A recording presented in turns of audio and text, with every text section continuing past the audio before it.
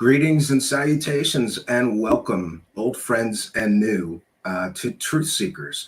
Tonight, my friends, is a special event for us. Every once in a while, my friends, this webcam and this microphone give me a passport, a method for connecting with some incredible people. And tonight is one of those nights.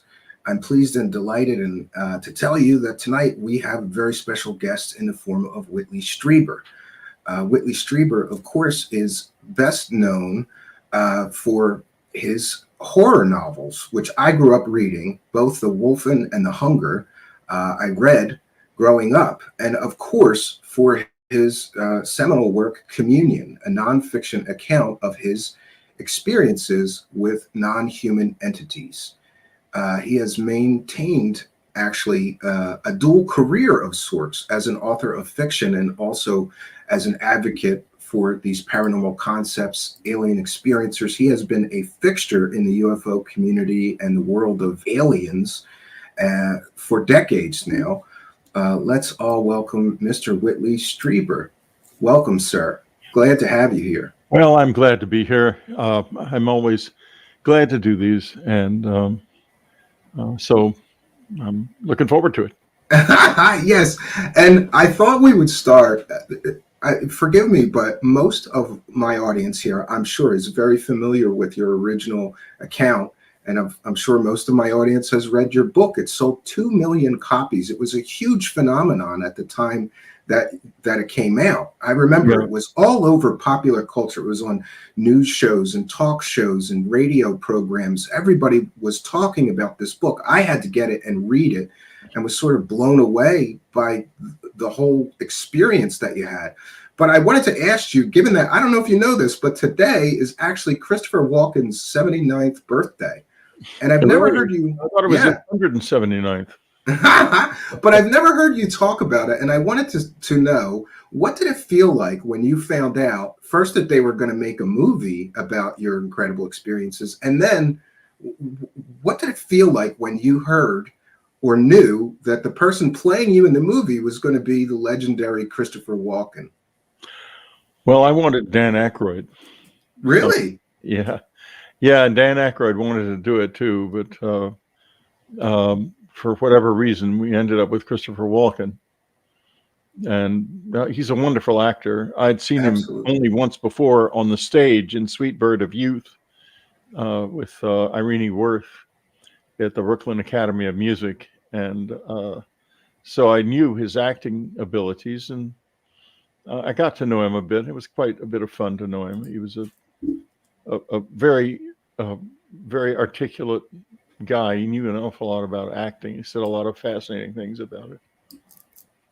Well, that's interesting, and it is now an iconic movie. And interestingly, right before I got to speak to Mr. Strieber for the first time through email, I had just rewatched that movie off of a DVD at my cabin in the mountains, because there's, so I thought it was interesting that right after I watched that movie again, I had seen it, in my younger years, but seeing it again, it holds up really well. Yeah, it seems to have gotten better somehow. When I first saw it, I didn't care for it too much because I was too aware of all of the troubles that had gone into it. There were problems with the special effects and this and that and the usual stuff that happens. And well, it was the 80s, no CGI, so they had to do all of those effects real.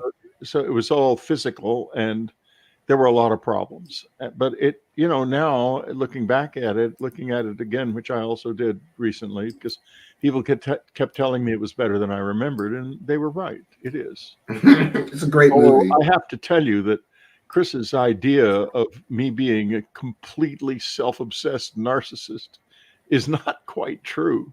I have no camera on me at all times.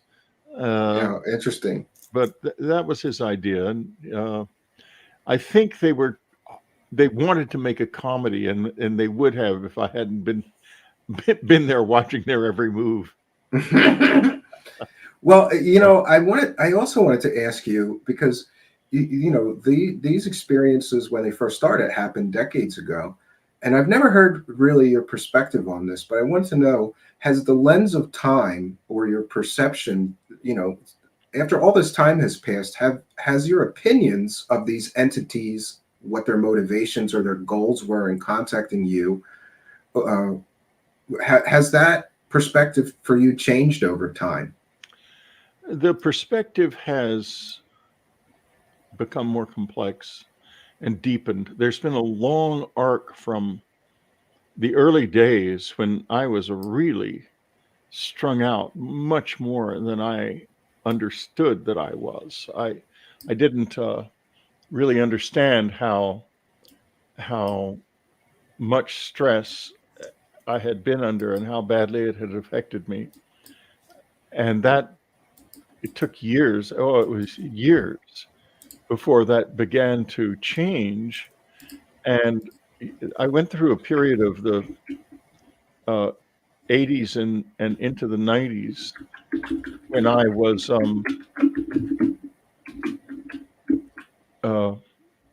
do you hear what's that noise? Oh, I'm sorry. I was just tweeting the show out. I apologize. I should have muted no, No, go ahead. So many glitches happen when I'm on my show that I'm always concerned. No, everything's fine for once. Okay, well, anyway, the first few years, they kept coming back. And they kept coming back for the simple reason that I wanted them to, and I was trying to get them to come back. Because even though I was terrified, my curiosity was stronger than my fear. And I think it was, in retrospect, a little irresponsible because my wife and son were exposed to this, and there were some very dangerous things that happened, and clearly it was there were things that could go wrong. I mean, they weren't gods; they were trying to do something with us that they obviously didn't do very often, or if at all. And for example, one night I woke up because the house was very bright. This was in about 1992 or 3, I think. And it was filled with this sort of purple light. And I thought, good God, it looks like it's coming from downstairs. So I rushed down the hall, to the end of the hallway where there was a stairway that overlooked the living room, and looked across the stairway where the light was coming from. And there was this purple sort of plasma hanging in the air, about so big above the couch. And one of our cats, our oldest cat, a Burmese, was called Sadie, was crouched on the back of the couch, sort of moving toward it. And I thought, God, I'm going to get my camera. This was before cell phones. So I ran back to the bedroom and grabbed the camera, which I kept on the bedside table for obvious reasons, hoping to get a picture of something that would take me off the lunatic circuit and put me onto something more real. And but as I got back, there was a big purple flash, and then the light went out. I went down the hall, and both cats were curled up on the floor, like almost. And you couldn't wake them up or anything, and they were still alive. So I went back to bed, and the next morning, Sadie had purple tumors in both of her eyes, and she was in agony, and she had to be put down. Oh, I'm sorry to hear that. Wow. This is not a game. And that wasn't done on purpose. I'm sure it was done. It happened because she touched her nose to it. She was curious and touched her nose to it, which also said to Anne, you're curious too, so don't touch your nose to anything else. Wow. But it was like that. I mean, there were a lot of things that happened that were right at the edge, or a little, in this case, up beyond the edge. So it was hard, and the amount of tension, the sheer tension that we were all three experiencing was very great. And in retrospect, I have thought to myself, maybe I should have put my family first before my curiosity and just turned away from this entirely. Because, I was a novelist as well. I had never written another book like this except Communion. it would have been forgotten, and I would have gone down another path. And yeah, that leads me to one of my other questions that I had for you, because I started rereading the book, and I had recently watched the movie, and it seems like you took a turn at a pivotal point from fearing the experiences or trying to figure them out to actually embracing, even inviting them. And yeah, I would think for most people, these kind of experiences would be shocking and absolutely terrifying. But there is a part in the book and movie, I feel, where you seem to accept these experiences, and instead of you invited them, you went looking for them, right? To try to right. figure out what was happening. Well, what basically happened is that the lady on the cover of Communion, I mean, I presume it's the same being, it could have been a different one, fell in love with us and with the family, and started practically living in the house. She was around all the time. And to give you an idea of what that was like, my son once we used to have kids up to the house, and we had told all the parents, it wasn't a secret, that this was real and it was happening. And so we would go up to the house, and my son would have friends, and he had a friend up who she would sort of half wake me up. You were never normal around her. It was not like you never sat across a table from her and chatted. It was not like that. But you were definitely in an altered state. And I saw her beside the bed, and I couldn't move, but she had, let me backtrack a second. The boy had, as a child, a little child, they were about 8 or 9 at 10 at this point, had stuck his tongue in a light socket, and he had a big scar on his mouth. And then suddenly there she is at the bedside with this smoke pouring out of her mouth, and she's making these very upset kind of tweeting noises and stuff. And then she went away and didn't come back. And I was used to her. I mean, she was around all the time. And finally, I just went back to sleep. But what I didn't know was she had been standing outside the bedroom, the boy's bedroom, with the door cracked open, and she had 3 long fingers that could move like snakes and had black claws on the end of them, and another shorter one, I guess, worked as an opposing thumb like this, and like it was like this, and but many knuckles. I mean, unless they were actually didn't even have bone in them, I don't know.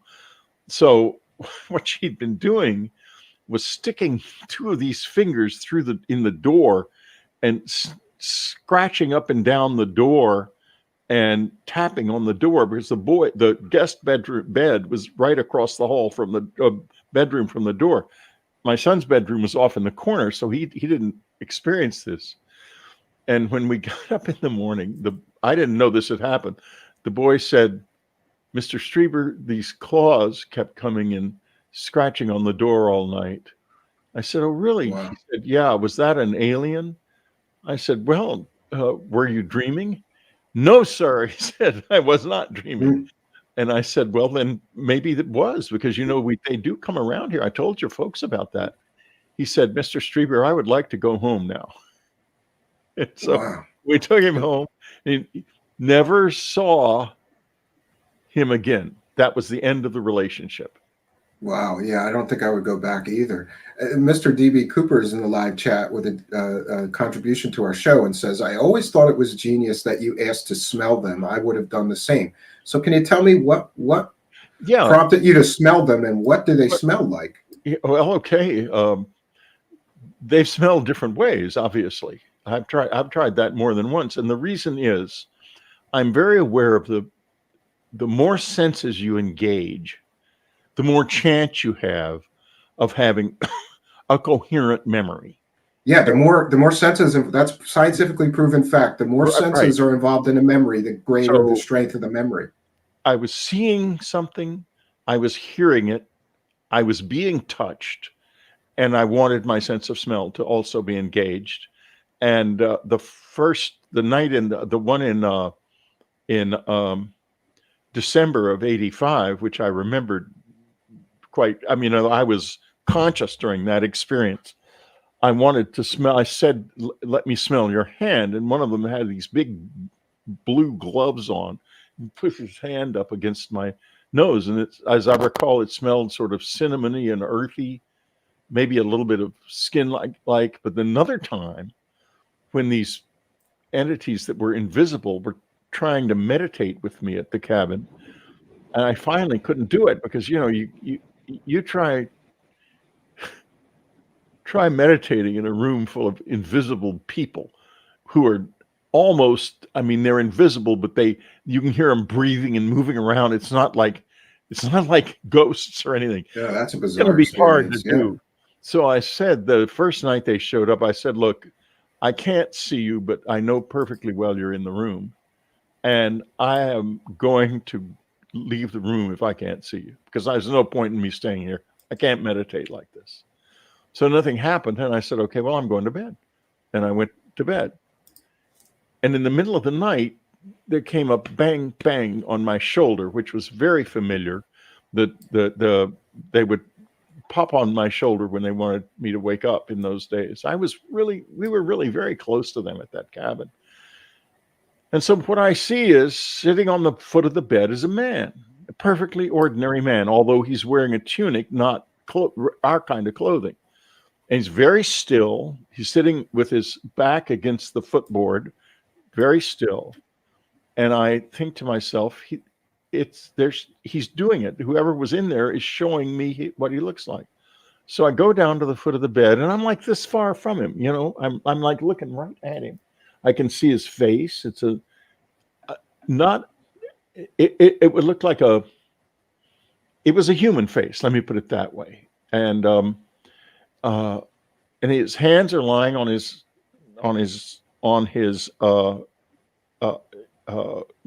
knees. And so, okay, I can see, I can't hear anything. There's no touch. I don't know how I can generate anything involving my hearing. I said hello, but he was just totally still and silent. So I took his hand. Therefore, I'm now engaging touch as well. And I smelled the back of his hand, lifted it to my nose, and smelled it to try to smell his skin. And the guy's skin was ripe. I mean, this was not somebody who'd bathed any time recently, if it ever. And it shocked me that he stank so badly. Oh, wow. So this one stunk. I dropped his hand, and he immediately just disappeared. And I think it was because it was taking him from whatever he was or wherever he was from. It was taking a lot of concentration to remain visible in our sphere of reality. And when I did that suddenly, it broke his concentration and he was gone. But wow. Those are two instances, and both times the sense of smell did help. That said, temporal lobe epilepsy is characterized by strong scents and odors are part of the temporal lobe hallucinatory spectrum. However, I had already been so carefully tested for this illness, which was during the period of time I was trying to explain this away. I did not want to conclude that I'd been diddled with by goddamn aliens. I mean, come on. Yeah, that's a little hard to take. Yeah, what just happened? I wasn't in this whole crazy world at all.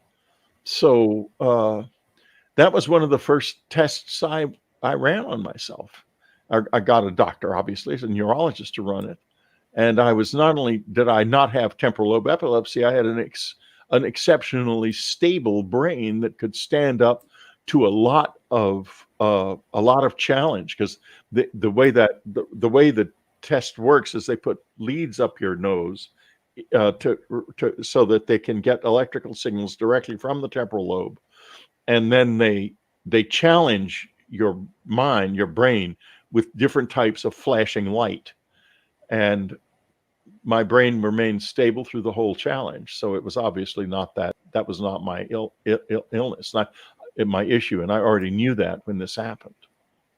Yeah, Dorothy Hawkins is here and says, "Thanks for paving the way for experiencers, Mr. Strieber. Communion opens so many eyes." And then we had a question from Annie Kurtz. Did you have any emotions that you recall during the encounters? Examples: love, hate, gratitude, fear. All of the above. And I was going to say that. Yeah. The December 1985 experience was terrifying. And I'd been scared of this for a long time before.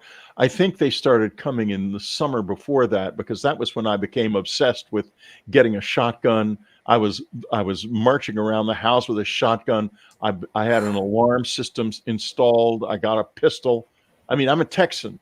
The Texan feels threatened. He's going to. Yeah, you're going to shoot those aliens, right?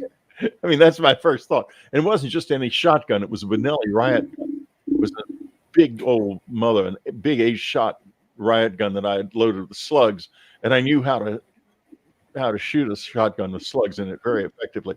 I could have disabled a car with that shotgun very easily. Yeah, that's a big gun. Yeah, it's a big gun, and so that was definitely there. And then in October, what happened in the summer is I would have these nights, these very disturbed nights, and then during the day I would have horrible headaches, and the headaches were from pushing away what was happening in the night and refusing to face it. Then finally it comes in October. There are other witnesses.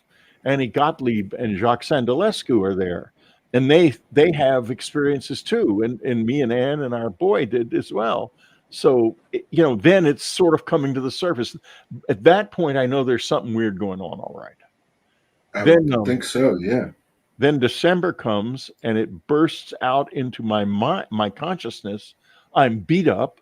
I've been screwed in the butt. I've had a needle go in my head. And so I know that something has happened to me in December. My first thought is that I've been screwed with, because of, I'm an author, and there's always some nut who doesn't like something you write. Yeah. And so I thought that somebody had gotten into the house and screwed with me in the night, and that I had not, that was, and so I viewed it at first as a crime, and only after, I guess it was late February, early March, when I finally faced the fact that it had to have been a real experience. Wow. I wanted to ask you about one of the tantalizing things about your story and many other experiencers' story seems to be the lack of physical evidence. And it makes me wonder, were these real physical experiences, or perhaps this is all some mental phenomenon and not physical?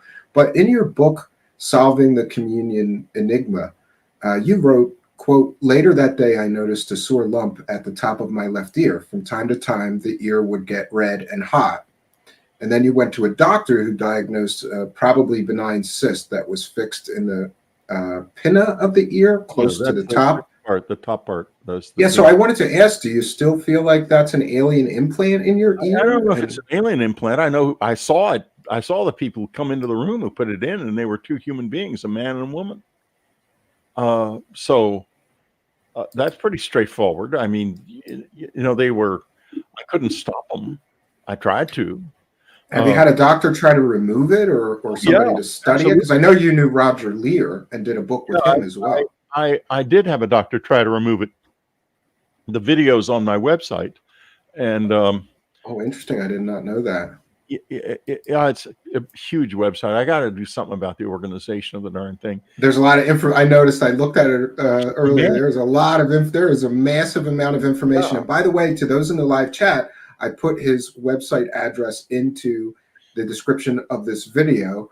And as far as his books, all you have to do is search his name on Amazon, Whitley Strieber, and there is so many books. I did want to ask you about some of your later experiences, because another book of yours that I found fascinating was, hold on, I'm going to share it here so people get an idea of this. Because your early experiences seems to be all these typical, what people would call aliens. Yeah. But in this book, The Key, A True Encounter, you describe a very human-like figure that came to you. And my take from it is that this person just came to you and started teaching you some of the secrets of the universe. Yeah, that's what it seemed like at the time. Well, what happened was I was in the Delta Chelsea Hotel in Toronto, which may still be there for all I know, and it was in 1998. And I did not know, but it was the last author tour I would ever do in my life. And so I had dinner in the room. They come in late and the restaurant was closed, so I had dinner in the room, and I had closed my eyes, and there came a knock at the door, and I saw that the room service tray was still on the desk, the little desk and so I assumed it was the waiter, and I opened the door, and this man comes in. He's not as tall as I am. I mean, I'm 6'1", and he must have been about 5'8". He was an older man and didn't look at all threatening. In other words, there was no sense of it being like someone trying to muscle their way into my room. But I still, as soon as I realized he wasn't the room service waiter, I only had one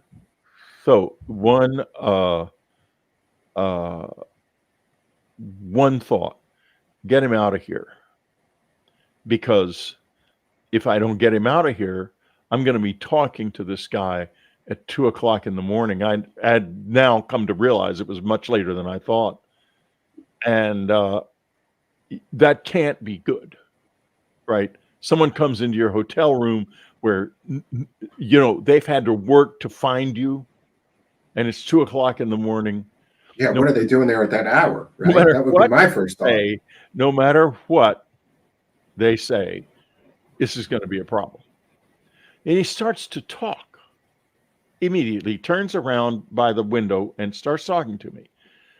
And it's quite interesting. Very unexpected things he started to say. And I got interested. I simply got interested. And I asked him questions, and it went off for about 45 minutes or so. And then something happened that had happened before during one of the experiences, which is, and this is the thing, that's one of the things that tells you that this stuff is really way, way beyond where we are. It just seems sort of part of normal life when it's happening. And that is that he gave me this glass from the bathroom, one of the hotel glasses, that had a white liquid in it, and asked me to drink it. Now, would you? That's bizarre. No, I wouldn't do it. I remember this from the book, and I thought, why is he just going, okay, bottoms up and drinking this? No way would I do that. But I did it. I didn't even think twice about it, because he had this under his control, obviously. So I drank it, and it was very bitter. And that happened once before during one of the close encounter experiences that I had after I wrote Communion. I think I mentioned it in this next book, Transformation. Anyway, I immediately fell asleep. And when I woke up the next morning, the first thing in my mind was, call Anne and tell her this happened, because you know yourself very well. You are going to decide it never happened by the end of today, and it is important. I'd taken notes even.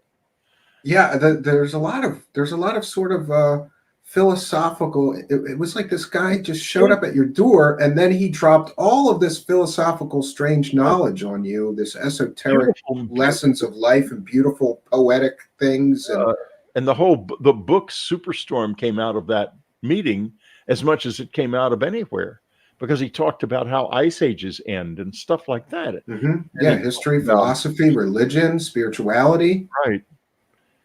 It was amazing, an amazing conversation. And so I found out much later what I drank. I know what it is now. was called in it, and it's hard to find this on the internet, but I found it in a book about classical ancient Greece. It was called the milk of Nepenthe, the milk of the goddess of sleep, and it is an opium tincture where it's Great. and That'll make you fall asleep. yeah, Not off. exactly. Yeah. And now if this is also high tech, why are they using as a sleeping something to put you to sleep an opium concoction That's that bizarre. has been known by mankind for thousands of years, probably to the ancient Egyptians even.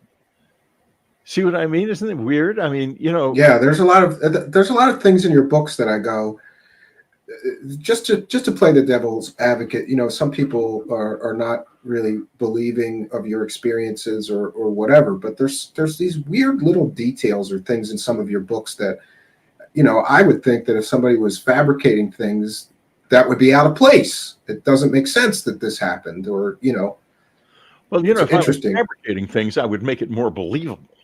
Yes, and also to play the devil's advocate, You read my books, and they are so far out there. But yeah, a little bit. I am trying as hard as I can to describe these experiences accurately without regard to what happens to me, because you go on Wikipedia or any of those things, and you can find more trash talk about me than you can believe, because people don't want this to be like this. If They don't accept it, yeah. Here, they basically want to trade cool video games and go to the other planet on a fancy saucer or something. That's what they really want. But this is bizarre, beyond belief. It's incredibly intense. And once it gets into your life, it does not stop. You got a lot of people in different places in the government who believe it's demonic. You got a lot of people who think the abductees are all crazy and that none of this has ever happened. And then I sit here and I can reach up and touch that implant anytime I want to. And not only that, I know how it works and I know how to use it. So, and I use it in my work all the time. So there you have it. Crazy, Yeah. strange. That is crazy and strange. He has to be a liar. But yeah, again, to be the devil's advocate, one of the other criticisms that I've heard of you, and I wouldn't be doing my job if I didn't ask you about some of this stuff. So you know how many times I've had this conversation. I get it, but no, I'm gonna get a little bit personal. But I want you to know, going into this question, I'm on your side. Some people have suggested that you are all about money and you're all in this for money, and that every time you need to write a new book, suddenly you're having new experiences and suddenly there's a new book. So this is all about profiteering and money. But I just wanted to ask you, because you've had some people aren't aware of this, but you've had 2 fiction books that were hugely popular in the form of the Hunger and Wolfen that were turned into Hollywood movies. You've had The Communion that was turned into a Hollywood movie. So yeah. I guess when people say that about you, my mind goes to the fact that you were already a wealthy man. Isn't that fair to say that you were already a wealthy man before all this started? No. You had Hollywood movie deals, right? We went bankrupt in 1998. Okay. Because, this criticism is what you've just described is what the general public believes about me. And that was reflected in the decline and eventual destruction of my career as an author. I publish my own books now, not because there's any conspiracy against me, but because publishers can't sell them. They don't sell. And they don't sell because the public believes I'm a liar. And I have not succeeded in breaking through to the general public because there is simply so much resistance to the high strangeness. And I don't blame people for that at all. My books in the early 90s and late 80s from my books made a lot of money, but Two then million. Communion sold 2 million copies. That's a lot of copies well, of a yeah, it book, did, right? and it still sells a few copies every year. But I get about $1,500 a year from it. But I was unable to hold on to that money because it made it, it dried up too suddenly. We had the after, I believe it was the book Majestic, things just cratered and there were no sales. And then the next thing we knew, we lost everything. We lost the cabin. We lost everything. We ended up in a little condo Oh, in San Antonio, sorry to hear that. my home, which I had hometown, which we had bought for my mother, and she passed away, and we ended up living in it and trying to keep our son in school because he was in a private school, and we didn't want to move him. Uh, and so it was really hard. And I made a little bit of money. Then came on Superstorm when it made a movie, and that lasted us for a few years. But it wasn't enough to stave off the bankruptcy, and the loss of the cabin was a terrible blow. Oh yeah, Mr. Strieber, I have a cabin that I've been building by hand for 3 years now, and it would kill me to lose it. Yeah, So well, I feel for you, because that so becomes like mine has become like a family place, and all these memories there. So yeah, that had to be painful for I you. also had learned techniques of relating to the visitors that made it very easy for them to materialize. And I was really doing something remarkable at that cabin. If I had been able to stay there, I don't know how far I would have been able to go with it, but I was bringing two worlds together in that space, and not just in the cabin, but in the area around it. Surrounding it. Yeah, somebody was asking, does Mr. D.B. Cooper was asking, this is right to what you're talking about now. Do you believe that it was you or the isolated place that led to your contact? It's both. It wasn't the isolation. It was the geography. I mean, the geology, excuse me, of the area. The cabin is situated on a seam of iron that runs runs all the way up the Hudson Valley to Rosendale, New York, and then beyond that to Woodstock. And you can, if you know how, and I can't describe it. It's like riding a bicycle. Why can you balance on a bicycle? The answer is Yeah, that's an odd thing. I mean, right? And you never forget how to do it too. That's another Right. odd I human learned thing. to balance on that bicycle, and I could make a situation where they could kind of walk into our reality, and it pretty easily. And when I say they, I don't know who they are. I don't think of them as aliens, because somehow or another, someone who can suddenly appear in your bedroom out of nowhere doesn't strike me as having come from another planet.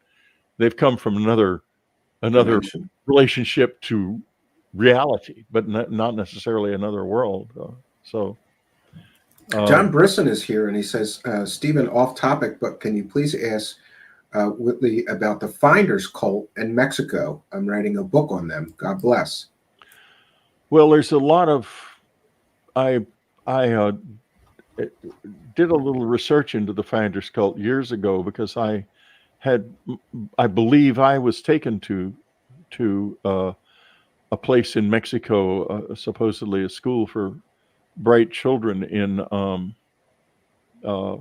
Monterrey, when I was about 7, and it was not a good experience. And when I happened upon the Finders cult and saw that the children who were found in the park in Tallahassee, what happened, for those of you who don't know, is they were these sort of feral children were found, noticed by people in this park in Tallahassee, Florida, and the people called the police because they couldn't understand what these dirty little kids were doing wandering around in this park. And the children knew their names, but they didn't seem to know anything else about themselves. But when the police got there and questioned them, they said that they were from they were going to a special school in Mexico for bright children. And this really attracted my attention because I thought to myself, my God, it's real. And it's still going on. And so I did a little bit of more research, but my efforts to find such a place, uh, So you weren't able to reproduce it somewhere else. I wasn't able to find any such place. Yeah, Lord Ludacris has a great question, actually, that's related to what you're talking about right now. He says, has he spoken to the current owners of the cabin? And if so, do they have any experiences? No, they don't. And you're not going to.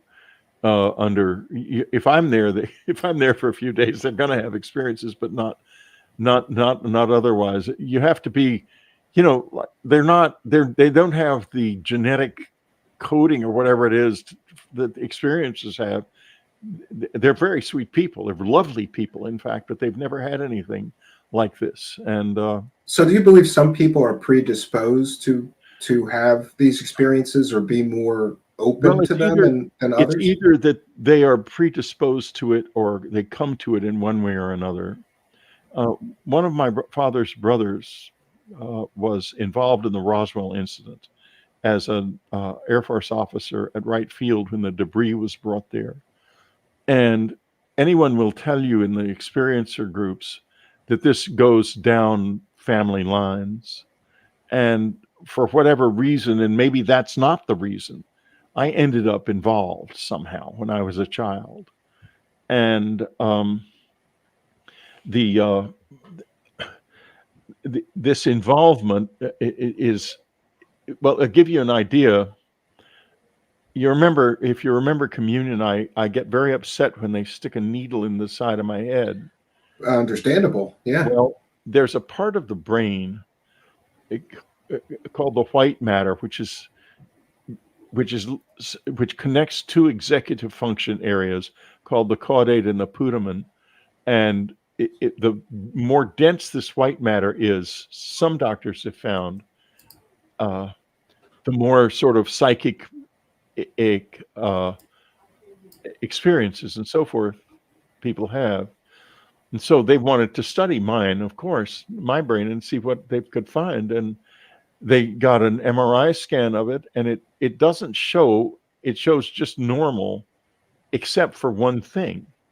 All of the wiring between the two brain areas is completely unique in the experience of these doctors. They've never seen anyone wired together like that. And I've often wondered if what went into my head that night changed my brain. And it literally made me able to do this more. To interface with them. Maybe they gave you some sort of upgrade? They had seen my interest, and therefore they decided to make it easier for me to interface with them. That's just one theory, but I would love to see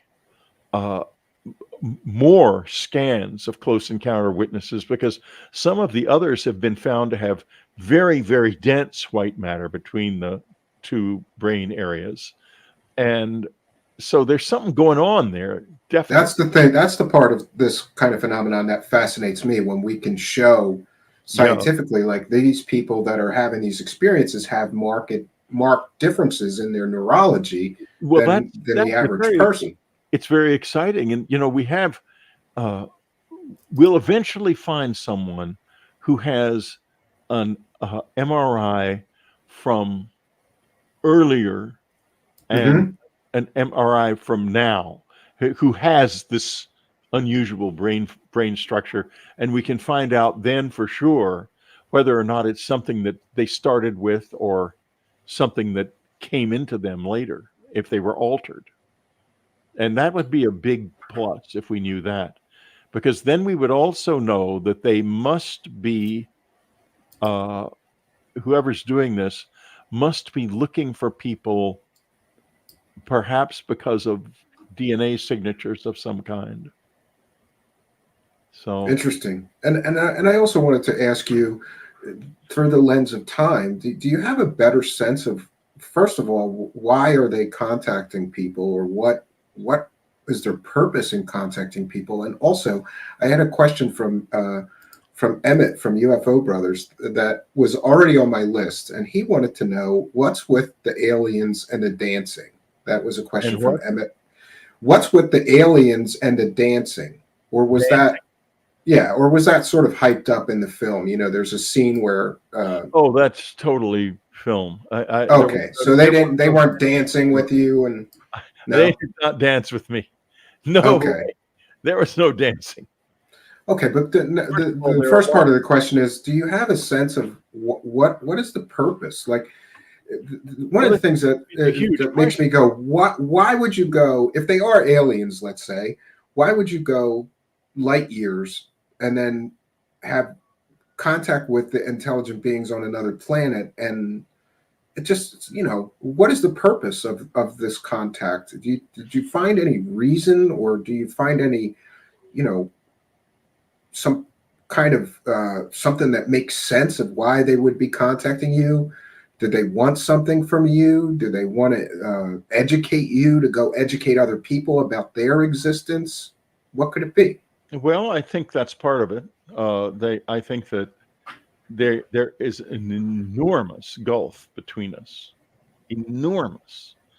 Like one of the officers who was at Wright Field, not my uncle, held one of the bodies, and his description of it was that it was like a gigantic insect, like a big insect. It was very light and not it was not substantial at all. And I assume that they were dissected. I don't think the alien autopsy film reflects. It certainly doesn't reflect what I heard in my family, the descriptions I heard in my family. And I knew nothing about the family connection to it until after I wrote Communion. And my uncle called me down to his a place in Texas and said, "Listen, we need to talk." And he told me what he knew, and General Exon, Art Exon, also, who was his friend, told me a lot, and I based my whole book Majestic on this.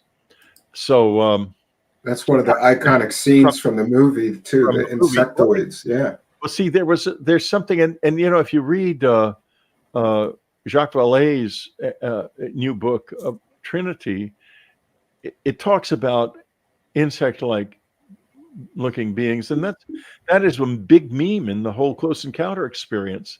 It is that there's something about that's there, that's real.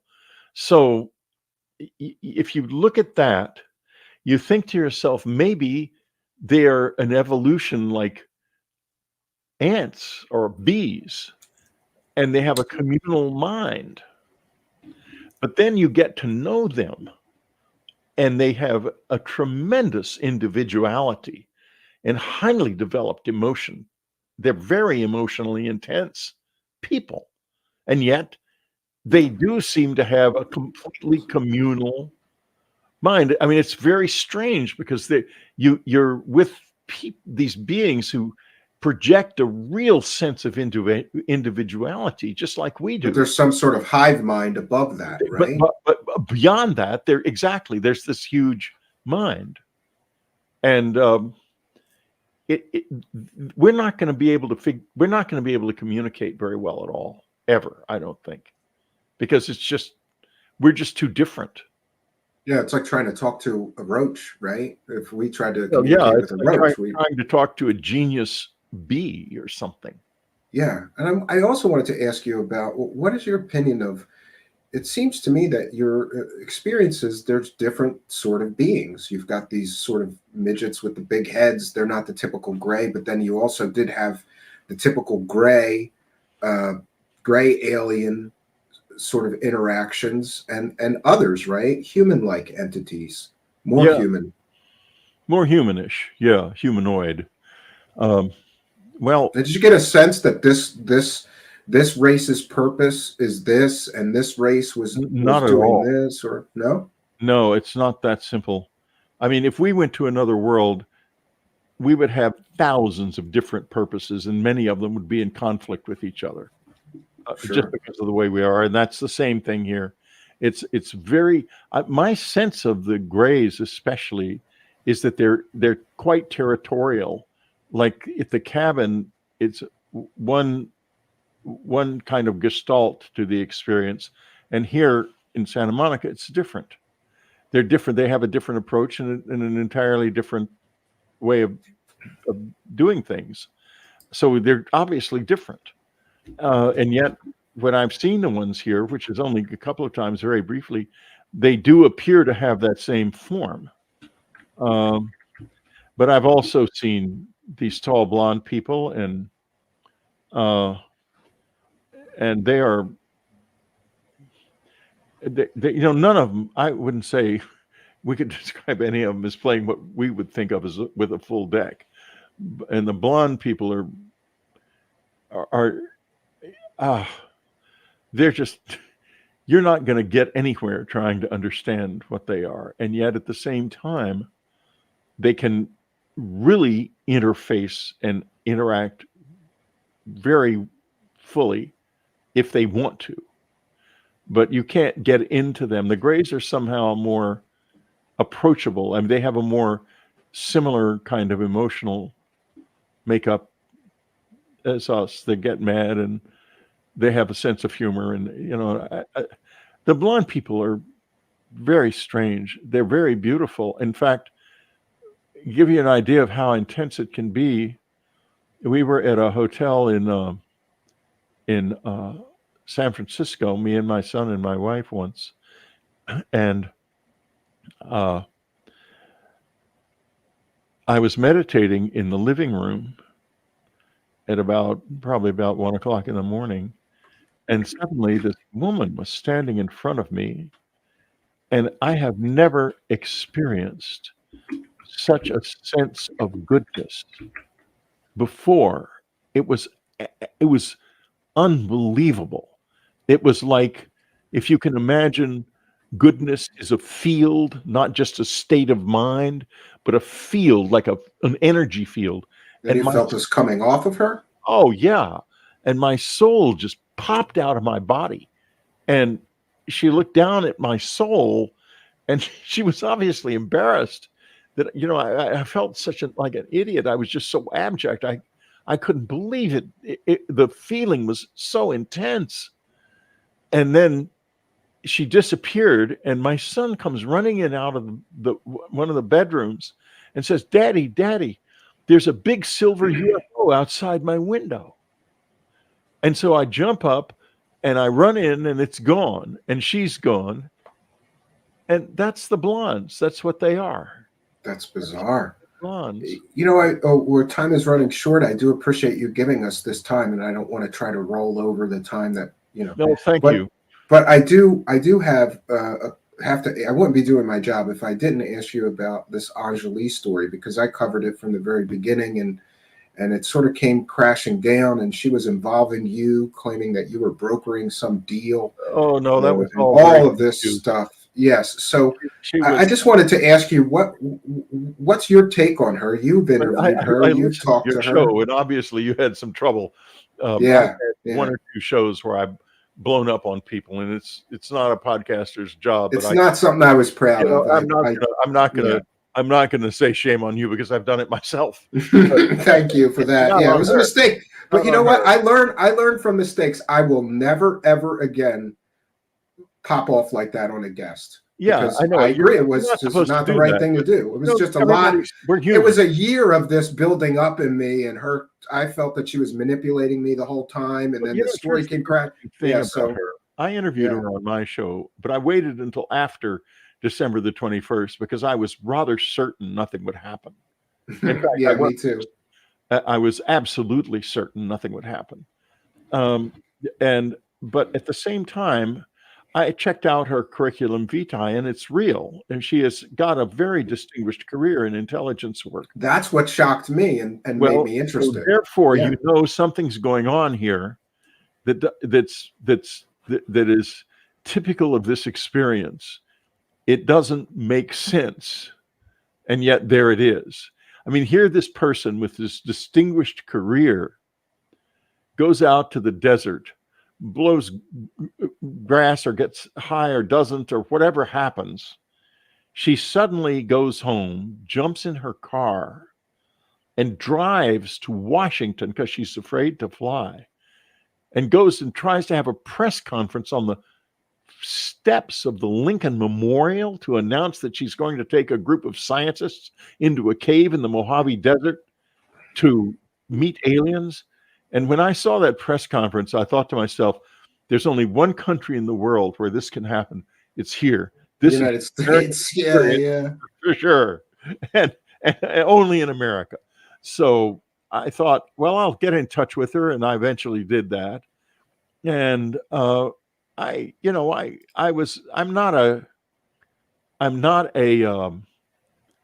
I've been through too much myself to come down on people. To judge her, yeah. I understand the people who do. I mean, because, she makes a big claim like that and then it doesn't happen.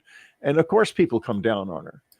But when I interviewed her, I tried to explore what was behind it. What in the world would possess her to do that, even if she was crazy. And I mean, it's certifiably crazy, but she could be. This is not the first choice in terms of announcing my crazy to the world. You might, do something more conventional and less bizarre than that.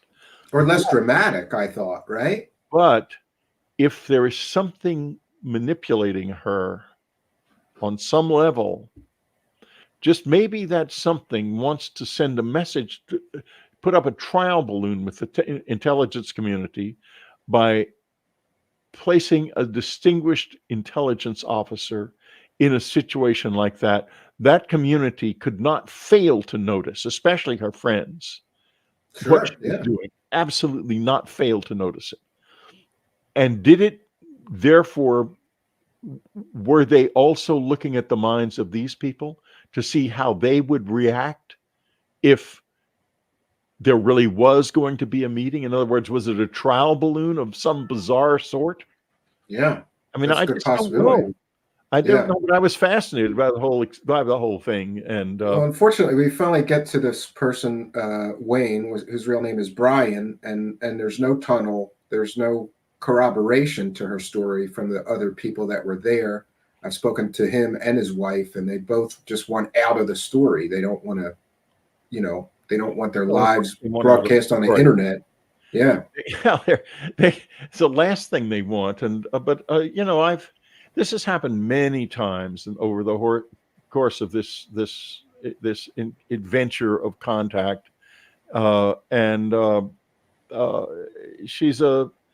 she's struck me as a very sweet person, and she's got a very good mind. And why this happened to her and she did this, I don't think we'll ever know. I'm with you on that. Yeah. There's a lot of people in the live chat that are asking if you're having ongoing, continuing experiences. Oh, yeah. I guess we should end it on that, because we all know now this is my life. This is just normal for you now? Like, you talk to aliens? I don't talk to aliens. I don't know who I talk to, but I talk to them a fair amount. I have experiences in this apartment. My friends call this apartment the unquiet flat, because anyone who's in here for any length of time is going to be sniffed out by the visitors for sure, or whatever's there. And I'm used to it. I just live with it. I meditate with them at 3:00 every morning. And 1:00 in the afternoon and 11:00 at night. And if I don't, the 3:00 one is their really important one. And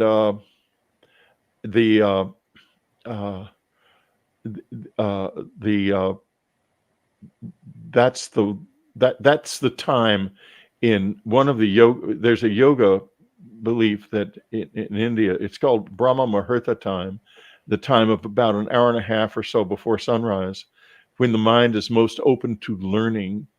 And I that's the time of day I use the implant. And I've written 3 books and I'm working on a 4th this way. And do you think the implant gives you some sort of connection to these beings? Yeah, absolutely. It's not mysterious. It opens up a slit that you can see if you look against a white surface in my eye, and you can see words rushing past. And it's been explained to me by some people, not by aliens. It was put in by people, after all. How that works is it can find things in my unconscious and put them into the mid-conscious. In other words, not into consciousness, because that wouldn't work, but just below consciousness, and expand my whole conceptual process tremendously.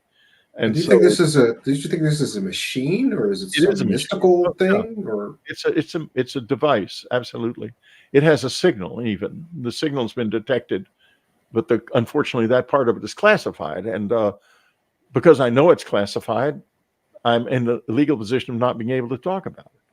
But the thing is that's crazy. But don't you? I mean, see, the things like when I hear stories like that, and like, if you've ever heard the story of the Aurora UFO crash, and there may be an alien body buried right there, that stuff to me is so tantalizing. I want to go get a shovel and prove if that alien is buried there or not. And in your case, I'm not going to go get a scalpel and try to cut that thing out of you, but part of me wants to, so that we can examine it, see what it is, what it does. You know? No, I would never do that, but I mean, that's what I think, though. Like, it's so tantalizing that you may have the absolute proof of alien visitors or interdimensional beings with high technology sitting right there in your ear. But for me, I would want to study that thing and offer that as proof. It was put in by people. Maybe like a My Lab situation? Not maybe. I'm not sure. They were not people who were living by the same rules we live by, and they were not. I don't think they were some kind of deep state people or anything. And it was many, many years before I learned how to use it. And I don't want to. We can talk another time about it. Yeah, I'm sorry. We're just about out of time here. It's not an alien implant. It belongs to us. But whether it belongs to the living or the dead or people who live between the worlds, I don't know. But I do know this, that it's a valuable tool. It is not a mind control device. My mind's always been completely out of control.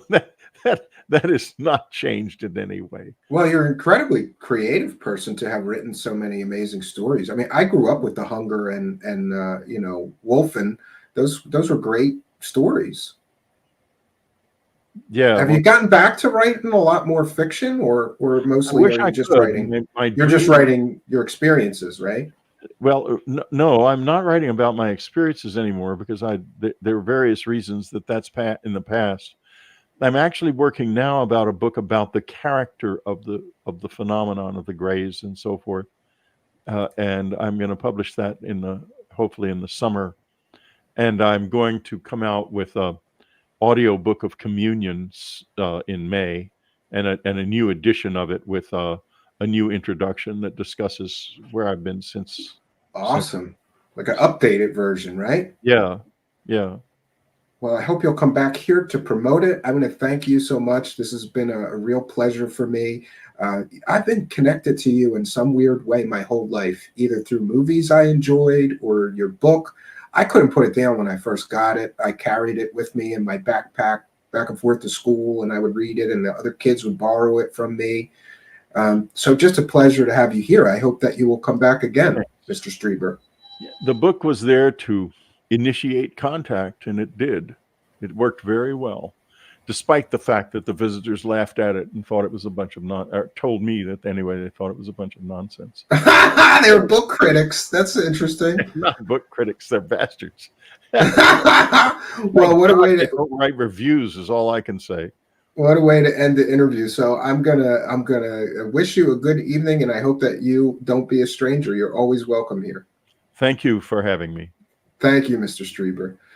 Oh, great. So what can I say, friends? Tonight is one of those nights where I got to use this webcam and this microphone as a portal to an amazing and interesting individual.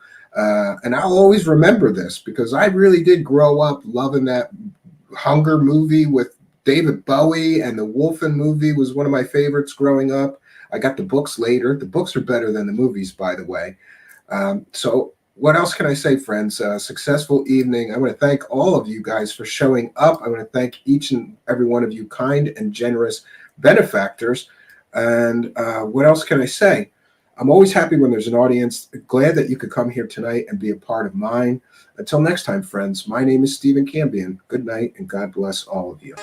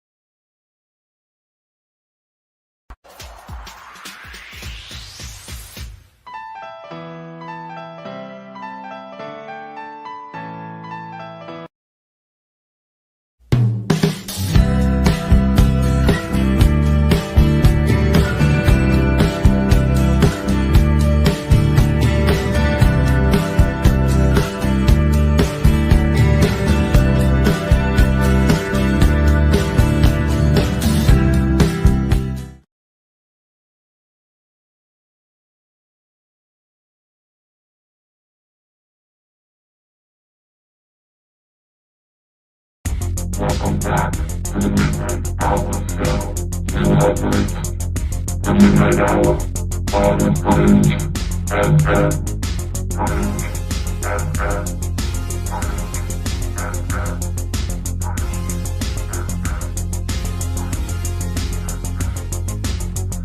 Welcome back, my friends. We're going to get right into it tonight with our interview with Grant Cameron. We started our interview with a discussion about the Stanton Friedman archives he'd recently visited. When I started talking to Stan, I was on the Bob Lazar believer side, and he and I went back and forth and had, I would call it a spirited debate a few times. And he said, check here, check here, check here, go look here, dig deeper, and come back and tell me what you find and how you feel after that. And we went back and forth and back. And eventually I got to be on the side of definitely on his side of the fact that I don't believe the story's credible. But he had promised, he said, I've got this from when I looked up. I've got some paperwork. I'll send you the paperwork if I dig it out. And it was amazing to me to see that some of the paperwork we talked about, you dug out of those archives. So I really want to go myself and take a look. Yeah. There's lots of interesting stuff there. I mean, it's a matter of how much time. Because when I was there, I don't really have time to really read anything. So I just photograph. So I really haven't read 95% of it yet. Because if you're there every day, but I was only there, I knew, for 5 days. So and I had 16 boxes to go through. And actually, there was 2 boxes. They made a mistake the last day. I didn't get to see the last 2 boxes, but so. And then she apparently, Joanna told somebody, another researcher, that she was talking 10 years. It will take them to go through all this kind of stuff because most of it isn't sorted, it isn't filed. And I've tried to help the archivist in terms of saying, what the different subjects are, what the different names are, so she knows, how to categorize this stuff. Because to her, it's just a big blur. She has no idea what UFOs is about or who the characters are or the subjects and stuff. So yeah, but it's definitely a niche subject. subject. Yeah, and one of the other things I wanted to talk to you about is you, of course, are known for this presidential UFO stuff. And you Yeah. did something that is incredibly rare that I respect and admire because I've gotten to be almost friends with a couple of archivists from the Reagan Library. You went to Okay. all of them, didn't you? All of them that you could get to. Well, a couple of them I didn't go to. I didn't go to the Bush Library, and I didn't go to the Kennedy Library. John Greenwald got the stuff out of the Kennedy Library. A number of them I've been to a number of times. Like the Reagan, I've probably been there 2 or 3 times. The Carter Library, the Clinton Library, I've been there a couple times. So I've been to just about all of them, but not all of them. Yeah, and I think that's kind of a rare thing. I don't know if you're aware, but sort of the younger generation of people interested in this stuff, it's kind of, a lot of people like to call them right-click researchers, and they kind of feel like, well, Yeah. anything's on the internet. But don't you find that you find much more deep stuff that people have never heard of if you actually go to the archives and dig? Yeah. Oh, yeah. Well, what's happening today is people are basically they're chasing the latest story, like 24/7 news, and so everybody's talking about the Nimitz, and then they talk about the Nimitz again, and the Nimitz, and it was like one sighting. Get over it already. And so people don't really realize. Like I'm always fighting with people about people really don't have the background in terms of understanding how it all fits together. The fact that Bill Moore was very important, that Stan's work on MJ12 was important, that there was no grays before 1961, and there's a lot of stuff that people just assume a lot of stuff, and they don't have any background because basically they're always looking for disclosure. They think that the disclosure is going to come with the next big story. So, and that's where I sort of disagreed with Stan on the Area 51 thing. That basically what happens is a story will come, and I believe the government leaks these stories, and it has a plausible deniability clause in it where it all falls apart. And everybody just goes, oh, it's a hoax, or somebody goes, it's a hoax, and everybody runs for the hills, and they go to the next story. And that's why we're so easily deceived by the people who are running the show. Is everybody's looking for the next story. So a story will come up, nobody checks it, everybody just puts it out there, they run around, and then somebody says it's a hoax, and they go on to the next story, and nobody ever looks back and tries to put it all together. That there are a lot of stories from the past that nobody bothers to even, they have no idea. Like most people wouldn't even have any idea about the MJ12 controversy, how it occurred, how the document came out. Even I discovered something pretty significant at Stan's library, and I was there when it happened. I was around with these guys. I was sort of interacting with them, and I was dealing with Dr. Eric Walker on the MJ12 thing. And I didn't realize until I read a letter from Stan's files that Stan did not have the MJ12 document. I don't think he had it until it was released by Bill Moore in 1987. So it was mailed to Jimmy Chandray in December of 84. And Stanton didn't see it until it was released at the MUFON conference in Washington, D.C. in 87. Bill Moore wouldn't send it to him. He said it was too risky to send him the document. So Stan never saw the document. I always assumed Stan was in on the research. And you'll see when I release some of these letters that Stan was very upset, that he figured he'd been had, that they didn't do proper research on the document and this sort of thing. And so these kind of things, there's these little intricacies that I went to look for in terms of trying to find things that fit little pieces, like the correspondence between Bill Moore and Stanton Friedman, because Bill Moore had the 24 sources, the same as Tom DeLonge now has his 24 sources. Yeah, and I love your analysis on that, and it really opens my eyes because I remembered UFO Cover-Up Live, and I remembered the aviary, and I specifically remembered Richard Doty, who Yeah. not long ago I got a chance to actually interview, which was amazing to me because I remember, honestly, I was like a kid that was interested in flying saucers and UFOs when that came out, and then Yeah. the MJ12 documents, and then really was like it was really UFO Cover Up Live, MJ12 documents, and then the Bob Lazar story that got me so interested. And it's interesting to me that you had this theory about TTSA that I thought was so spot on because there's so many people involved. Can you tell us a little bit about that? And also, on the subject of Bill Moore, I would like to contact him. I don't know if he would want to Good luck. talk. I don't know if he would want to speak to me. I've tried multiple people. If you know any way that I can contact him, the closest I have found is that he's in my state, and I believe that he was like a custodian at a school. Is sort of the last accurate information that I had on him, but from what I hear, he wants nothing to do with UFOs. Yeah, that's true. I mean, he got rid of all his files to some of it he sold on eBay, the books and magazines and stuff. Some of the files went to a guy by the name of Greg Bishop, who was a friend of his in LA. There's a few people like Bishop and a guy by the name of Brian Parks who still know where he is, but they're not going to give him up because Bill basically walked away. He gave his last interviews in 2004. I tried to interview him. I was fairly good friends with him, and he said to me, it was typical Bill Moore. He said, "Grant, if I didn't figure this thing out, you're never going to figure it out. Give it a rest." And said, "I'll pass on the interview." He didn't say, he just said very nicely, "I'll pass on doing the interview with you." Because I think it was actually going to be at the Reagan Library, so I wanted to talk to him. He was still in California at the time. But Bill Moore was, I think,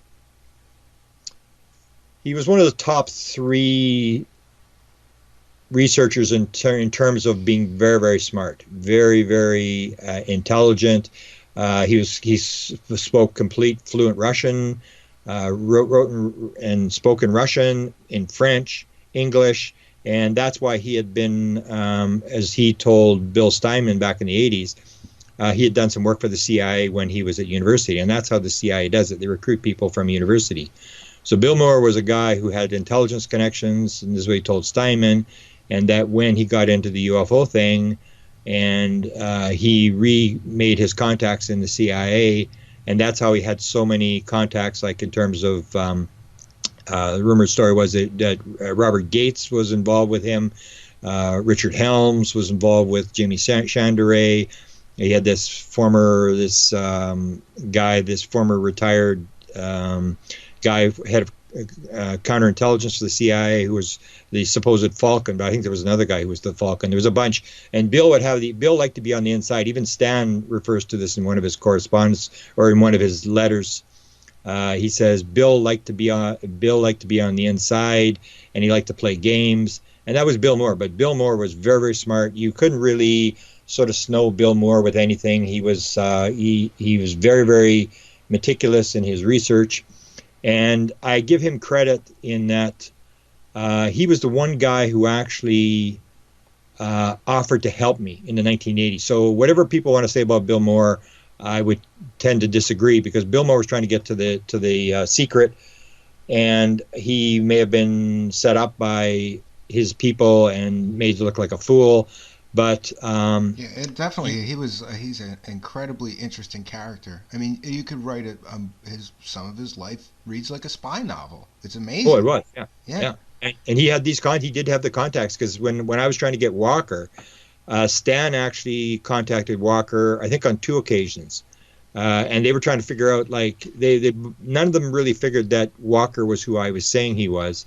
So Stan phoned him up, and because Steinman was the guy that discovered him, and then he phoned him up, and Walker was playing games. Walker liked to play games on the phone and really didn't tell Stan anything.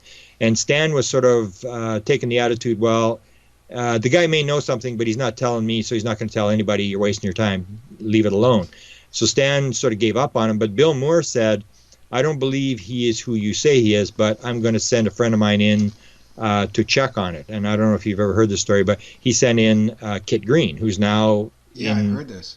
Very famous now in these things. And I was saying, I mean, everybody's sort of come to come to become religious about this whole thing now, but these guys, I was talking about these guys in 1989, and I was saying pay attention to Hal Puthoff, Kit Green, Eric Davis. Well, Eric Davis wasn't around yet, but Richard Doty, Robert Collins. I knew about all these guys, and I said these guys were important guys. These guys were in the inside, and they knew what was going on, and everybody just sort of said, well, Grant's having a bad day, it's just, I sort of remember you being so big on that. And also, I wanted to get back to just your analysis of this has all happened before with TTSA, because a lot of these names that you mentioned were directly connected with Bill Moore and the aviary, and you believe that this is some sort of government sponsored rollout, partial disclosure, or can you tell us more about your theory of connecting those two things? I know Eric Davis now has come out and said that this is a conspiracy theory developed by people who make money on lectures and books. Well,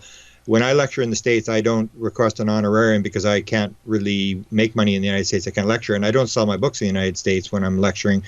So I do it for free. So the fact that this is a conspiracy theory made up by me and maybe whoever else, that this idea that the government is doing the disclosure. One of the documents I actually found in Stanton Friedman's files, I think is the most important document that I found. And that's where I'm looking for things that back up what I already knew. And one of the things was, if you're following this latest alien autopsy document, this whole thing about I've been following you on Facebook with the stuff that's going on with that, and I think it's so weird that that's come back around, because it was kind of like, in my mind and many others, this is just thoroughly debunked nonsense, but now we're getting some sort of supportive one of the documents in Stan's archives does support it, because what I say has happened is there is real film, and it was put into the documentary. There is about 2 minutes of film. There's 18 minutes of film. 2 minutes of that film is actual footage, and they put this stuff in there, and that will eventually, I think somebody's going to come out and actually expose that whole thing. But anyway, what happened was when I went to Stanton's files, and I've been sort of debating with Phil Mantle, who says, he had all this, and he did a real good research effort on this thing. There was a whole other bunch of people who saw this document, and I said to him, this video, and I said to him, well, how can you associate all these other people? And he said, well, they didn't talk about it until after 1995 when Alien Autopsy came out. And I thought to myself, well, that's got nothing to do with anything, just because they talked about it after 95. But one of the guys that Mantle actually talked to was a guy by the name of Mike Maloney, who was the top photographer in Great Britain for 3 years. And he claimed that he was shown the film, and this is in the Fox special. He's interviewed, and he said, I saw that film, and I tell you, it is the same film. In fact, the one I saw actually had, the only thing that was different was there was a live alien on the floor. And he said, but I saw it, and he maintained it was the same film. And he had been shown it by somebody inside Disney. So when I talked to, I'm pretty sure I knew who it was. It was a guy by the name of Kimball, who was one of the 9 animators for Disney. He was fascinated in UFOs. And so when I was talking to Phil Mantle, he confirmed that, Maloney had said, it was Kimball that showed him this video, that he claimed that he'd been shown the alien autopsy, the video, in 1978, which indicates that there was a film, and the whole alien autopsy thing is one of these plausible deniability things. You take a part of the film, you make up this story, you give it to him, you set him up, give him these two minutes of film and say the rest all dissolved or it fell apart or whatever. We want you to put this in. They give him some money. He puts it up. And so it gets out, but then it falls apart. Everybody says, it's a hoax. And it was recreated. So there was a film done, and they put this film in there. So it all falls apart. Now, the thing that I found in Stanton's files basically supports my entire theory. And I say that this thing started back in the 1950s with a documentary that Walt Disney was asked to do, because Walt Disney had done a lot of documentary material for the U.S. military. He was very patriotic, done it during World War II, one on syphilis, one on all these different videos for the U.S. military. And in 1979, at the MUFON conference, Ward Kimball shows up, and he shows this 1956 documentary done by Walt Disney. And we could never confirm this. Stanton told me, yes, I remember, I talked to him, yes, but we could never get it actually in writing. It's actually in Stanton's files. There's a brochure. That's the only place I can see, and it actually shows Kimball from whatever it is, 9 o'clock till 9:45 or something, and talking about this documentary. So it proves that there was a documentary. Now we got to find the documentary. Now the Ward Kimball's files is one of the ones I want to go after next, because I want to try to see if Kimball has the alien autopsy stuff or some reference to this kind of stuff. So Disney was given this documentary, and the story was the same story. It's always the same story. So he's a guy. He's on the inside. We want you to do this documentary. We're going to give you these videos. We're going to give you these. This is a story that Kimball told. We're going to give you these videos. We're going to give you these photographs and stuff into the documentary. So Disney does the documentary, and then at the very end they say, oh, the time isn't right. We can't give you the videos. We can't give you. We still want you to do a documentary, but we can't give you the hard evidence. And they pull back the videos and the photographs. The same thing happened in the 1970s with Bob Emendinger, and I knew Bob Emendinger. I was going to ask you about this, because when you said you put a few minutes in and then you leave out the rest, and then you have plausible deniability, this happened before again. Yeah, with the Holloman, right? The Holloman footage. And Bob told me, I knew him really well. I mean, I used to stay at his place, and I would ask him all these different questions, and he said his was, and he had dealt with Kimball. When I brought up the Kimball thing, he said, oh, they did it to Disney. He was floored. He said they did it to Disney the same as they did it to me, and he had dealt with Kimball at the same time when he was doing the documentary. Kimball was dealing with him. And he had the same thing. He was offered, and he was basically, he could use any videos he wanted. In fact, there's one that James Fox was working on that I let out the fact that they had this. They were given a film, if you're familiar with the very famous film at Vandenberg Air Force Base, where they launch and they have it, they're filming it going down range, and these UFOs come and they fly around it, and they sort of shoot this beam into it, and then the missile tumbles into the sea. They're testing this missile. Well, Bob Emendinger had that film.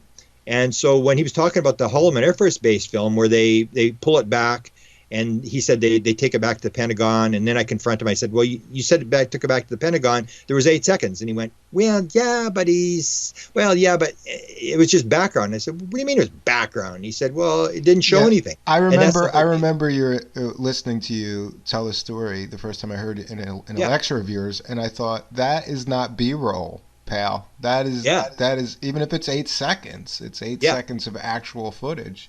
But it's plausible deniability. It doesn't show anything. It just shows. So they give it's it like to a him. Light descending. It's almost from like the 2 sky, minutes of film in the Santilli film. It's like 2 minutes there in the Santilli film, 8 seconds in the Holloman thing.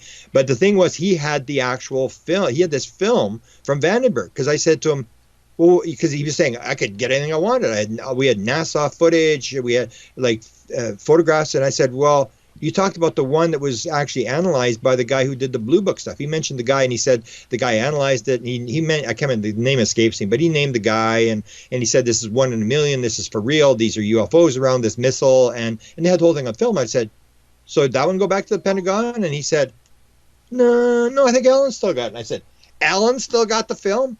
And he said, yeah, I think Alan still got it. And I said, can you check if Alan still got this film? And it was top secret. And it had Quintanella's name on the canister. He told me this. And so in somebody's garage somewhere. Well, no, it's Alan. See, Alan was the intelligence guy. There was Bob worked with Alan Sadler. There's always an intelligence. Okay. Yeah, there's always an alphabet soup guy mixed into these stories. Yeah. Same as Bill Moore had Jamie Chandray, and Jamie Chandray was CIA.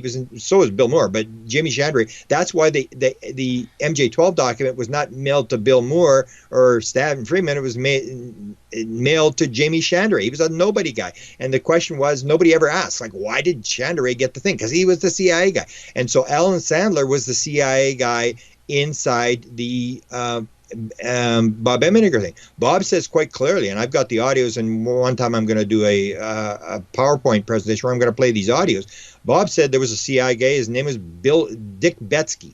He was a CIA guy, and he was on the set the entire time they were shooting the whole video. The same as Bill Moore told me when they did UFO Cover Up Live, and I got word that the real Falcon had been there. And I said to Bill, was the Falcon in the audience? And he said, well, I'll tell you what, Grant. He said there was 12 people in the audience. That's as far as I'm going to go, which basically confirmed, because what happened was that Bill Coleman, who was the guy who authorized the film for Bob Emenegger, the documentary UFO Past, Present, Future, who was in the E-ring of the Pentagon. He was the guy who was greenlighting everything. He actually had been at UFO Cover Up Live talking about the Holloman story. So he was there, and he told Billy Cox from, at the time he was, I think it was with Florida Today, now he's with the Tampa Tribune, and he told Cox, he said, I met the Falcon there. And he said, I can't believe this guy was involved. I was floored. I couldn't believe this guy was involved. And Cox said, well, who was it? And he said, I can't tell you. And so it wasn't Richard Doty. There's no doubt it wasn't Richard Doty. Cox, Bill Coleman wouldn't have known who it was. But if it was Richard Helms, which is one of the stories, it was Richard Helms, he would have known who Richard Helms was. And he said, I could not believe this guy was involved. So you get this thing. You get these guys. There's always a CIA guy in the background. And that's what happened with Emenegger. So they had the CIA guy in the background. He gets the film. They pull the film at the last minute. But when I made the fact known, I gave it to Angela Joyner, and she's the one that told James Fox. And James Fox was trying to negotiate. Now, whether this is in his new documentary, I'm not sure, but I know he was negotiating, and suddenly they realized they had Alan Sandler, as was described to me. He was the type of guy who could take a stick and a piece of chewed up bubble gum in the morning, and he would have made money by night with it. So he was actually wanting $25,000 just to view the film. So he has it. It's in a vault, and he's the guy with the producer. He had the production studio. Bob was just the guy who did the music for the documentary. He wrote the book. He did all the grunt work. He did all the interviews and stuff like that. But it was actually Sandler who was in the background, who was actually the real sort of the CIA guy behind the whole thing. So you see this. So you see Emenegger come up, and so Emenegger do the same thing. And as I pointed out numerous times, Bob told me the story. Well, he told me a number of interesting stories. He tells me the story about Close Encounters of the Third Kind. So I'm talking to him, and I said, Bob, if it weren't for the location and the time of day, the Holloman story sounds like Close Encounters of the Third Kind. It's the same thing. 3 UFOs come, they sit there and hover, one lands, and the other 2 take off. And he said, what, I didn't tell you? And I said, well, you didn't tell me what? He said, you didn't tell you I gave a copy to Steven Spielberg? I said, no, you didn't tell me that. Yeah. And he said, well, I told you, Andy Spielberg was a line producer for me. His sister worked for me. And I said, well, that explains where Close Encounters of the Third Kind. And he said that Steven Spielberg's mother had come to him after UFOs Past, Present, Future, and after Close Encounters was done, and said to Bob, I just want to let you know, I've seen your version of the landing, and I've seen Steven's version of the landing, and I like Steven's version better. So again, you had them doing it. And then in the 1980s, there's these 2 guys that are running DAVA, the Defense Audiovisual Agency in Norton Air Force Base. And one is a general who was the first, agent for Reagan in Hollywood. General Glenn E. Miller was his name. And then there was this Bob Scott, who had 2 PhDs, I believe. And one was a general, one had 2 PhDs. And they come to Bob in the 1980s, and they say to Bob, the government liked what you did in the 1970s, and they'd like you to do it again.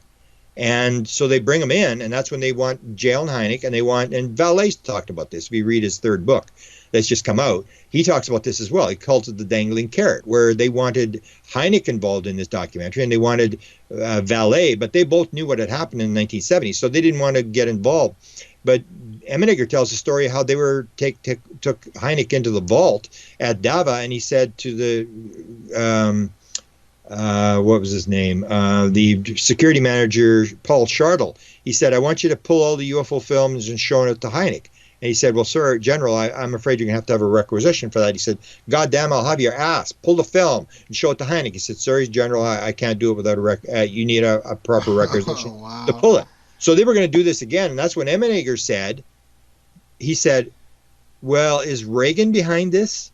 And they wouldn't answer the question, because the story was, and Linda Howe tells the story, and I was at a table when she confronted Bob Emenegger. She's confronted him a number of times, that she claims that she and another researcher whose name is escaping right at the moment, were at Bob's house in L.A. when he lived in L.A., and that he'd shown her a letter from Richard Nixon that said, thank you for your cooperation in the project we worked on. Oh, wow. So you see this going all the way through. So when Bill Moore came up, what happened with Bill Moore was the same thing. If you're on a prominent guy and they can use you to put the story out and get the message out. So Bill had written the Roswell. That the whole thing starts with the Roswell book, the Roswell incident, which sold 1 million copies, which is why Stan could never get along. He was supposed to get part of the royalties. He didn't get part of the royalties for the book. He was supposed to get a notation in the book that he had discovered Jesse Marcel Sr., and none of that happened. And Stan always was angry about this, that he had been cut out of this book,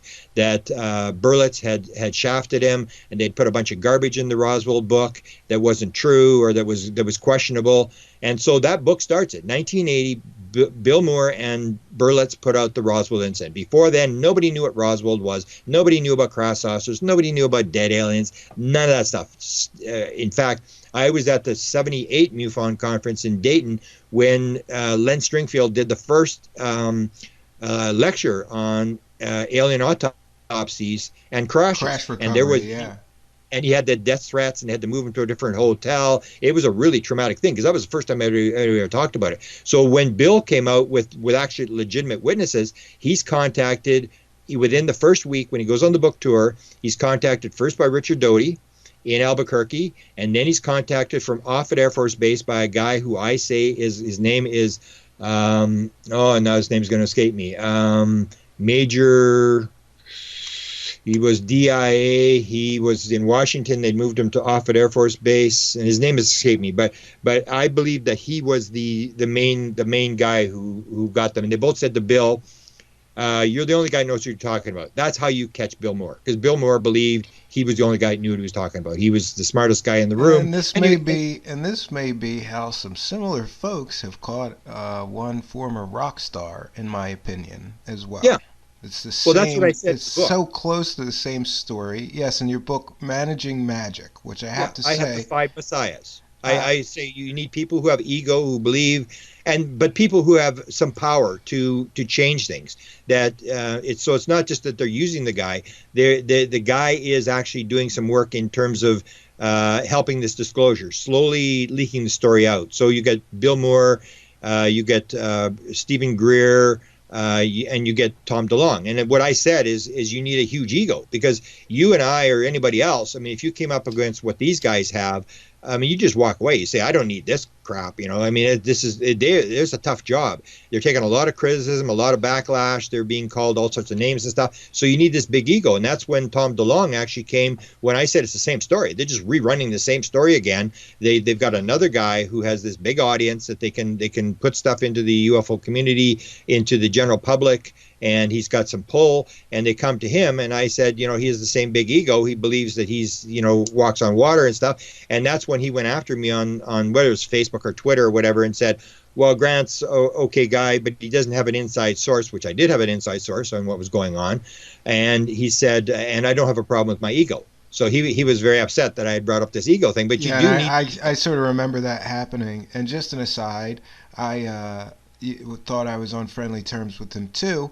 And then I sort of asked the wrong couple of questions. But then I decided that those must have been the right questions to ask him, because since engaging in some form of discussion with him over some doubts that I have about this whole TTSA thing, I was honest with him like a friend and said, I have some questions, and here's the questions. Then he blocked me on Twitter, hasn't spoken to me since. So, yeah. I never deal with these guys. One of my rules is always... Yeah, you stay insulated. You have a great theory. I wish I could do this. I gotta engage people. It's the only way I can get the information. Well, I use people like you. So sure, yeah. Like I always say, I stay one step removed from my victim. So I know who to watch. That's why I said in the 1980s, I was telling people, watch these people. These people and they're not bad guys, and they're not government people. It's no government conspiracy. What they are is guys who, at some point during their career, had a encounter with the UFO subject in their job. and they became fascinated, or they're experiencers. Like a lot of them are experiencers. You got Jack Sarfati's an experiencer. He had the phone call when he was 12 years old. Eric Davis had this dramatic UFO sighting when he was having his graduation for his PhD. Hal Puthoff, according to Jack Sarfati, may have had a UFO experience. So all these guys are just fascinated. It's just that they're at a different level than you and I. They have security clearances. They have insides. So because Bill Moore put these guys all together and he gave them these bird names. They didn't know they had bird names. And Bill Moore and Chandray was using this so they could talk about these guys without people figuring out who they were talking about on the phone.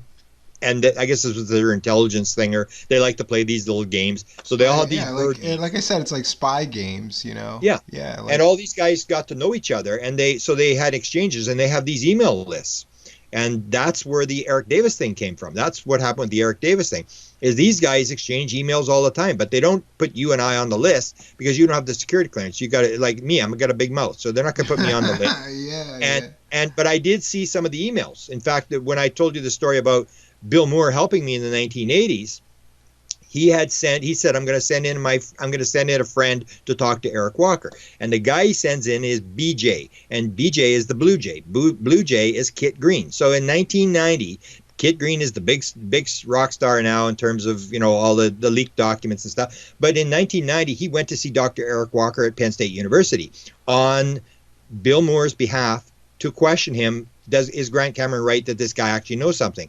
And the story was there. He goes into the office, and they had both worked on submarines. Like Kit Green was CIA, and they had both worked on the Glomar Explorer. So they were talking about the Howard Hughes ship, the Glomar Explorer. According to one email that I saw that had been floating around with these Avery guys, all exchanging this, and they talked for an hour or half an hour or something like that.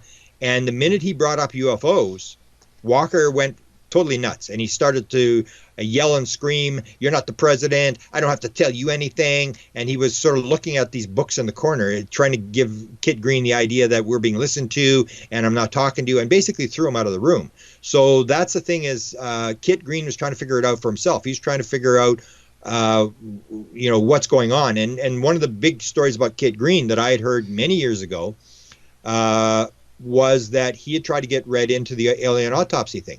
He had been read in a lot of parts of the UFO program, but he's a physiologist. He was a doctor, so he wanted to be read on the alien autopsy, but he could never get read in. And you'll see that in this alien autopsy document. That confirms. I heard that 20 years ago, that he couldn't get in, and you see it in the alien autopsy document that he's there and he's trying to get briefed, and they would bring him into a skiff and they would sort of tell him something, but they wouldn't show him the video. You said I was going to see a video. Now you're not seeing a video. So these guys have been around, and they interact with each other because they can trust each other, and they're trying to put it together the same as you and I, but they're at a different level than you and I. They're like, I always refer to them like they're like guys who are collecting wild game animals that are illegal, and the only people that get to see what they collect is their friends. And my disagreement with it was not that they're bad guys, but I call them MJ12 too. So what? You 12 guys are going to figure it out. That doesn't help anybody. And so I've always sort of stayed on the sidelines. I've always listened to everything they say. And the big one I'm sort of famous for is Ron Pandolfi, who's the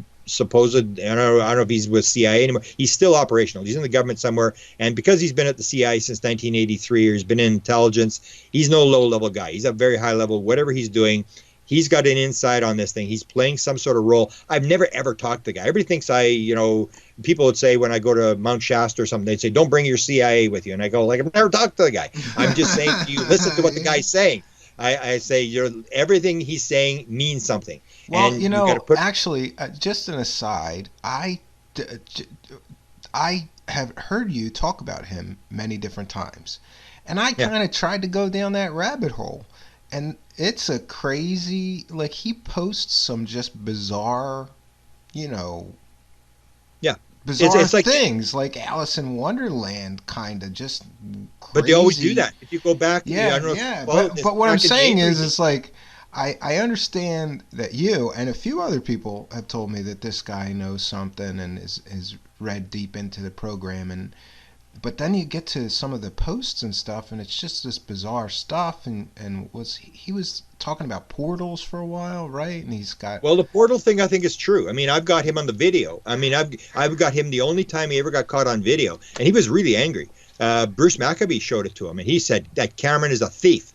but he put it on his wife's YouTube channel, and I grabbed it. He was on a cruise going through the Panama Canal, and they're having a discussion. And his wife, they call her the Princess Aaliyah, and she says, "Okay, Footman, what do you think?" And that's when he says, "Well, people have always wondered what it's like to go into another world." The next time John, and his friend John is a guy he went to university with, is sitting beside him. John Sillison is the guy's name. He lives in California.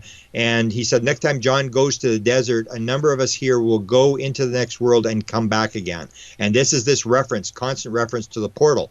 Now, when it comes to the crazy stuff, they did this back in the Avery days too. It was called the bird chatter.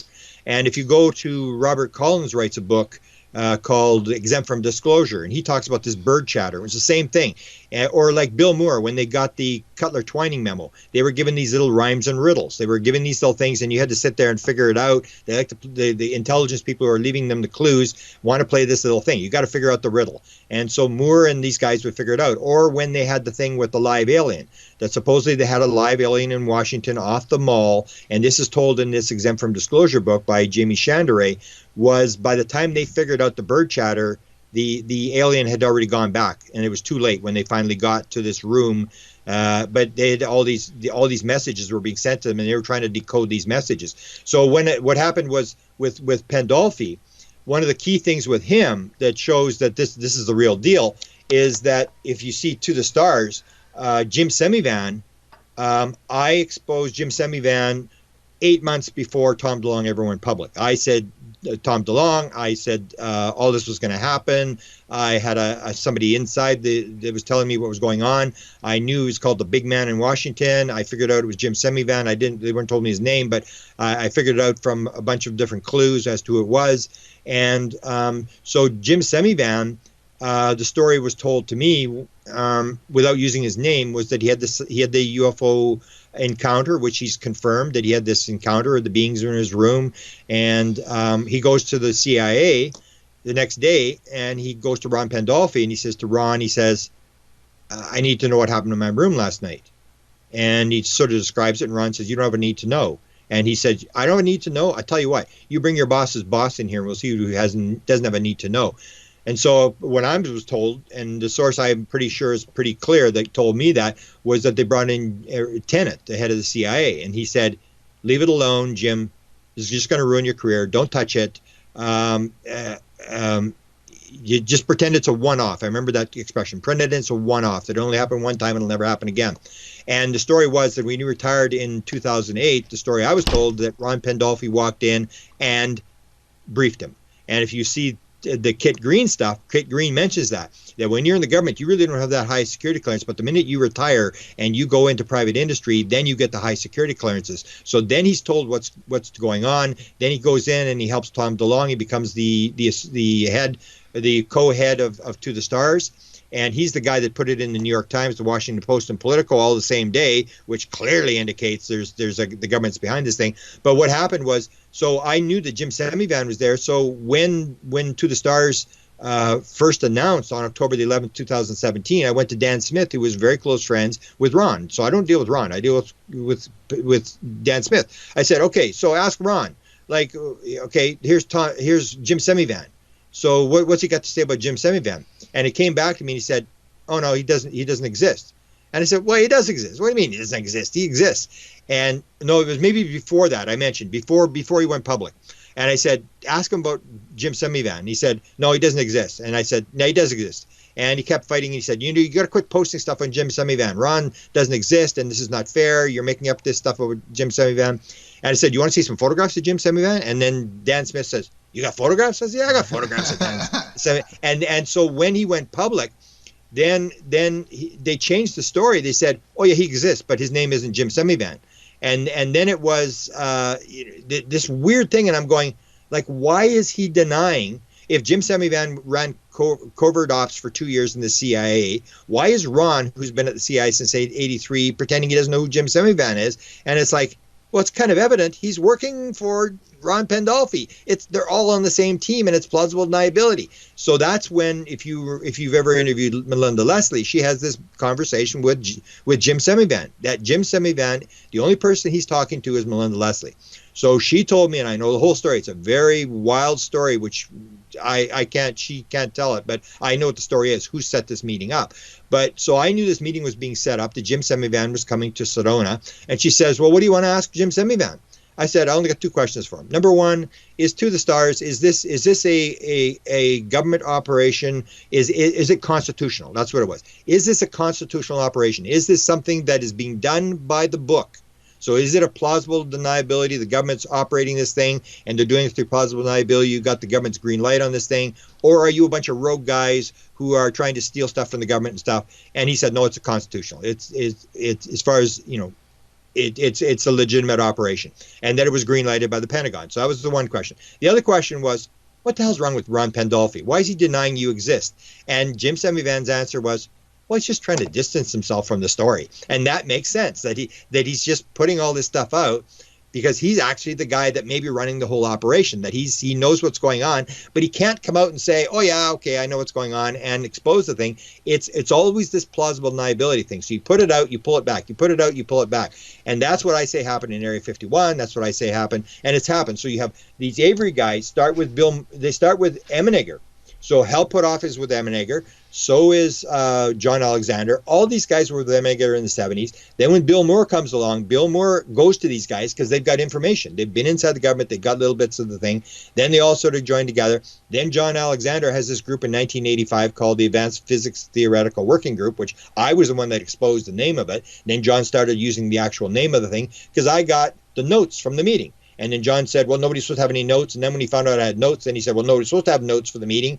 And so then they all gather in 85. And it's always the same thing. So you have these guys who are high-level intelligence people or military people who are trying to figure it together. They're friends with each other. So every time somebody comes along, so John Alexander's having this meeting in the skiff, 20 people, top secret SCI clearances, so they're going to go to the meeting. You're not going to miss this meeting because everybody else has got answers. You're trying to figure out what's going on, and these other guys may have the answers. So in these notes that I'm going to be releasing, you're going to see they have these discussions, and they're going like, are we cut out of this thing? Is the government run this thing? And we don't know it's going into a black hole. And then one of the other guys says, yeah, that would be about sum it up and stuff like this. And this very unique conversation that they really know what's going on, and these are these top guys, so they're trying to figure it out. So, and then in the 1990s, you have the NIDS thing formed. So Bob Bigelow's got money, and he's hiring these guys at huge money. They're bringing these people in. So he's bringing in Kit Green, Hal Puthoff, John Alexander, that same crowd. They're bringing them in because these guys know what's going on.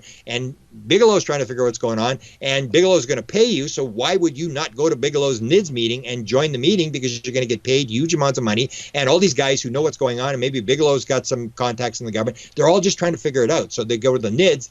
Then along comes Joe Firmage, who's got like millions, tens of millions of dollars, and he starts, and they all join up with Firmage. And then when that all folds, and when NIDS folds, then Bigelow gets the money from the government to start the whole ATIP thing. Then they realize, oh, there's more money, and we've got the thing. We're inside the government again, and everybody joins the same crowd. So it's the same guys that are cycling in and out, because they're going where the money is and they're going where the information is. And so they cycle through, and Tom DeLonge just comes along, and he provides an opportunity for the government to do this plausible deniability thing, because he actually goes to Lockheed Skunk Works, if you know the story. He goes and he says, this is my pitch. You guys can't get it to the young people. You're screwing this whole thing up. I've got X number of Twitter followers and Instagram and Facebook and stuff, and I think I can sort of work between you, and you can put it through me, and then I'll put it to the people, and you've got plausible deniability. And the one guy says, this may actually work. And so then Podesta joins the crowd. They start sending him, and it send him to Washington. He picks up those 2 intelligence guys. They send him to NASA. They picks up a guy there. Then they send him to Ames. They pick up a guy there. Then they send him to the general. Then the general gives him another general, and he puts this whole group together of all these high-level people who are feeding him material. And it's the same story. So Bill Moore was the same thing. He had all the same high-level people. In fact, there's a document that I'm releasing a book called The Alien Documents. And in there, I was given documents by It's a manuscript that was done by a guy named Frank Rand. Now, nobody's probably ever heard of this guy. But what happened was in 1968, James McDonald, who was the top sort of researcher that went to the UN, he was from the University of Arizona, big UFO guy, spoke at the UN with Hynek and Stanton Friedman and people. And McDonald was pushing, he was friends with President Johnson. So he was pushing Johnson for a study. So Johnson orders an eyes-only study for the President of the United States. So they run this eyes-only study. And the people that are on it are identical to Tom DeLonge. So Tom DeLonge has Robert Weiss from Lockheed Skunk Works, the head of Lockheed Skunk Works, until the WikiLeaks exposes him. Then he's got to run for cover, and the two generals, and they sort of pretend that these guys disappear. They're still there, but they pretend they disappear. They disappear in the background, and then they bring out the B team. They bring out Justice, who's like a lower level Lockheed guy. So he has Lockheed Skunk Works, head of Lockheed Skunk Works. The eyes-only study had Kelly Johnson, who was the head of Lockheed Skunk Works. They have the CIA guy. They have like Jim Semivan. The 68 study for Johnson had Art Lundahl. Art Lundahl was the guy before Kit Green. He's the guy that ran the Weird Desk. Then Kit Green ran the Weird Desk. Now Ron Pandolfi runs the Weird Desk. So you have the same CIA guy. Tom DeLonge had a 2-star general from Wright-Patterson Air Force Base. The 1968 study had a 4-star general from Wright-Patterson Air Force Base. Tom DeLonge has a general at the National Reconnaissance Organization. The 1968 study had the second head of the National Reconnaissance Organization. It's the same level of people. It's like if you're going to do a UFO study, you need head of Lockheed Skunk Works. You need a guy from NRO. You need a general from Wright-Patterson Air Force Base. It's the same. It's like just replaying the same story over again. And when you see this kind of stuff, then you see this game that they're playing that I think they know a lot less, and that's something that it's like they have a playbook that they keep going back to time and time again. And you've more than anyone, I would credit you for spotting these patterns over and over. And it would make sense because I worked in the government. I worked at a university, so I worked in a government environment, and I know that everything in the government, it's the old joke. Everybody forgets when it comes to UFOs. They think there's a bunch of rogue people running around in the government and doing stuff. In the government, it's like 6 levels of paperwork, and you don't know what it's that sort of thing, and that's the way it's done. So I say that the UFO situation, you've had 14 administrations who've had to deal with the UFO subject since Roosevelt. 7 Republican, 7 Democratic administrations, and they've all done the same thing, which would tend to indicate to me that they are working off a playbook, that that at high levels, they are all doing exactly what has been planned out. Because if it was unconstitutional, that was the question I asked for Jim Semivan. Is this constitutional? Because if it's unconstitutional, I absolutely maintain somebody's going to walk. Somebody's going to leak it. Everybody's playing the game. Everybody's saluting. Everybody's doing it because they all believe they're doing the right thing. What I've really changed in the last 2 years is I now believe the government really doesn't know anything. That's the big cover-up, that they know UFOs exist. They've got films, they've got bodies, they've got crafts, they've got all this kind of stuff. But beyond that, they know diddly squat. They have no idea. And the proof of that, I don't know if you follow all these different debates. You know the one with the metamaterials, which I say have nothing to do with. You don't come across the galaxy and then little pieces start falling off flying saucers. Everybody's got this crazy idea that you're going to get this piece of metal and you're going to back engineer it and build a flying saucer. It's total crazy stuff. And I tend to wholeheartedly agree with you. And this is another thing that is a replay, because these parts that TTSA are talking about were already sort of vastly debunked as being nothing special. This was art's parts, and we have science. Well, there's a lot of science that says there's nothing to indicate that they were alien in origin, though. Well, they may be alien. I'm saying the aliens are dropping them as a ports, which I'm giving a lecture in a couple of weeks in Boulder, Colorado on the ports. It's kind of a new, very complex story that I think that. But if you can prove that it's extraterrestrial, if you can prove it's different, it really doesn't solve anything. Even if you can prove that it wasn't made by Black Ops, there's always going to be the argument that some agency of the Black Ops has developed this sort of thing. So I don't think you're ever going to be able to prove that it's actually off planet. But even if you prove it's off planet, that doesn't prove anything. It's like a UFO photograph. You see the Nimitz thing, the videos, you're going like, no, that's not our stuff. I mean, so what? You proved it's off planet. I had a sighting in 1975. I knew this in 1975. We are wasting our time proving UFOs exist. We keep proving UFOs exist. We keep trying to convince our friends and relatives, and you got to get beyond the thing. Yes, there's something going on here. Now, why are they here and what are they doing? And nobody's doing that. We're still into this thing, well, if we can get this piece of metal and we can prove, and then everything's going to change. And it's no, even if you can prove, like Jacques Vallée said, we've been working on this for years. And if you can even prove, like with the isotopes, where you have these 2 isotopes are missing, 3 are at the wrong proportions and stuff, that there's no metal that has that kind of isotope thing. Even if you can prove that, it really doesn't prove anything. So, but what happens with this whole thing, if you see in the latest thing, and these are the 2 top guys, and Sarfati and Eric Davis are having this argument on the internet. And Sarfati has the phone call when he's 12 years old from the computer on board the ship, and there's 400 guys that are going to give him the information. And so he's had this whole lifetime thing that he's been called by the computer on the flying saucer to do this mathematics. So him and Eric Davis, and it used to be hell put off. We're always fighting about who's got this 0-point energy, who understands best about how this 0-point energy thing works. And they've been arguing, they've been fighting for years. So they have this argument just in the last couple of months where Eric Davis comes to him and he says, look, you've been putting dots together that don't exist. You're just totally destroying physics. You're totally off base. This piece that Linda Howe had came from a lab. It's not extraterrestrial. And says, you're totally wasting your time. Go back to consciousness physics. And so me and Dolan are having a discussion. And Dolan's saying, well, I think Sarfati's right. And I said, it really doesn't matter who's right.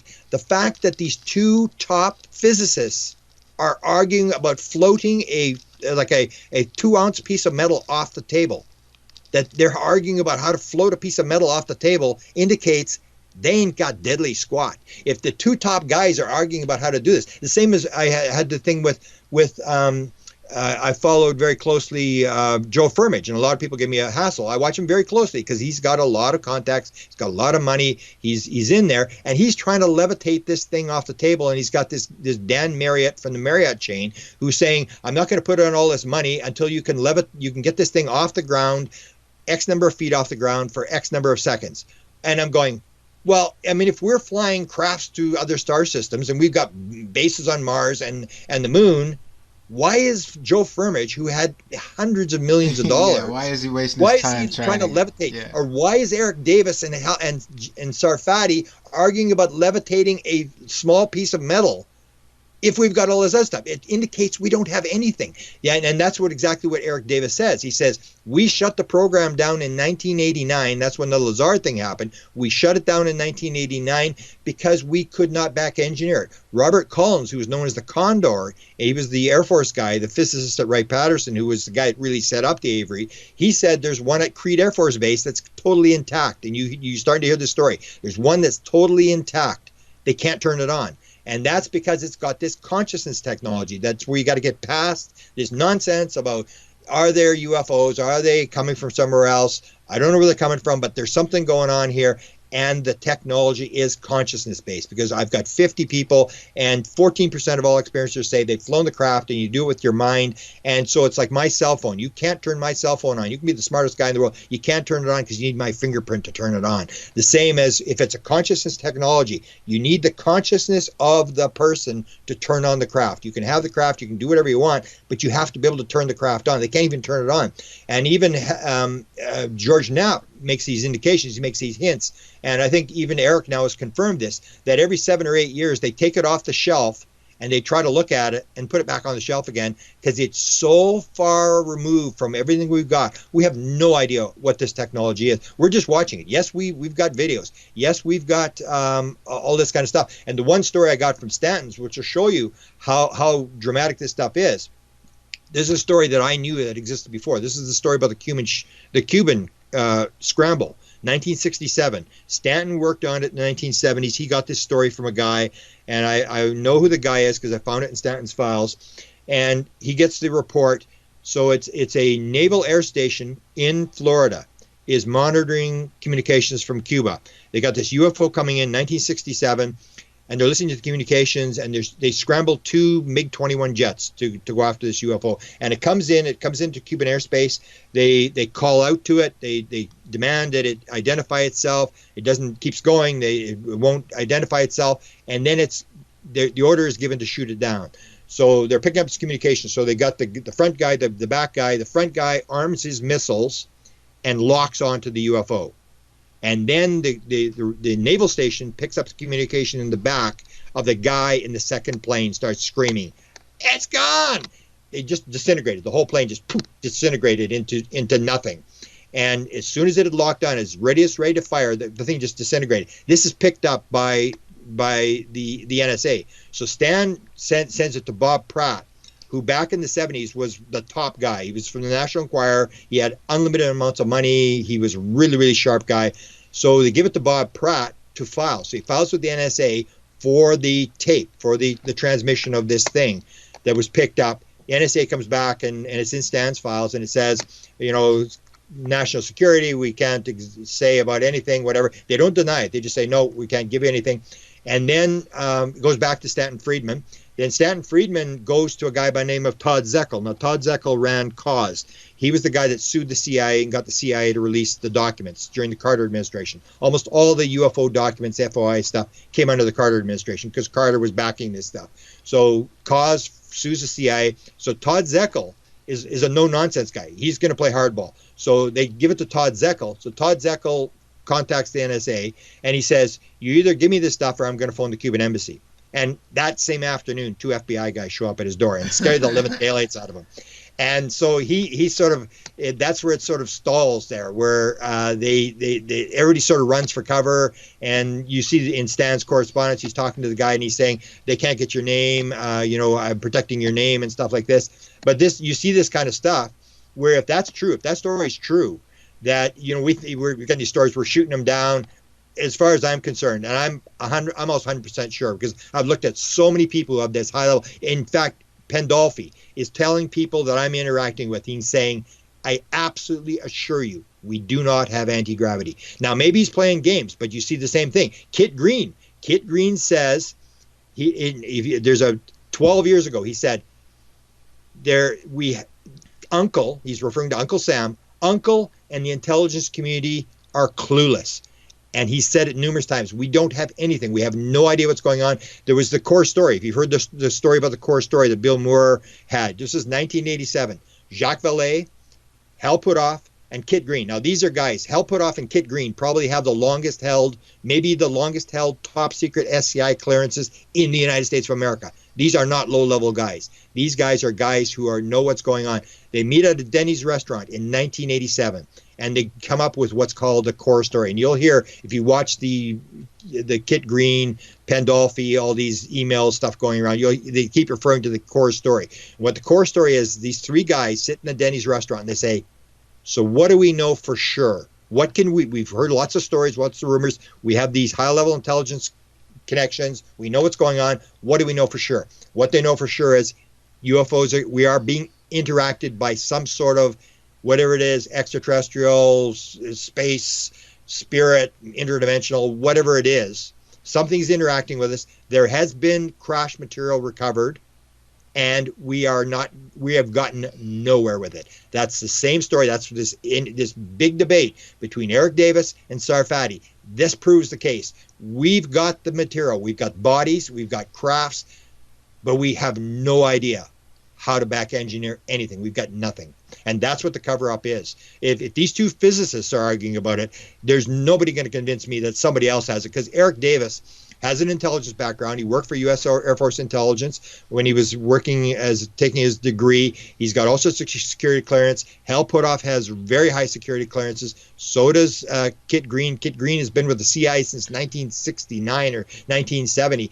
These are not low-level guys. And if they're saying we don't have anything, then that would tend to indicate that a lot of this stuff is being put out. And that's where Kit Green says there's some intelligence people playing bad games. And that's this thing where we want to, instead of coming and kill you, what we do is just throw mud in the water. We just throw these weird stories, almost like the Bob Emenegger thing. So Bob Emenegger tells me And Bob had the thing. He had 6 o'clock in the morning, 4 cameras. He had every detail about the Holloman Air Force Base, how it was filmed, where it was filmed, all this kind of stuff. He was on the base. He was allowed to wander around the base, look in hangars and stuff like that. He said it was May 1971 when that Holloman Air Force Base thing was filmed. So as soon as that comes out, then Richard Doty pulls in Linda Howe and says, no, it wasn't. It was April of 1964, and the aliens landed in the wrong spot. So now it's like they want me and Linda to start fighting. Oh, is it 64? Is it 71? And it just puts a big question mark on the whole thing. So that's what they do. If you've got a good story, all they do is send you a second contact who tells you exactly the opposite thing. That's what happened to Stephen Greer. Stephen Greer had some legitimate sources, but what they do, instead of killing the guys, they just send in people who tell Stephen Greer a bunch of garbage, and then somebody gets exposed as telling a fib, and then Stephen Greer goes down with the whole mess. And that's what they do. They just put in good witnesses, bad witnesses, so you don't know which is the real stuff and which is the phony stuff. Well, Grant, now's a good time for us to take a break for station identification and a few words from our sponsors. Thanks for joining us, folks. We'll be right back with more Grant Cameron. I have often thought that a lot of the motive for a lot of UFO products is just money making. Some of it's a good story, but I'm more interested in where's the meat on the bones, and it just seems a lot. You're right. It's like they're trying to muddy the waters with garbage to kind of throw people off of the real trail. Is that what you're saying? And the money aspect is important. That's what Pandolfi keeps saying. The minute New York Times came out, I immediately contacted Dan Smith within minutes. I said, okay, so what's Ron got to say now? And he said, it's a techno scam. It was done in front of a, what do they call these things? These, where they train pilots and stuff. It was done, and they added the audio and stuff, and he called it a techno scam. And I thought, Ron's just playing games again. But he has said that repeatedly. I've got, I don't know how many emails he sent to various people, and he said, like, when are you gonna catch on? This is a techno scam.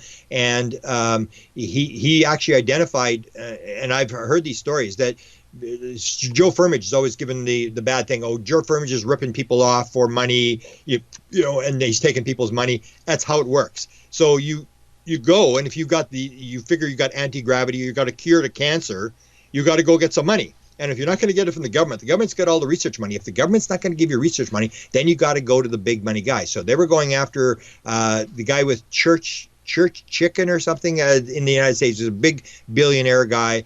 They went after Firmage because he had a lot of money, and they went after a guy in Canada by the name of Charles Bombardier, who they went after him, and now Dan Marriott is involved. You got these big money guys, because that's what you need. If you want to, say if you're Joe Firmage and you want to develop this technology that you think you've got from an alien, and you're on the very verge, you need billions of dollars to produce this thing.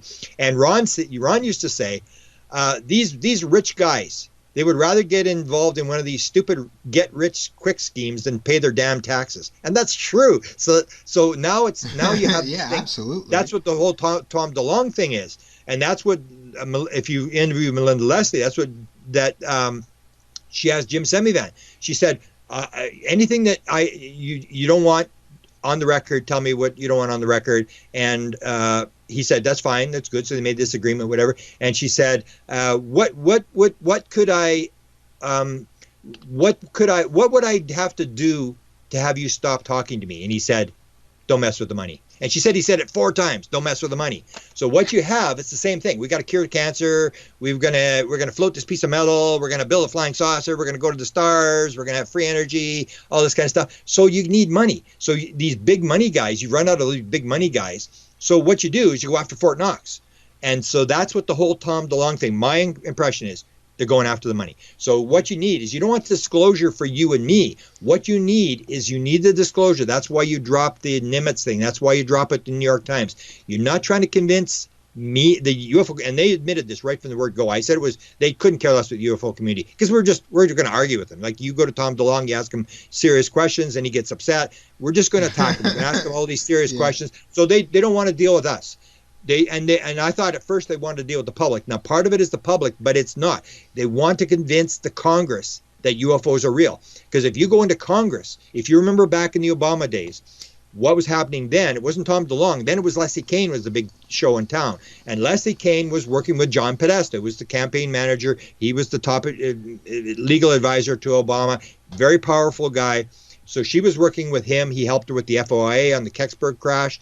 So she's working. But what they were doing, the big threat they had was, oh, it's a threat. And if you read her book, it's a threat to commercial airline traffic. So then they go to Congress, and Congress goes, get out of here. Like, and don't let the door hit you on the way out. Like, come on, get out of here. It's crazy stuff. So nobody believed that. So what you have to do is you've got to convince Congress that is real. They're not going to give you any money unless they actually believe that there are real UFOs. So that's why you leak the Nimitz. That's why you leak this material. And Melinda Leslie asked Jim Semivan, is this green lighted by the Pentagon? And he said, yes, of course it's green lighted by the Pentagon. So the Pentagon leaks this material out. And what it is to convince Congress, yes, this is for real. Then you go into Congress and you do these briefings, and they're dealing with the Intelligence and the Armed Services Committee. You're not going to deal with NASA. Why would they deal with NASA if it's outer space? NASA's budget is actually cut. They don't care about going to outer space. They want the weapon thing. So you go into the Armed Services and to the Intelligence committees, and you say, UFOs exist. Look, we got these videos. You bring in the Navy guys to do the briefings, and they realize, yeah, there is this thing.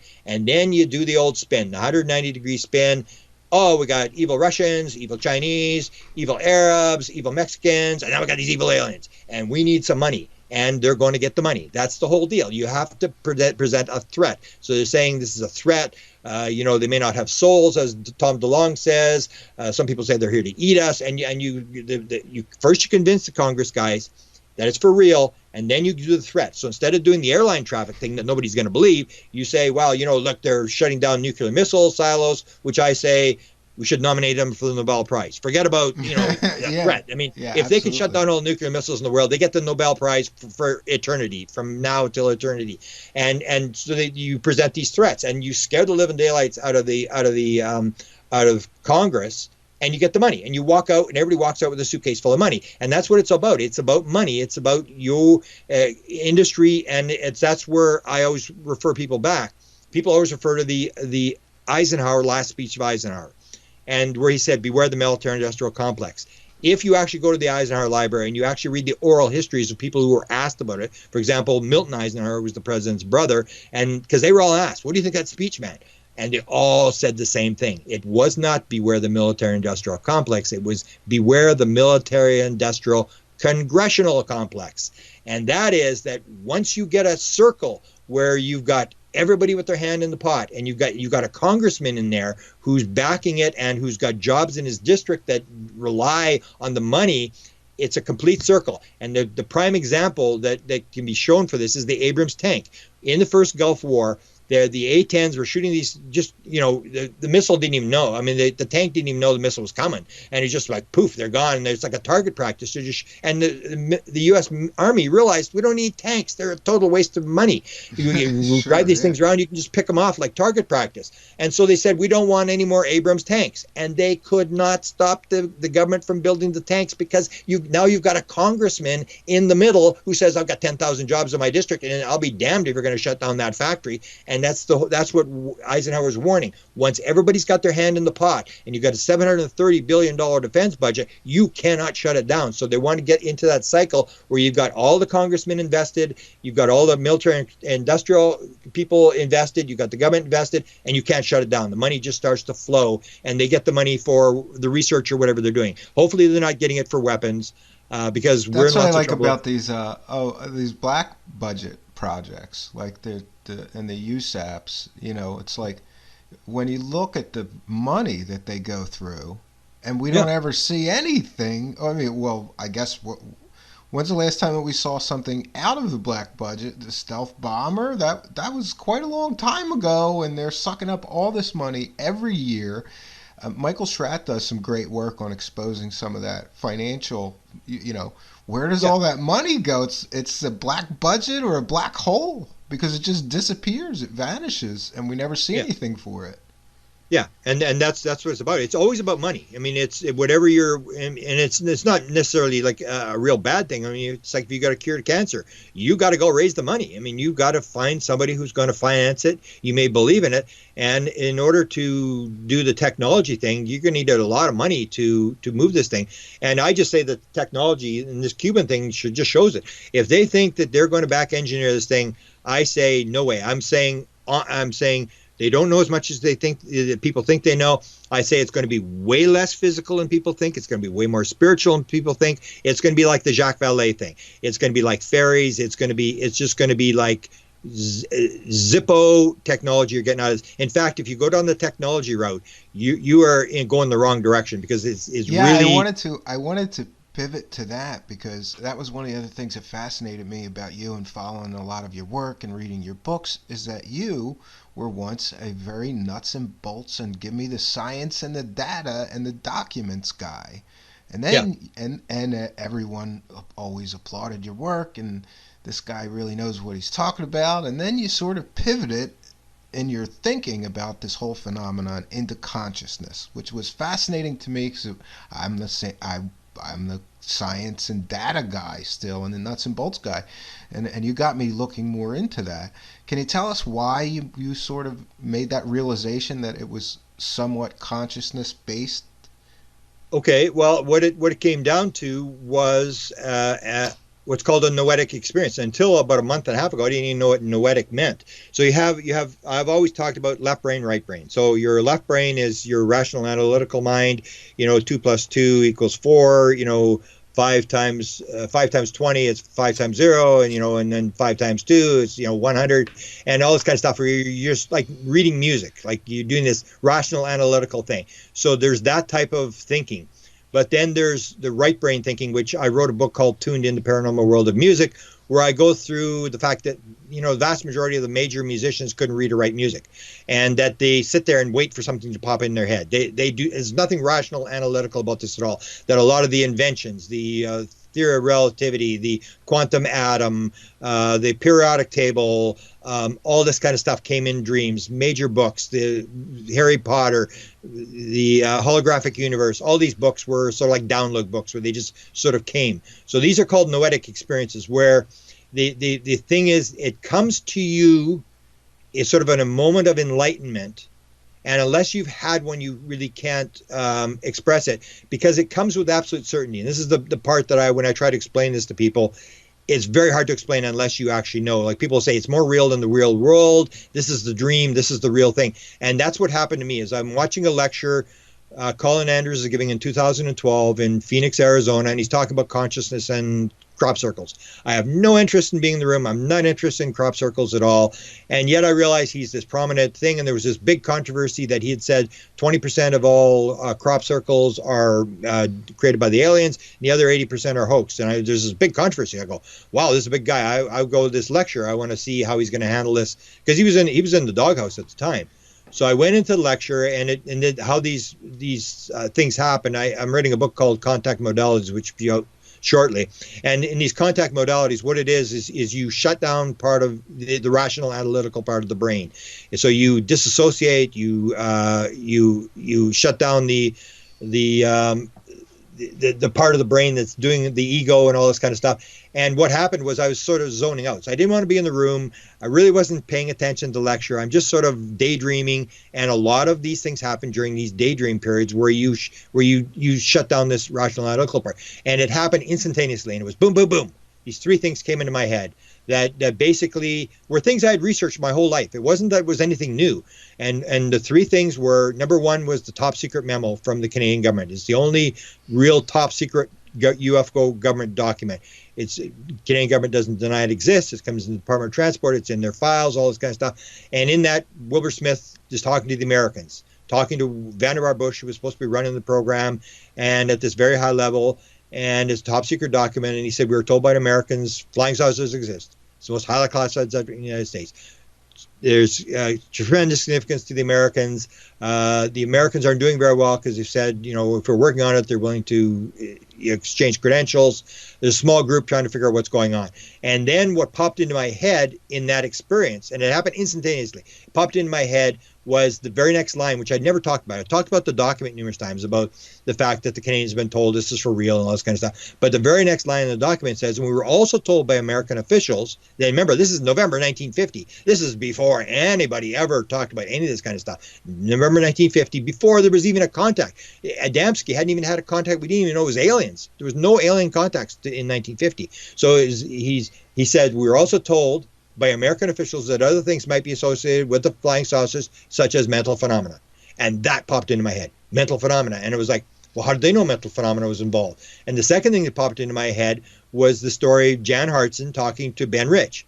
And when you do the Lockheed Skunk Works and Tom DeLonge, you always have the head of Lockheed Skunk Works. So Jan Hartson has this experience at 9 years old with the UFO, and he's fascinated. He becomes an electrical engineer. He's trying to figure out how flying saucers fly.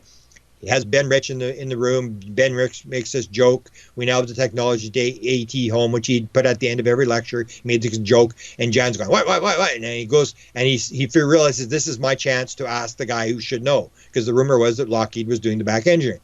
So Ben answers questions, and he's leaving the building, and he says to him, I need to know, Ben, how did they get here? I've worked on this my whole life. I need to know, how does the propulsion system work? How did they get here? And he turns around and he says, let me ask you a question. What do you know about ESP? And Jan goes, it means everything in time and space is connected. And he said, that's how it works. Same thing, this mental phenomena thing. And the third thing that popped in my head, and these all popped in at the same time. The third thing was we had chased this Dr. Eric Walker around for like 8 years. And this guy had 14 honorary doctorate degrees. He'd co-developed the homing torpedo. He had done engineering studies for Eisenhower. He was like a major guy. President of Penn State University for 15 years. And we were talking to him about the control group. MJ-12. Is it still just 12 people? Is it is it all Americans? A guy from Great Britain is interviewing. He stops. He says, let me ask you a question. We know about ESP. And then the guy in Great Britain doesn't have an answer. He says, look, unless you understand about ESP and how it works, you will not be taken in by the control group. Very few people understand how it works. And it was at 2012, February 26th, when suddenly I go, oh, that's what Walker was talking about. And it came with absolute certainty. I knew this was the answer. This was the whole deal. It had to do with consciousness. This is because in 75, what happened, I had my sightings. And then I tried to publish this book about the sightings. I interviewed all these people in this small town, and I thought, oh, this is the biggest story of all times. I sell 1 million copies, whatever. And I couldn't get anybody to publish it. And the local publisher said, Mr. Cameron, you may believe in this kind of stuff. Count me among the unbelievers. I was floored. I said, okay, that's it. No more sightings. Sightings are a waste of time. They're interesting, whatever. This is not getting us anywhere. I'm going to try to find the person who knows what's going on. Somebody's got to know what's going on. That's why I chased the Canadian government. That's why I chased Eric Walker. That's why I chased the President of the United States. That's why I chased Ron Pandolfi, because somebody's got to know what's going on here, and you're trying to find the guy with the answer. And so when that thing came into my head, it was like, oh, that's the answer. And since then, I really have I've never really been sort of wanting for what's going on. I was like, I know what's going on. This is what I've been waiting for since 1975. And I had another experience that was way more dramatic. This happened, and I remember exactly where it happened. I remember exactly on what street it happened. I remember what time of the year. I can't remember if it was 2 or 3 years ago. I'm guessing 3 years ago. I'm walking down the street. I just had coffee at McDonald's. That's my routine. I go to McDonald's first thing in the morning, and I'm walking downtown because this is how I get these noetic experiences. I walk. So I'll walk 10 miles or whatever, and it sort of puts your brain to sleep. You're just walking, and you're thinking, and then this is what happened. I'm walking. It's very cold. I've got gloves on, and all of a sudden, boom, it starts coming. And I know what it feels like. It's like, oh, it's coming. Something's coming. Get a piece of paper. And I get the pen out. I take my glove off, and I start to write this stuff down. And then it comes for maybe 4 or 5 minutes, and I put the pen away, put the paper away. I start walking, and it starts to come again. Grab the paper, and and it was 24 things. And it was much more complex than the first time. It was a noetic experience that came with absolute certainty, and all these things have been more confirmed as I go along. So it's the whole nuts and bolts thing. So basically, what this thing was saying to me is the world made out of nuts and bolts? If it is, that's one world with different rules, with all the rules. But if the world is made out of consciousness, which makes the nuts and bolts, if the basics is consciousness, that's a whole different world, and the rules all have to change. So that was one. The other one was, is it one life or is it multiple lives? If it's one life, then that's one world. If it's multiple lives, if you live reincarnation, that's a whole different world. All the rules change. Is it a random world? Is it just a random, meaningless universe? or is it pattern? Is the universe following pattern and learning? And it was these things. There's 24 things, one after another. Is it this? Is it this? Is it this? Is it this? And it came, and I'm trying to write these things down. And luckily, I wrote them down because I've never had time to really sort of do the book. I've got the 24 things, luckily, in a draft. And just these 24 things and a couple little notes or whatever.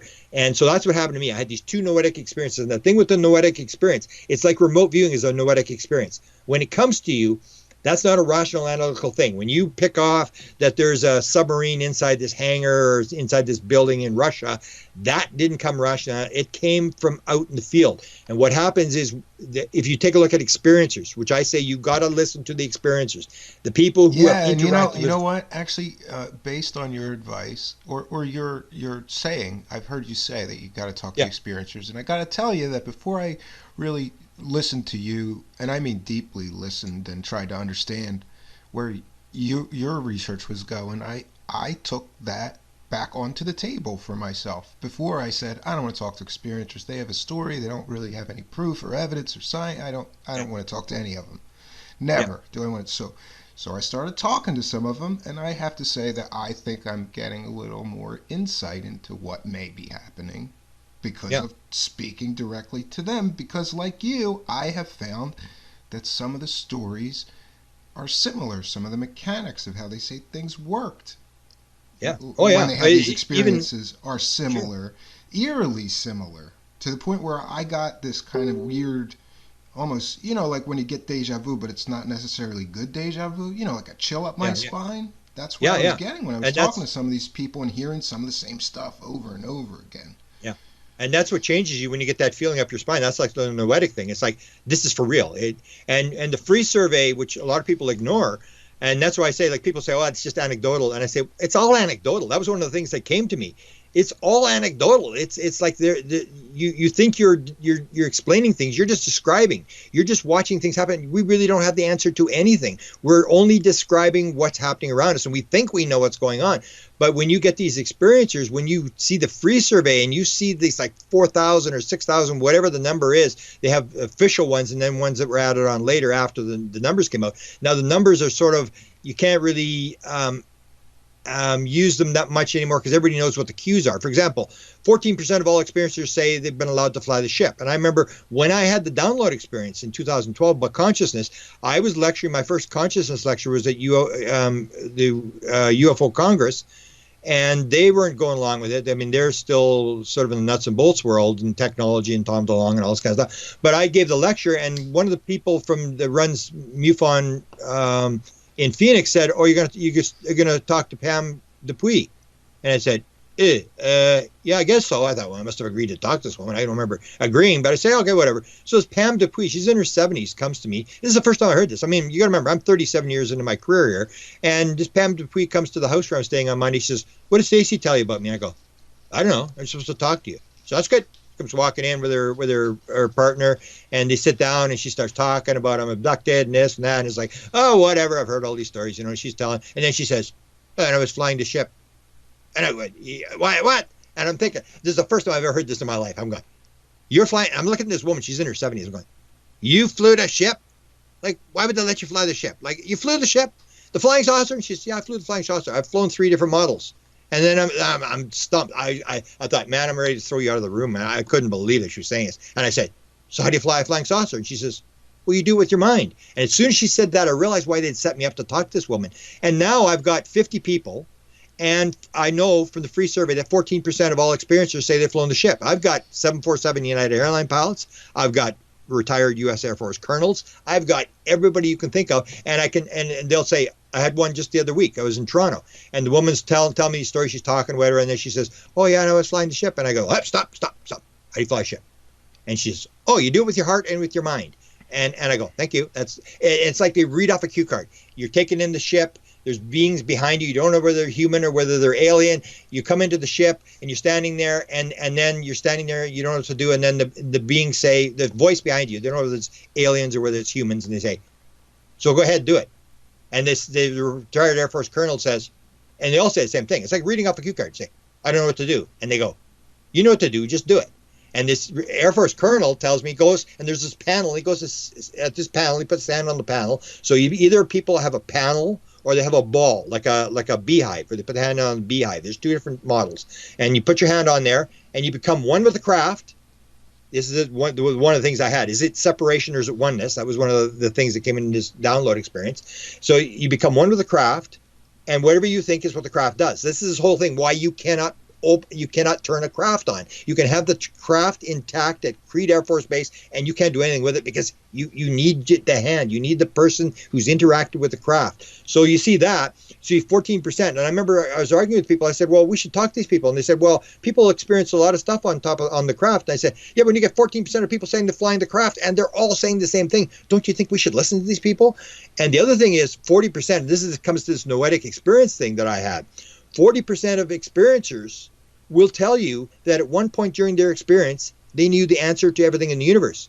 And I say, people will tell you UFO sightings, it's all anecdotal. They'll tell you whatever. It's all anecdotal stuff. It's all going through your conscious mind.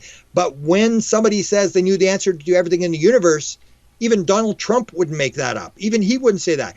I mean, this is not something you're going to make up. If 40% of people say they knew the answer to everything in the universe at one point during their experience, don't you think we should at least talk to these people? 42% of all experiencers say they have mathematical, scientific, or technical material in their head that they did not learn in school.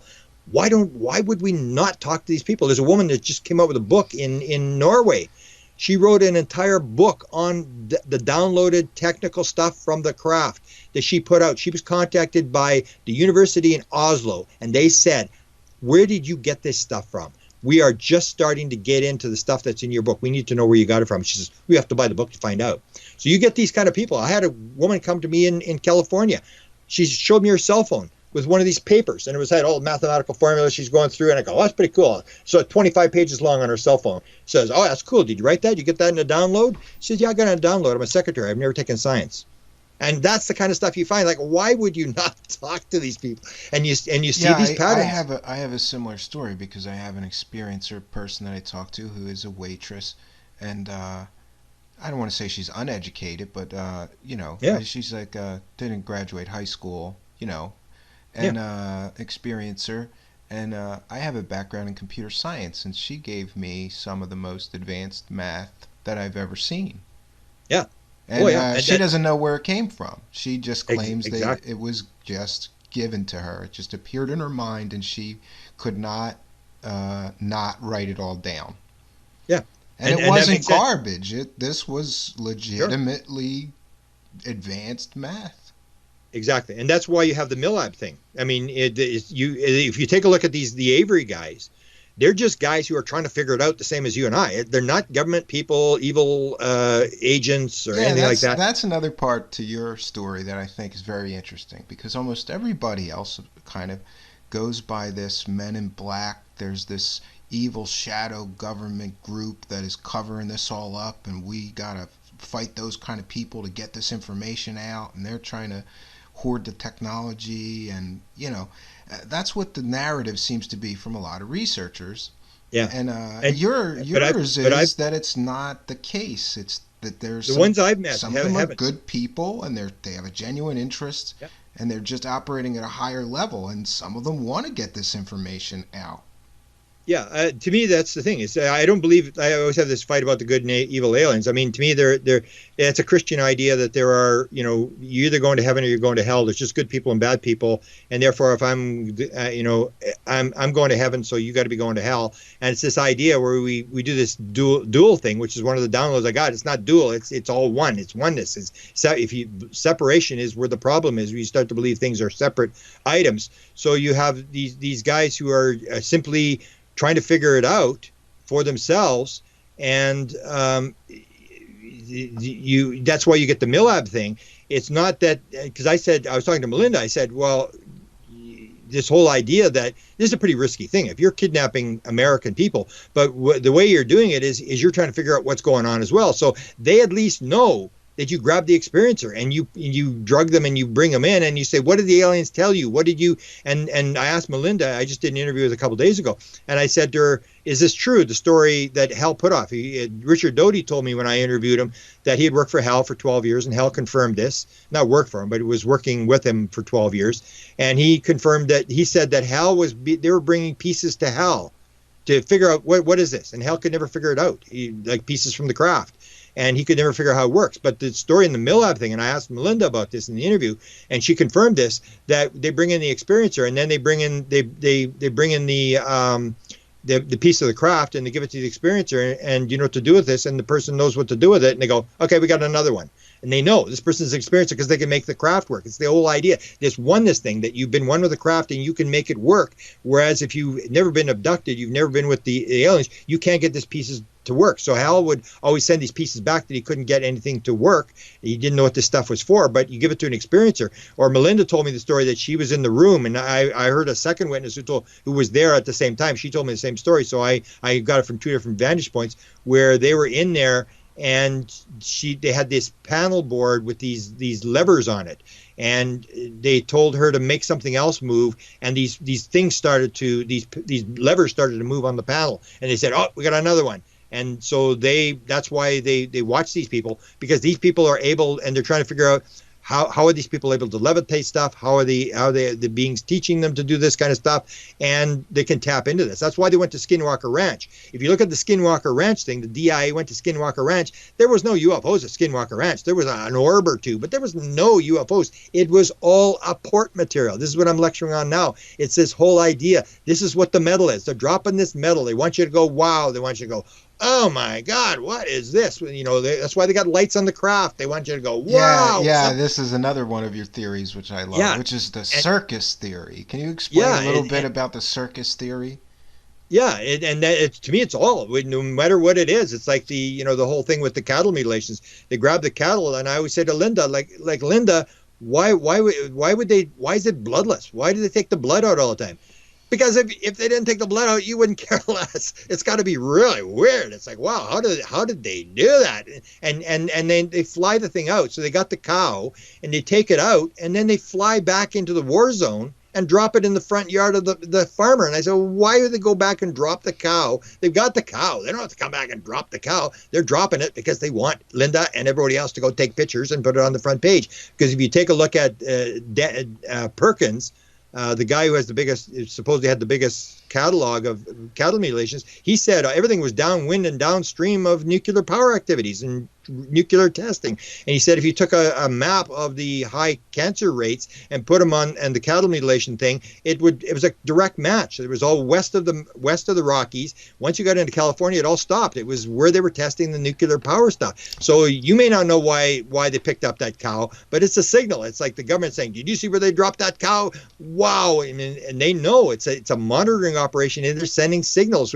Why do they do the crop circle thing? They just want you to go, wow. And that's the same thing I'd say with the metals. So when you get the metal stuff, I say they're dropping these pieces of metal to get people to go, wow, something's going on here. This is weird. It's got weird isotopes or whatever. And everybody says, oh, it's extraterrestrial, but it's getting you to think we're not alone. Something's going on here. Try to figure it. That's why they put marks on people's bodies. They don't have to put triangles on people's body. They do that so you go, oh my God, it wasn't a dream. I thought it was a dream, but look at my arm. It's not a dream. And that's what the Skinwalker Ranch. So when they went to Skinwalker Ranch, it was all apport material. And they do this weird apport material. And I only got into this in November of last year. I'm finishing a book on it. It's just bizarre, the apport material. And most experiencers have this. You always say to them, like when they're talking about experience, you say, because they don't think it's related, you say, you ever have anything sort of fly around the house, or something sort of appears or disappears and then reappears someplace else? And everybody, even Steve Murillo, who runs UFO MUFON LA, I mean, he even told me these really bizarre report stories. So when the DIA goes to Skinwalker Ranch, they're not looking for UFO stuff. They're looking at this thing where the wife comes home with the bag of groceries. She puts the groceries on the counter. She puts them all away, and then she goes in another room, comes back in, and all the groceries are back in the bag. Or the guy is worried about his cows or his bulls. He goes running outside, and the bulls are gone. And he's going, what the hell happened to the bulls? And then he looks at this trailer. I wonder if it's in the trailer. And this locked trailer. And he opens the trailer, and the bulls are in the trailer. And there's 20 incidents that are in the Skinwalker book, and it's all apport material. It's like throw the post hole digger, disappears, and it's 50 feet up in a cottonwood tree. It's that weird stuff where you're going like, what is? And that's what the DIA went there. They wanted to see this weird stuff, because if you can make stuff disappear and go through walls and this kind of stuff, it's got military potential. That's why they're studying it. Well, they weren't studying it for UFO material. They were studying this weird stuff, or portals opening up, and all this weird kind of stuff. The nature of reality, which is, I think, what it comes down to.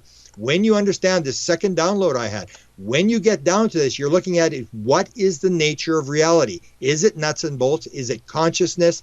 Is it pattern?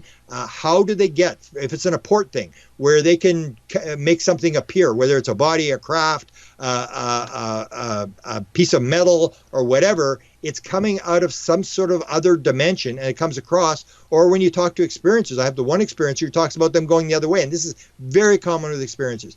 How does the being get into the room and leave the room? It comes in a ball, and the ball turns into an alien. Or the one, this Israeli guy tells me the story, the beings are in the room, they give him this thing about oneness, the main message is oneness, the whole message, the number one message they have is oneness. He gets this oneness, he's writing his book on oneness, they tell him all this stuff about the oneness, and then when they leave, they hold hands and they make a circle, and they start to walk around in a circle, and it goes faster and faster and faster, and suddenly they turn into light. The light gets smaller and smaller and smaller, going to a little ball, and they disappear. And that's the whole thing. So I've often, even in listening to some of the consciousness-based, sort of deep digging that you've been doing, it made me think that maybe this whole nuts and bolts aliens from another star system is totally wrong. And maybe, just maybe, these beings are some kind of beings that have learned to alter and create reality, or transmute reality. So the normal laws of physics don't mean anything to them. Yeah, and that's, if you take a look, and the example I would point out is, I will maintain absolutely, I don't care what anybody says, there was no Greys before 1961. And the Greys, when Betty and Barney Hill saw them, had hats on. And so before then, it was the blonde, blue-eyed aliens and all this kind of stuff. Yeah, the Nordics. In 1890s, the ships were wooden ships with propellers and guys hanging off of ropes and stuff like that. And Jacques Vallée will go back and say it was fairies.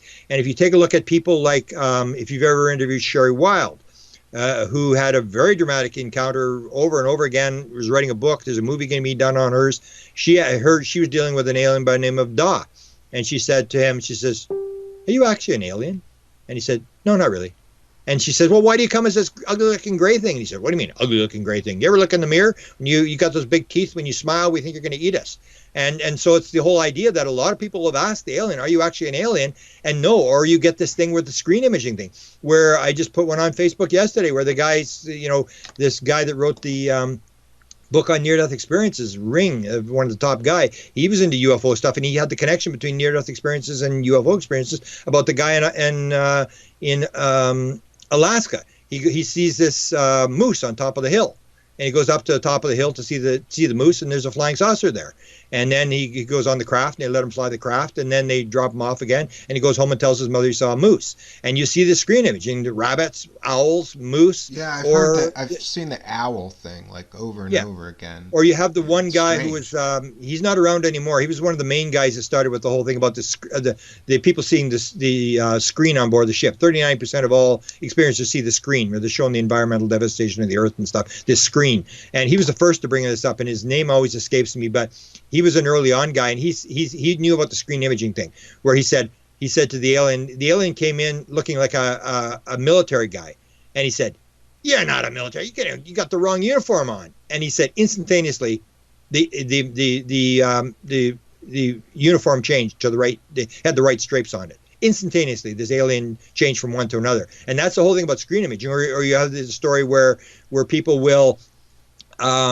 A kid will freak out and they'll turn into a clown, or they'll turn into doctors to calm the kid down. And that's what they're doing, is they're trying to, rather than throw you off, they come as playmates, or something else that you think it's something and it's actually something else. So what they actually are is the whole deal is, if they can come from that other environment, whatever it is, they're not physical. That's how they get here. That was the whole question between Jan Hartson. Jan Hartson says to Ben Rich, Ben, how do they get here? And he said, what do you know about ESP?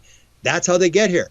And it's the whole idea is that the way they get here is that it's the oneness concept. It's all one thing. There's everything in time and space is connected. So they can move from one place to another, but you have to become into this sort of like consciousness thing. You can't come as a physical thing. So they move into this sort of a spirit type thing or whatever it is, and then they can emerge through a ball of light, turn into a physical being, go back into the ball of light, and that's how they get here. Nobody's flying across time and space from one planet to another. Once you are able to learn this consciousness thing, that you can transport yourself into this sort of a spiritual environment or whatever you want to call it, interdimensional thing, then you can move to another planet and reemerge. We just think that you're just physical. That's all there is physical, and consciousness is an epiphenomena of the brain, that it really doesn't exist. It's not there.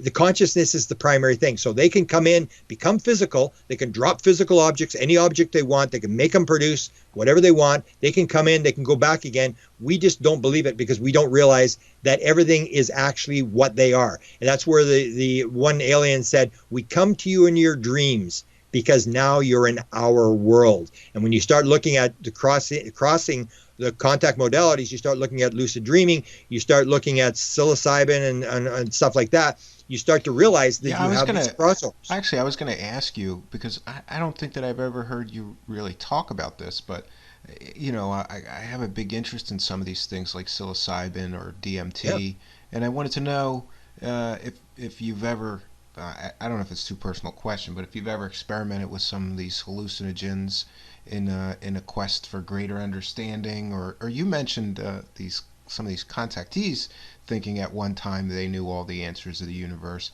and it made me think of some sort of psychedelic experiences can be like that, sort of transcending reality, and you feel like you're in another time and space, and you feel connected to everything. And that's the whole thing. That it's the same thing. That's when I do a book. Ray Hernandez from Free wanted me to do a chapter in their new book on contact modalities.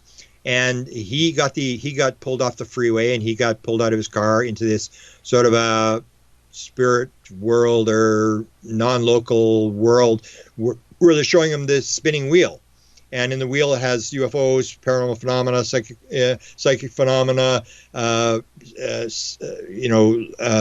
near-death experiences, psychedelics, all this sort of stuff. And it's all the same thing. So I was going to do the thing, and I said, well, I'm going to look at all these contact modalities. I had 70 of them. No, it's all the same thing. It's exactly the same thing. It's just a different way of some people call it like a permission slip, whatever you need. So I never did the psilocybin stuff, but I studied it an awful lot, all the John Hopkins and all the research that had been done on, and lucid dreaming. I tried repeatedly lucid dreaming, but all those things, what you see, whether it's a near-death experience, psilocybin, or whether it's lucid dreaming, what you see is this world where it's much more plastic. It's the world that they're coming from, where you can screen image, you can appear as whatever you want, and it's the same sort of thing. So that's where the people get the thing about the evil alien. And I say, well, if you happen to run into an evil alien, the more lesson you learn, whether you're doing psilocybin at John Hopkins or whether you're doing lucid dream research at Stanford University, what they tell you is, do not walk away. Be open, accepting, walk towards the evil alien, the devil, whatever it is. Treat it with unconditional love, give it a big hug, and it will turn into a positive being and give you a positive message. So that's the whole thing behind the aliens. There's actually a thing. There's an interview. If you will go on YouTube, you'll see an interview that was done between Bud Hopkins, who believed they were all intruders, they were bad guys, just nothing good about alien abduction, and you had John Mack, who believed it was a spiritual type phenomena.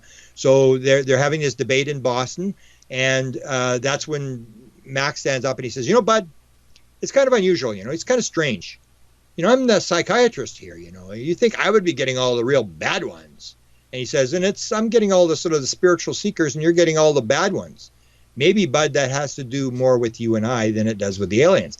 And that's what I now believe is whatever type of alien you are attracting you're manifesting that part of the thing, because what you see, if you start looking at actually talking to experiencers, you realize that nobody ever sees the same alien their whole life. And it always bothered me. It's like, well, why are these aliens all working together? I mean, first you see like Travis Walton, you see, these sort of the gray type aliens, and then you see the human type alien, and everybody has multiple aliens. And it's like, well, what's going on? And all these things, and it's this idea that your experiences can change and the aliens can change, that you have to accept the fact, if it's like the lucid dream world, it's the thing where you are part of what you're experiencing. We have to believe this thing, that it's separation, that there's no one, there's a separation, that we are like a cork riding down the stream and we're being buffeted around by different forces. And when you get into what I think is the nature of reality, you're going to realize, no, you are manifesting what is happening around you. You have much more control than what you think, and that things will change. And I'll give you a really interesting story. And I didn't realize, you always hear this thing about there's no time and space, that this is all illusion. And I didn't realize this until last year. I'm with Barbara Lamb in Los Angeles, and we're having lunch, and she's talking and she's telling stories, whatever. I'm just listening to her. She's, when I regress people, they're very, very afraid. They're, especially the first time when they're talking about being on the table, they're very afraid. So what I do is I try to distract them. And so what I say to them is, you're on the table, are you scared? And the person goes, yeah, I'm really scared. And do you know what they're doing to you? No. Would you like to know what they're doing to you? Yeah.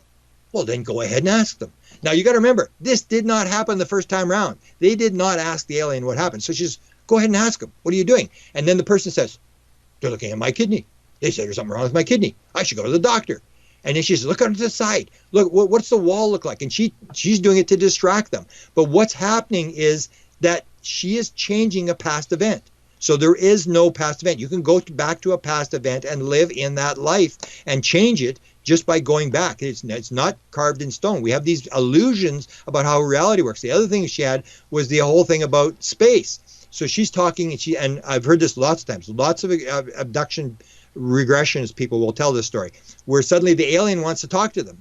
So she says, well, the aliens through this person, the person says, oh, Barbara, they want to talk to you. Okay, what do they want to know? So this person's like relaying messages back and forth between the alien and the person who's doing the regression. Now, this event happened like 20 years ago. And so Barbara's telling the story, the alien saying this, that, whatever, and talking about something Barbara was doing. She's working in her garden. I can't remember what the story was. I didn't catch it till she was actually finished the story. And it was like, wow. But she was in the garden or something, and the alien's telling her this happened, and Barbara says, oh, really? Were you there? And then the alien says, or whoever it was, the being says, through this person that's on the table, says, no, Barbara, I've never been to your planet. And that's the whole deal. There's no time, there's no space. We're making all these false assumptions. And when you start talking to the experiencers, they start telling you these stories that of these things that really mess up. So when I did the contact modalities, I say it's all the same sort of thing, that when you get into looking at whether it's lucid dreams, psychedelics, near-death experiences, it's all the same thing, where you can actually change the characters, where everything is very pliable. And those people come back and say the same thing that I said in my experience. They'll say, it was more real than the real world. This is the dream. That's the real world. And unless you've had that experience, you say, that's crazy. How can that possibly be? And yet, when I ask these people, and I've asked people, they say, I knew everything in the universe. And I say, well, how do you know there wasn't something on the far side of the universe, number 7, 8, 9, that they didn't tell you about? And then they'll say exactly what I will say about my experience, which comes with absolute certainty. They'll say, I'll say, well, how do you know? And they'll just say, I'm not really sure, but I just know for sure.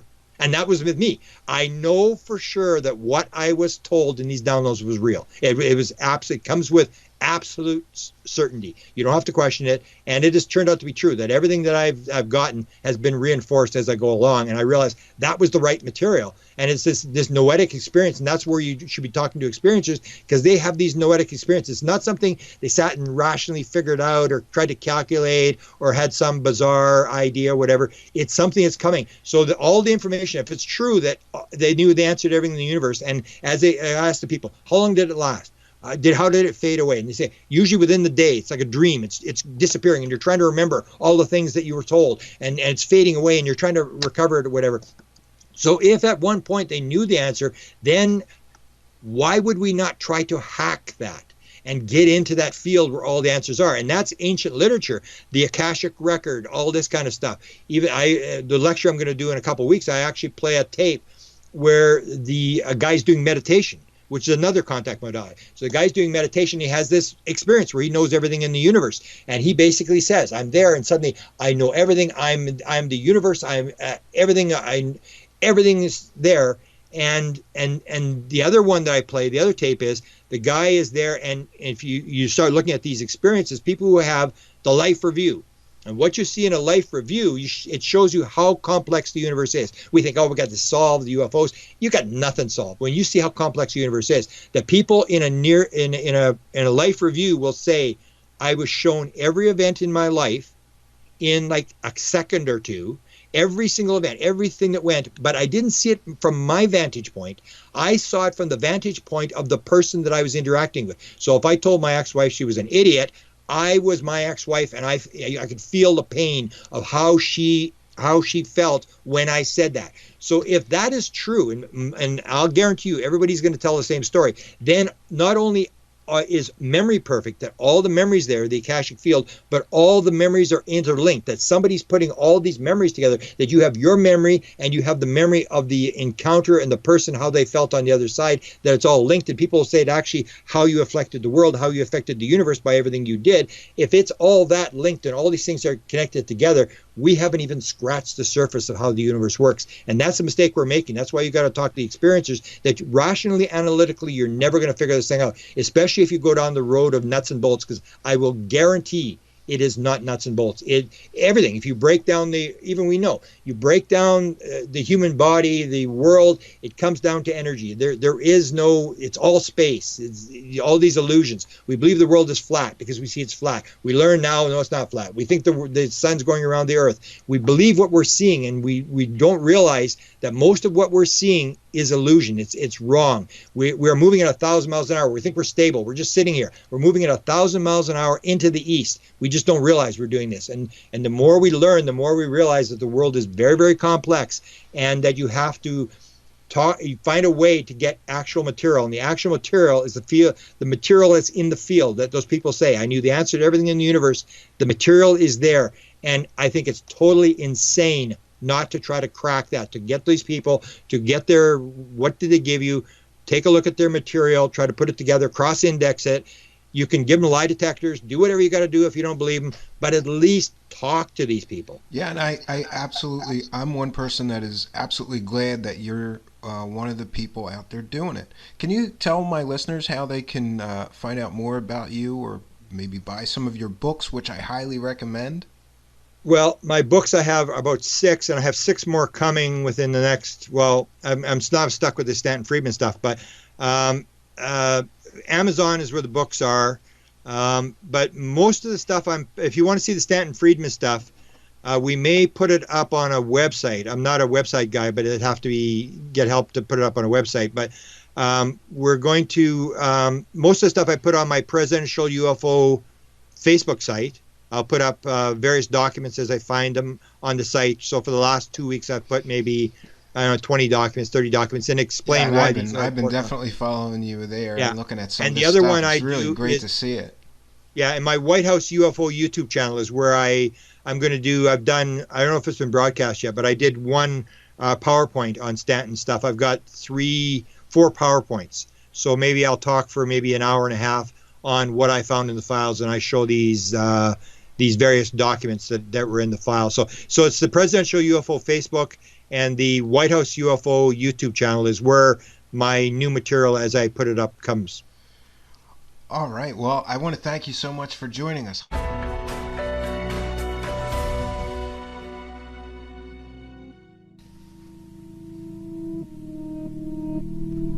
Sometimes the truth is hidden in the strangest places.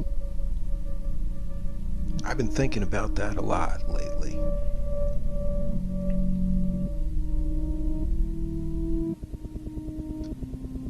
Sometimes the truth isn't hidden well at all, and it's easy to find.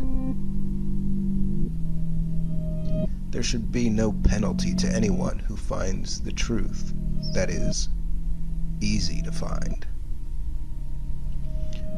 But some people are trying to stop people from publishing basically public information. This is extremely flawed and wrong on so many levels. But this is what's been happening, and I'm tired of seeing it happen. And maybe I should do something about that. Maybe I will. Yeah, maybe I'll start looking into that. It's not what these people want, but maybe it's what has to happen. Until next time, folks, my name is Stephen Campion, also known as the Mystery Man, reminding you that it is far, far better to be smacked in the face with the truth than kissed by a lie. Good night, folks.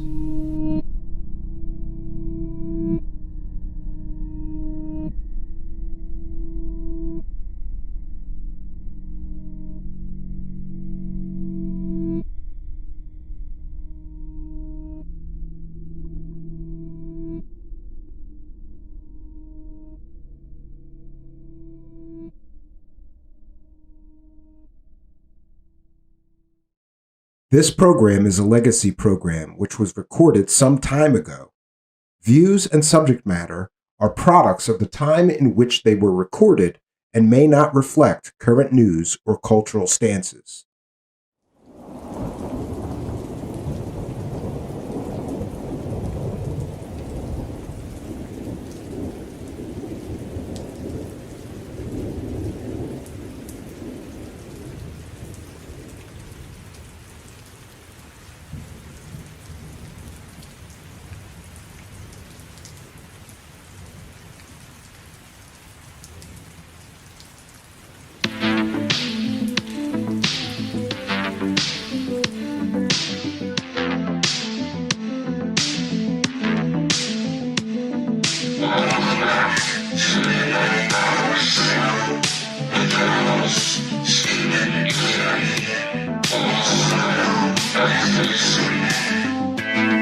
Welcome back, my friends, back to the Midnight Hour.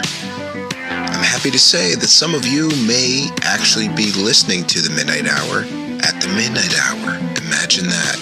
For our premiere of our exclusive interview with Stephen Bassett of the Paradigm Research Group. This man has been on the front lines of the so-called disclosure movement since its inception.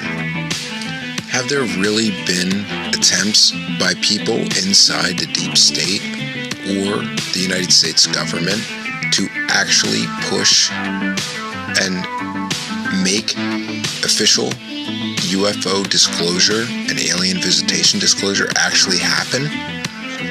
You're going to be surprised about the amount of evidence that people inside the government have tried to push the government into disclosing what they know about UFOs and aliens and about an apparent extraterrestrial presence that our government has known about for quite some time.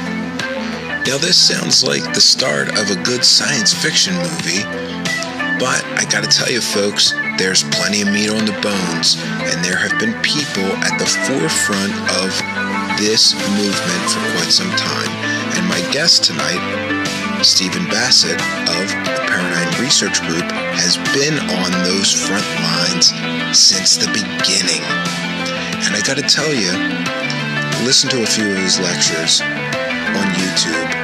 Just Google Stephen Bassett Paradigm Research Group or Stephen Bassett Lecture. And I gotta tell you, you better buckle up, because the man is at a bumpy ride. He's got a lot of good things to say about disclosure and about what may happen and about government people that have pushed for disclosure, and he's got the inside track, and he always has the inside track on this subject. For many years now, he has been on the trail of this thing. He's been on the forefront of this thing. And first of all, I want to thank him for that, because that's a crazy mission that I can't imagine trying to undertake. But he's done this with courage and with intelligence and with integrity over many years. And he keeps at it. And I gotta tell you that I admire his perseverance, if nothing else. So, ladies and gentlemen, if you want to know about UFO and alien visitation disclosure, is it really happening? Is it coming? What's going on? Because there's some great evidence that there's some drip form of disclosure, and they're getting us ready for a big announcement. That's what a lot of people are saying. And like I said, our guest tonight has been on the forefront of this thing since it began. This whole movement to try to push our government into spilling all of the secrets that is held for all these years. There's a lot of secrets in there, and he knows a lot of them. And I'm hoping that tonight he just may share some of those secrets with me and with you, my friends and my listeners.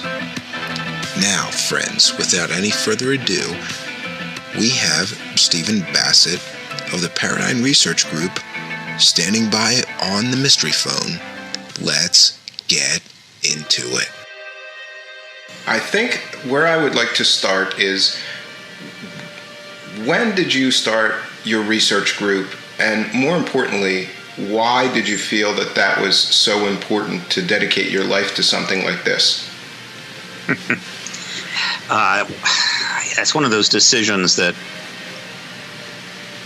emerges sometimes organically and you don't anticipate it. But I set up Paradigm Research Group as a lobbying entity in late 1996, in the fall of 96. But this is after I spent 4 months volunteering with John Mack's organization up in the Boston area. That was the Program for Extraordinary Experience Research, PEER. And this was a very interesting time, but it really wasn't a fit for me. And I was thrilled to have my first engagement of this formal engagement of the issue be with John's contact research work there. But it wasn't a fit for me. It's a very academic setting, and that's not really my background. So I had to decide what to do next. And it just came to me one day in the office. I was sitting there trying to decide, what am I going to do? I've got to pretty much move on here shortly. And then there it was. I lived in Washington off and on for years. I have family that goes back there, 80 years. I knew Washington well. And I thought the key point that I had come to understand was that the problem with the extraterrestrial issue was not science. It was politics. There had been enough science to prove it many times over, enough evidence. It wasn't resolved because there was a political decision on the part of the government that it would not be resolved, that it would be embargoed, it would be suppressed. And so the solution was a political solution. Therefore, let's engage it politically. How would you do that? Well, one good, simple way, which is easy and doesn't cost anything, is to register as a lobbyist. Well, the moment that thought came in my mind, it occurred to me that probably nobody had ever done that. And that was true. So I needed to get myself down to Washington and register as a lobbyist in case somebody else beat me to it. And so I got down there. I arrived on July the 4th, believe it or not, 1996. Oh, that seems fitting. And shortly, it is fitting. And shortly thereafter, I registered as a lobbyist as the first person to do so. That registration was picked up by the news people. The Washington Post interviewed me, and off I went. So it was a really wonderful coming together of instinct and circumstance, and also my connection to Washington that led me to be the first lobbyist. Finally, about a year ago, the second one finally registered, and that's Chase Klotsky. Oh, that was going to be my next question. Are you still the only one, or is there another now? No longer. Chase Klotsky was number 2. It only took 20-some years, 20. Yeah. Maybe the two of you can gang up on some of these senators and things, I guess. I anticipate work with her when I get back to Washington later this year, yes. Oh, well, that's good to hear. And I guess the next question, I really want to talk to you in depth, if possible, about the Rockefeller Initiative, because for people who aren't really aware of some of this history, it's kind of mind-blowing that even happened, or almost happened.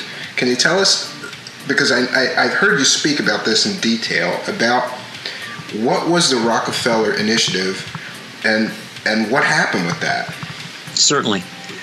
By the way, for your listeners, almost everything we're talking about, you can find a lot of material on my website, which is paradigmresearchgroup.org, or just Google my name, Stephen Bassett. It comes right up. Yeah, and you've also got some excellent talks about all these subjects on YouTube. You just search Paradigm Research Group or Stephen Bassett lecture on YouTube, and you'll find a wealth of information, more than we could cover today.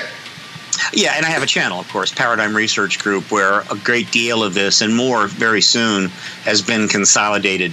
So there's like hundreds of videos up there, and quite a few of them are about my presentations. Look, the Rockefeller Initiative was one of the most important things in the history of the disclosure process, of the disclosure movement. It was a touchstone event, or milestone event, rather, which has influenced a great deal of what's happened since.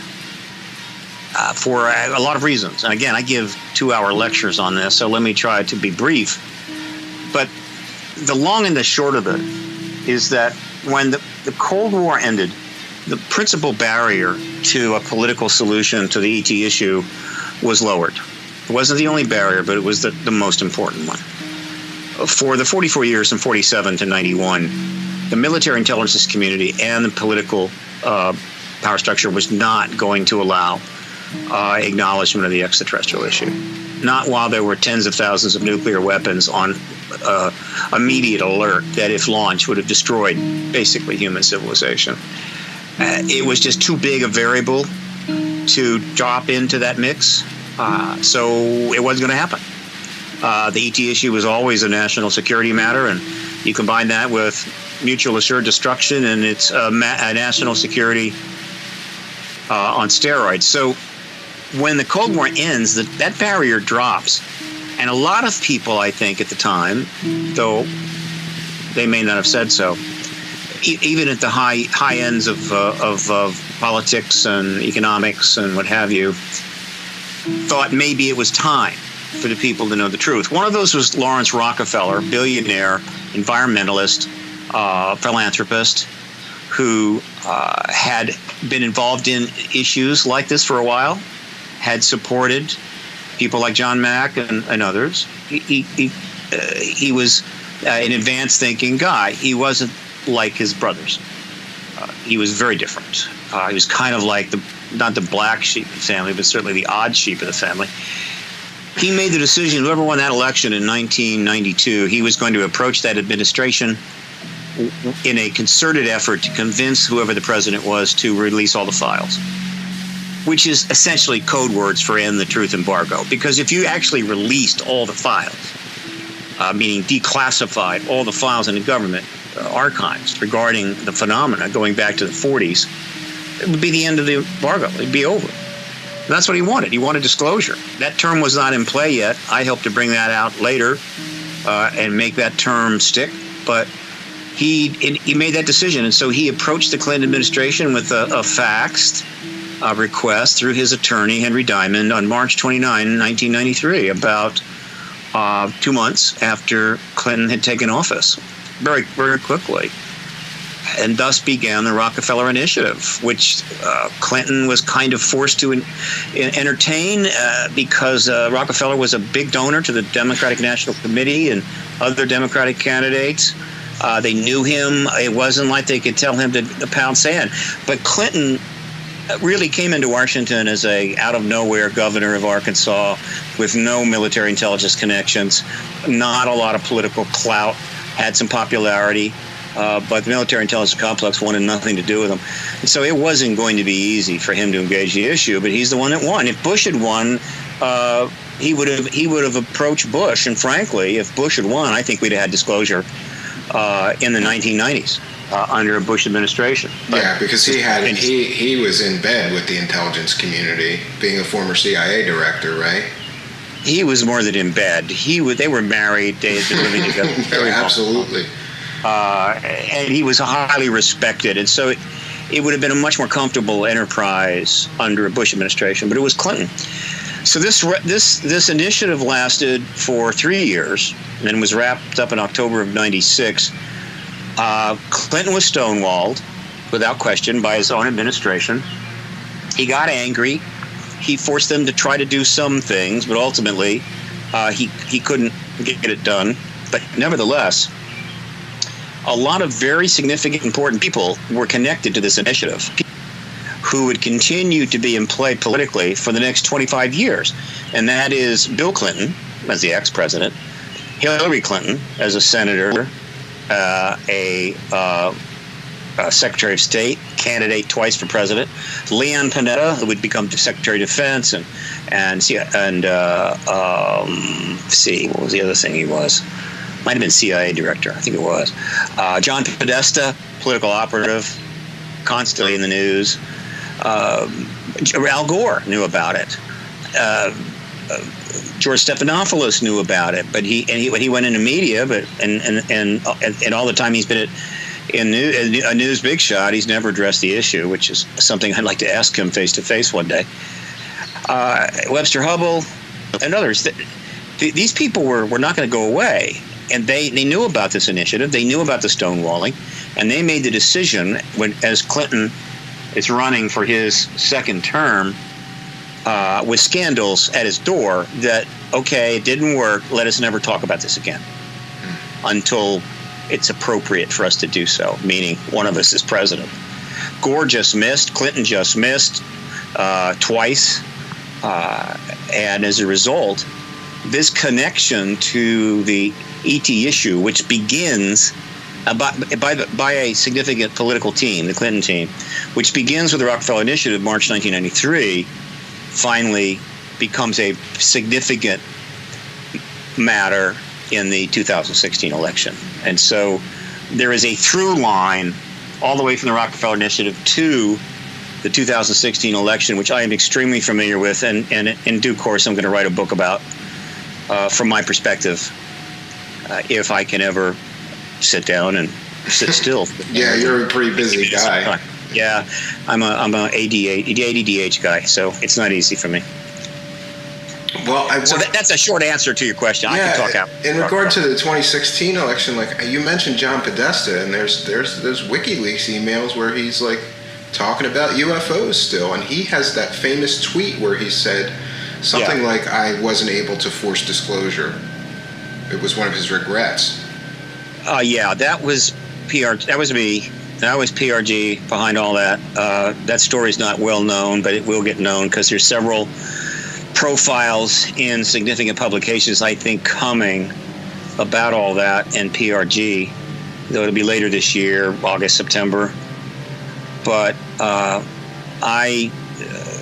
got about 40,000 together, and I came to Washington, back to Washington in November of 2014, with the very simple and straightforward goal to force the ET issue to explode into this huge, expensive campaign, because one, Hillary Clinton was the leading candidate to win the presidency, and two, the Rockefeller Initiative connection, the whole Clinton ET connection, which had been covered and was kind of known, but they'd managed to stay away from it in any way that was significant.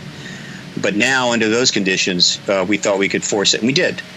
We forced the issue out. Hundreds of articles were written, and there was so much pressure on the Clinton team that members of that team, including President Clinton, Hillary Clinton, John Podesta, even Barack Obama, had to give controlled, limited hangout statements about the ET issue, which generated even more press and got a lot of people's attention.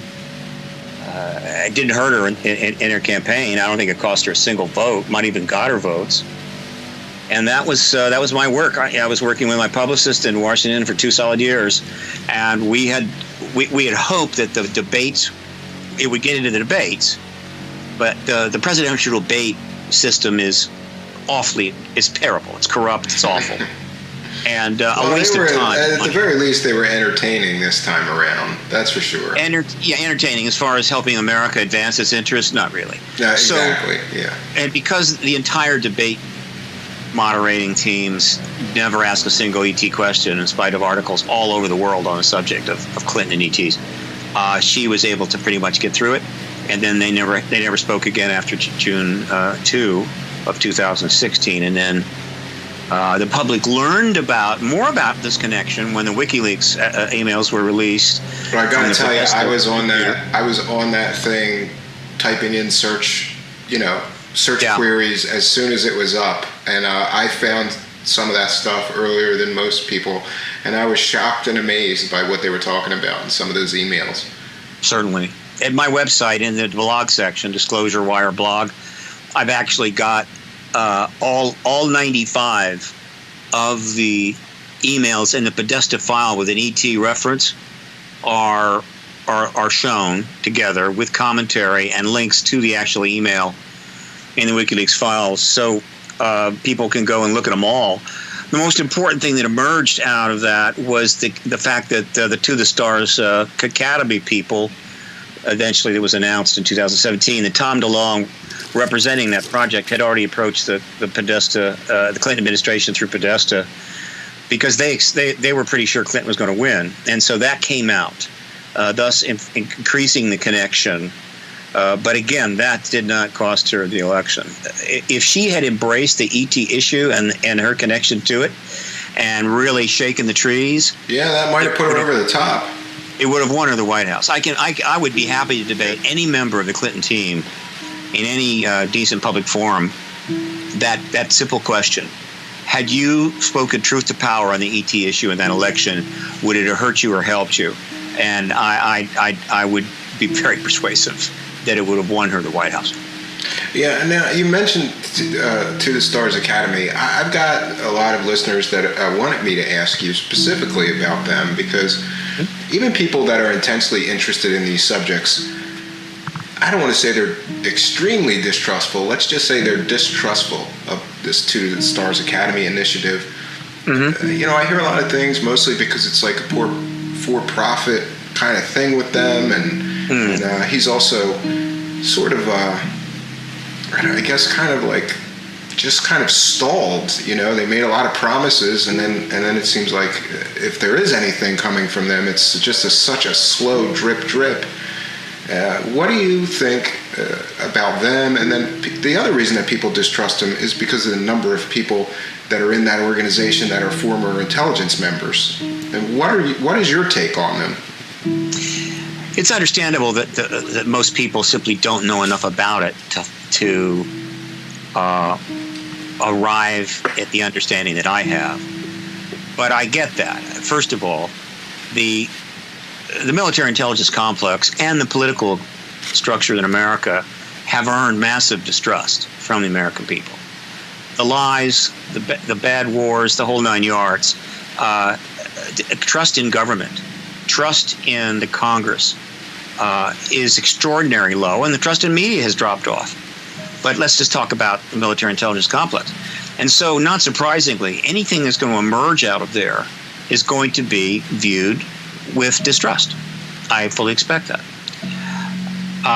As far as the fact that part of the To the Stars Academy's launch was a public service corporation so they could raise money to do what they do, what can I say? You've got Elon Musk, you've got Jeff Bezos, you've got Branson, and they are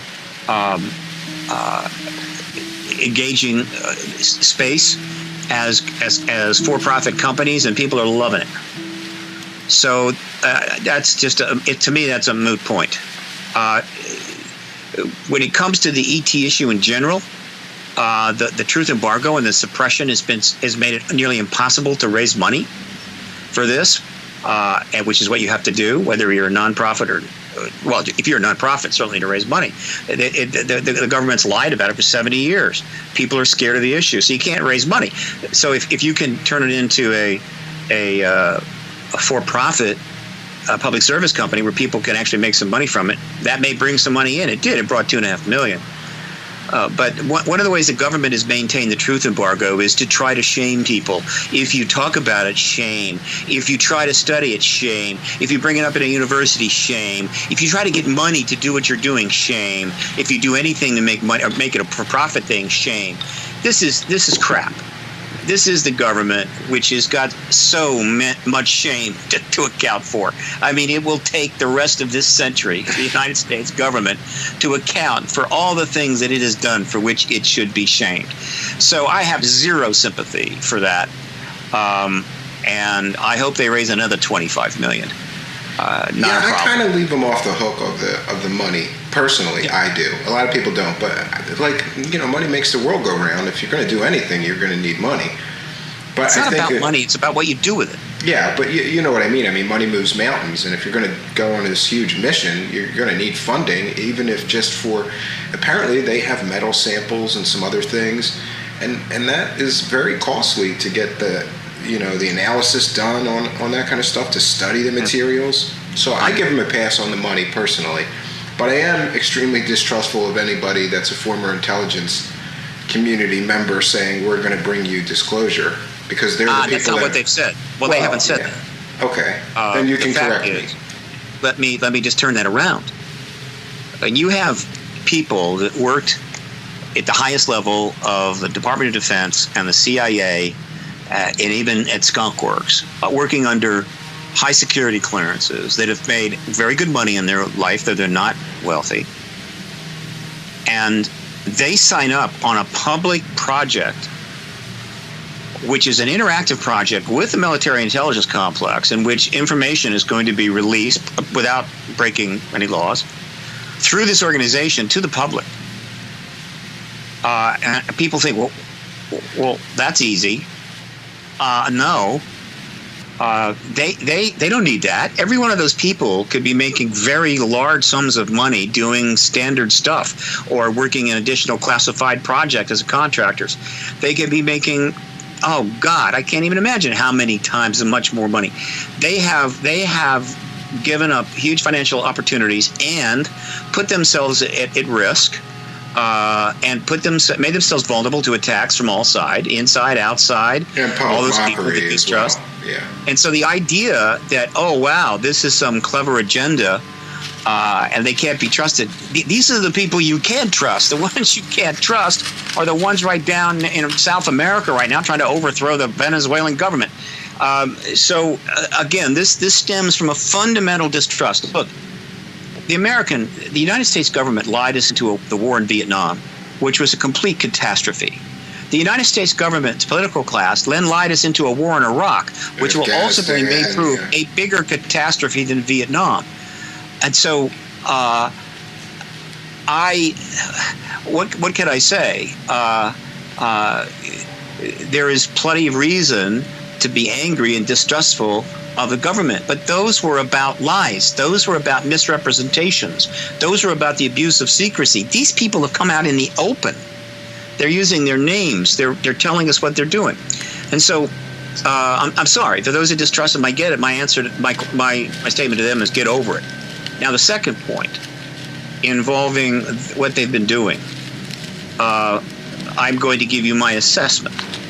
I don't have documents to prove this, and I'm not having direct conversations with anybody in the TTSAS, but the plan, I believe, was to put that project together because they saw the writing on the wall. They realized that Clinton was very likely going to disclose when she got to the White House. They knew about her ET connection going all the way back to 93. They were aware of all the things that Podesta had said over the years. They're seeing all these articles turning out in major newspapers, and then they see her and her husband and Podesta talking about the ET issue in controlled circumstances. And it looked like pretty much it was the ball game. The marathon was about to be over. And they had a real problem in that they were going to be holding the ball. They were going to be actually holding the bag. The politicians might disclose the ET presence. They might get the Pentagon to go along with it, but they were going to then blame the Pentagon, blame the military intelligence complex for all the embargo and all the years and all the misrepresentations. Wasn't us. They made us do it. And these people don't see themselves that way. They don't see themselves as lackeys or enemies of the state. They see themselves as national security defenders of the nation, which they've done a pretty good job, with the odd exception of getting in. But remember, when we go to Vietnam and we go to Iraq, it's not the DOD taking us there. It's the political class taking us there. All right. The DOD did not force the American people into that war. That was a trick played on us by George Bush and Dick Cheney. So again, their job is to follow orders and defend the country. They've done an incredible job of that, and they've been abused by the political class far too many times. Let's hope that changes. And so when they see what's coming down, I think they made the decision they need to put a project together, and they needed somebody to front it that wasn't a member of the military intelligence community, because it would have been a lot more difficult if the To the Stars Academy had announced and launched itself and had, say, Luis Elizondo as the head of the operation, the CEO, because he was obviously 30-year career intel. And so it turned out that Tom DeLonge had been approaching people for some time, for years, with his ideas about getting this out and having them participate, having the military intelligence complex be a proactive participant in the disclosure process. And he had lots of money, and he's very knowledgeable about the subject. And I think they decided, fine, let's have Tom be the CEO. And so I think the plan was them to build a program together, hint about it, which they did a couple of times, but not beyond just some basics. And then once Clinton won the election, launch the To the Stars Academy in late November of 2016 during the transition, before she became president. Thus, they would have been out in front of the issue and already probably they would have already generated those 2 huge New York Times articles. And when Clinton gets in, they're ready to help her out. And if the DOD comes along and Clinton discloses, everybody wins. But when the Clinton email, when the Podesta emails sort of got dumped early, that created a problem for them. It was not supposed to happen. And then when she loses the election, it blows everything sky high. And so most people, though, didn't know this. This was not a complaint of the general public. This was a problem for people like me who knew what was going on. It blew their project up, which I knew was coming, and it blew my work up. Okay, so it took them 11 months to regroup and decide how to launch the To the Stars Academy, or not. They could have maybe waited 2 years. But they made a decision in October to go ahead and launch and announce and put the website up, which they did, and the announcement came on October 11th, 2017. And then see what happens. The problem they had, and one of the reasons they delayed it, was that if losing the election had upset the apple cart, the Trump administration and the political chaos that it has been creating blew the apple cart away in a whirlwind, and probably never to be found again. We have been operating in the middle of the worst political crisis in American history. Worse than Teapot Dome, worse than Iran-Contra, worse than Watergate. This is a political crisis and a constitutional crisis on multi-levels. It is a Force 5 hurricane.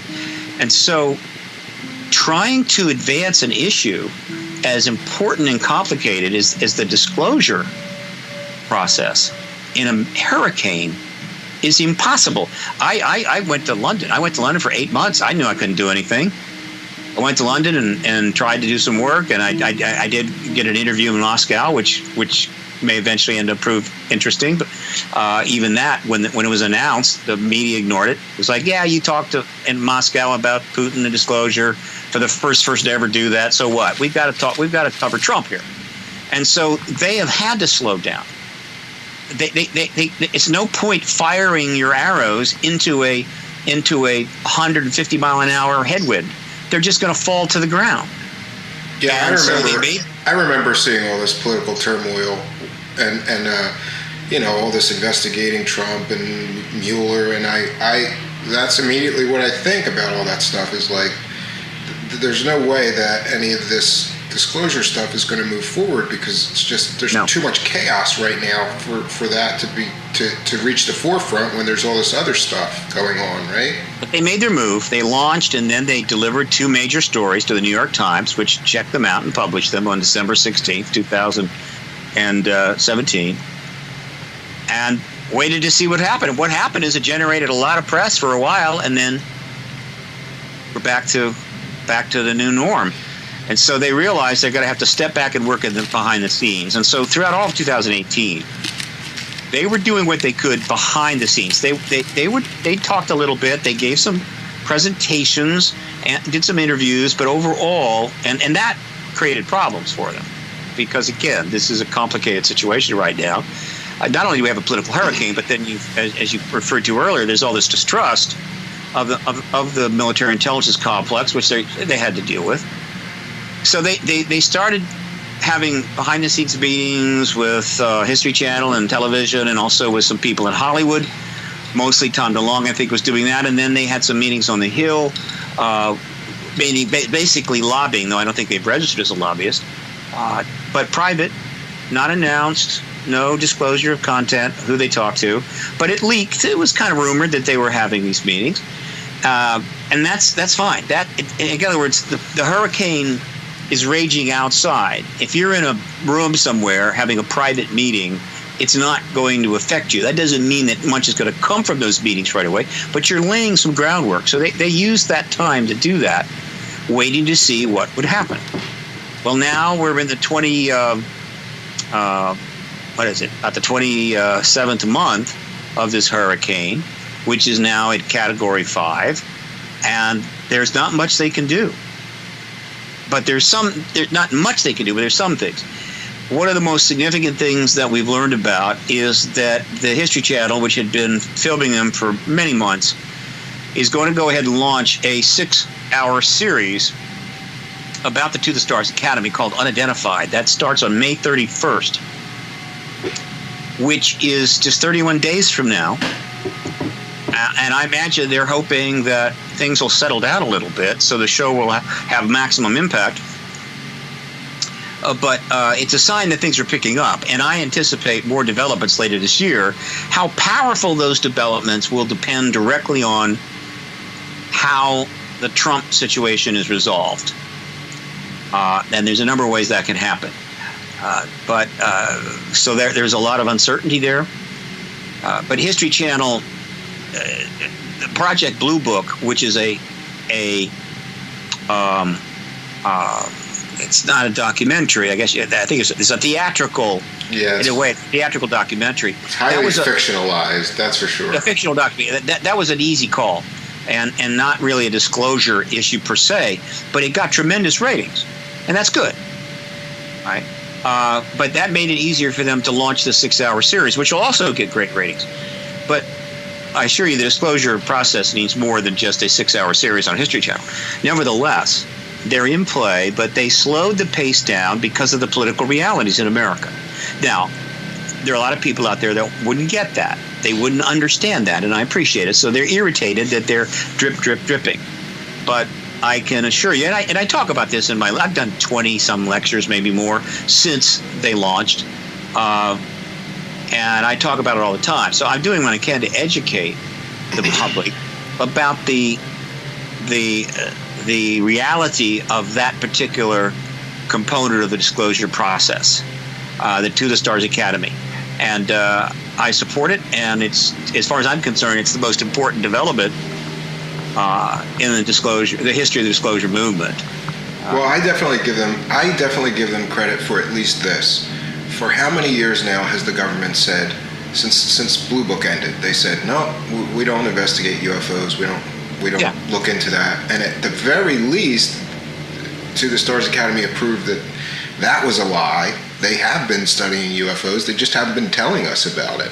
And I always believe that to be the case. There's no way that they're just going to let these things fly around in our atmosphere and not do something about it. Even from just a defense standpoint, you want to know what that is and what is it doing here and why is it invading our airspace. Yeah, but that was obvious 40 years ago. I mean, what is brilliant about the maneuver that was made? This is before the Two Stars Academy. In other words, Two Stars Academy is not. There's plenty else that's happened prior to the TTSAAS. And one of them was a brilliant strategy by who I consider a pivotal figure in all of this. Very private, you don't see him much, but he has $1 billion+ bucks, so that makes it a lot easier Bigelow, right? Pivotal, yeah, Bigelow. They came up with a brilliant idea. So what he did was he pressed Harry Reid, who was pilot and had been talking to John Glenn. Maybe he helped convince Harry Reid, when he was the Senate Majority Leader, with a lot of power, by the way, and could not be ignored, to press to get a program. I guess you could say a study at the Pentagon. And the Pentagon's attitude would be, "Are you kidding? We don't want to." And Reid basically said, "Yeah, you do." And let's just say that he could cause a lot of problems for the Pentagon if he wanted to. They really didn't have any choice. Plus, he agreed to get the money. In other words, he agreed to earmark the money with the help of 2 other senators, so that it would all be pretty much hush-hush.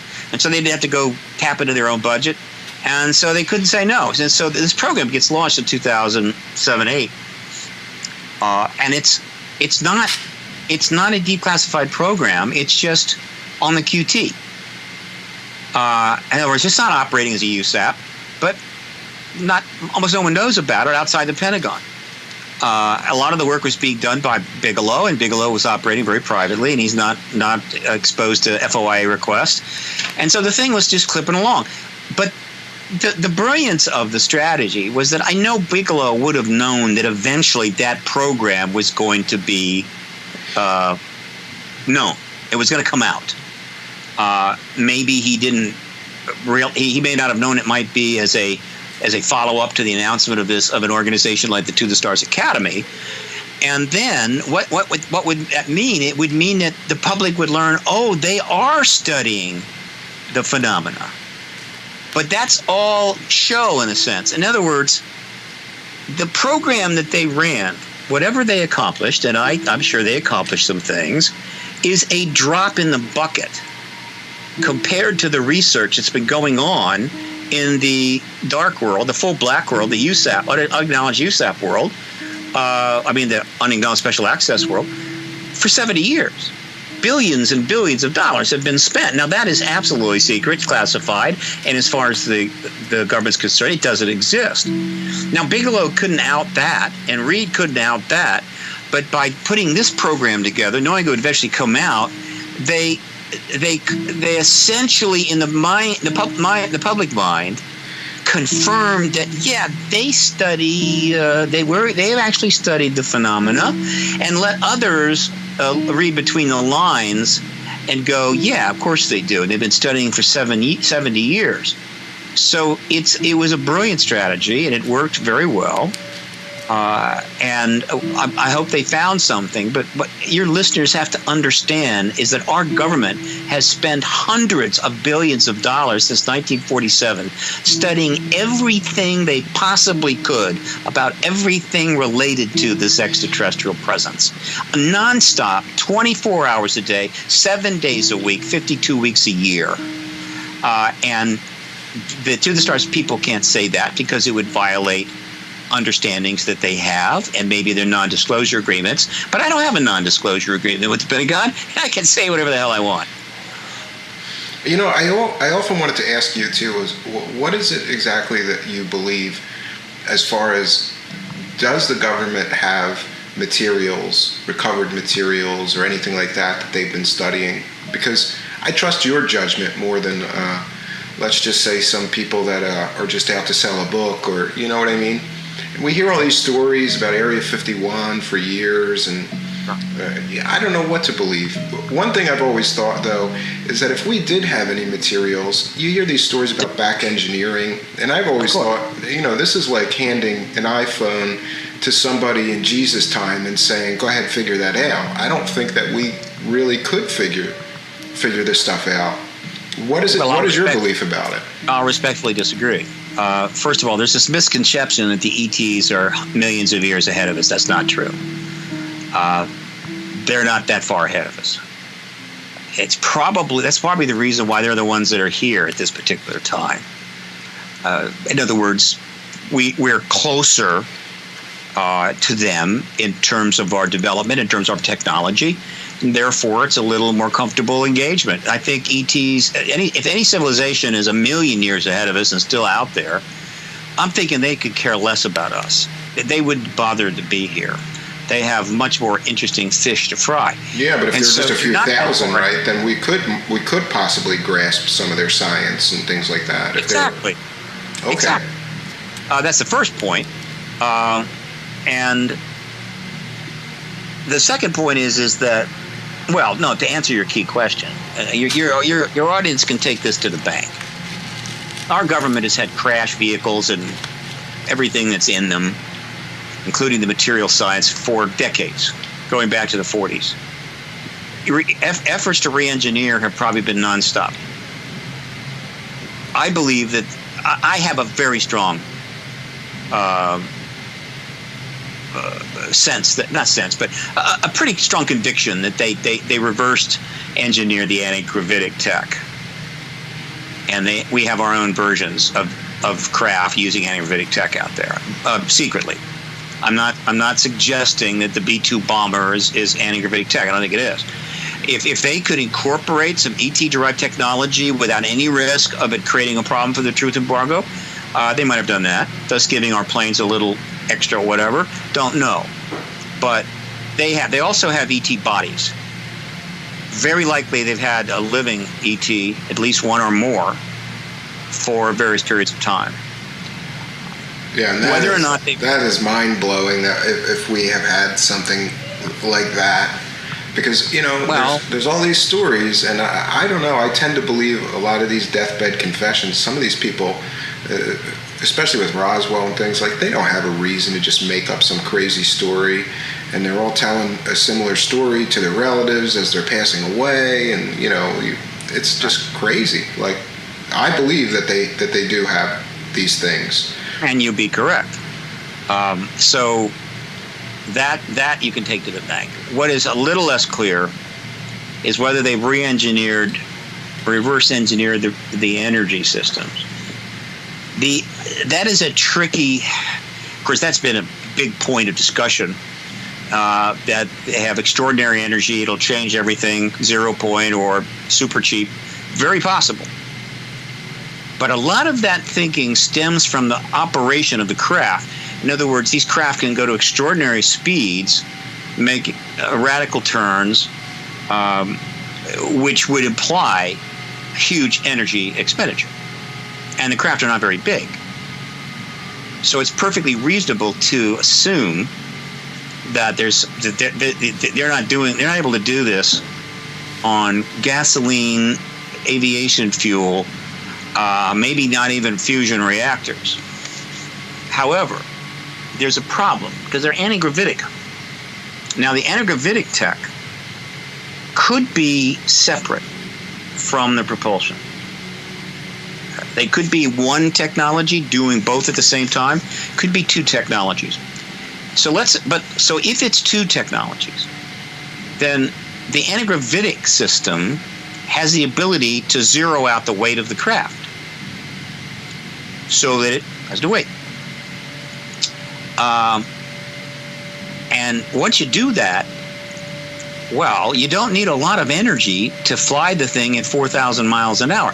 Imagine if it was possible to completely negate the mass of a F-35 or F-22 fighter, so that essentially those jets were driving a few ounces.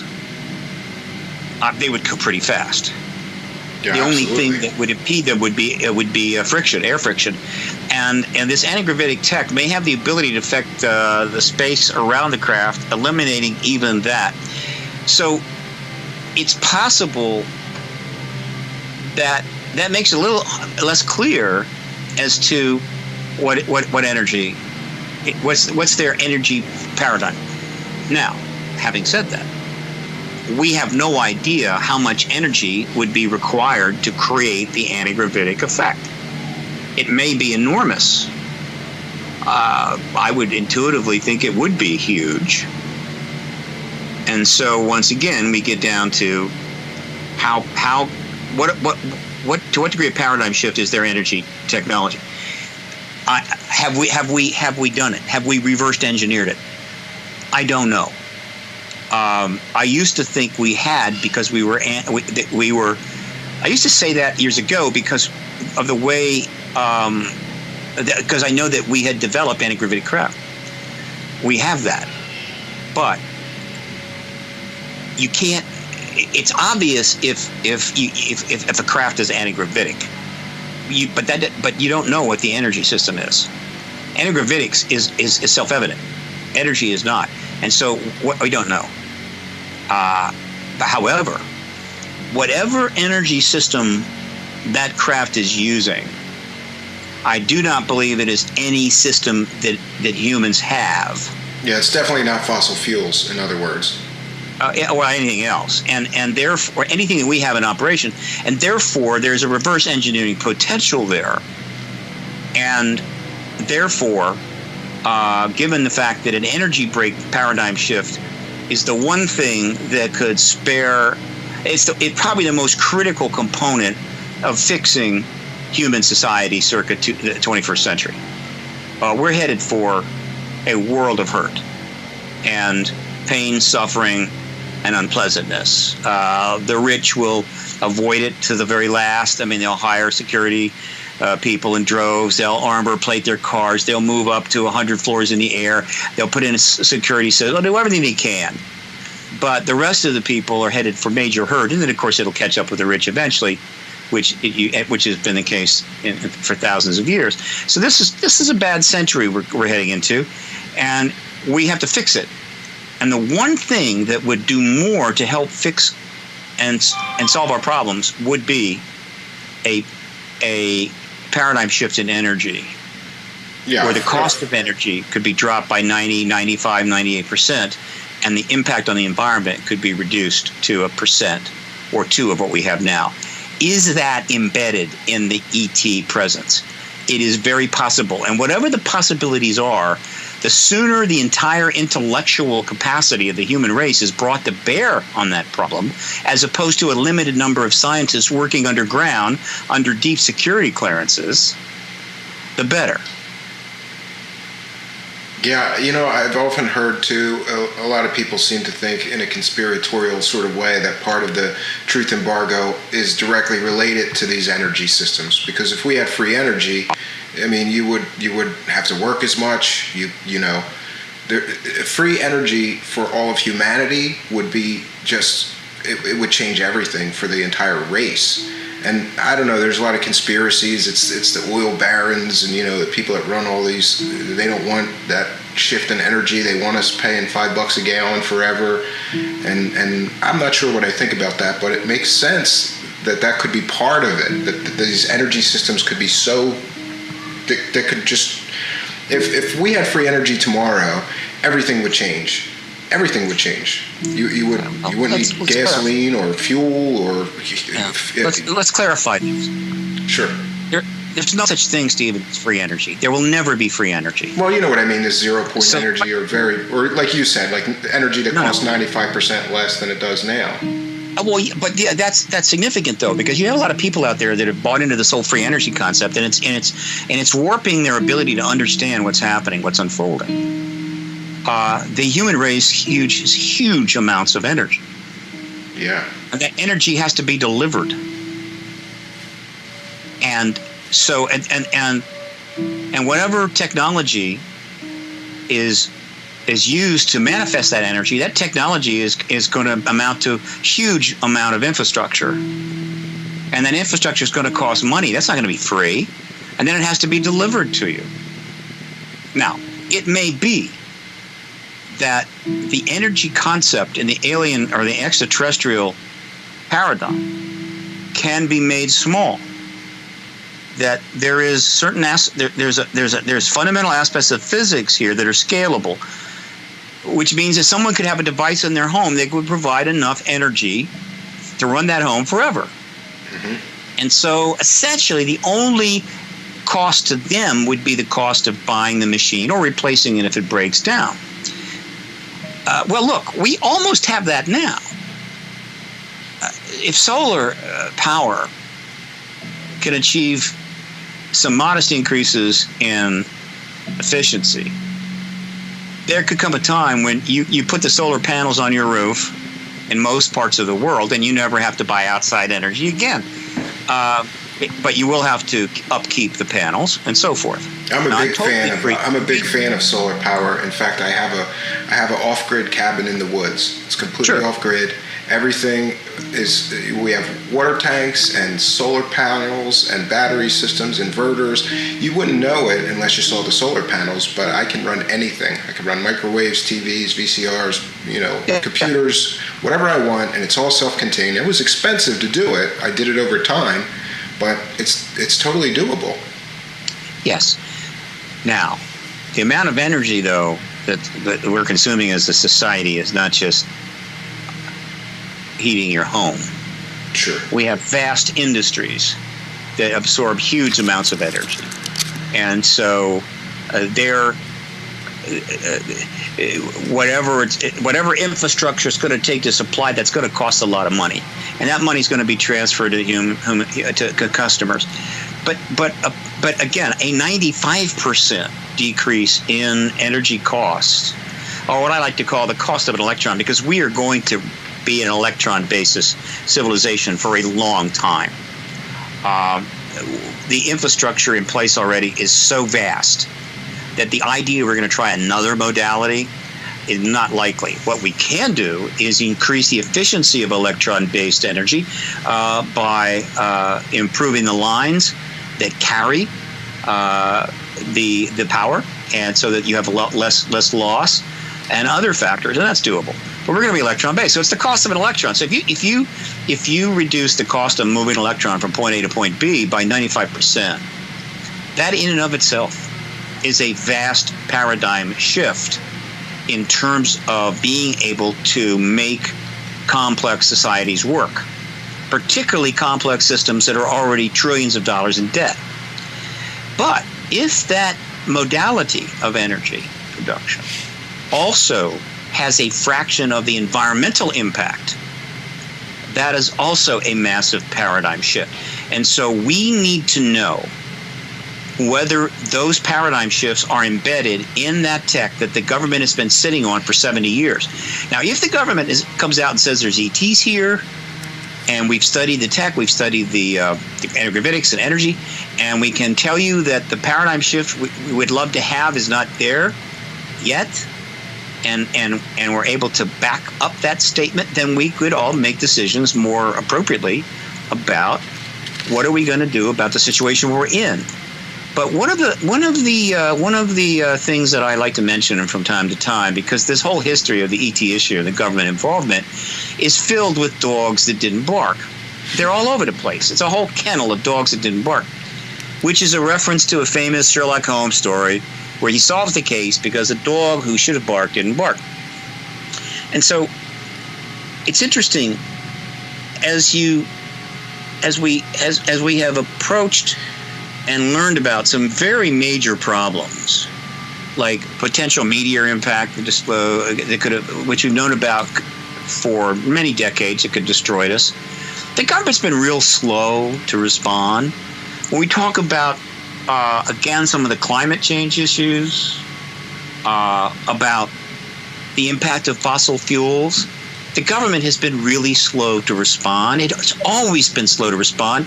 And the only reason we're getting action now is from enormous pressure from the public.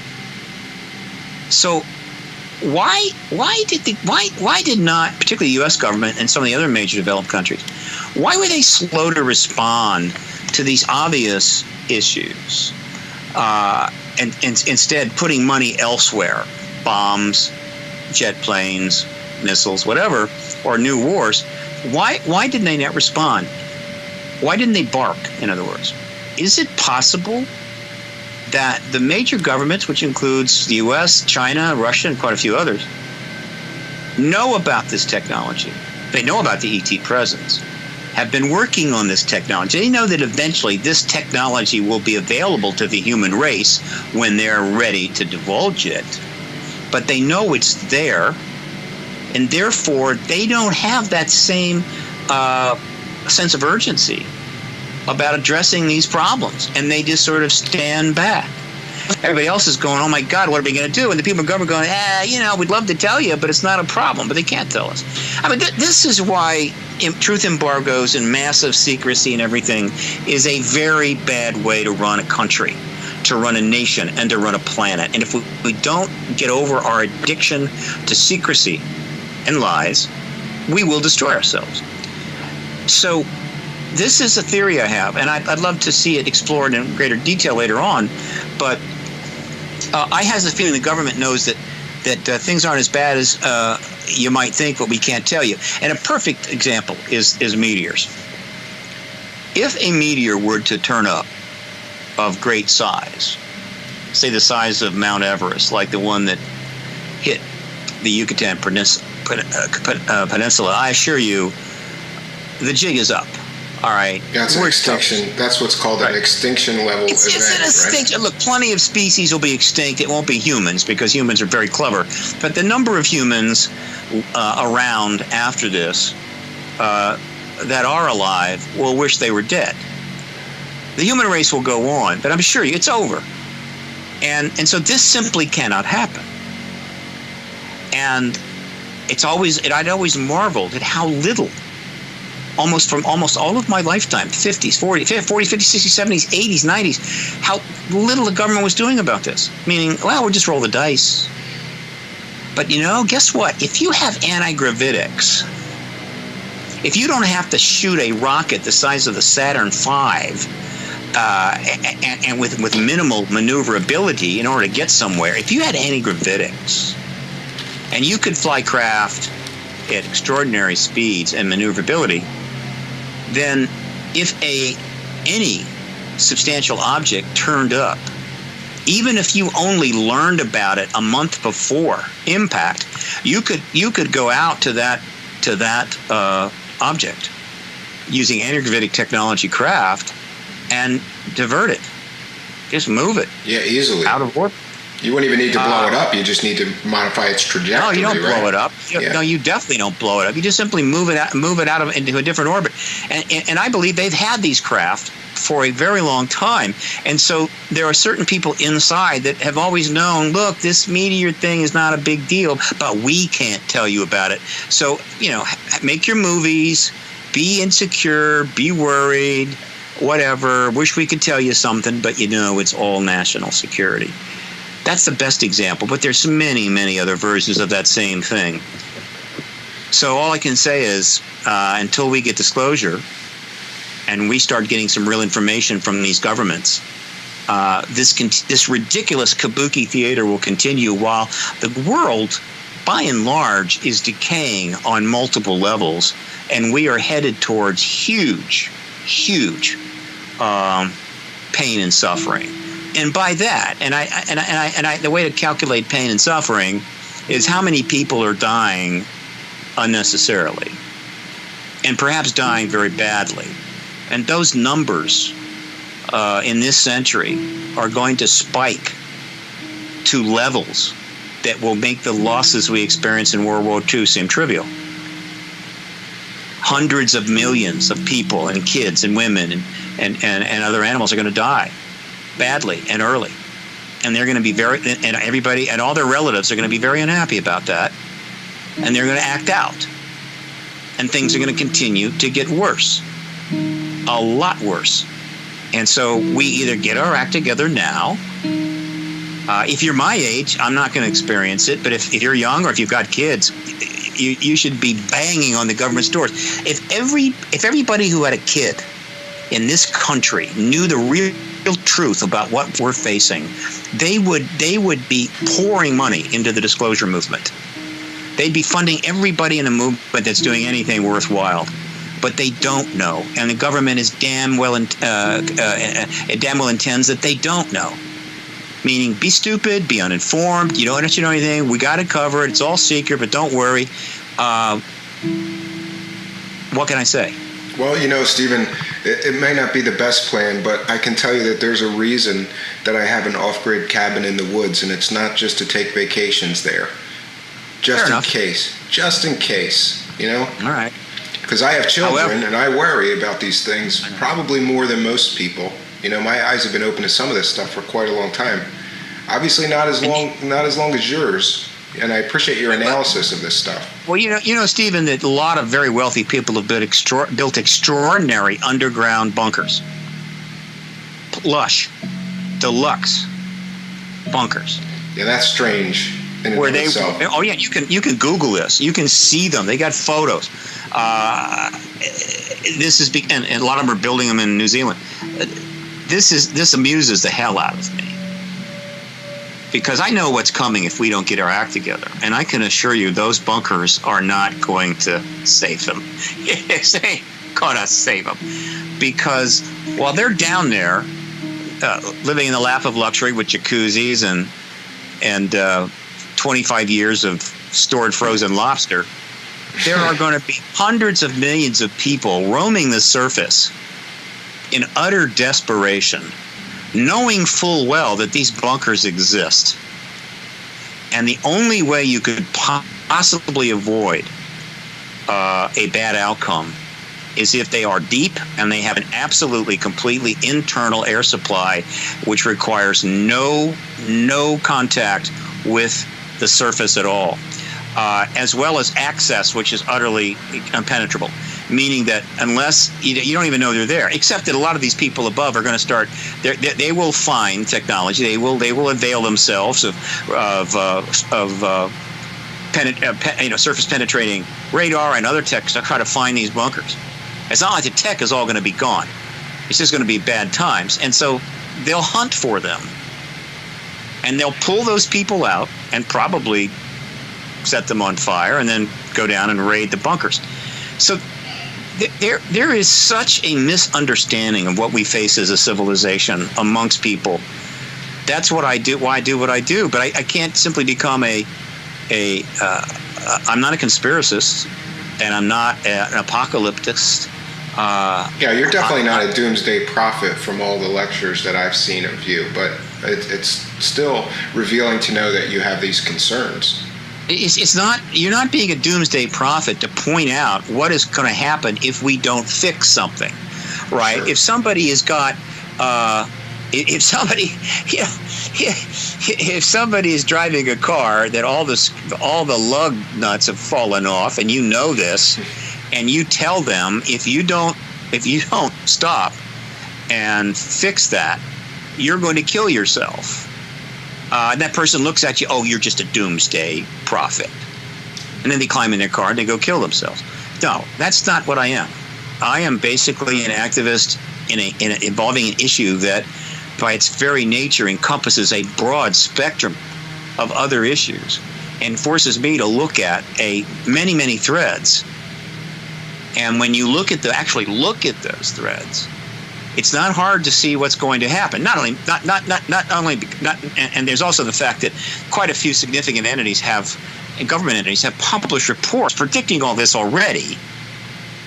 But these reports don't get a lot of attention because nobody wants to read that kind of stuff, and there's not a lot of effort to publicize them. But the 21st century is pretty easy to figure out if we don't fix pretty quickly what we need to fix. And right now, the only chance we have of making any serious progress in this fixing process, which I would call a reformist process, is to end the truth embargo and the ET question. That has the best shot of changing the game, the rules, and opening the doors for reform. Nothing else even comes close to it. not some conference or some peace conference, not a couple of clever books. We're way past that. We need a massive worldview change and a refocus on a global level, and it's going to take an announcement of the power of a disclosure to have any shot at that. And there's no guarantee it'll work, but I'm optimistic it would. And you know, so that's what's at stake. One of the other important questions that I wanted to see your analysis of, because it's just an observation of mine, but after that To the Stars Academy New York Times piece and this and that, it seems like, to me at least, that the media completely changed the way that they cover UFOs and this kind of thing. It used to be that you would hear a UFO story and it was kind of like, they kind of made fun of it, like, oh, aliens, you know, and it was funny. Yeah. And now it seems like, at least to me, that their coverage of these things has shifted to be more serious and science-based. That's been underway for about 20 years. At my website, I have linked to nearly 11,000 articles going all the way back to 1947. Wow. In other words, you could go to my website and read 11 mainstream articles now. I'm not talking about UFO magazines, paranormal press. I'm talking mainstream print, going all the way back to 47. And if you were to read all these, you would see that the coverage of this issue has evolved and gone through phases. And that will be a significant course of study someday at major universities. But it has been improving since 2000, particularly 2001, but still not adequate. But then it took I think the citizen hearing on disclosure, which I produced back in 2013, created a shift, helped. The political campaign of 2016 really changed the equations, and probably has had the most impact on media coverage of this issue, and of anything that I'm aware of.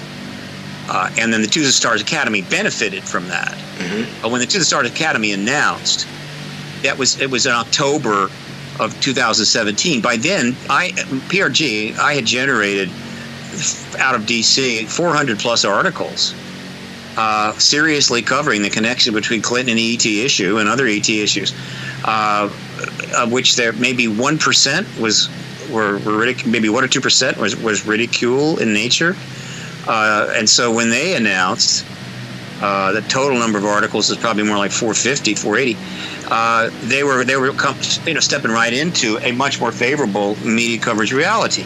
Now their announcement and the work they've done has further improved the coverage of this issue. And if it were not for the constitutional the political hurricane that we are living in right now, where the media is at, we would have disclosure. They're ready to cover this at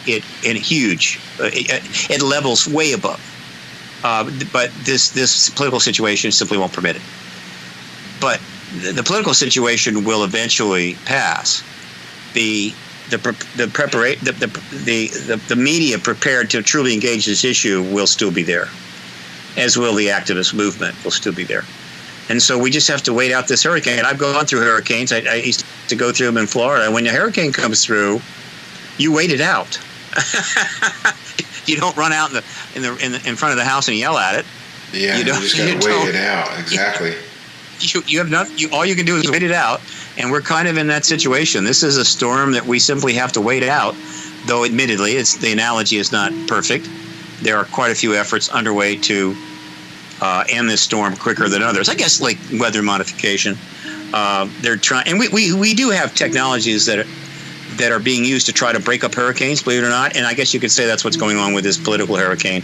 There is some efforts to break it up so that it doesn't last any longer than necessary. You know, and another question I wanted to ask you is, a lot of people have asked me about disclosure, and it seems to me, and many other people, some people have a theory that the government or the powers that be are sort of getting us ready to get our consciousness raised to say, okay, yeah, there's life on other planets. We're not the only thing in the universe. There's all these stories, the exoplanet stories. There's water on Mars, and all these other stories that seem to be like, a lot of people believe that they're getting us ready. Do you believe that? I don't quite see it that way. They are. Let's just say that throughout the 70-year period, there have always been people in all levels of government aware of the ET presence that wanted the world's people to know about it. But there were people that didn't. And so over the years, from time to time, those that favored it would maybe be able to do something that would help advance that issue.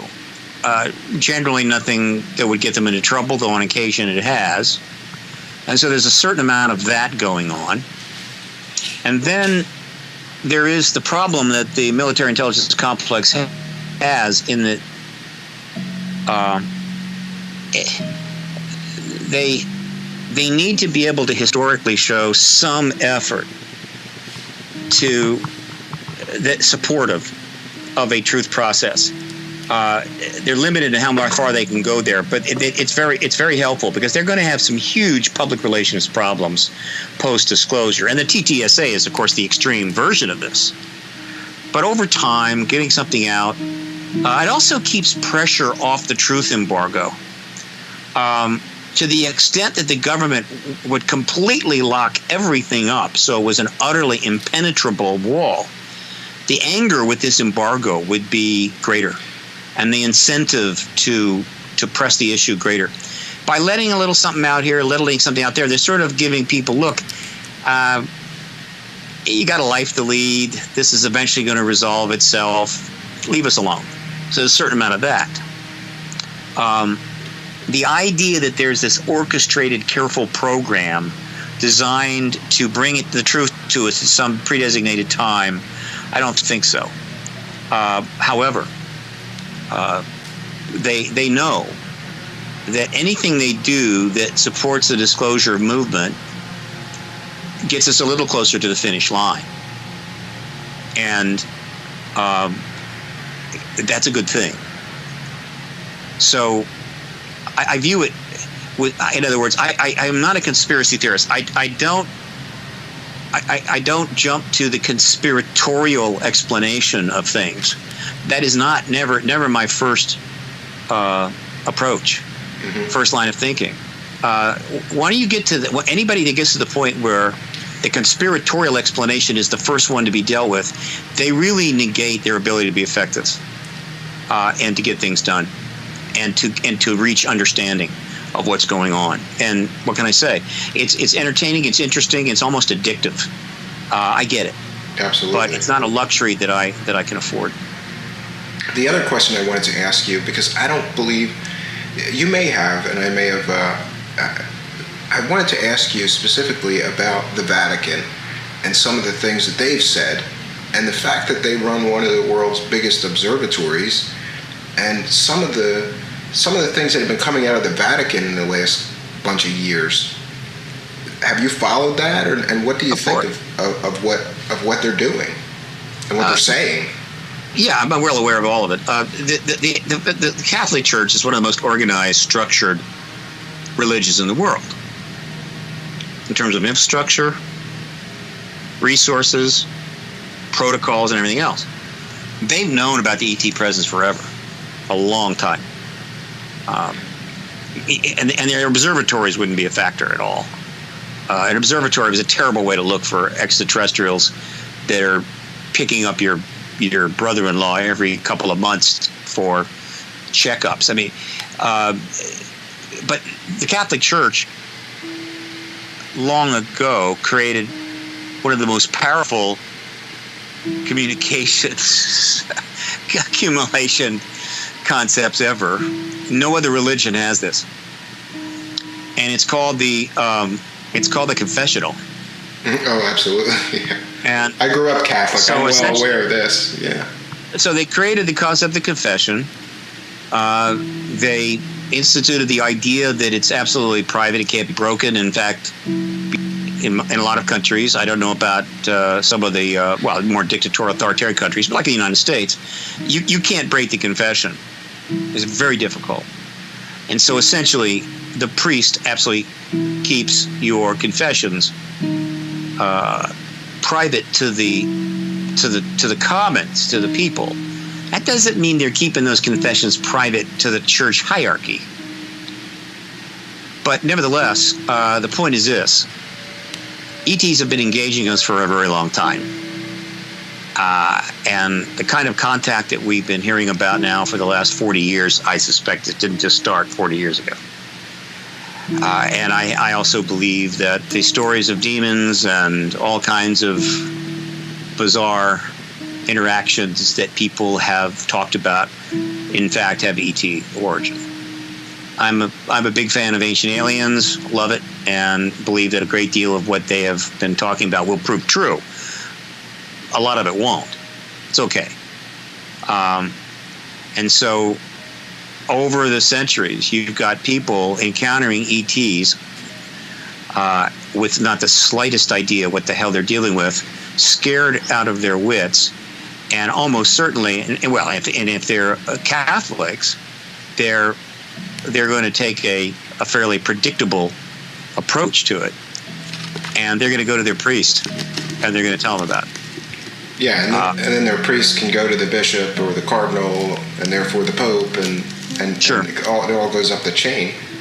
Now, how long it took for the Catholic Church to figure out that some of these things being reported were not what what they might think, meaning they're not demons, they're not angels, they're not this, they're not that. I don't know. I doubt they were thinking that way in the 11th or 12th or 13th century. But at some point, the Catholic Church probably started to figure out, and this probably would start to become a possibility with the Copernican revolution, Kepler, and so forth. As we started to learn a little bit more about the solar system and what have you, they might very well have started to. Some people within the church would have started to go, is it possible that what our parishioners or what our members are reporting to us are in fact other beings from somewhere else? But they've had this information flowing into them forever. And of course, as their numbers grew to 500 million, 600 million, 700, that's a lot of confessions. All right. Okay, do the numbers, do the math. And so the church has known about the ETs for a long time. But for any number of reasons, it chose not to, maybe good reasons, not to make this a matter that they were going to openly address. However, that started to change within the last 25 years. The Catholic Church started making very clear, decisive maneuvers, which absolutely was positioning the church on the right side of the issue and preparing their 1 billion members to be able to deal with the reality of the ET presence once it was disclosed. And also, just like with the TTSA and the Department of Defense, by making these statements and maneuvers, they were mitigating the public relations problems they were going to face when the announcement came out. And so the Catholic Church is totally ready for this. I'm not worried about them.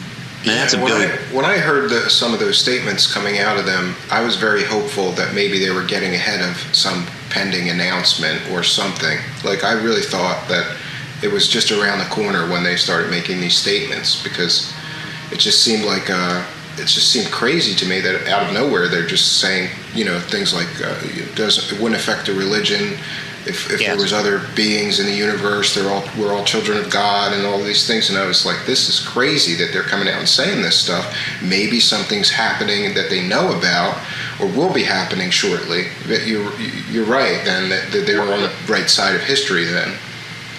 There are things they know about, but around the corner is relative. Certainly it's not. 25 years is not a long time in geological terms. So it's been about 25 years since the Catholic Church started to make some bold pronouncements. There had been a few things in the past going back. It wasn't like it'd been totally silent, but really, you saw a sea change about 25 years ago. 25 years is not a long time. You know, and as I pointed out, we could have had disclosure under Clinton if things had gone a little differently. We could have had disclosure under George W. Bush if he'd won a second term. We could have had disclosure under Al Gore if he had beaten Bush. The political situation, and of course also the status of China and Russia, Soviet Union and Russia, has been a serious. They've been major determinants about whether disclosure might happen, definitely can't happen, could happen, this type of thing. It's been a very complex 28 years since the end of the Cold War. The world has gotten, well, population has increased by several more billion. The technologies have advanced, more nuclear nations. The degree of complexity that human civilization is facing now is a magnitude or two higher than it was facing in 1900, even 1945.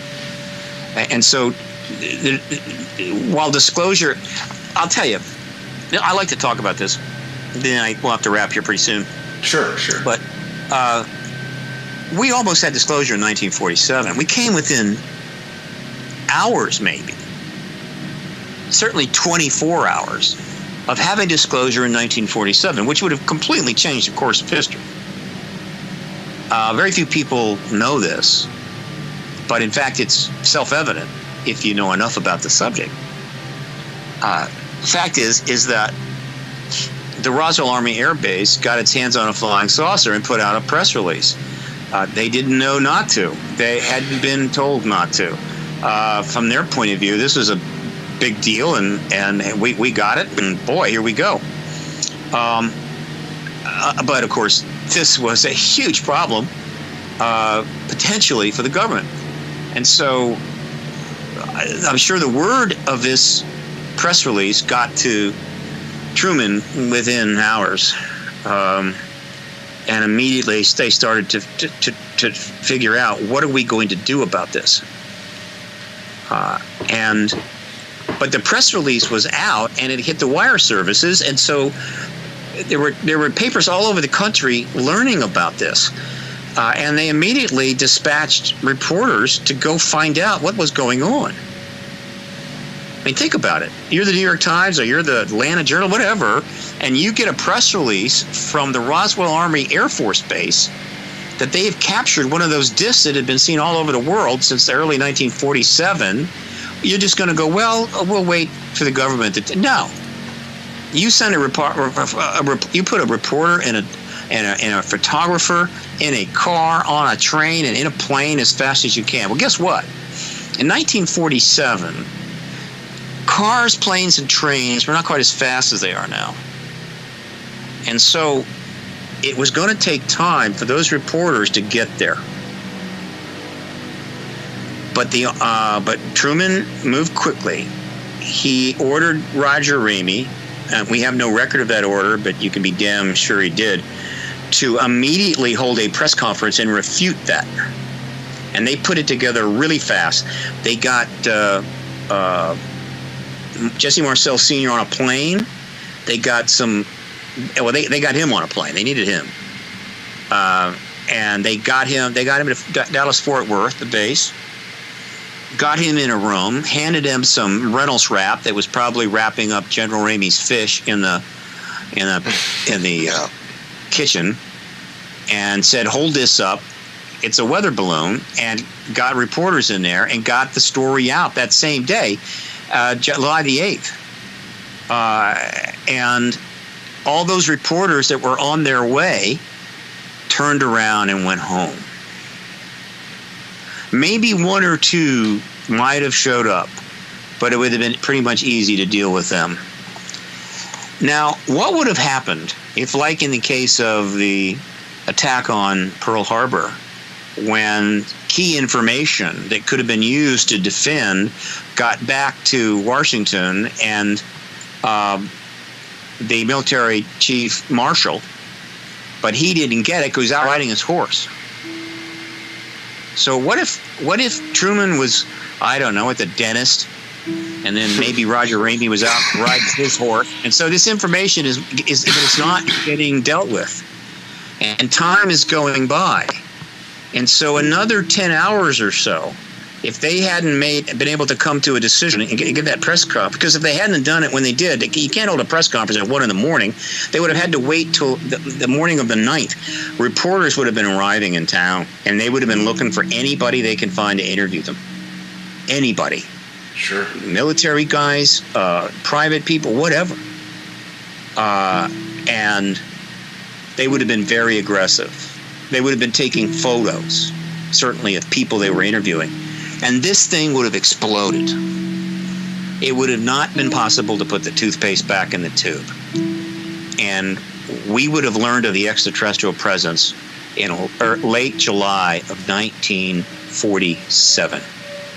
That's how close we came, within hours. And the truth embargo would have never got started.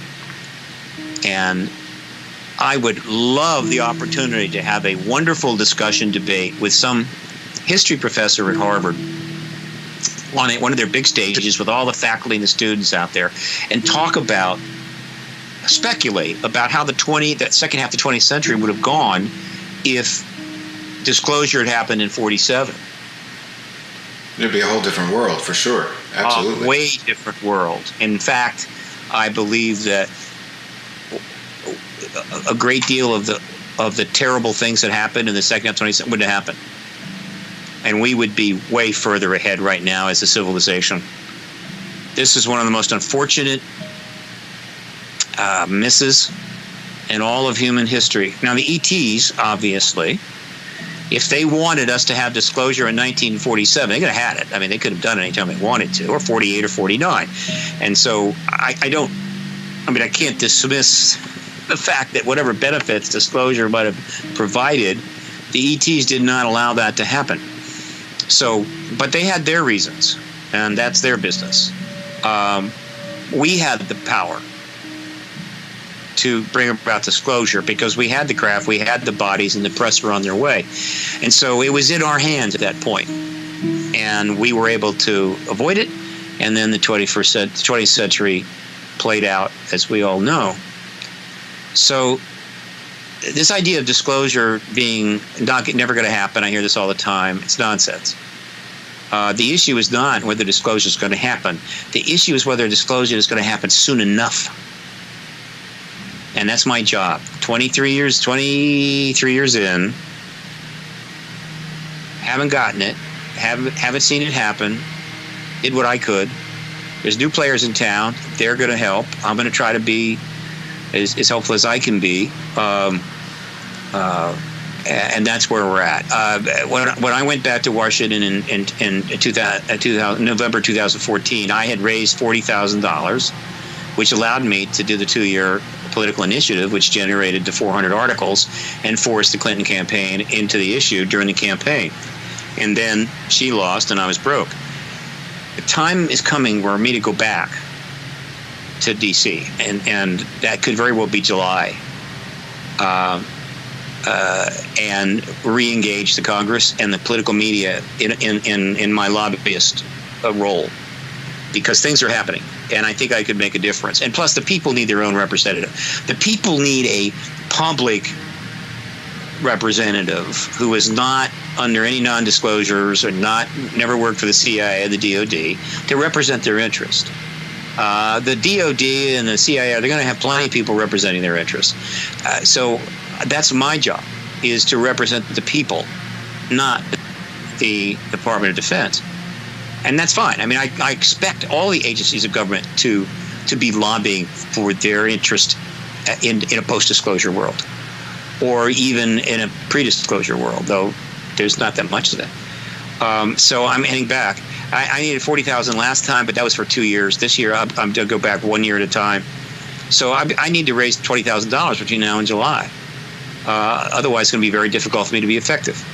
I didn't play the guitar much. I played a lot, but I didn't practice. I was just not that good. Yeah, I've heard you say this. And so he made millions of dollars, and I didn't. And so I only operate on support. I need, I have a lot of people who send a little bit of money in, but it's most of the people that follow this field generally are not business icons. But I'm sure there's some. I just basically am one person to come forward and say, look, you got to go back. You got to go back for a year to lobby in Washington D.C. on this issue. Here's $20,000, and do what you can. And that's what I need. I'll be getting a little bit of money here and there, but I'm going to need it's going to take a single person to come forward that believes that the people need to be represented in these final months of the truth embargo, and that the lobbying needs to happen now, because we never know what's going to happen. There's all kinds of events that could take place that could push us back, take us backwards. And so if we're not constantly pressing forward, we could end up losing even more ground. So that's the game plan. Get $20,000, go back to D.C. probably in July, start full-time lobbying to Congress and the political media, using my contacts, and generate media, more of that good media you're talking about, and hopefully get back on CNN, MSNBC, Fox News, and so forth, which I used to be on, but they haven't been in touch with me in a long time. However, I think the timing is right for me to be back on those programs. Because when I go on one of these shows, I have no limitations on what I can say. Absolutely, none. Yeah. Zero. And I will say exactly what I believe to be the truth. I will not hedge it one iota because I don't want to offend this person or that person, or I want to make sure I get invited back. No. I'm a political activist. My job is to speak truth to power.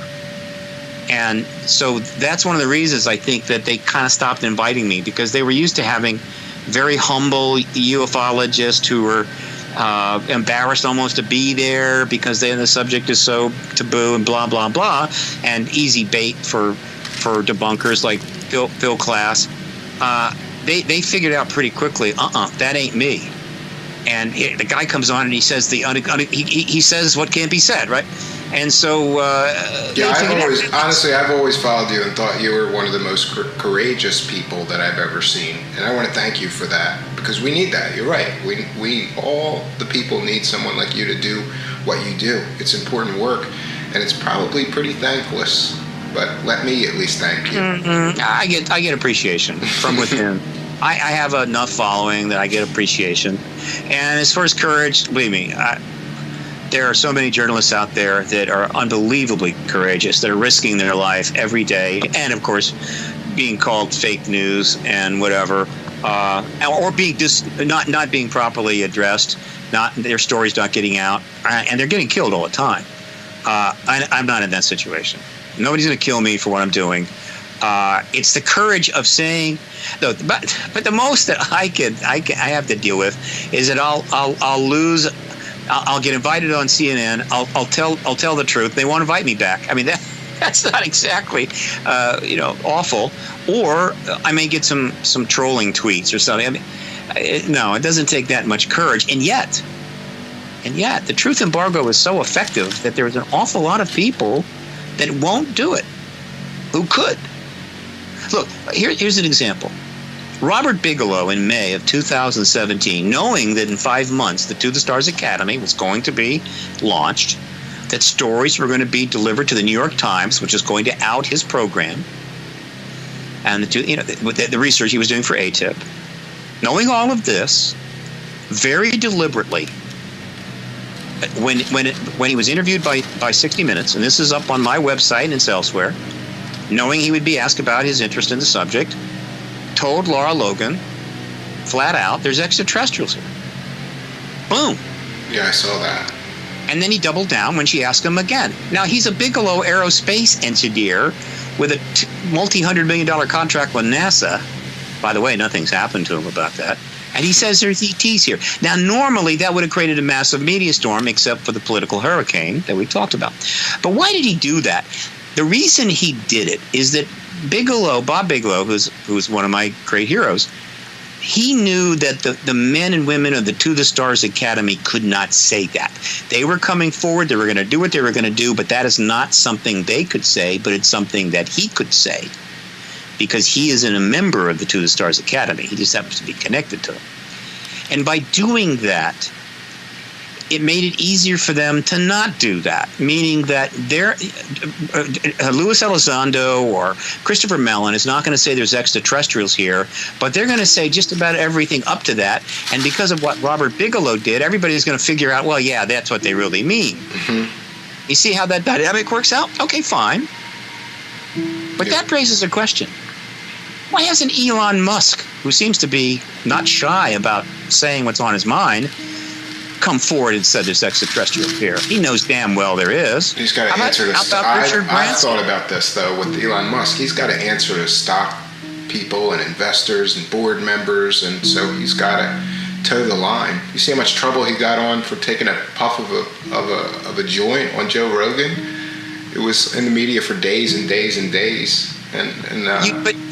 Well, yeah, but I mean, it's one thing. Well, the problems he got into were very much connected to improper statements under SEC. Saying there's extraterrestrials here has nothing to do. Yeah, you're right. You're right. I agree with you.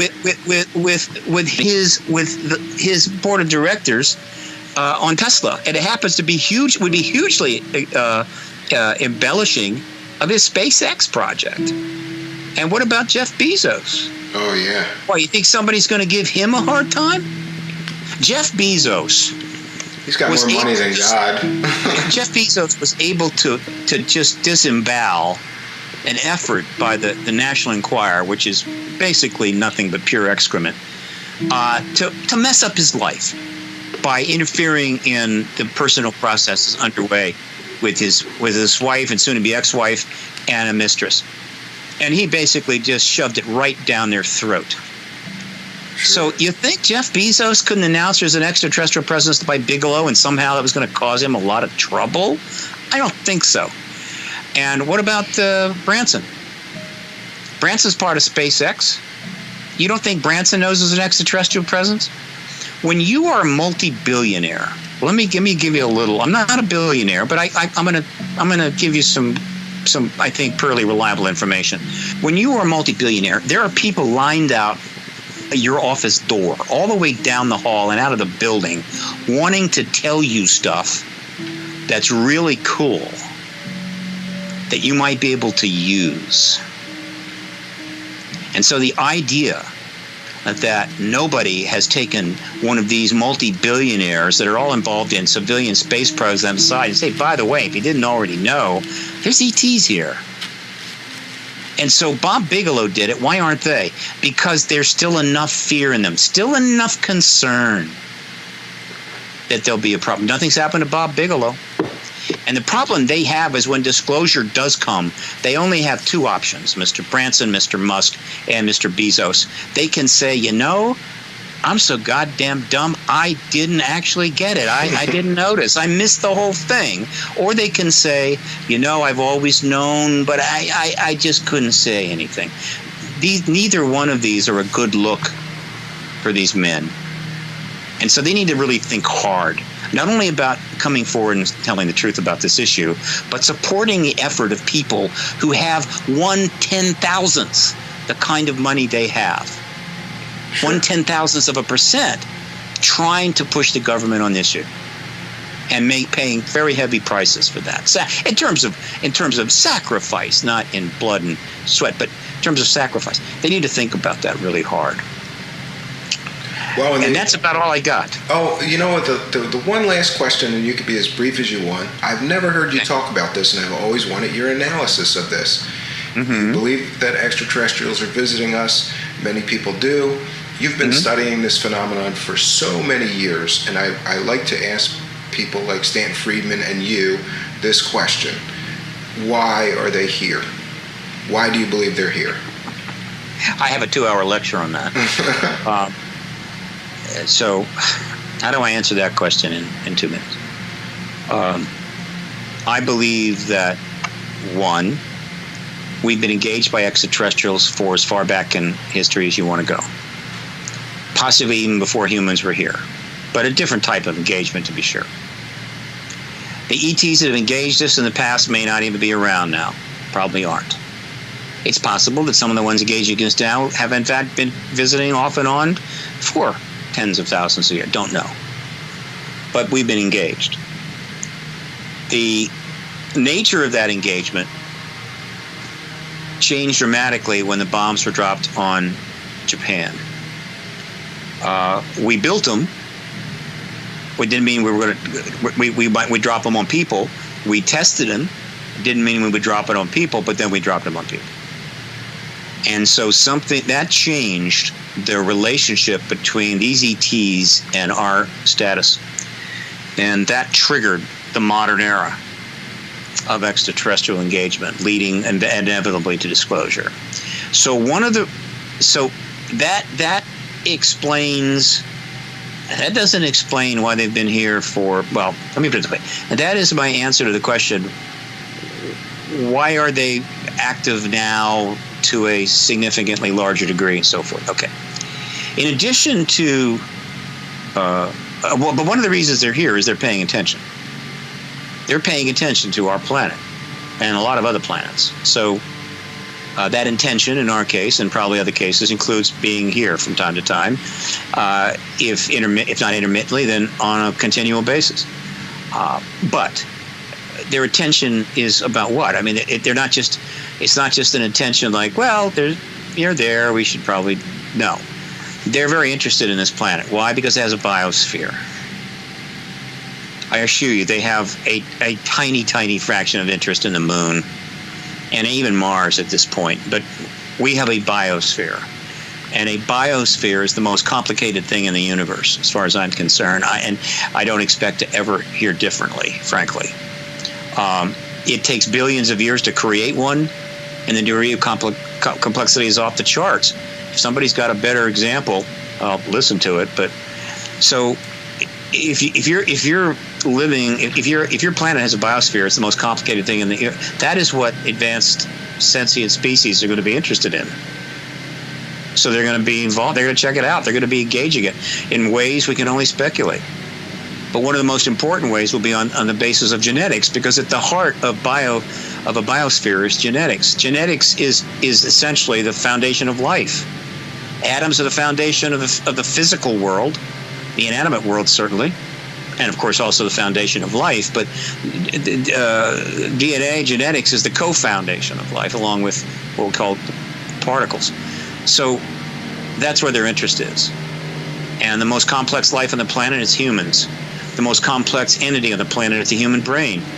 And so they're interested in that. And they're engaging us in various ways. And a lot of that engagement is genetics, which includes contact and I believe the creation of hybrid activities. This is a big deal. And that's why they're here. But the reason why, in addition to their fundamental engagement of our planet, going back however long, there is a new reason that they're here. And that reason begins in 1945 and involves nuclear weapons. And the easiest way I can state this, a very complex idea, the simplest way I can put it is this. If you are an advanced species capable of traveling between star systems and the galaxy is at your disposal, but you are not destructive, meaning you're way past the idea that we must go blow things up. Mm-hmm. Why? Understand, study, explore, blow things up? No. And they don't. And they're not going to allow themselves to be blown up. So, and you are tracking several tens of thousands of biospheres, and on a given day or a given point, you notice that one of these biospheres and the sentient beings on it have just hit the beginning of the extreme technical curve. In other words, the technological advance is now the curve on that is going to start standing up on its end. And they're heading towards major technological breakthroughs. Fine, you know that. And then, of course, they crack the atom and start developing atomic science. That's notable. They start developing a lot of things, which you're noting. But one of the things you're most interested in is weaponry, and that's atomic bombs. This would be true of any planet. Atomic physics doesn't change from galaxy to galaxy. It is what it is. Cracking the atom, an atom bomb would be the same here as it would be on any other planet, anywhere in any galaxy. And so we build atomic bombs. And you're pretty much aware of our general state of physics, quantum physics, and everything else. And you are smart enough, and you've been in a number of rodeos to know that the moment we dropped those bombs, and given the technological curve we were on, we were very close to not only having atomic bombs, but interstellar travel. Okay, fine. Why do you care?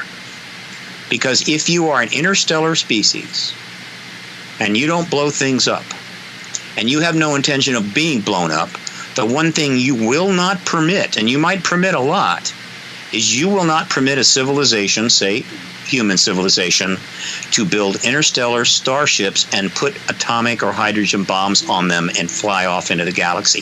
That is not going to happen, period. Now, there's various solutions to that. You could incinerate the whole planet. It'd be easy to do. Problem solved. But you don't blow things up. You could take over the planet and control everything. But why? I mean, my God, I can't think of a worse job. You can travel the galaxy. What, you're going to have a bunch of you're going to manage the human race? Oh, my God. What might you do? Well, I believe what they're doing, and one of the reasons they're here now, maybe the most important for us, is that you begin a process that you fully intend to see realized before those starships and atom bombs come together, in which you push that civilization towards a self-acknowledgement of their presence, of their existence, a civilization toward the point they realize they're not the only game in town. You don't push it too hard. You try to be respectful. You have other work you're doing, which you will continue. But by bumping things along in various ways, and there's a lot of things they've done, ultimately you arrive at a point where that planet, civilization, self-acknowledges their presence. Meaning, it's disclosure day. All the heads of state tell all their wonderful citizens, we're not alone, there's extraterrestrials here. And thus begins a very intense learning curve, a year, 2 years, in which the entire planet tries to learn everything it can about extraterrestrials. What the government knows, what the researchers have found, everything they can, as well as untold millions of hours of extrapolation and speculation about what could happen next and what would go, and so forth. And after about 2 years of that, open contact, meaning it's time to start talking with these governments in an open fashion in which the people will know it's happening. Open contact with these civilizations that have been engaging us. Not 50 years after disclosure, not 5 years, probably 2 years. And then here's the deal. Now they know you're here. We know they're there. We know they're here. And we've gotten past disclosure. We've gotten past open contact. We've settled down. We're calm. We're not worried about being eaten or taken over or anything like that. And the ETs let it be known to us, through our governments, that we're not going to be allowed to bring those atomic bombs into space. Not going to happen. So if you build a starship and you plan on putting a bomb, we're just going to destroy that starship. We're not going to blow up your nuclear weapons piles because we don't care. I mean, it's less of a concern to us that you nuke yourselves. Mm-hmm. It would be awkward and unfortunate, but it's a big galaxy. It's okay. But you're not going to nuke us. And so we're not going to blow up your nuclear weapons, but we will blow that starship up. On the other hand, if you will wake up and realize we have you're in a new world, new paradigm, get rid of your nuclear weapons, probably get rid of your biological weapons too, and get into full agreement that you're not going to be a destructive influence in the galaxy, then you'll be able to be part of our world. You will be part of our alliances or whatever. You will have a role, and you will benefit from it, and things will get a lot better in your neck of the woods. I believe that's what's going on, and that's why they're here. That's one of the key reasons they're here now, in addition to whatever else they're here for. So we're going through a transition leading to disclosure and open contact, because it's absolutely not going to be possible for us to take our weapons into space and do to them or try to do to them what we're doing to ourselves. So this would be the most powerful inflection point in the history of humanity, or in the history of this planet, going back 3.5 billion years. That's how big a deal it is. And that's why it's tough when I'm confronted with people that are simply clueless, or refuse to listen, or reporters that don't see the importance of the story, things like that. I get a little frustrated, and frustrated with people in government that know full well how important this is, but still can't step out yet. But again, ultimately, as long as we don't take those nukes into space, we're good. It's just a matter of, in other words, it's not about the ET's well-being per se. They are not threatened by us. They will never be threatened by us. It's about whether we're going to fix our situation, and whether we're going to have maybe some assistance from them. That's what's really involved here. And ask yourself, have you ever heard a single member of the established academic world, the established media, or any politician, either campaigning or in office, who has ever said what I have just said in the last 15 minutes? Yeah, absolutely not. There you go. And so I need $20,000 to get back to Washington and start getting on CNN, where I will be happy to say exactly what I just said to you. Absolutely. And I want to encourage my listeners to contact you and see, maybe we could get you some help with that. And I would be happy the website, to do that. It's all the website. Yeah, the website's got it all, contributions and all that stuff's all right there. ParadigmResearchGroup.org. If I can get enough together, I'll be back hopefully in July, barring any dramatic events happening, God knows what. But in a very good position to make a difference. But I won't be alone this time. In 1996, I was the only UFO lobbyist in the world, maybe. And there was nobody else pushing. Well, that's not true. That's not true. There was one other, well, there were a couple of other groups of people that were kind of pressing on the government a little bit. One was Stephen Greer. The other was the Operation Right to Know. I wasn't alone, but it wasn't much. All right. It was tiny compared to what's going on now.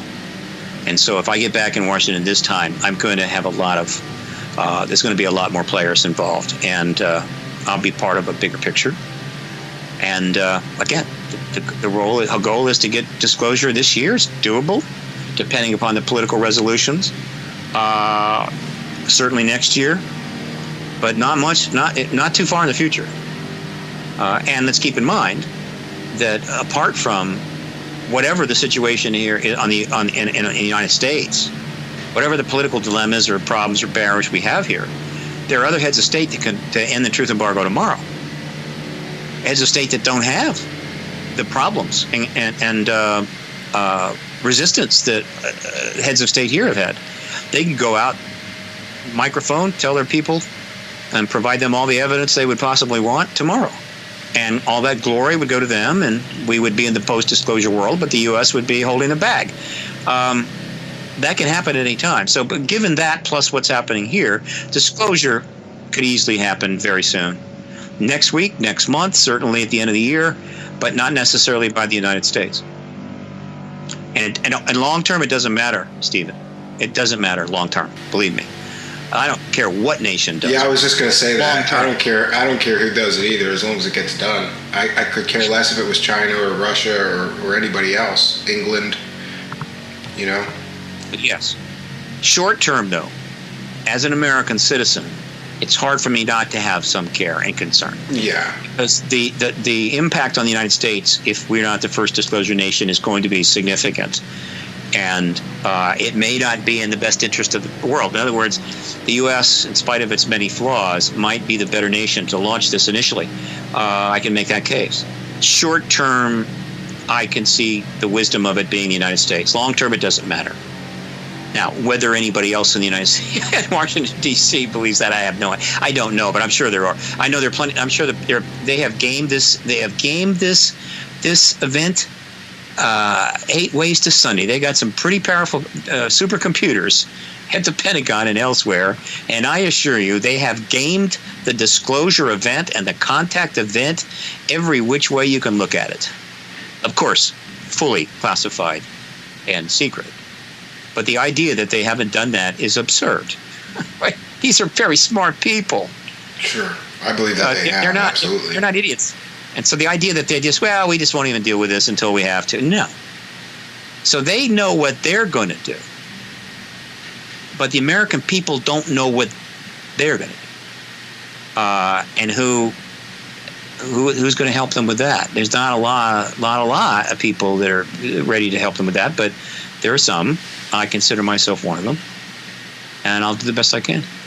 Well, I want to thank you for taking the time to do this interview. It's been eye-opening and revealing, and you've been on my list of people to talk to forever, so I could check that off my list. Thank you very much. I can't thank you enough for taking the time to inform both me and my listeners of all that you're up to.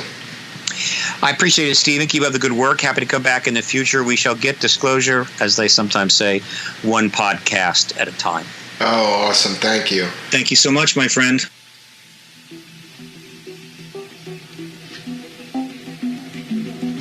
Well, my friends, that music means that our time here on the Midnight Hour show is running short. I want to thank you for joining us here on the Midnight Hour and remind you that new episodes of the Midnight Hour show premiere every week at midnight right here exclusively on The Fringe FM. My name is Stephen Cambion, reminding you that disclosure just may come, but they're not just going to give it to us. We might have to take it from them. Good night, folks.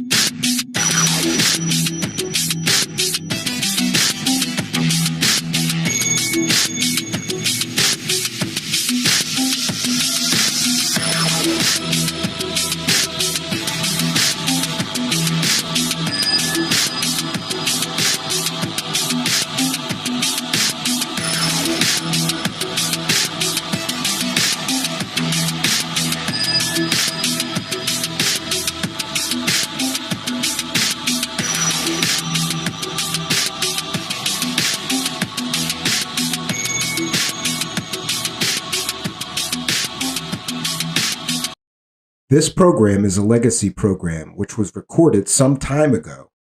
Views and subject matter are products of the time in which they were recorded and may not reflect current news or cultural stances.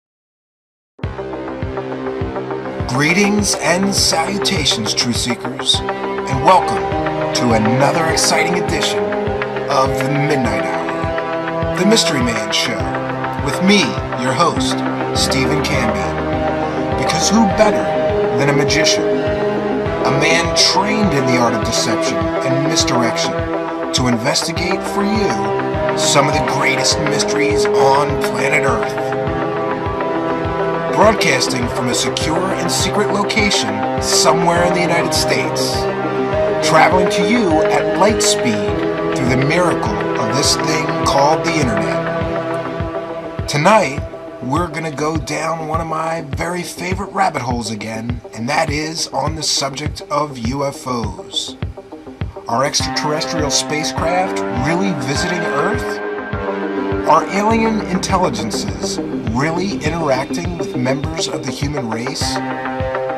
Let's find out.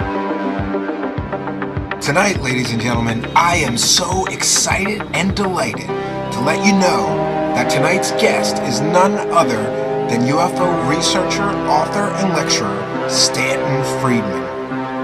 Stanton Friedman has been called the godfather of ufology. He was the original civilian investigator into the Roswell incident and is largely responsible for why people even know about Roswell today. He is quite possibly the most respected ufologist or person that studies the field of UFOs in the world today, and with good reason. When Stanton talks, people listen. He is a man of science, a nuclear physicist who believes in UFOs and extraterrestrial spacecraft visiting Earth. He's one of the most respected authors and in-demand lecturers in the field today. And you know, all of his lectures and books are based on solid evidence, solid science, and great research, which is why I can't wait to talk to him. So without further ado, let's go to the mystery phone.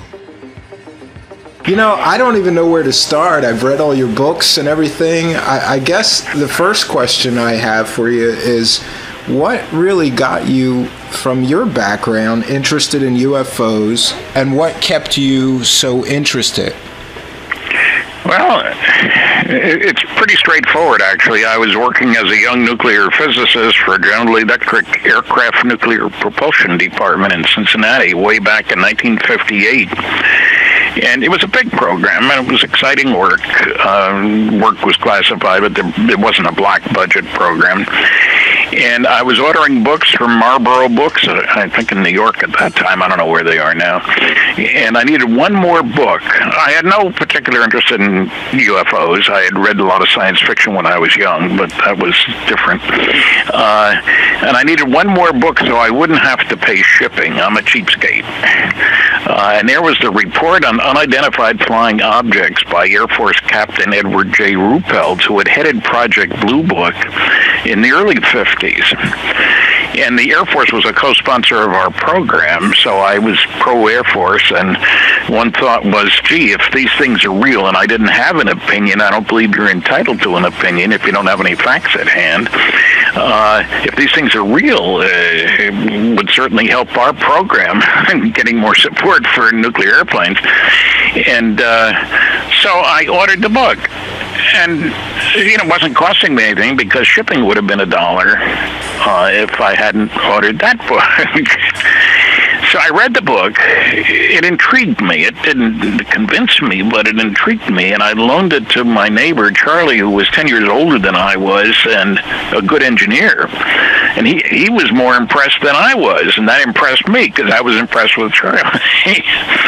And funny thing, 10 years later, he attended a lecture I gave at an electrical engineers group. And he said, the first thing he said was, we knew you, his wife was with him, when you didn't believe in flying saucers. That was good to hear. Anyway, I read that book. I went off to California, read 10 more books, had a good librarian. And some of them were trash. And if I'd read them first, I'd have never read another one. Sure. And then I made a shocking discovery. At the University of California, Berkeley Library, I found a copy of the largest study ever done for the United States Air Force, Project Blue Book Special Report 14. The trouble was, it wasn't mentioned in any of the books that I had read. And they included whoever put Dr. Leon Davidson, who worked at Los Alamos, had put this together. It was published in 1955. This was already 1961. And he included a copy of the press release, which got very wide distribution, but the report didn't get wide distribution. And I was totally shocked to find two things. One, the enormous amount of data, charts, tables, graphs, maps. I was in data heaven. But in the press release, the Secretary of the Air Force, Donald Quarles, said, on the basis of this study, we believe that no objects such as those popularly described as flying saucers have overflown the United States. Even the unknown 3% could have been identified as conventional phenomena or illusions. Well, that was a total lie, and I don't like being lied to. I mean, I had the report. Here are the charts, the tables, the graphs, the unknowns, and they looked at 3,201 cases. That's a lot of cases. That's why I say the biggest study ever done. The press release, incidentally, didn't give the title of the report. Some newsman would certainly have asked what happened to 1 through 13. One time the excuse was given, well, there was no 13 because, like some buildings don't have 13th floor, which is nonsense, Anyway, looking at the data, not only were 21.5% unknowns, which is a long way from 3%, where I come from anyway. But they had a quality evaluation. The better the quality of the site, the more likely to be unexplainable. They had a separate category called insufficient information. If there wasn't enough data available about a sighting to reach a conclusion, it was listed as insufficient information, which is not what the Air Force said. That's a little different than explained, too. Yes.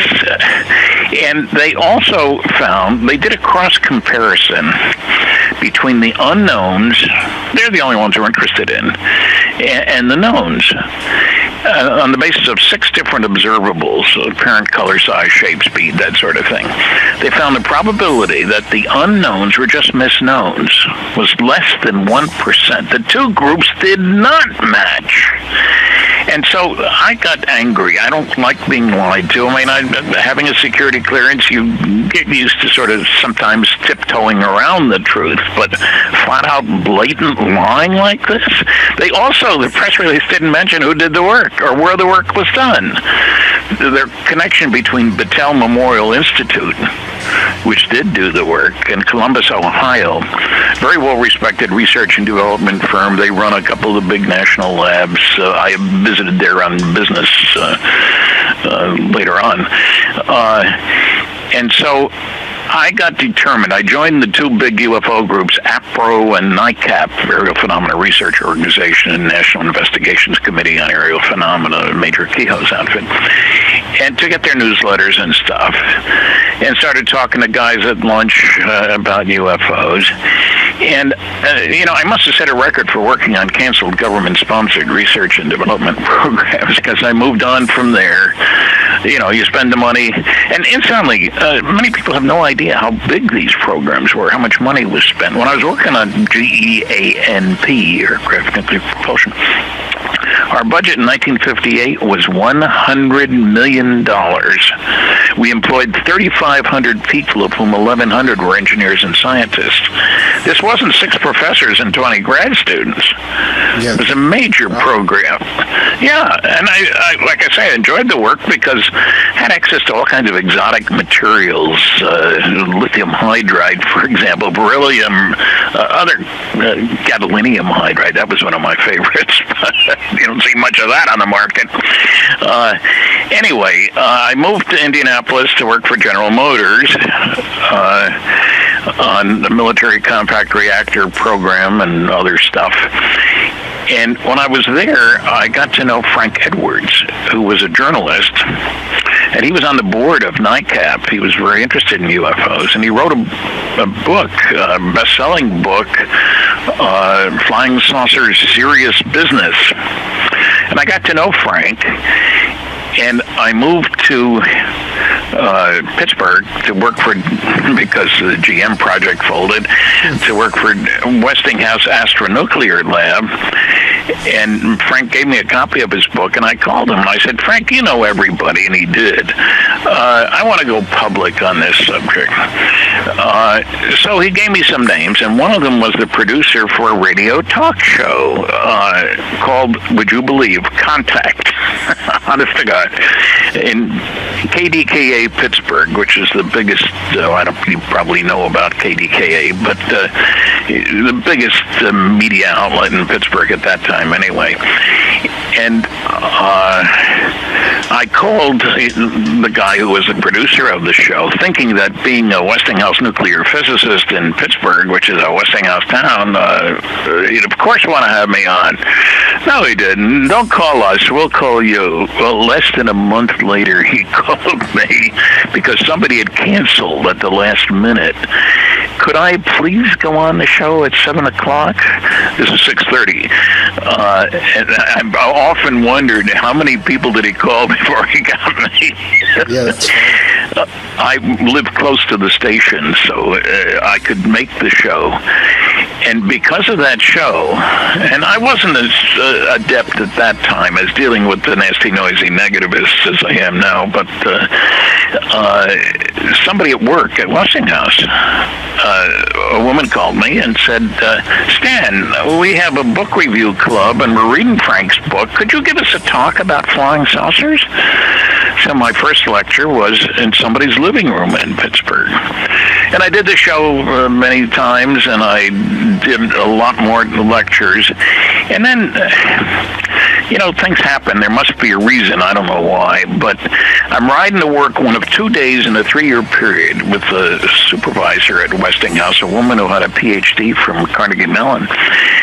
And my car was in the garage. I needed a ride. And Westinghouse Astronuclear Lab was out in a small town called Large, believe it or not. And I'm talking to Joanne, and I said, gee, I'd like to speak at Carnegie Mellon.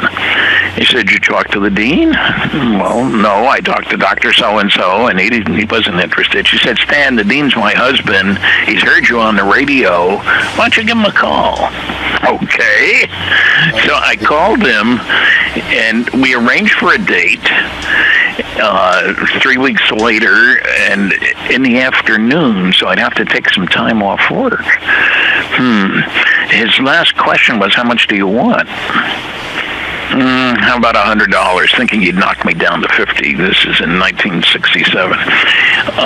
Sold. He bought me for 100, but then he told me, he sent a nice letter to the agent who booked the other 3 speakers he had booked from that agent, and Gene told me what he was paying these guys: $1,500, $1,700, $1,600. Woo! a lot of money back then. Yeah. Yeah, and so, and he sent a letter to the agents after I had done a good job, and we had a good crowd and lots of questions and so forth. The agent booked me in a very important talk for me, the Engineering Society of Detroit. Now, I may buy Japanese cars, but I certainly respect the Engineering Society of Detroit. And they paid me $300 plus expenses. And what was shocking to me, frankly, is it turned out they were sold out 3 weeks in advance for 1,008 people for dinner and a talk. And there wasn't one negative question. That impressed the heck out of me, because I had to respect these people. These weren't little old ladies in tennis shoes, the old expression. So I gave more talks. Some science background, and they still have a huge interest in this. Yeah, which came as I had no idea what to expect. And so I gave them talk, was still giving talks whenever I could. And I asked my boss, I need some advice, I said, guidance. I like talking. It turns out I'm a real Leo. I enjoy being on the stage. And at that time, I had a great memory, so I could count on my data being right. I said, I need some advice. What restrictions and so on, because I don't want to lose my job. I want to lose my clearance. I got a mortgage and family and so forth. And the comeback was, look, 3 rules we would suggest. 1, you can say whatever you please, wherever you please, on your time. 2, you can identify yourself as a Westinghouse nuclear physicist. And 3, we'd like you to start your talk with a disclaimer that the views you're about to hear are mine and mine alone, and not those of my employer. Who could ask for anything more? Well, I did ask for something more, because I got a call from an associate at Los Alamos National Laboratory in New Mexico. He was working on radiation shielding for nuclear rockets, and by this time, that's what I was working on for Westinghouse. So I saw him on business a couple of times. Stan, how about speaking to the local section of the American Nuclear Society? Oh, I'd be delighted. I'm a member of the Nuclear Society. And he said, no, I mean on an expense account. Oh, I don't make those decisions. Checked with management. Yeah, they paid for me to go from Pittsburgh to Los Alamos, New Mexico to give a lecture. Flying saucers are real. I was on the payroll, and they paid the expenses, and they didn't hide it. You know, sometimes you say technical discussion is a reason for a trip, you know. Yeah. And they had over 500 people, one of the biggest crowds they ever had. And again, there were no negative questions. So I was enthusiastic, and I thought that my best technical moment in my professional life was, well, shortly thereafter, when we tested our nuclear rocket reactor propulsion system out at the nuclear test site in Nevada, and it was a great success. Give you something to judge by. The power level of our system was 1,100 megawatts. Los Alamos' system, a little later, was 4,400 megawatts, twice the power of Hoover Dam. Wow. And it was less than 8 feet in diameter, and the exhaust temperature of the liquid hydrogen, when in cold, came out very hot, was over 4,000 degrees. Very impressive. And then, of course, the program got canceled. What do you expect? Well, this was back when we still had a space program. I mean, now all we do is low Earth orbit. We don't have any destination. Yes, we do. We use the Russians to take us up to the space station. Well, how do not to get sidetracked, but how do you feel about what happened with all of that? Because I've read all this research about nuclear propulsion, and they could have went to anywhere with that, and instead to Mars, Earth orbit. You know. Yeah, I'll tell you, I was at a meeting when I was at the third part of the three groups was Aerojet General in Sacramento. They built a more flight-ready system than we had. It was only 1,000 megawatts. And I was out there for technical discussions, and my counterpart asked, hey, you want to attend a meeting? The Space Nuclear Propulsion Office is having a meeting. Sure, and the purpose of the meeting was to discuss what we should do with the nuclear rocket. Worst meeting I ever attended in my life. They had no idea what they wanted to do with the nuclear rocket. Well, we could go Earth orbit, lunar orbit, we could set up a base on the moon, maybe we should go to Mars. No, nobody'd pay for that. And look, if you don't have a goal, you don't get the dough to go where you want to go. My model is the nuclear navy, Admiral Rickover. People hated his guts, but he developed nuclear submarines. You know, we heard an awful lot, at least I did growing up, about the danger of the German U-boats during the war, sinking ships all over the place. They could stay underwater for about a day. They needed oxygen, air for the diesel engines, so you had to come up to get the air. The nuclear submarine could go around the world underwater without coming up for anything.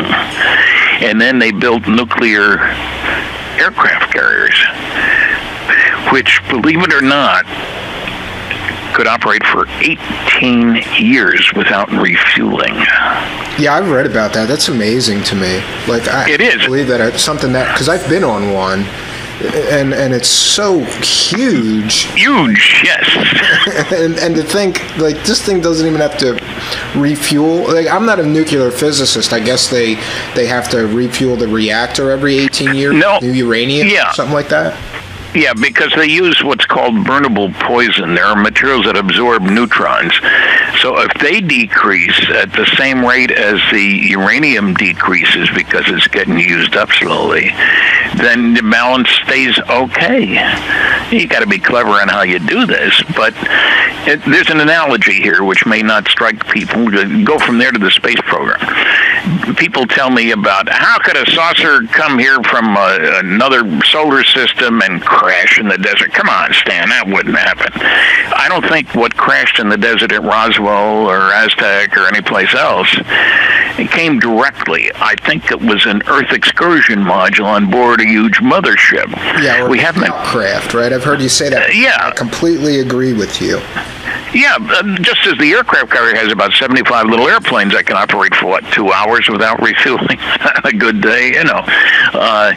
So we, too, take notice of the fact that we're dealing with two different environments. Between the stars is one environment, a lot of nothing, no atmosphere to worry about, heating and gravity and all this kind of stuff. And when you get to a planet, then you got to worry about lift, drag, heating, sonic boom production, all kinds of other things. And incidentally, the way around that is to create an ionized air region, ionize the air around you, and then you can interact with electric and magnetic fields and get around all the problems of high-speed flight. And I mention that because right after our great success at Westinghouse, we canceled the program.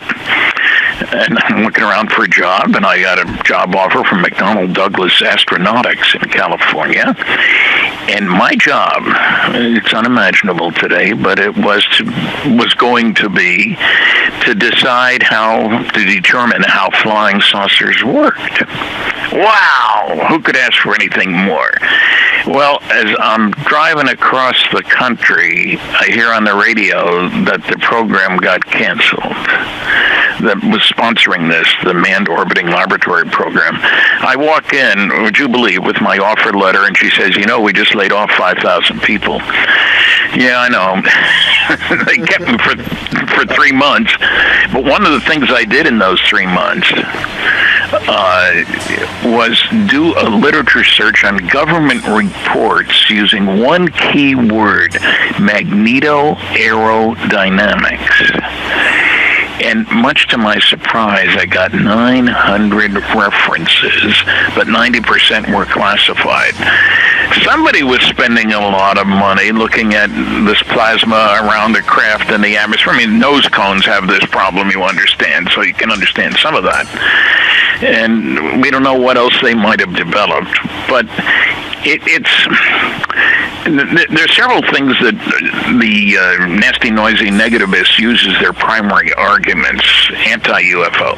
There's no evidence. I ask you because you're so uniquely qualified, having worked on nuclear rockets and all this sort of thing. I've heard you talk about this before, and I get the same argument. How do they get there from here? So can you explain to our listeners how fast could you go with a nuclear-powered rocket or some kind of exotic propulsion like that? And how long would it take you to get to, let's say, the nearest star from here? Well, let's look first at where you might want to go. Now, I've read recent papers that, since the nearest civilization is probably 1,000 light years away, and take it from there. Well, with the wonderful Kepler space satellite, which is looking for planets, we now have a basis for saying that on the average, every star has one or more planets. Some say 1, some say 1.6. Okay, let's put that in the local neighborhood here. In the Betty and Barney Hill abduction case, there was a star map, and the base star was 39 light years away from us. That's just down the street. But within 100 light years, there are approximately 10,000 stars. That means approximately 10,000 or more planets within 100 light years. Okay, so we're not setting our goal on going to the next galaxy. I've seen people try to do that. The next galaxy is 2 million light years away. Friedman, you're crazy. Why do you need to go to the next galaxy? If I want my wife wants a loaf of bread for dinner, I don't say I'm going to Australia. There's a wonderful bakery in Sydney there. The superstar is 2 miles away. How long does it take to get to the bakery? Well, it depends which one you're going to. Okay, now people want half an Einstein. Einstein said, yes, the speed of light is the limit, but we get awful close. In that Large Hadron Collider, over at CERN in Switzerland, the particles are going around at 99.9999% of the speed of light. Now, the other half of what Einstein said, he said a lot else too, but is that as you get closer to the speed of light, time slows down for the things moving that fast. Don't ask me why. That's the way God created the universe. This is as good an answer as I know. Anyway, how much does it slow down depends on how fast you go. It only takes 1 year, and I've tried this little experiment on many campuses. I've given over 700 lectures in all 50 states, 10 provinces, and 18 other countries. So I get a chance to talk to classes, colloquia, fancy stuff. How long does it take at 1G, which we all can withstand because that's the force of gravity right here where I'm sitting and where you're sitting? It only takes a little less than a year to get very close to the speed of light. And I've had people guess 1,000 years, 100 years, 10 years. Rarely do they guess. That's what I've always had trouble getting my mind around. Like, how long would it take you? There's no drag in space. So if you had this... That's right. I've read about these nuclear propulsion things that they were talking about in the 60s that's basically just huge nuclear explosions behind the crate. Oh, well, that's different. That was a small program compared to the ones we operated, nuclear reactors. Remember, most of the energy, when you throw out a bomb out the back end and set it off, only a small amount of that energy hits the pusher plate at the back of the rocket. And they never tested anything because there was an agreement on no nuclear bomb testing. But the system that I want, if you're going to pick a real system, is nuclear fusion. Now, that's what goes on in H-bombs, but to give you some comparison here, I worked on a study of fusion propulsion for deep space travel in 1962. And if you want to go, you can, if you got the dough. It's feasible. Now, to give you some idea of the difference it makes if you use fusion, a chemical bomb during World War II, we had 10-ton blockbusters. They released the energy of 10 tons of dynamite. Wow! And it took a big B-29 to carry that bomb. Now, that was in 1944. In 1945, we tested our first fission device, atomic bomb, if you will, and that released the energy of about 16,000 tons of TNT. Well, we kept at it. That was 45. In 52, we tested our first H-bomb fusion device. Released the energy of 10 million tons of TNT. That's quite an upgrade. And, the Russians went a little bit better than that. Their biggest one released the energy of over 57 million tons of TNT. One stinking bomb. I mean that correctly, So what I'm saying is nuclear fusion, if you want to spend the dough to develop it. And remember, I said the budget on the aircraft nuclear propulsion system, we never built a nuclear-powered airplane, was $100 million in 1 year, 1958. The stealth aircraft was developed at a cost of $10 billion over 10 years. And so we're not talking about peanuts here if you want to develop any of these things. So fusion would do the job. And I should say, almost essentially all the energy in the universe is produced by nuclear fusion because that's what goes on in all the stars. It's not a massive burning gas. And we got to figure out how to use that. It's nuclear fusion. We didn't figure it out until 1938. Fission the same year as it happens. But, we didn't even discover the neutron until 1932. We're babes in the woods. We haven't been around that long. And so, let me go back to something I said about Einstein said as you get close to the speed of light, time slows down. How much? Well, it depends on how close you get. As an example, at 99.99% of the speed of light, you can go 39 light years in 6 months. Pilot time. You go out, come back, marry your granddaughter's best friend. What the hell? Yeah, that's the mind-bending part of this, is that, time will be constant on Earth, but for you it will slow down, and you could go to another star and back in 300 years or something, I've heard, will pass. Well, you can go much, that depends on how fast you go. And the nice thing is, incidentally, fusion uses isotopes of hydrogen and helium. Now, these are the two lightest and most abundant elements in the universe. So wherever you go, there's going to be hydrogen. Uranium is not so abundant. You're not going to find it everywhere. Yeah. And that's another reason for coming to planet Earth. This surprises people. turns out that the Earth is the densest planet in the solar system. We've got 8 or 9, depending on who's doing the counting, planets. The Earth is the densest. Cubic foot of Earth weighs more than a cubic foot of any of the other planets. And you say, so what? So we have well, that means metals, right? There you got it. And heavy metals are rare in the universe. We know what goes on in the stars because we can measure the spectrum. We take the light and break it up, and oh, look what's there. Isn't it amazing? That's how we found helium. It was in the sun. We didn't know it down here. Crazy world. Anyway, the point is that you can zip around if you've got the system to do it, if you want to spend the money and all the rest of that. And how long it takes, just how close do you get to the speed of light? And people, the first objection you'll hear, hey, Stan, it takes enormous amount of, the mass increases as you get close to the speed of light. You forgot to mention that. Well, I was aware of it. The kicker is that, yes, if you were accelerating stuff from zero, it would take more and more energy. But if you use fusion, the particles are produced, the exhaust particles, the ones that go zipping out the back end, are produced with huge amounts of energy. We again, go back to the analogy between dynamite and an H-bomb. 10 million tons of chemical dynamite, TNT, whatever you want to call it. So you produce particles, charged particles. That's what you got to be clever. You don't want to produce many neutrons because they go off in all directions, and it's hard to direct them out the back end because they're not charged. How do you interact with them?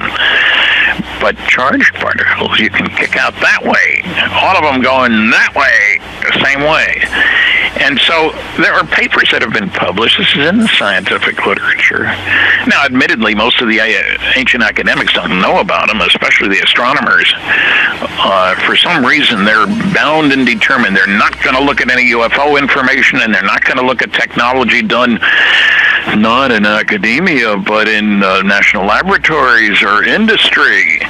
They think everything's published in peer-reviewed scientific journals. I always thought that was funny. Like, if it's not published, they don't believe it exists. Well, in an unclassified document, you understand. If it's published in a classified document, they don't even know about it. Sure. So it's what I find is that the evidence is clear. A, that aliens are visiting. And incidentally, when I check in typical lecture, I might talk about 5 large-scale scientific studies. And I would ask at the end of each, I'd describe what's in it and slides and stuff. PowerPoint, sorry. I got to be up to date. Then I ask how many people have read this, and I'm lucky if 2% have read any of those 5 large-scale scientific studies. There are 4 rules for UFO debunkers. Don't bother me with the facts. My mind's made up. What the public doesn't know, I'm not going to tell them. If you can't attack the data, attack the people. It's easier, and nobody will know the difference. And do your research by proclamation. Investigation is too much trouble. That's my favorite one. I've heard you say that so many times, and that's always been my favorite one. People that haven't, I've heard some debates that you've done, and people that haven't even done any research is just saying, well, it can't be real. Well, you know. Meaning they don't know about it. Sure. And just to be clear on this point of how to get there, so you're saying that with conventional science that we've had since the 1960s almost, if the money was there, we could get to another star in a year and a half pilot time. A year to get to the speed of light and 6 months pilot time between, if you pick the right place. 39 light years. Wow. In a year and a half of pilot time, but then on Earth, a whole lot of more years would have passed, I'm assuming. Yes.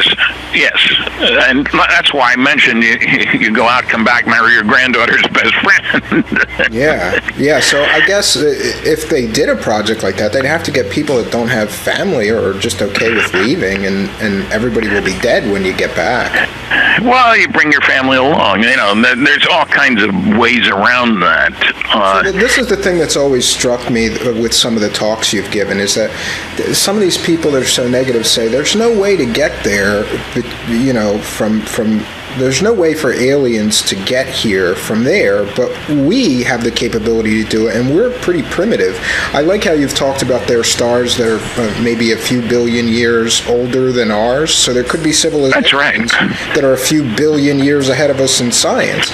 And well, 1,000 would probably do it. One of the things I love about what you're talking about here with just the regular technology is you're not talking about some crazy exotic stuff that we don't even have, that's just a theory like fourth dimension time warping, you mean?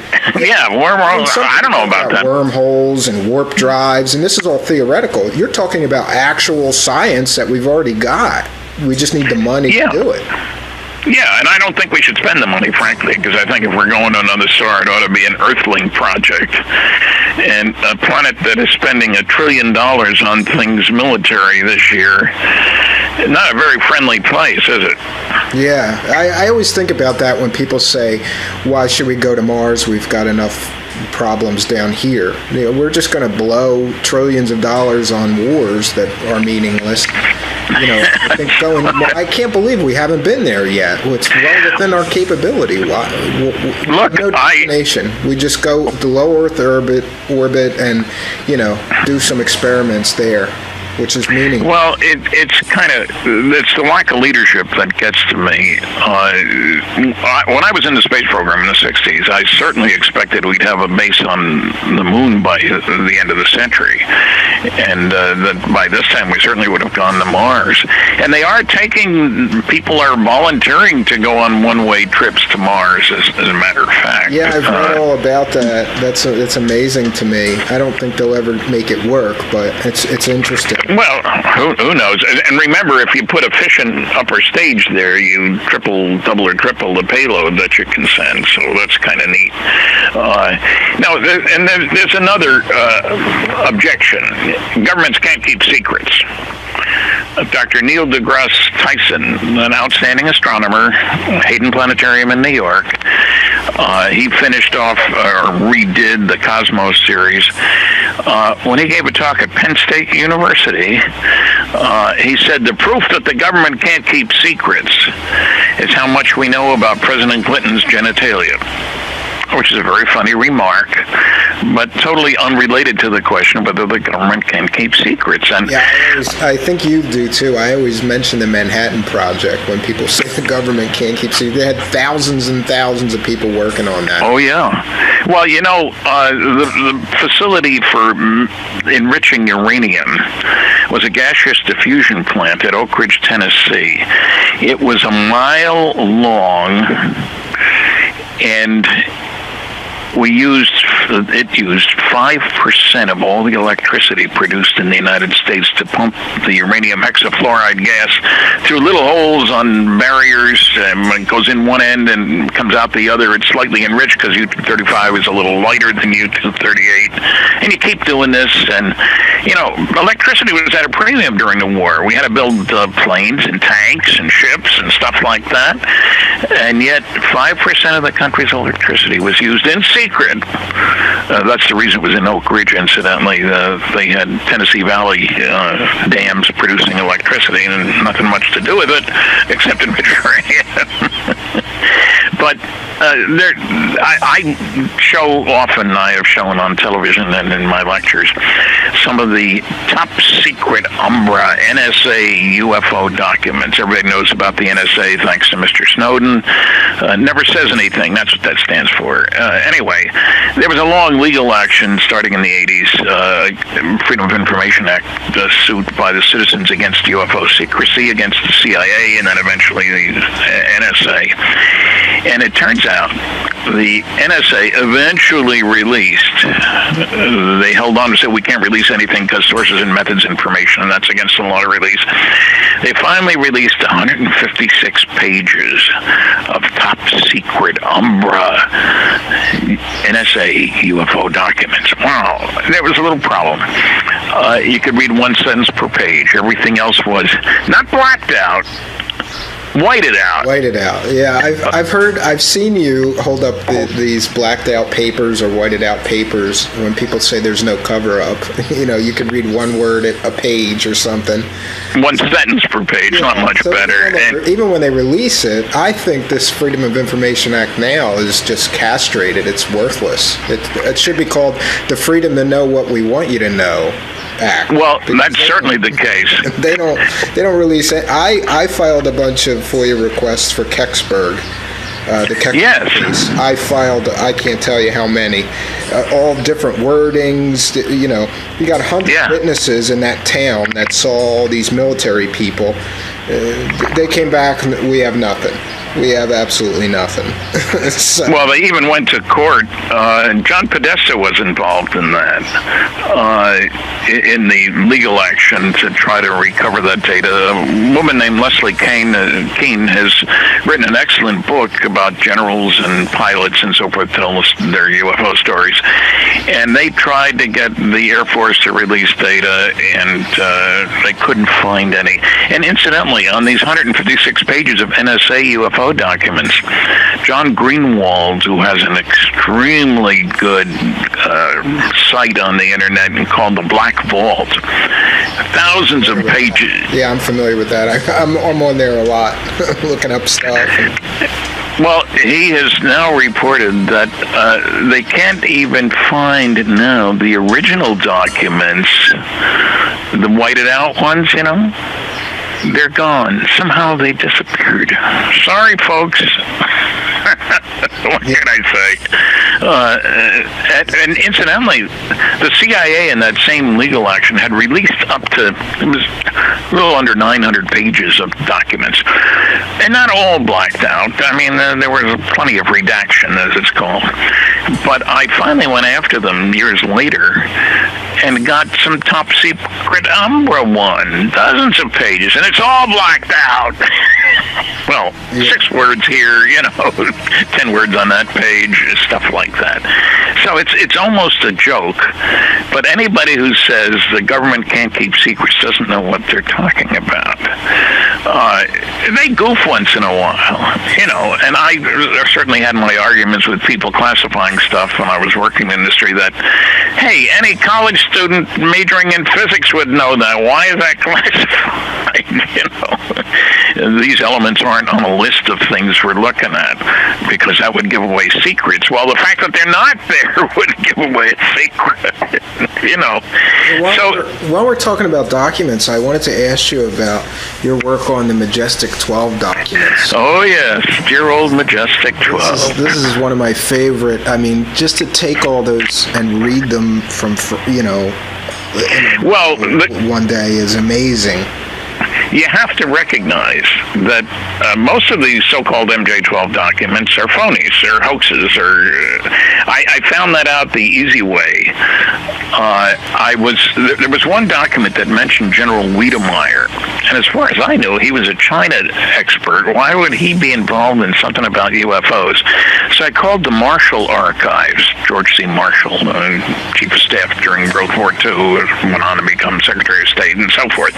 Anyway, and I asked the archivist, I said, can you think of any reason why Wiedemeyer would have been a part of this UFO stuff?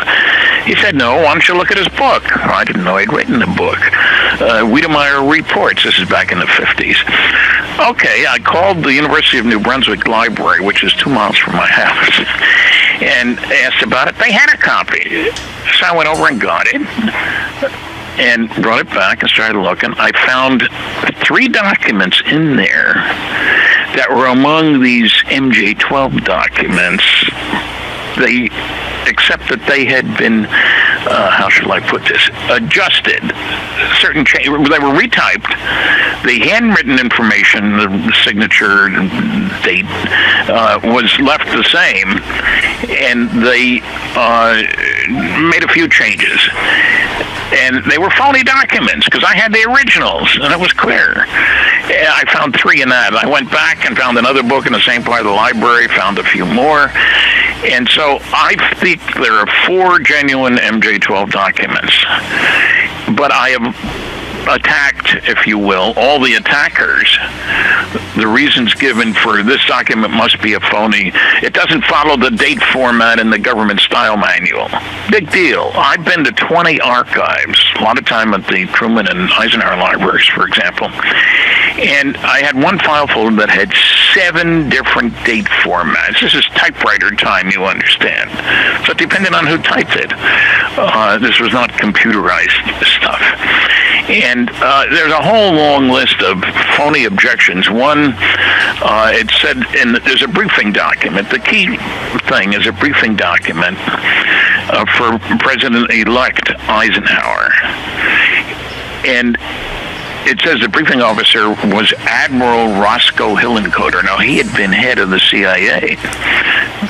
And that people say, well, obviously the document's a phony. He was only a rear admiral. Well, if they'd look carefully, all of the military officers were noted by their generic rank.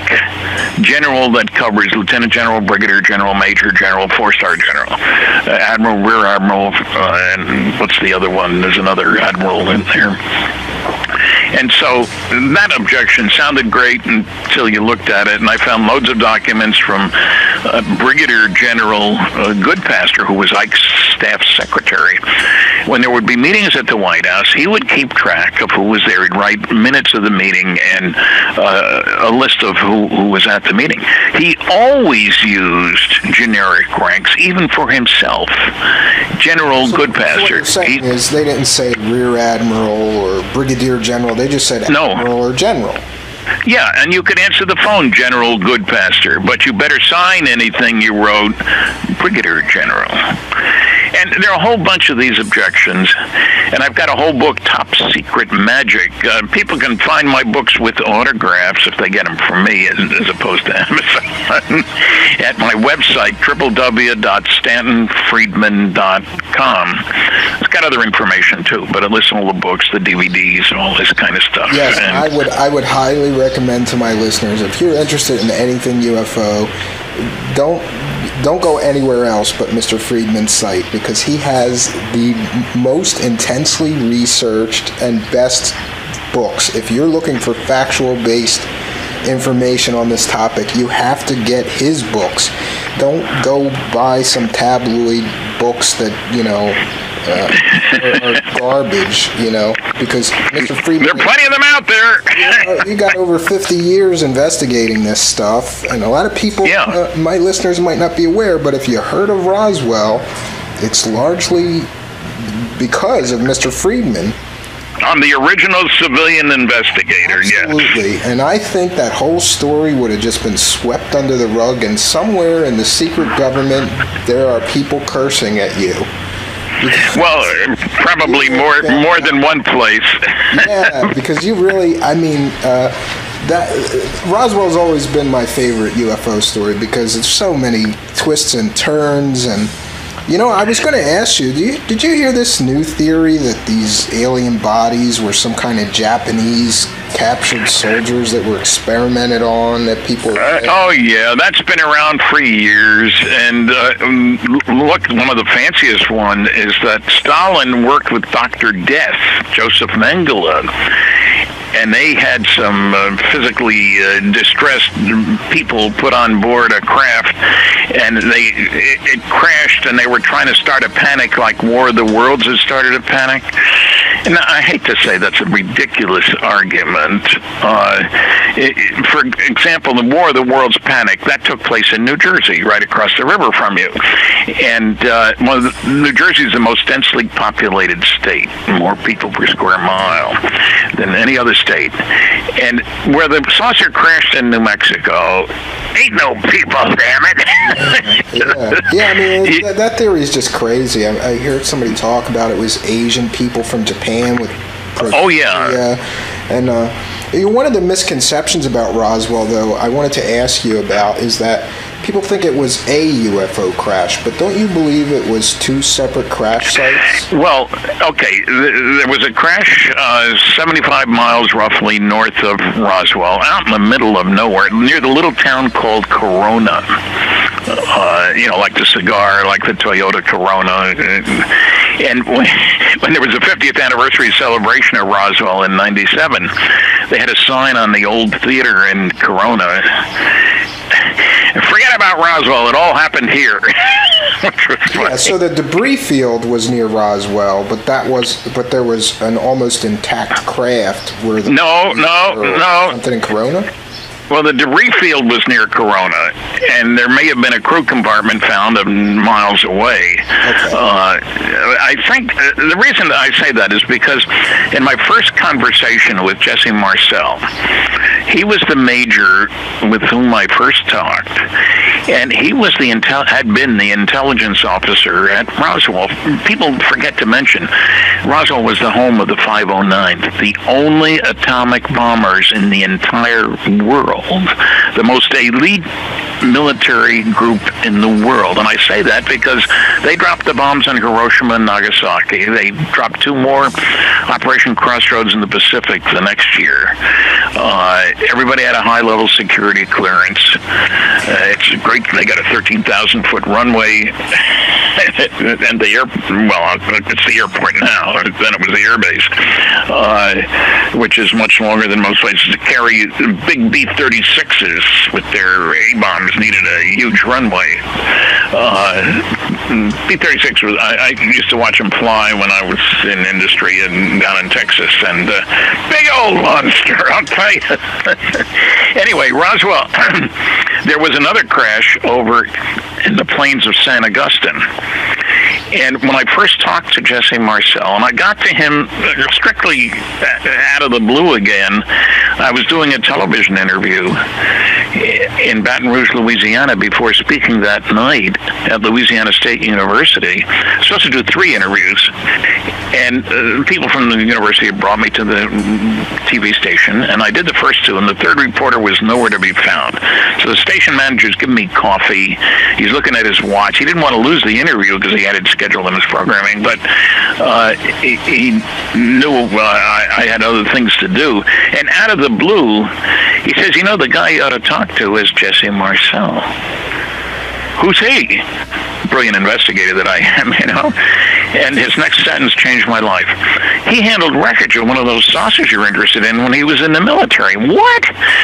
What do you know about him? Well, he lives in Homa. That didn't tell me anything because they didn't know where Homa was. I've been there since to talk to Jesse, as a matter of fact. Yeah, he's a great guy. We're old ham radio buddies. You ought to talk to him. So the next day, we had a great response at the university that night. The next morning, I'm at the airport early, got a plane to catch. I thought I'd call information in Homo, wherever it was, and they had a number for a Jesse A. Marcel. Okay, I called him. And this is before the internet, times were different then. 1978, no internet. And he told me his story, and people said, well, why would he talk to you? I thought it was all highly classified. His picture was in the newspapers. I found that out later. I didn't know it then.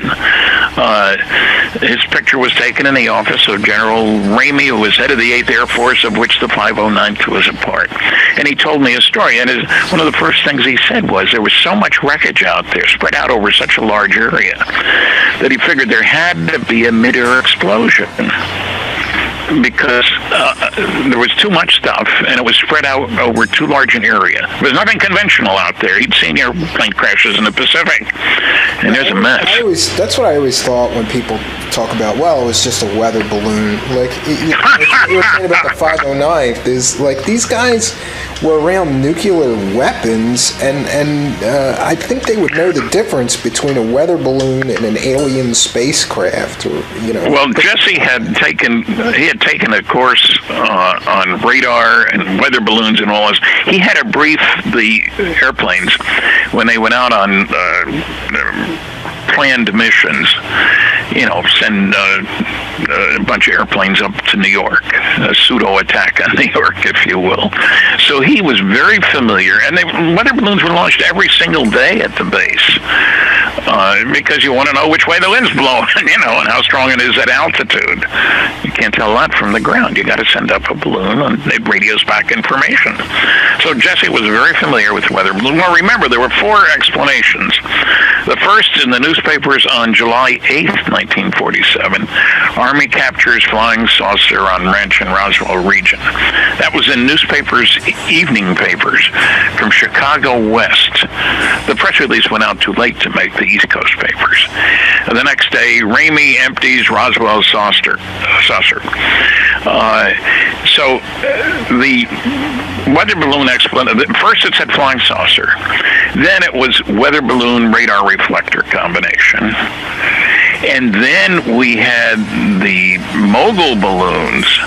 Now, these were 20 to 25 standard, normal neoprene weather balloons at 20-foot intervals, twine, tying them together. They were supposed to be a constant altitude instrument platform. They were trying to see if they could hear a Soviet nuclear explosion, because they didn't know when the Soviets would go nuclear. And it wasn't a very good idea. They would stay aloft for thousands of miles. And they had found that underwater, you can hear sounds over a very long distance. There's a layer of the water through which sound travels better, if you will. But the fourth explanation, the mogul balloon explanation sounds good. We were testing mogul balloons in New Mexico. The only trouble was people have looked very carefully at the logs of those who were launching the balloons. They said high security. The purpose was classified, not the technology. They were not accompanied by chase planes or anything like that to recover this exotic technology. It wasn't exotic. The fourth explanation was my favorite, though. The Air Force wrote a big report, the Roswell report, Truth versus Fiction in the New Mexico desert. The Air Force supplied the fiction. The fourth explanation, they said they weren't going to say any more, but they wrote another report. Now they had discovered that we were launching crash test dummies all over New Mexico. So stories about bodies, crash test dummies, and they used the same map of where they dropped all these dummies. I should explain the reason for that was airplanes were flying much higher than they'd ever flown before. And if you were on board an airplane at 40,000 feet and you had to eject, you wanted to make the ejection safe in the first place, because you had to find out how long does it take before you come down where the temperature is reasonable. You could freeze to death. At 40,000 feet, it's very, very cold up there. And you certainly aren't going to use pilots on these ejection seat tests. And the bodies were dummies. I found the Air Force officer, Colonel Madsen, he's dead now, who had been in charge of the program. His picture is in the Air Force report. They didn't talk to him. They went back and looked at the old records. He made sure that I understood a couple of things. One, the dummies were 6 feet tall and 175 pounds. And they were in Air Force flight gear. You say, why would you do that? Because that affects the drag and the heating of the body as it comes down. You want to measure that. And you can't do it, without a dummy that isn't properly dressed, if you will. Now, these were wooden dummies, and often when they hit the ground, the limbs came off. And they didn't look anything at all like a small, big-headed alien. Yeah, I always thought that was funny. Like, okay, you used... It was funny.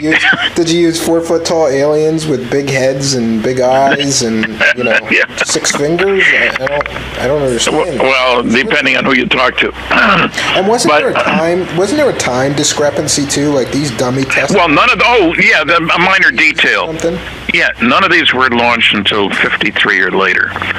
So, what's 6 years between friends? I mean, come on. Slight time lag, time warp, time travel for crash test dummies, the new technology. What's crazy is that explanation appeared on the front page of the New York Times. And all I can say is that at the beginning of World War II, within 2 weeks of Pearl Harbor, there was a director of censorship established. And, for example, the newspapers couldn't use the word uranium anyplace. They couldn't use Fugo balloon. The Japanese were launching these big balloons with explosives on board from out in the Pacific, and the winds blow them, and they're going to start fires all over the United States. There were a few started, not many. But you couldn't talk about that. We didn't want them to know how successful or unsuccessful those balloon launches were. One person did die. There was I've read about that. It's amazing that the government's response was to just not talk about it. They didn't want the Japanese to know that they were at all successful. So they would just, let them waste their energy. Yeah. So, what I'm saying is, it looks as if the Air Force had a policy of not releasing information. That's no surprise. And that's why I mentioned that Air Force press release about Blue Book Special Report 14. It set the tone when you have your top official in the Air Force flat out lying. And then when I tried to get more from Colonel Weaver, who wrote that big fat report, he attacked the MJ-12 documents. You mentioned those. He wrote bogus on them, and when he was asked by the FBI was worried of his classified information being leaked here. What's going on? And he wrote bogus on every page of the documents, and the FBI bought it. I filed a Freedom of Information Act request for all the information, notes, memos, and blah, blah, blah. You got to write in computerese. And I wanted any information to back up this conclusion that this was phony. In other words, that these documents were phony. We have nothing in response to your request. Very useful. It's crazy. You can get away with it if you work at it. Secrets can be kept. And look, I'm not saying the government should never lie, which may sound a little strange, but when we tested our first A-bomb at Trinity Site in New Mexico in 1945, that was an earthquake or something? No, it was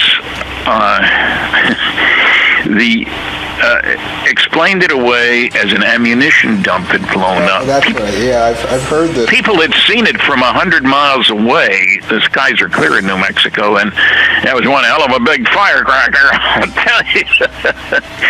And they got away with it. And I don't blame them for doing that. Certainly, the government was very worried about if the Japanese found out what was going on and what cities were going to be bombed, if any, they would move American prisoners of war to those cities. Yeah, I agree with you that in some cases, sure, it's okay to keep secrets, but if Roswell really happened the way so many witnesses recall it, it's the most significant event in human history. It confirms that we are not alone in the universe. Yes. And I don't believe that anybody has the right to keep that from us. That's what keeps me interested in this and keep digging. I keep digging and digging and digging. Unfortunately, you got to dig through so much garbage to get to any real information. You noticed that, huh? Yeah.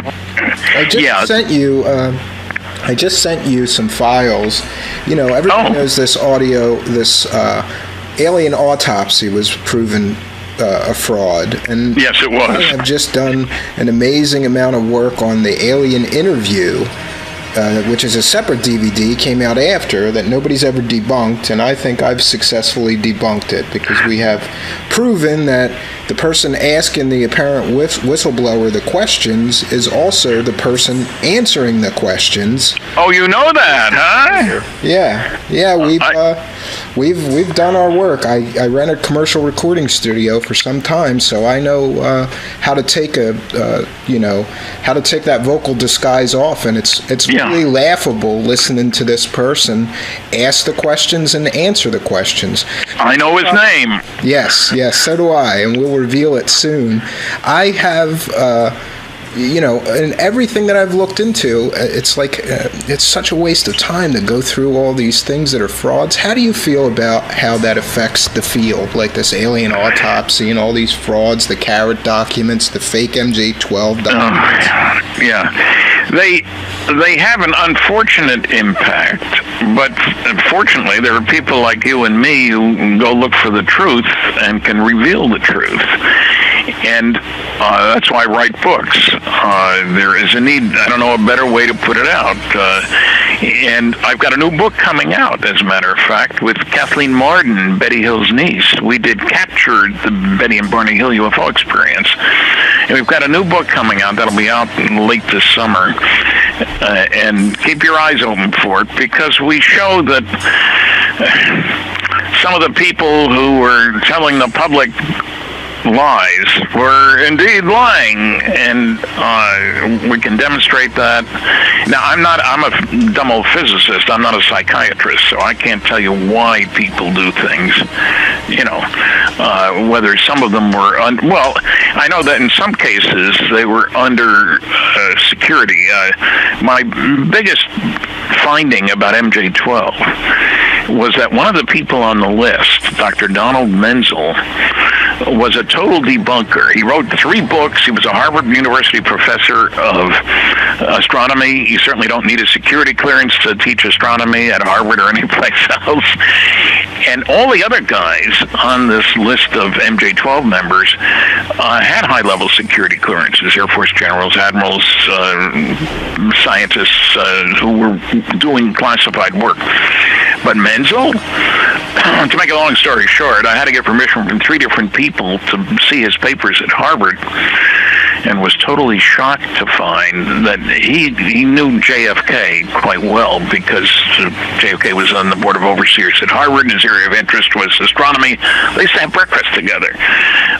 Anyway, there's a letter from Menzel to JFK saying that just after he was elected, there's one area where I may be able to be of some assistance to you, and that's with regard to the NSA. I've had a longer continuous association with them and their Navy predecessor than anybody. And when we are properly cleared to each other, I can tell you more. And then it turns out, by digging more, that Menzel was a world-class cryptologist. And that's what the NSA does, break codes and things like that. And so it was a total shock to me, because I didn't like the man. I had one run-in with him when I was speaking at Harvard, and I did not respect him. But once I found out what he'd been up to all this time, and there was a story. It's amazing. This guy had such a double life. Like, he's a mild astronomy teacher, and in the meantime, he's doing all this top secret stuff. Yeah, and people will say, "Oh, you can't lead a double life." Well, I will mention 3 names: Burgess, Philby, and McLean. These were 3 guys who worked for British intelligence, except they were Russian spies. Now, that's really leading a double life, because you have to be extraordinarily careful that you don't give away the source of the information, So double lives are possible, and I developed a healthy respect for Menzel. I'd even talked to his wife, who didn't know anything about his classified activities, of course. That's another thing. I get people telling me, well, Stan, those guys at MJ-12 certainly would have told their wives what they do. Absolutely not. As a matter of fact, as an example of that, the man who was head of the Manhattan Project was General Leslie Groves. And he worked at the Pentagon. And his wife received a call from somebody in the general's office telling her on August the 6th, 1945, that he thought she should listen to the radio news at noon. Okay, so she listens. He didn't tell her why. And it turns out they announced that we had just bombed Hiroshima and the war would soon be over. And, she figured that's why they told her, because their son was due to be sent to the Pacific area, and they were expecting loads of casualties. The last line of the broadcast, this program to develop this super incredible new weapon, this atomic bomb, was done under the direction of General Leslie Groves. That's when she found out what he'd been doing for the previous 2 years. Wow, that's really amazing.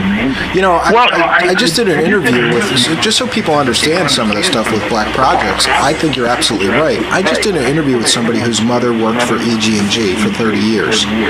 He had absolutely zero idea what his mother did for them, until probably after her death, when he talked to his brother. because she had confided in him some things, because he was also in the government. He actually was one of the spokespeople after 9/11. He worked for Army intelligence or something like that. But 30 years, he had no idea what his mother did. Well, I believe that. And look, loose lips sink ships sounds like a silly slogan, but during the war, that was important because there were spies. And they didn't, especially things like ship movements. You know, the U-boat commanders would love to know that there's this ship leaving New York on this date heading east to Britain. Keep your eye open. It's a big one. You know, that's the real world. We, as a matter of fact, a very good case of disinformation. We worked very hard to convince Hitler that the invasion of Europe, everybody knew was going to happen sometime, but where? And we worked very hard to convince Hitler that the where was Calais.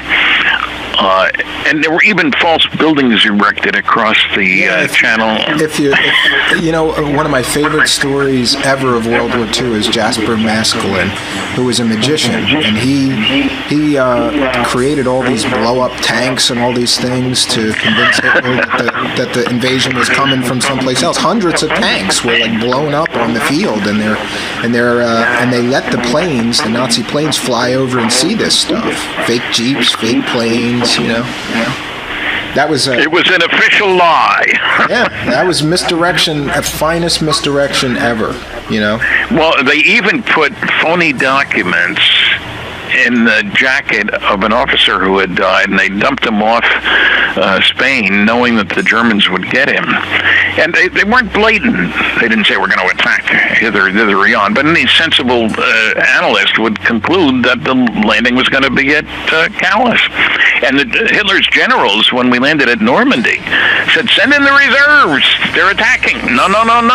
That's not the real attack. They're going to attack over here. He thought that was just a distraction from the real attack. So he waited till he sent the Panzers. Dumb mistake. Well, yeah, but it does illustrate the importance of disinformation. It can serve a major objective. Good, bad, or indifferent is beside the point, but you can cause false attitudes where it matters the most. We knew by breaking, well, there's a good example of keeping secrets. We broke the German codes at the beginning of World War II, Enigma Project and all this sort of stuff. Now, you'd think when the war was over, we'd tell everybody, look what we did. Oh, no. There was no public discussion of having broken the codes for 25 years after the war. The reason was that there were other people using those, other countries using those machines. And we were reading their mail, too. Yeah. I'm a computer science student, so I've read all about Turing and what he did to break the Enigma. There's a movie too, isn't there? Yeah, isn't there a movie? Great movie.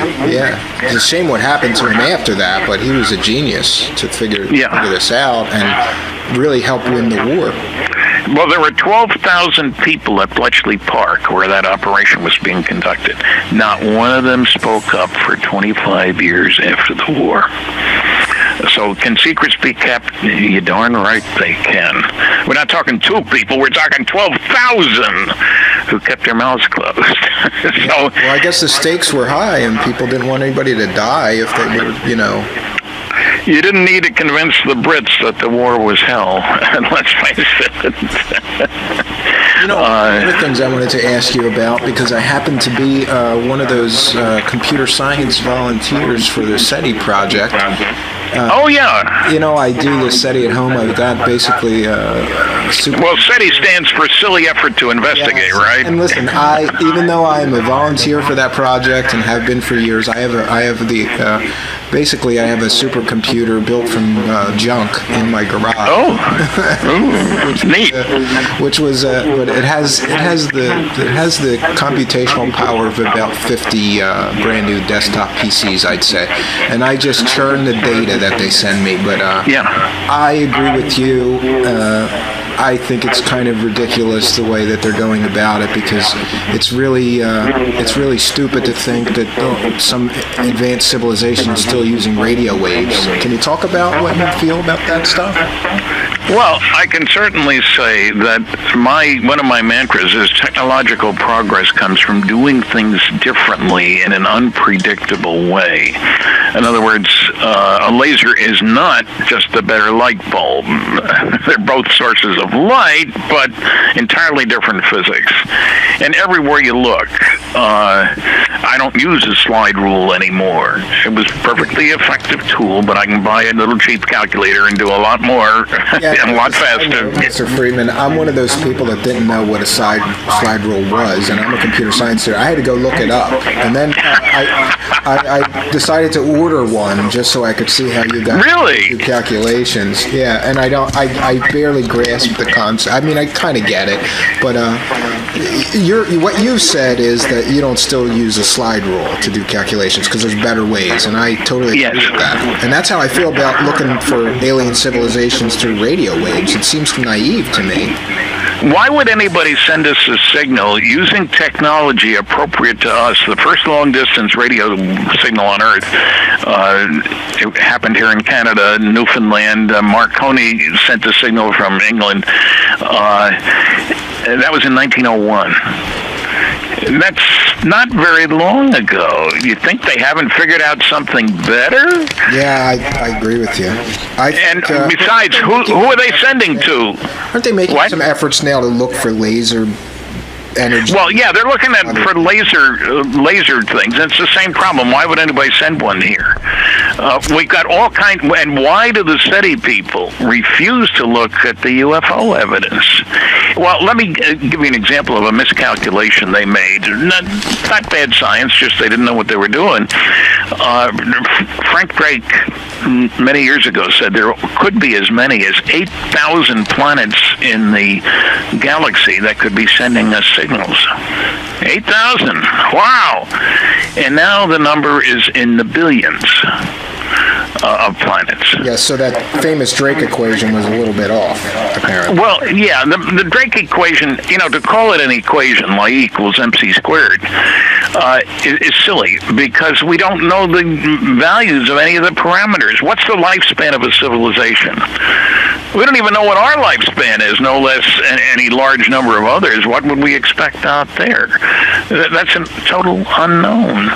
And remember that we're assuming we have a planet that rotates.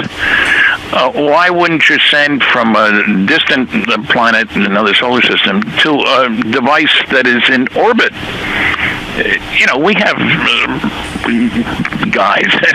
we have devices that sit in one place that send signals back down, one place with regard to the surface of the Earth. It's one of those things, if you've got all kinds of data, why don't the SETI people look at the UFO evidence? Ted Phillips has collected 5,000 physical trace cases from 80 countries, cases where the saucers are seen on or near the ground, and when they leave, one finds physical changes, the equivalent of footprints, which have been seen, burn circles, burn rings, landing gear marks, and 1/6 of those cases involve reports of beings associated with the craft on the ground. And you read your first 200 cases, and it's dull after a while. Same thing is happening all over the planet. Of course, Ted didn't know when he started off his stuff about these things like at Malmstrom Air Force Base, where when the UFO shows up, all the missiles shut down.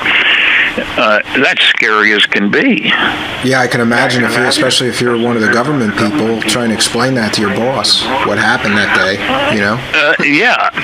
and you don't, it's impossible.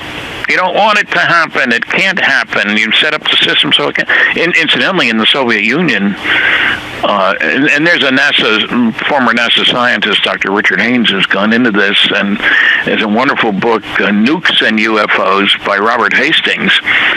and he goes into these nuclear weapons on top of rockets. In the Soviet Union, suddenly a bunch of missiles went live, started countdown. Fortunately, there was a guy down there who shut them off. But this has been going on for some time. I think somebody's sending us a message, and it does relate to, I think one of the major reasons for coming here is to quarantine us. In other words, to keep us from taking our brand of friendship out there. Yeah, now we could be dangerous to a whole nother, to their civilizations. Yeah. And, you know, what people forget, we have exploded 2,000 nuclear weapons on this planet. People look at me like, what are you, crazy, Stan? What do you mean 2,000? That's what the numbers are. All the countries that have them, tested in the air and on the ground and underwater and underground, and 2,000. And the thing about nuclear explosions is they leave residue. Radioactive materials that only could come from nuclear explosions. And so one reason for coming here is to quarantine us, I think. And the other is to keep track, because we, and it sounds silly to some people, we're a threat to them. What do you mean we're a threat to them? Well, when you look at the fusion devices and you convert that into a propulsion system, we could go out and take our brand of friendship out there. But everybody knows it's hostility. You know, so, yeah, we're a threat to the beings out there. After Pearl Harbor, you'd think everybody would realize that you got to watch out for surprise attacks. You know, one of the things about Pearl Harbor, it's kind of funny. In late November 1941, there was the Army-Navy football game. And in the program for the game, it quoted somebody as saying, it had a picture of the USS Arizona, big battleship. Nobody has ever sunk a big ship from the sky. And a week later was Pearl Harbor, and it went down under the water. It was sunk badly. 1,100 guys died on board that. The Japanese knew you could sink a ship from the sky. Yeah, wasn't that like the Navy's kind of pushback against an Air Force? Or yeah, Billy Mitchell. Yeah, Billy Mitchell had said at the end of the First World War that there will be sinking of ships with bombs from the sky. And the Secretary of the Navy had said something silly like, I'll be willing to stand on any ship he thinks he can sink from with a bomb from the sky. Yeah, to eat his words after World War II. Yeah, it was a little late, and a lot of guys lost their lives. So that goes back again. Progress comes from doing things differently. If you can call being better at sinking ships progress, but I guess if you're a Navy man, why not? No, the world is an interesting place, and saucers have an interesting place in it. There have been dozens of theses done, which nobody refers to, of course. I have 10 of them in my book, Top Secret Magic. I list them. But there have been a lot. One of them was on press coverage of this subject. Dr. Herbert Strentz went on to be Dean of Journalism at Drake University. And he had some scathing remarks to make about the inadequacy of the press coverage. He had read 10,000 clippings. That would drive me up the wall. I read a lot, but I never read that many. Yeah, it seems to me they always kind of do this tongue-in-cheek, you know, almost laugh at the subject, you know. We're getting better. I think this Kepler has had some impact on that the notion that we're the big shots into one solar system, et cetera, is going down the tubes. Well, arrogance. You know what's funny is that I recall specifically asking about other planets when I was in grade school. And at that time, we didn't have any of these probes. And so I was told adamantly that the only known planets are in our solar system. There are no other planets. And I was sure that if there's all these other stars, there's got to be planets. And I would argue with the teachers, and they would say, no, you're wrong. There's only planets here. So we've come a long way towards at least acknowledging, you know, that there is planets now.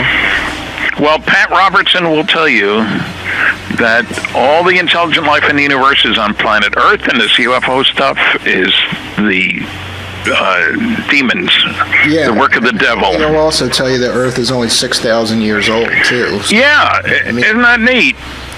Look how lucky we are to be at the right end of the 6,000 years. Of course, they should have said 4 billion, but what the heck? What's a few zeros between friends, huh? Yeah, I don't know. When somebody tells me that kind of stuff, I don't even speak to them, because you can't convince somebody that's that convinced. It's not. I tell them the Bible's not a science book. You know, it's a nice collection of stories. It's good to learn morality from. But other than that, I mean, you know. Well, it's got a lot of UFO stories in it, too. You got to read the book by Dr. Barry Downing, The Bible and Flying Saucers. I believe that I did, and I'm well aware of a lot of those different things, and Ezekiel's wheel, and all different things, and the ancient astronaut theory. It's really amazing to me. I heard a paper by a couple at the University of Delaware. They looked at 11 old civilizations, and all of them, without exception, had stories about craft vehicles coming down from the sky carrying beings, not angels, beings. And these go back thousands of years. So our arrogance, we're being taken down a peg or two, I think, and I'll give Kepler some of the credit for that. We're not so special. Sorry, folks. Yeah, I heard somebody say, and I think it's a great way to explain it, is that, the more science progresses, the more we realize how not special we are. We used to think we were the center of the universe. Yes. Oh, well, okay, we're just the Earth revolving around the sun, and now we're in a galaxy that's revolving around other galaxies. It just keeps getting worse and worse for us, I guess. Well, look, when I was in the 5th grade, our teacher in the science class, it was a long time ago, some science. Anyway, she said that the sun sits still and the planets revolve around the sun. And I had just read in our 49-cent a volume encyclopedia, bought at the supermarket, that the whole solar system is moving around the center of the galaxy at 12 miles a second, which just seemed extraordinarily fast. And I piped up, and she put me down. I was a straight-A student. I wasn't accustomed to being put down, so I didn't say anything. But the next day, I brought in the volume of the encyclopedia.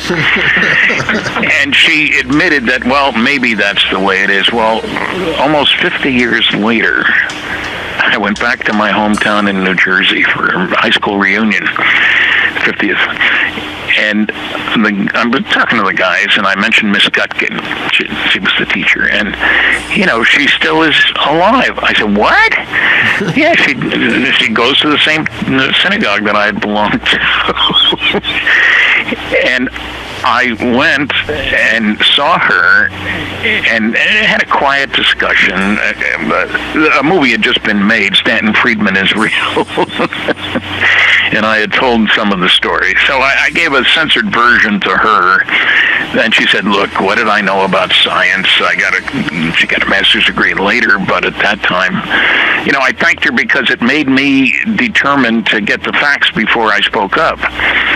And that's my rule. Have facts in hand before putting mouth in gear. I try to live by that, too. I should thank you for that. I really try to follow that. I don't speak on something I haven't adequately investigated or really done my due diligence on. Well, that's the way it should be, especially when you're communicating to lots of people. One-on-one is, a different situation, but when you're telling people, millions of people, and sometimes the debunkers do talk to millions, just like some of us believers do.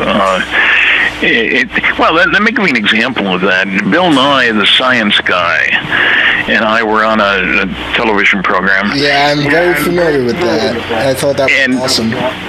Well, he says, Friedman talks about cover-up and stuff. Well, those documents, they cover up people's names. That's a privacy issue. It's not security.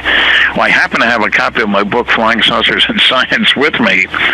So I opened it up, found the page, luckily, and showed this is what I'm talking about. and it was essentially all blacked out.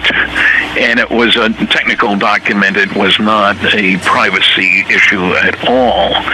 But he got away with saying that, at least until I piped up, because nobody... Do your research by proclamation. Yeah, it was a great example of that. And, it's a battle, but what I like...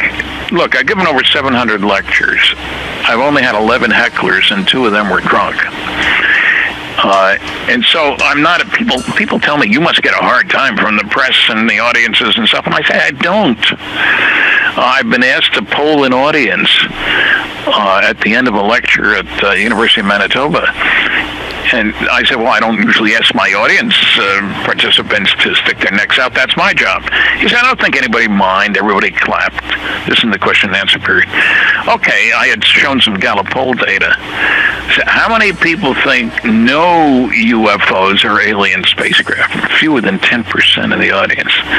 Well, how many think some UFOs are alien spacecraft? 90% of the people. It was very hard to find somebody who didn't. But the problem is the fear of ridicule. And when I check at the end of my lecture, I normally I'll make a little joke. I get the first question. We didn't let the CIA in. I want to know how many of you believe that you've seen what I would consider to be a flying saucer. I defined my terms earlier in the lecture. And just raise your hand, and I'll point and count. So they raise the hands go up barely over their heads, hesitantly. And I go 1, 2, 3, 4, 5. By the time I get over the other side of the hall, it's 10% of the audience, and the hands go up vigorously. But then I ask, how many of you reported what you saw? 90% of the hands go down. And I tried a little experiment in a classroom early in the day before a college lecture, and I arranged with the prof that he would count the votes. I wanted the kids to vote with their eyes closed. I asked 2 questions. How many of you think most people don't believe in UFOs? 80% of the hands went up. Then I asked, how many of you do believe that some UFOs are extraterrestrial spacecraft? 80% of the hands went up.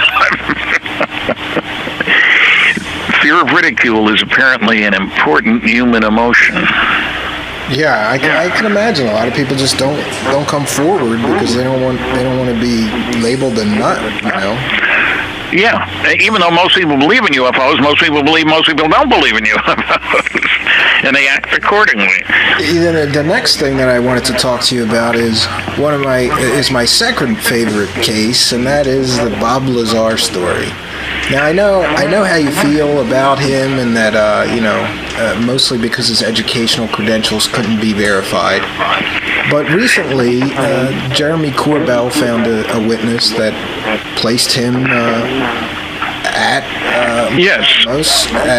and said he was in the security briefings. Yeah. And I talked to you briefly about this, but I found another new witness whose mother worked for EG&G. I'm waiting to find out. I'm waiting to find out more about that. I have never denied that Bob worked out at Los Alamos. His name is in the phone book. I checked with the lab, and the number that was next to his name was that of the Clinton D. Anderson Maison Accelerator Facility. That's an even longer name than that. It's a unique facility, and professors come from all over the country to run experiments there, because there isn't any other place to run those particular experiments. And so I was satisfied that he worked there, no question about it. But nobody has shown any piece of paper that gives his job title. Now, I talked to the man you're talking about, who on the phone, I had a long conversation with him. It's a strange name. I want to say Cromegli, but that's not right. Krinkle? I don't have my notes in front of me. Krankle. Yeah. I think you're right. Unusual name. I'd never run across the name before. And I had a long conversation with him. He's got a PhD in physics from MIT, supposedly Bob's alma mater, but many years before. And so we had a long conversation. He had seen him there, and he looked like a scientist because he had the pocket protector. I must admit I use a pocket protector to protect my shirts. My wife goes crazy if I get all kinds of ink on the shirts. Anyway, And I asked him, he had seen Bob there at a security briefing. Look, everybody who works at Los Alamos has to have a security clearance. If you sweep the floor, it doesn't matter. I said, did you do anything to verify that he had a degree, that he was a scientist? No, why should I? I know he was there. I know he had a security clearance, or he wouldn't have been at the briefing. And so he did not verify that Bob was a scientist. Now, Jeremy is saying he did, but I've talked to Jeremy briefly, and we did a program together, and I talked to this guy, and I don't think we have established that Bob is a scientist. And the funny thing is, George Knapp, who I consider an outstanding journalist, yeah, he's the one who... He and you are my two favorite guys in this whole mess. Well, thank you. Yeah. I'm in good company. Actually, I always joke about you. You got me started in this with all these books, and I always said if I ever got to talk to you or meet you in person, I wouldn't know whether to give you a big hug and thank you or to punch you in the face. So it's my fault. That's all your fault. Well, I spent so much time on this stuff. Now, the interesting thing, both of us are from New Jersey. George was from Jersey. Woodbury, that's down your end of the state, I think. Anyway, I have the greatest respect for George, and when my book, Flying Saucers and Science, came out, I made sure that he was the coast-to-coast host when I talked about it. And he read the book, asked sensible questions, et cetera, et cetera. Anyway, the last time I talked to George in person, he said he didn't think Bob had those degrees. So he agreed with that. He had given me, for people who don't know the story, he had given me the name of Bob's high school. And I called them called him back when he dug out his records and found that he'd finished in the bottom third of his high school class and had one science course, chemistry. Now, there's no way you can get into MIT with those credentials. Got to be in the top 10 or 15%. They might stretch it to 20 if your college board scores were super special or something like that. But so George gave me that information. I passed it on to him, and he agreed. But I checked with MIT. I talked to 5 different people at MIT, and he doesn't show up anywhere. I talked to their legal counsel, who said there's no way to wipe his records clean. I talked to Caltech, no sign of Bob. Now, also at a meeting in Rachel, Nevada, at the Little Aaliyah Inn, good place for hamburger. Larry King and I had hamburgers there one time when I was doing a show out there. At Rachel, somebody asked Bob to name some of his professors. And he thought for a minute and said, there's a certain guy, he gave his name, who will remember me from Caltech physics. Well, that guy was in my directory, the American Physical Society, of which I am a member, and Bob was not. And he never taught at Caltech, only at Pierce Junior College, which is close geographically, but far intellectually. And he did have Bob in a course that he taught at Pierce. At the same time that he was supposedly at MIT, incidentally, 2,500 miles away. So George had no problem telling me he didn't think Bob had the degree, but my response is, why would you believe anything else he said? Especially about element 115, which was discovered not by Bob Lazar. He had nothing to do with its discovery. It was a big accelerator, was operated for a month, and they produced 4 atoms of element 115. They were expecting to find some 115, because we look at the periodic table and know your physics, there should be some isotopes, 115. But it has a half-life less than a minute, and there is no way you can accumulate 500 pounds of this stuff, which Bob said that Los Alamos had. And he had stolen some. I don't know how he managed that. It would have been the most valuable stuff around, you know. So Jeremy has said that Krankel had verified, but to say that a guy looked like a physicist and had a pocket protector is not enough to make him a scientist. He's got no publications. Nobody's provided a piece of paper that gives his name. Many people think, well, if you work in Los Alamos, you got to be a scientist. No way. Like a GE. I'm sure they have just technicians. They have IT people that aren't scientists. Oh yeah. IT guys. They have. Well, the number at the number at General Electric was 1,100 engineers and scientists out of 3,500 employees. Sure. When I was there, and so one of the things I always wanted to ask you though is putting this problem with his education aside, and one of the things I keep coming back to is Snowden being a high school dropout and somehow getting to work on these huge top secret NSA programs. There's a difference between security and science. Yes, but my point being that maybe he overstated his credentials or just lied about them. I don't know, but the guy had a particle accelerator in his spare bedroom, and he built jet-powered cars. Yes, he did. He was a smart guy. I've always said that. Well, one of the things that I always think is that maybe the government didn't care about his education. They just wanted somebody to look at these craft, maybe somebody with outside. Well, but where's his past record of achievement with regard to far out systems development? I can't find one. His buddy called me and asked, this is 20-some years ago, what would it take to convince you that Bob is telling the truth? It was not an acrimonious phone conversation. I said, well, it would take a resume, copies of his diplomas, a list of his papers, memberships in professional groups, stuff like that. Okay. Well, I sent him an 8-page resume. I probably couldn't find one now.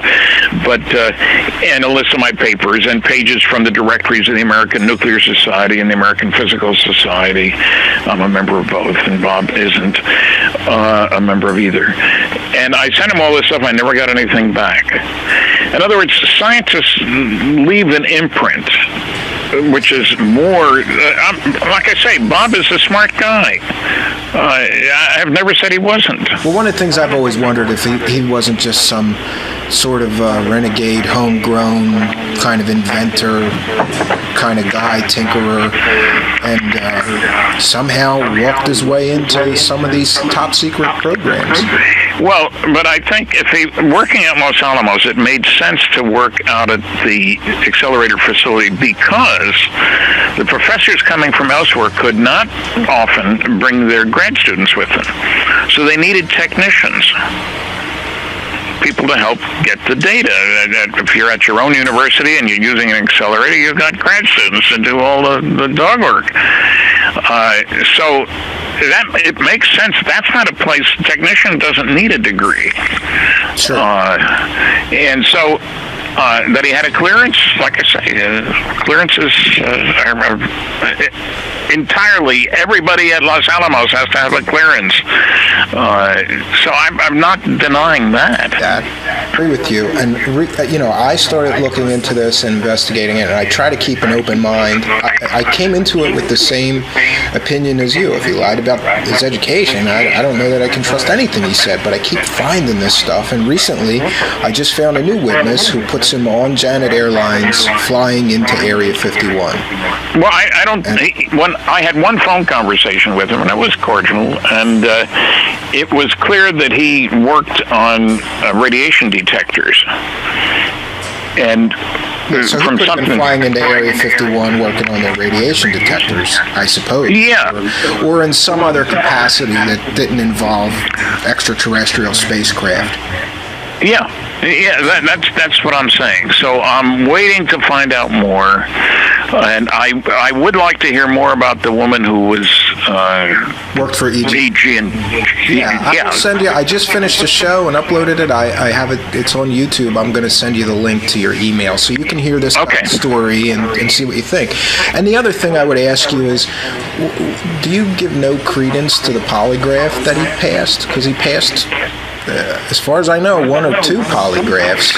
I don't know enough about those. Polygraphs are kind of tricky. There are people who can beat them, but I don't know what questions were asked. I mean, is Bob a smart cookie? Did he work at Los Alamos? answer is yes to both of those. Well, I saw some footage that Jeremy Corbell published that he got from George Knapp of those polygraphs, and they did ask some very specific questions. Did you work at an area called S4 in the Area 51 complex? Did you work on back engineering alien spacecraft? And he answered yes. Did you embellish or, make up any parts of your story? No, And I don't know what I think about polygraphs, but that was kind of compelling evidence to me. I'll have to dig into that some more. I haven't seen that footage, I will grant you. Well, I guess the last thing I would want to ask you is, you've looked into this UFO stuff for 50 years. What is the bottom line? What do you think, if there really are extraterrestrials coming here, what do they want? What's the agenda? Why are they visiting us? Well, I got a whole chapter in my book about the UFO why questions, and certainly, what do they want? I've given a number of solutions. I think one thing, they want to quarantine us. Two, they want to keep track of the idiots in the neighborhood to make sure there are no surprise attacks. Three, they be mining the stuff that's here that we, you know what uranium was used for 100 years ago? Yellow coloring agent. Yeah, I heard you say they colored plates with it, or China, right? That's right. Yeah, China, and that's illegal now, of course, but because it's radioactive and some of it washes off. But we have so many stories going back so long. It would seem that maybe alien universities send their graduate students here to do their thesis work on the development of a primitive society. Yeah, I often thought that. Maybe it's some kind of anthropology project. Maybe this was a penal colony. They dumped all the bad boys and girls here, and that's why we're so nasty to each other. And, there is stuff here that's rare that we don't even know to pay attention to. There are loads of reports, over 1,000 that I'm aware of saucers submerged, unidentified flying objects, unidentified submerged objects, USOs. They may be mining the bottom of the oceans. There are all kinds of nodules of metals and diamonds off the coast of Africa and all kinds of stuff. We don't know why did the people come to the New World after Columbus? Steal the gold, of course. No, it was to convert the heathens. No, it was to develop new vegetables, tomatoes and potatoes and tobacco. It's a huge variety, and to steal land and all kinds of other things. So we don't know. It would stand to reason that the Galactic Federation would be monitoring the neighborhood. You don't want surprise attacks. Also, you're always looking for a place to retreat to if an asteroid destroys your planet partly. If a supernova goes off and you need to relocate, you got to know what's going on in the neighborhood. So I think there are loads of reasons. And look, for all we know, Eisenhower really did meet with aliens. There are two stories that look probably true. I have the greatest respect for Eisenhower. He was looked down upon by the Eastern establishment. I didn't go to Harvard, Yale, or any place like that. But anybody who could get the Germans on our side versus the Russians after the war, when France, the United States, and England had fought two wars with Germany, has to have appropriate skills of handling people, don't you think? Yeah, absolutely. I think he's an amazing historical figure. Absolutely. Yeah, even if he didn't go to Harvard or Yale. Sure. So I think there are a lot of questions we haven't answered. That's why I write books, to try to answer them, but with the appropriate restriction. I haven't talked to any aliens. I don't know what they want. Who knows what drives them? But I do know that we have the experience of explorers, of our own experience. Every nation on the planet, a big one, has an air defense command to monitor the skies so they don't have surprise attacks. So it would stand to reason, as soon as you expand the baseline from a planet to a solar system to a galactic neighborhood, that you still have the same problem. There might be rogues or idiots out there. There's been no shortage of them here on this planet, after all. Would you trust that guy in North Korea with atomic bombs? No, absolutely not.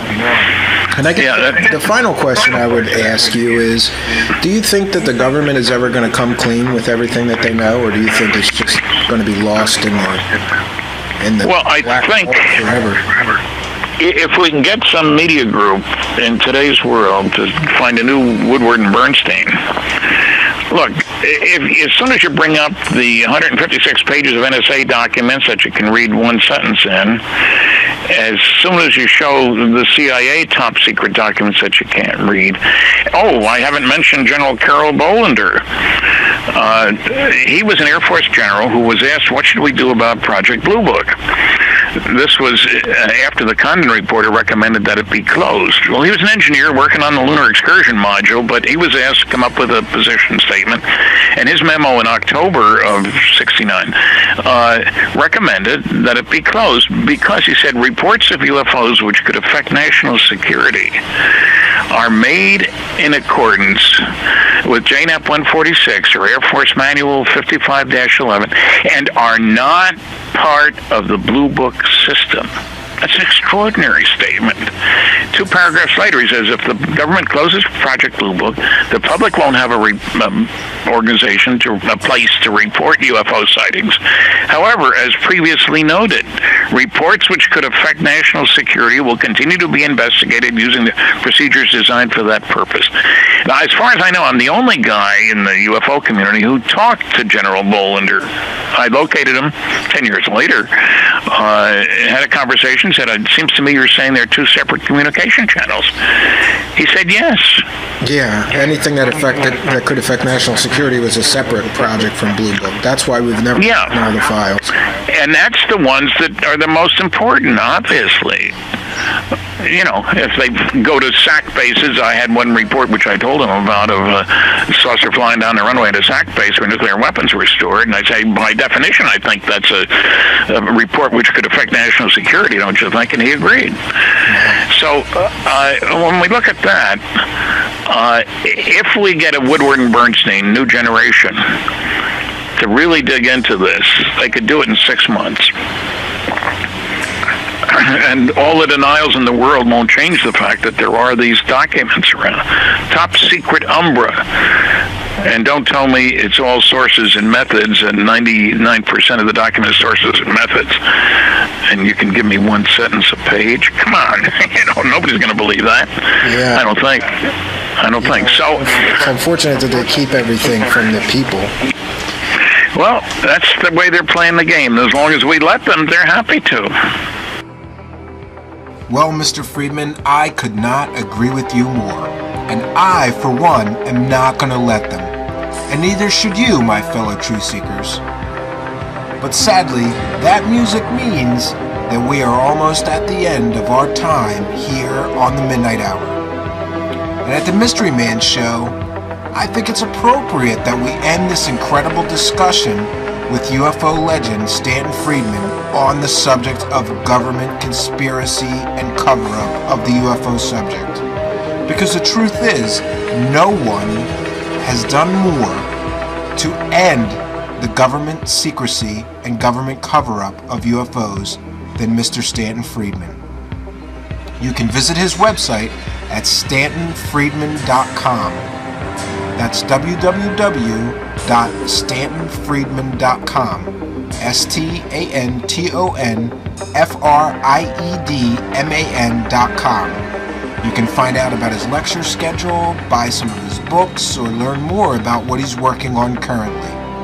And Mr. Friedman, I want to take the time to thank you immensely from the bottom of my heart for taking the time to talk to us tonight. It's been an immense pleasure and delight to talk to you and learn more about this incredible subject. I want to wish you the best on your continued journey to find the truth. It's good to talk to somebody who knows something about the subject. Thank you. I appreciate that. Well, my friends, I want to thank you for joining me for another edition of The Midnight Hour. You know, here at the Mystery Man Show, we had a real hard time starting this up. And I could say a lot of negative things about some of the so-called UFO community and other people not being quite accepting of what I was trying to do. But I have to say that I'm amazed that someone of the caliber of Mr. Friedman was willing to come on the show as a guest and help me. When I started this show, I had an incredibly hard time getting good guests. And I never thought that someone of the caliber of Mr. Friedman would join me on the show. But out of the blue one day, I just called him up, explained what we were trying to accomplish here, talked about his books for a bit, and Mr. Friedman was awesome. He just said, "When do you want to do it, kid?" And off we went. And I have to thank him for that, because he really did help us to get a great launch of the show. I also have to both mention and apologize for some strange audio echoing and glitches that we had during our interview with Mr. Friedman.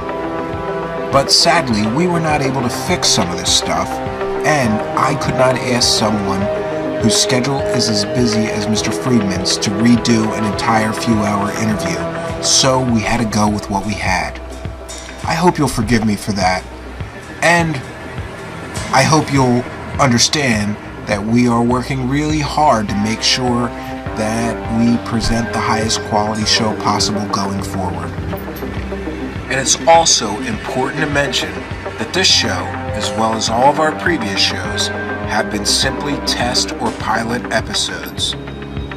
These shows were produced with the intention of finding distribution on existing worldwide paranormal radio or podcast networks. And sadly, that distribution or support from those existing networks never came. But with that bad news comes some startling facts, and here they are. The Midnight Hour, the Mystery Man Show, has gotten more views, more listens, and more clicks than almost any other of those shows per episode on those existing networks. Now, this excludes some of the huge stars of the field, of course. But for a new show, we have gotten an incredible amount of listeners, and I am so thankful to each and every one of you for that. The truth is, if you do the math, you will find that this show's numbers are literally crushing most of those hosts per episode that are on the networks we try to get on that rejected us. And the truth is, I am certainly no stranger to any artistic endeavor I have ever undertaken being initially rejected. It's just kind of par for the course. I'm used to it. I'm okay with it. The universe kind of steps aside for those so determined they will not be stopped. And you gotta know, friends and fellow truth seekers, that I am not somebody that's gonna be stopped. So if we have to, I'm gonna go it alone. And I've made my peace with that. I'm good with it. As long as I still produce high quality shows that I'll still be proud of many years later, I'll be good with that. I don't really care what else happens, but I would really like to be a vehicle for the truth, the real truth, behind many of these mysteries to finally come out. And like I said before, the news isn't all bad. We produced these pilot episodes that did amazingly well numbers-wise. And I'm really thankful to each and every one of you that tuned in and listened and helped make that happen. And we have been reaching out once again to some of those paranormal networks. Because the truth is, we could go it alone here, and I'm prepared to do that if absolutely necessary. But this show would be so much better with the help and support of more wide-scale distribution. So we've been taking some time to kind of recommunicate with some of those networks now that we've established some of our capabilities. And I guess it's important that everyone knows that I have a few tricks up my sleeve for massively increasing our listener base in the coming months and year ahead. And if negotiations go well with any of those other paranormal networks that are willing to give us some support and increase distribution, they too will benefit from those efforts. You know, what we're really looking for is a mutually beneficial relationship, because I have a great deal of skills with all kinds of digital media and websites and social media promotion and all kinds of things, and I'm hoping that we could find a good fit somewhere where this show can find a home and we can both benefit from a good relationship. So as for me, I'm going to remain incredibly positive about producing this show going forward, whatever it takes. But listen, if you are a listener of some paranormal radio network or podcast network and you think that they should carry our show, take the time and email them, give them links to the show. That would really help us out.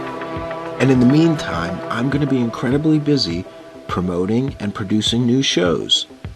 We've got an incredible new show coming up with UFO researcher Stan Gordon, exploring the mystery of Bigfoot and Bigfoot's possible relationship to the UFO and extraterrestrial phenomena.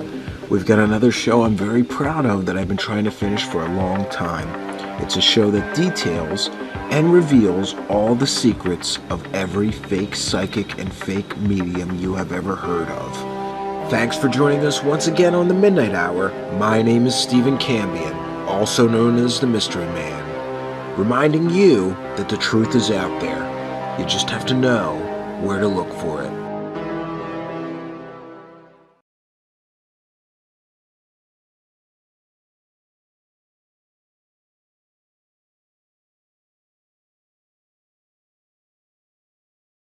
This program is a legacy program which was recorded some time ago. Views and subject matter are products of the time in which they were recorded and may not reflect current news or cultural stances.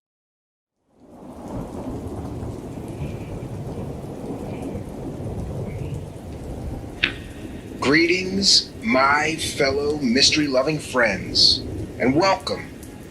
Thanks for joining us once again here on the Midnight Hour. Tonight, we are sort of broadcasting from a new home base, a secret and secure location. We are somewhere in the deep wooded mountains of Pennsylvania.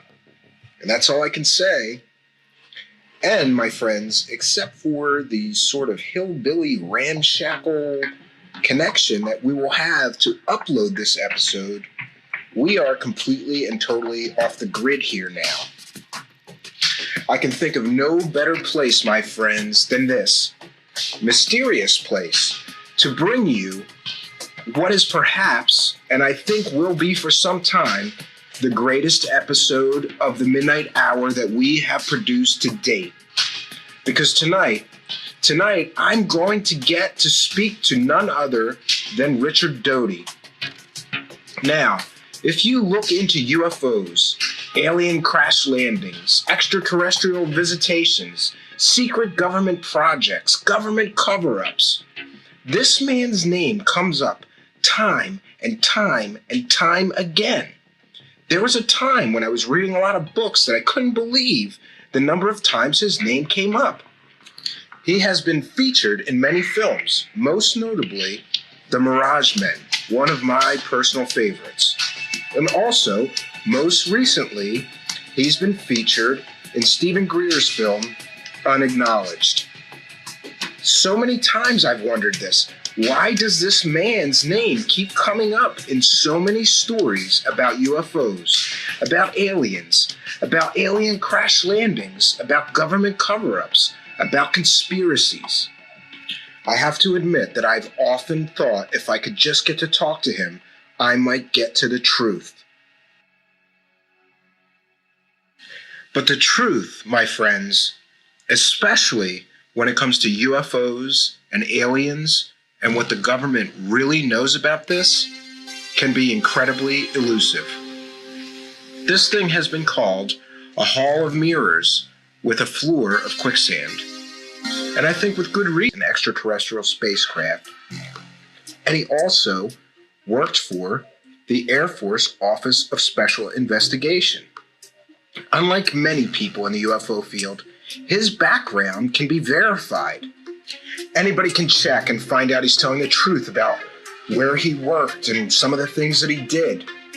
My entire life, I've been convinced that Richard Doty just might be the key to getting some form of disclosure, some truth about UFOs, extraterrestrial spacecraft, and what the government really does know about it. Tonight, my fellow truth seekers, I'm so excited that I'm finally going to get my wish and to be able to get this man alone and find out what this well-connected former government insider really knows about UFOs, aliens, extraterrestrial spacecraft, and what the government knows about it. Let's find out. My guest tonight, Richard Doty, has been standing by on our mystery phone. So without further ado, let's begin. So I don't know where to begin, but I think that the best question that I could ask you, that I think I know the answer to, is this. And that is, are there things that are related to UFOs and ETs that you have never yet disclosed? And if so, when will you? Because tonight may be a good time to start on that. There are a lot of things that I've never disclosed. There were a lot of operations that I completed during my career with OSI that remain classified that I haven't disclosed to anybody. Well, you're still under some kind of NDA or like secrecy agreement, right? So you can talk about some things. Isn't that right? Well, technically no, because it was only for 25 years. But I was called back to active duty, and so some of that there's somewhat of a gray area.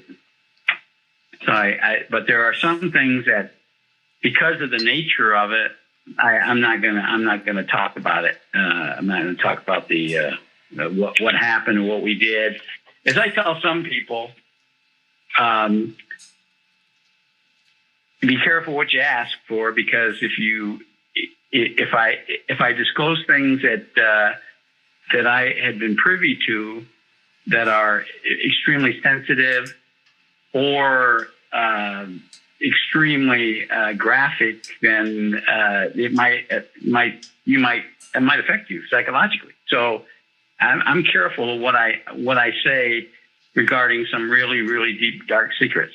Wow, that sounds like pretty powerful stuff that you must have. So I guess the next question, and this is really important to me because of just learning about your background, and I'm really incredibly amazed by some of your history and your family's history and your background. So I would ask you about Grant Cameron's book, Managing Magic, because in that book, he writes that your uncle, Edward Doty, was an intelligence officer who was the head of UFO investigations at Holloman in the 50s, a liaison officer with Air Force Office of Special Intelligence for UFO investigations, and also that your father, Charles Doty, was involved in UFO-related matters and knew Colonel Lane Edwards, who's the Air Force figure behind Bob Emenegger's Air Force-supported UFO documentary.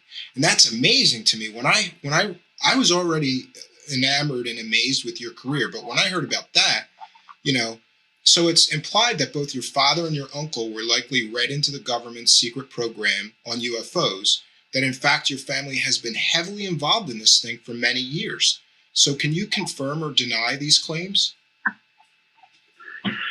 No, they're correct. My uncle Edward was involved with the investigations of UFOs at Holloman and two other bases.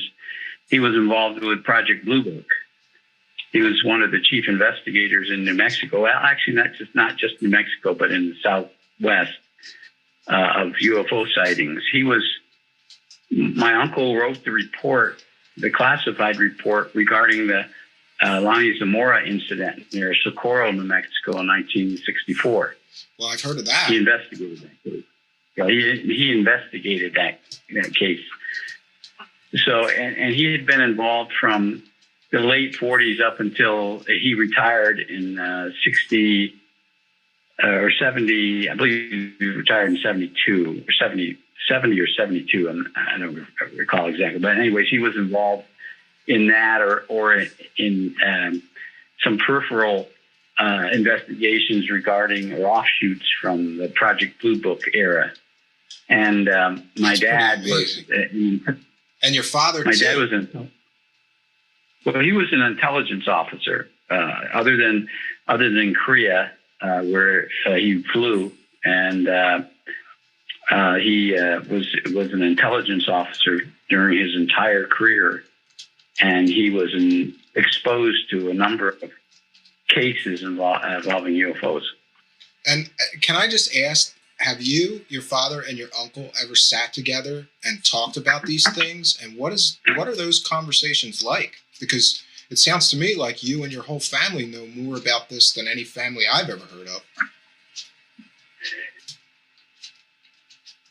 Yes, we did. We've sat down a couple of times, only once together. And I was at a reunion where we sat down and talked about in great details about what each of them did. And that was a number of years ago. But I've sat down privately with both my uncle and my dad to discuss some particular cases and then the subject in general. That's amazing. Now, I want to get this out of the way because anybody that would hear that I'm going to talk to you want me to talk about the elephant in the room, and that is the Paul Benowitz case. And so I would say that you've been largely vilified in that case, and yet you claim you were just doing your job, and I believe that you were. But do you think any of the decisions made by the government, the Air Force of Special Intelligence, who was your employer, were wrong decisions that you had to carry out, but in retrospect, maybe you disagree with how they handled that?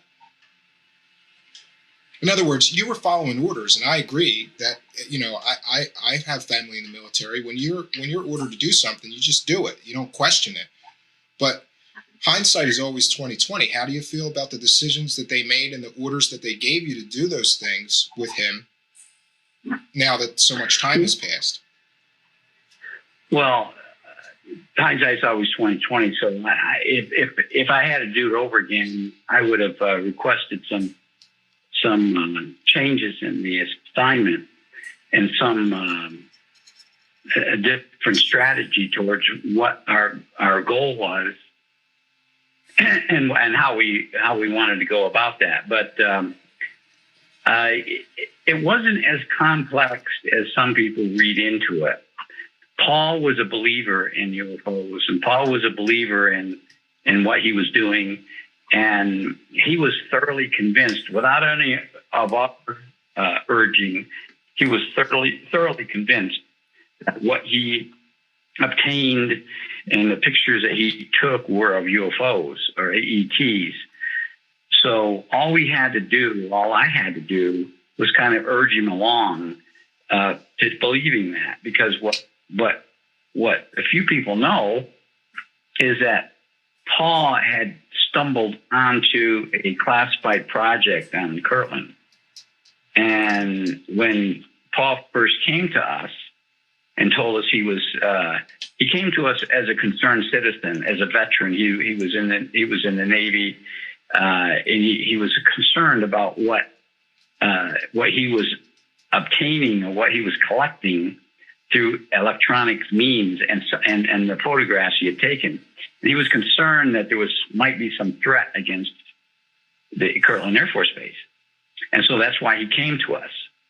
And when we started investigating this, we found out that what Paul actually did was he tapped into a classified National Security Agency system that was located on the base. And that was a communications channel, right? Exactly. And so we didn't want him to think that he was that he had done that. So he was convinced that what he tapped into was an ET signal. So we just continued to urge him to think that it was a ET signal and not the actual NSA signal. Now, what's interesting is that some of the pictures that he took of objects flying around Kirtland, some of them could be explained, but some of them couldn't be. And back in the 80s, the early 80s, the Air Force was experimenting with drones, highly classified at the time. And they were flying drones, different types of drones. And I don't know exactly the types, but anyway, there were different types of drones. And some of the pictures that he took were of drones. And that's classified. So we never told him, hey, they're drones. But we told him, wow, we don't know what they are. Maybe they're UFOs. They're unidentified flying objects. This leads me to another important question about the whole Paul Bennewitz affair. And that's this. In reading everything about it, I always thought, here's a guy who has government contracts with the Air Force or the government, through his company, probably a somewhat patriotic guy. Like you said, he was a concerned citizen, came forward to say, hey, look, I'm seeing this stuff in restricted airspace. I took these pictures. Why the incredibly elaborate ruse and bringing in UFOs and extraterrestrials and Dulce Base and all of this stuff? Why didn't the Air Force just take him into confidence, tell him the truth, and swear him to secrecy about what was really going on? Well, that would be one of the things I would probably have changed, and I probably would have tried to convince my supervisors to do that. But when we found out that his company had a industrial security clearance, and that he had a secret clearance, his company did, he did, his employees did, with Thunder Scientific, because he made parts for submarines, nuclear submarines. I proposed that to my supervisor, and when one of the other supervisors from Washington sat down at a table to discuss the strategy on this, he vehemently said, no, we're not going to brief him into it. This is too highly classified, and he doesn't have a need to know that. And again, one of my other questions was going to be, and I really didn't think anybody ever asked you this, that if it was an extraterrestrial spacecraft, what was Paul Bennewitz seeing? Was it just the drones that the government wanted so desperately to cover up at that time? Some of them were drones. There were clearly some of the photographs that he took were of drones. They were recognized and identified as drones by other intelligence people. But some of the objects that he took photos of were not drones. In fact, he took a series of photographs on a particular rainy night, and there wasn't any drones flying during that time period.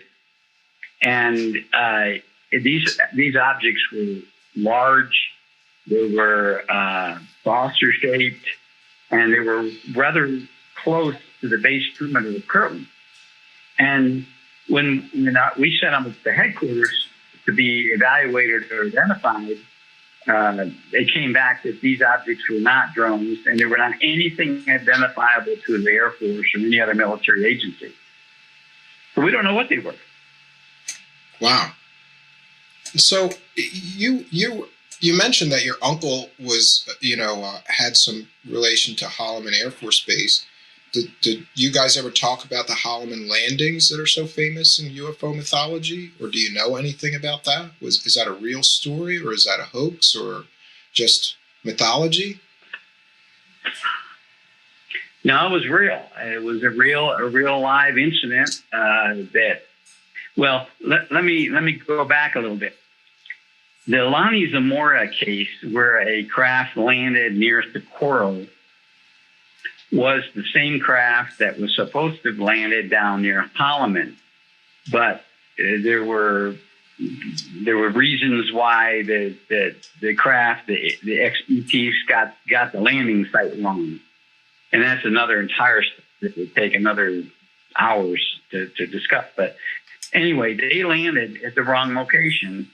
And when they, I guess, figured it out on their own, or however they decided it was the wrong location, they took off and landed at the right location. If you look at the dates are exactly the same from the Holloman case and the Lonnie Zamora case, April 24th. I've never connected those two. That's amazing. Well, that's some great information. So that's what happened. And my uncle spoke of it in detail to me years later, and he was convinced that what they were coming back for were the bodies of the ETs from the Roswell crash site, or Corona crash site. Everybody calls it Roswell, but actually happened near Corona, New Mexico. Yeah, like in Stanton Friedman's crash in Corona. And I guess exactly. I guess I would ask you that in relation to the Holloman landing footage. So many times the Air Force went to Emmenegger with promises of providing that Holloman landing footage. And a lot of people think that was part of an ongoing disclosure effort, that by necessity, they have to conceal classified information. Traditional leaking wouldn't work because of the secrecy agreements and the NDAs. People like you, if they leak this stuff, would go to jail. So is the government on purpose releasing real information via disinformation and via proxies and cutouts in some kind of effort at disclosure? Well, I know at one time, back in the 80s, back in the late 70s, when I was briefed into the program, one of the talking points on the briefing that I was given pertained to a disclosure that had started back in the early 50s. It was more or less the test of how people would react to the information that we were in contact with extraterrestrials. And the Air Force cooperated with movie producers and some authors back then. But for some reason along the way, things clammed up, and the military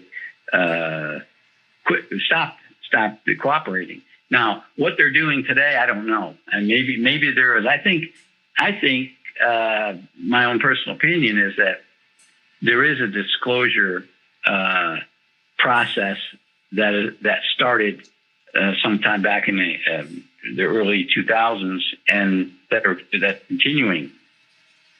But the problem is that there's so much junk that's been spread out in society by writers of fake UFO books or movies that portray things that aren't really accurate, that it's really difficult for the government to come out and say, well, this is what happened here and this is what happened there, because people are saying, well, they've already been brainwashed. Well, I just read a book that says it happened this way. Or I just saw a movie. I just saw a special. So there's so much junk that has been spread out there that it's difficult to hold a news conference and say, forget everything you've learned or heard or saw or read. This is the facts. And I guess I would also like to ask you on this subject of disclosure, that there's been some recent big news, through this To the Stars Academy, and they're releasing gun camera footage, something that they've never done, but it seems to be a half effort. Like, they say it's from the Pentagon or Department of Defense, and then people file FOIA requests and they say, we didn't release any of this stuff. What do you think of the To the Stars Academy? And is this a real effort at disclosure? Is this a disinformation campaign? Or are we really going to have some form of disclosure, and this is just a trickling, slow disclosure or confirmation, as Robert Bigelow claimed a few years ago? would be the first step? No, I think there's a active effort, but I'm no longer involved in the government, so I don't know what they're doing as far as this recent disclosure. But I'm pretty positive that there's going to be eventual disclosure, and I don't know how they're going to do it, how they're going to work it, because of all the brainwashing that has been done over the years from people who write fictitious UFO books. Oh, you don't have to tell me. I spend most of my time going through garbage trying to get to some real information, so I agree with you on that. And another question I wanted to ask you about is just another famous story about Nixon taking Jackie Gleason to see alien bodies at an Air Force base. Do you know anything about that, or if that story is really true? Well, I asked my uncle. He heard the story. He knew Nixon was intimately involved. Nixon had been briefed. Nixon wanted to be briefed on every single UFO sighting or every legitimate UFO case. But the incident involving Jack Gleason, as far as I know, really happened.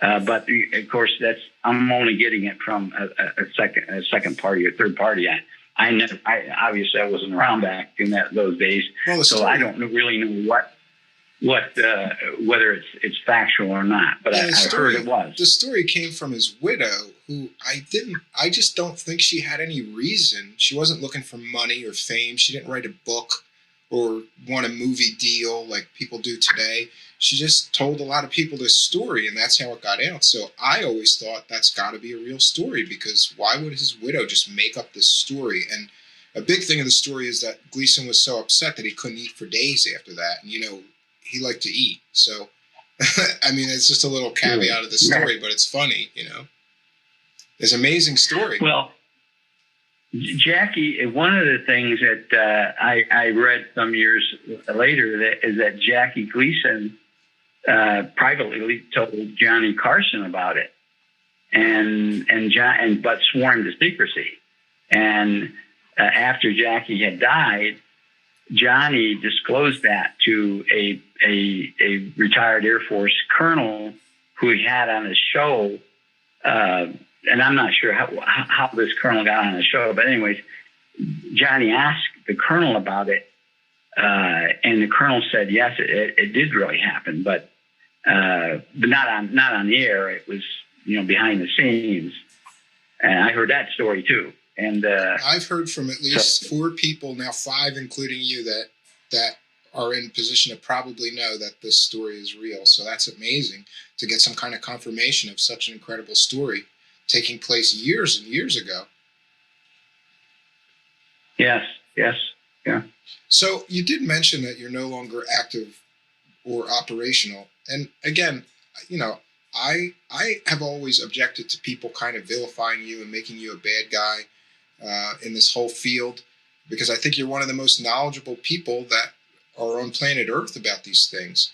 But some people say that you're still operational. And so I wanted to ask you direct and straight out, are you still engaged in any operational intelligence gathering or disinformation related activities, official or unofficial, relating to the subject of UFOs? No, I'm not. I'm a member of the Retired Intelligence Officers Association.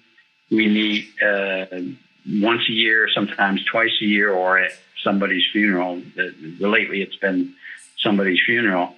And we have a little group of intelligence officers who had access to this information, who had been involved in investigating of it. And we meet and we sit and talk and we discuss investigations that each of us had done. Some of the guys had older than me and had done things back in the 50s and 60s that are quite extraordinary, and that we have only a couple that are recently retired that will or can talk to us because we don't have any clearances anymore. They still do, and so they have to keep things sensitive. So they do relate things, not in details, but more or less a summary of some of the things that they've done in the 90s and in the hundreds and 2000s, that are still showing that the government is still investigating the incidents. Well, we've just had confirmation that the Pentagon is, and I guess another question that's very important to get to. There's so much to get to with you because your name comes up in all different big stories in UFO mythology and lore. Every book that I've read on UFOs mentions you in some story or another. So I wanted to get to the MJ-12 documents, but before I do, I had a very direct question, and that is, did the Air Force Office of Special Intelligence, who you worked for, or any government agency to your knowledge, create and distribute false leaked documents to UFO researchers? No. No, that's pretty direct. I never did. I never did. But what? Now, what about what the intelligence? Go ahead. I was going to ask you again. I hate to even get to this, but people would really like to know more about the story with Linda Moulton Howe. You sitting her down and putting her in a briefing room and giving her a dossier of information that you showed to her. And she claims those documents mention that ETs manipulated early man's DNA to create Homo sapiens. First, to your knowledge, is that statement that she keeps making and has made for years about that dossier she was shown, is it true or false that that dossier mentioned that ETs manipulated man's DNA and created Homo sapiens? Because that's a big, big thing to me. Well, it wasn't a dossier. I did provide, we had an operation to obtain information from Linda Howell because she had a number of sources in Washington, D.C. that was providing her information.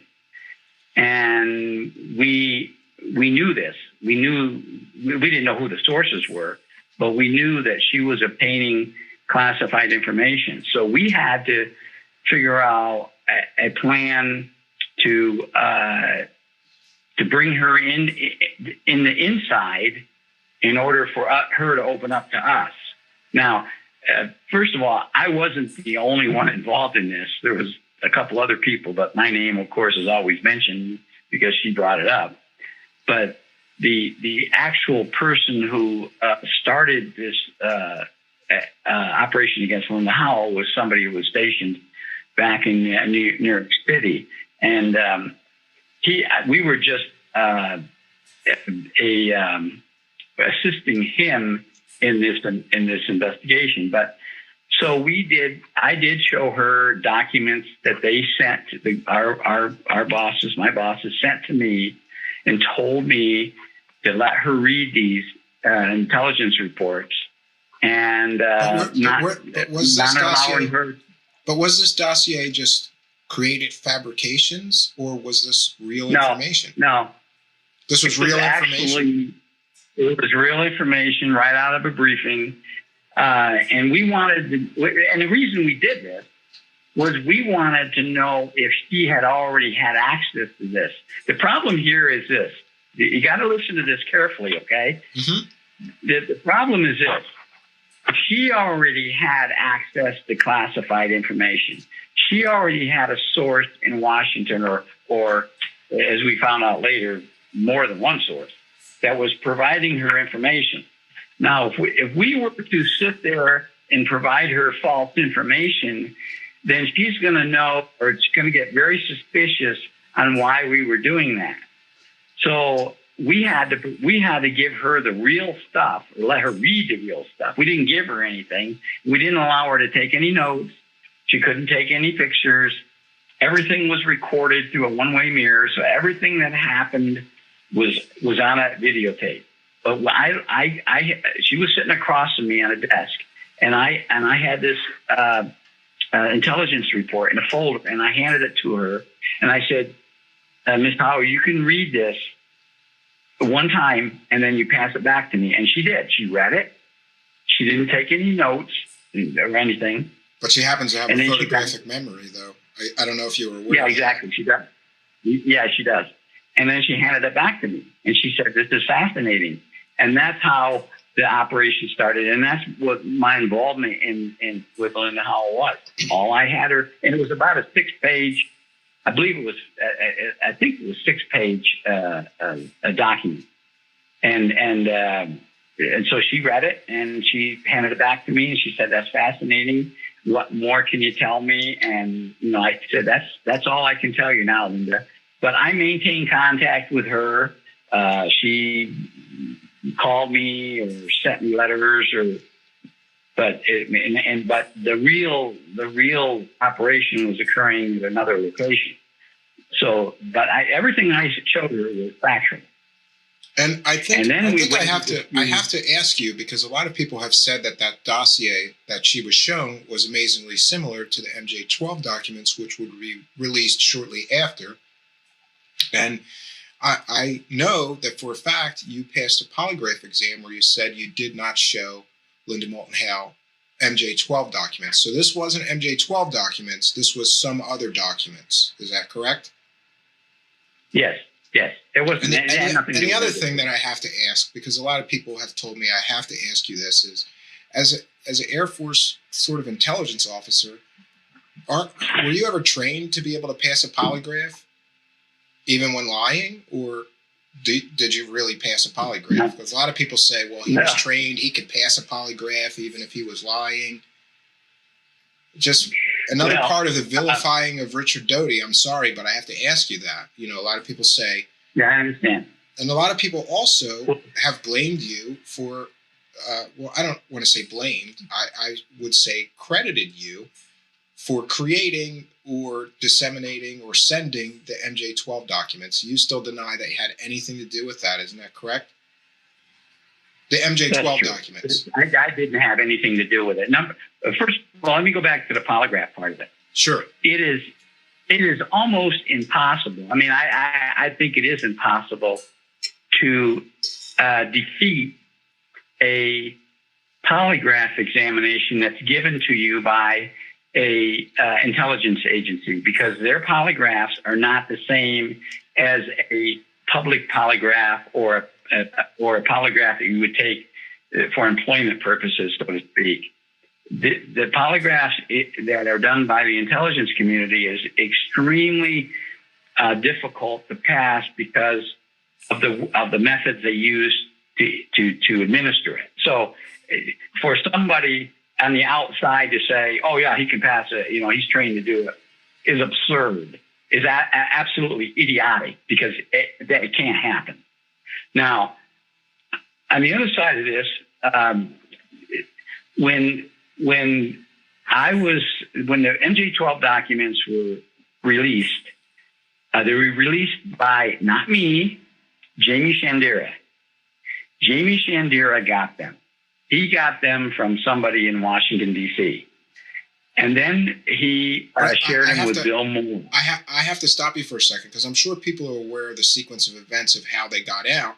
First, do you believe that they are actual real documents? And I mean just the initial bunch, because after that there was tons of them that were coming out, and that a lot of them were suspect. But the initial stuff that was sent to Jamie Shandera and Bill Moore, do you believe that they were actual real documents, or do you believe they were fabrication? Well, all I can say is that the information contained in those was real information, was accurate information. Now, the document itself could have been created by somebody else based on real information. But a lot of people have said that it would take an entire team of PhD level document experts and history experts to fake those. So I've always leaned to think, my thinking on it is this: either they're real, or they were created by somebody who wanted to leak the information, who falsified the documents so as not to, violate any secrecy agreements. But it would have taken an incredible team to do those documents so correct. So even down to the words for a form of plastic in the 50s was called something else, and all these tiny details. And there's this website now, and I don't have my notes in front of me, but there's a father and son team that have been investigating this stuff forever. So I've always leaned towards they've got to be real, but they could have been created by some team of experts, I suppose. But you're saying that the information they presented. What about this Special Operations Manual? Have you read that, and what do you think of that? Because that seemed pretty accurate document to me. I was told I didn't know anything about that until that I saw it. And somebody when I was being interviewed a long time ago, and somebody showed it to me. It looks real, but I've never saw it before in my government duties, so I can't say that one way or the other. But it sure looks real, and I've had people tell me that it was a real document, so a real manual. That's pretty but amazing. Personally, I can't attest to it.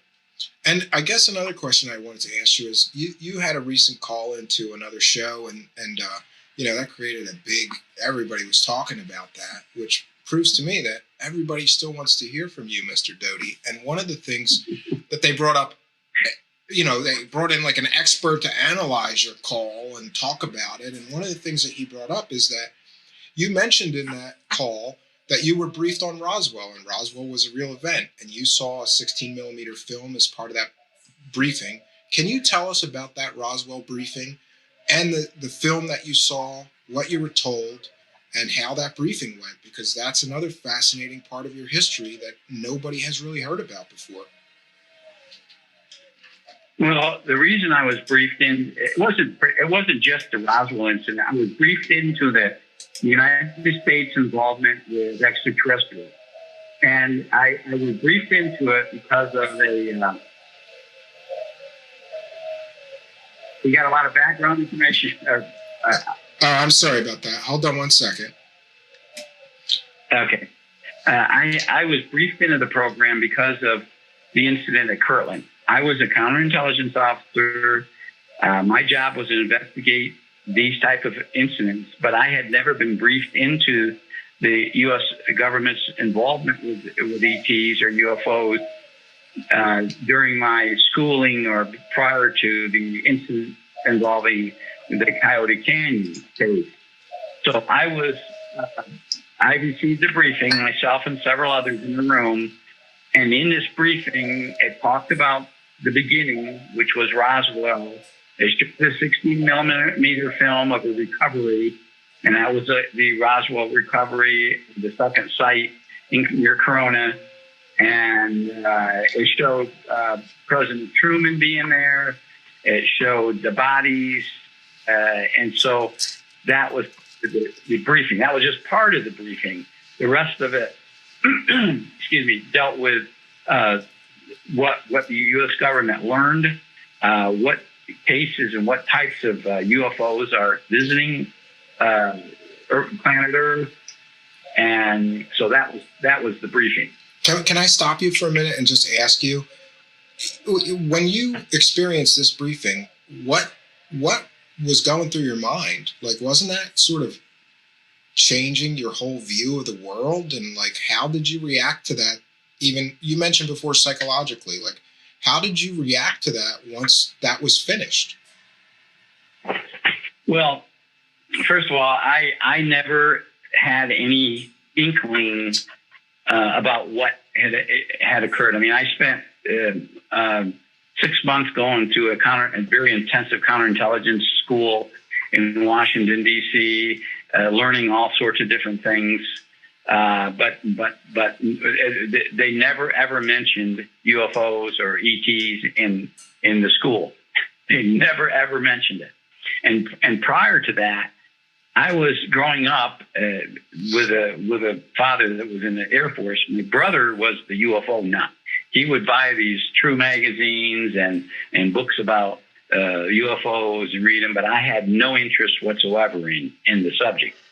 When I was told by my supervisor that I was going to be briefed into a special access program, and I went to a location at Kirtland Air Force Base, Air Force Special Security Office, to receive this briefing, when they started it, when the colonel got up there and introduced himself and introduced the subject, I mean, I had to pinch myself like, what? This is real? I was saying this to myself all along, even during the briefing. This is real? And I actually questioned it myself. Are they really giving us, and there were a number of other people in the room, and I'm saying this to myself, are they really giving us facts, or is this not fact? I mean, yeah, or is this some kind of psychological test, right? That's what would be a thought of mine. Is this some kind of test or something? That crossed my mind too, but when they started, when he started the slideshow and started showing crafts and the classified portion of Project Blue Book, and then the Roswell incident, the recovery of Roswell, I never ever heard of Roswell incident. I mean, I'd never ever heard of it. Do you recall what year about this was? Just ballpark? 1979, 79. So that was before the books and everything and the resurgence of Roswell. So yeah, you're right. You probably never even heard of that before. And so I listened, and you couldn't take notes or anything, but it was just a briefing of letting us know what the U.S. government was doing. And it was a pretty thorough briefing, lasted, I guess, maybe 2 hours or so.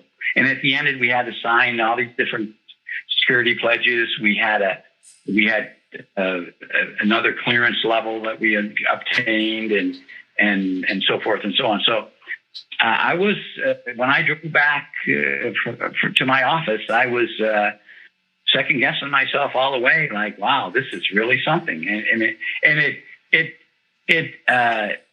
It puzzled me in a number of ways of why wasn't this stuff in the public? I mean, why, how can the government keep this secret? That was we never had a chance to ask questions, but going back in the car by myself, I'm thinking, how can the government keep this secret for so many years? And what I learned was that they hadn't. There was a lot of leaked information over the years, but I was just ignorant to it because I never followed the subject. And some of the other people, when I started working with the other agents involved in this, they were more attuned to being educated in this area where I wasn't, but I quickly became educated in it. Well, it's a pretty amazing story. I would think that your whole worldview changed because suddenly there's life on other planets, they're visiting us, the government knows about it and is covering it up.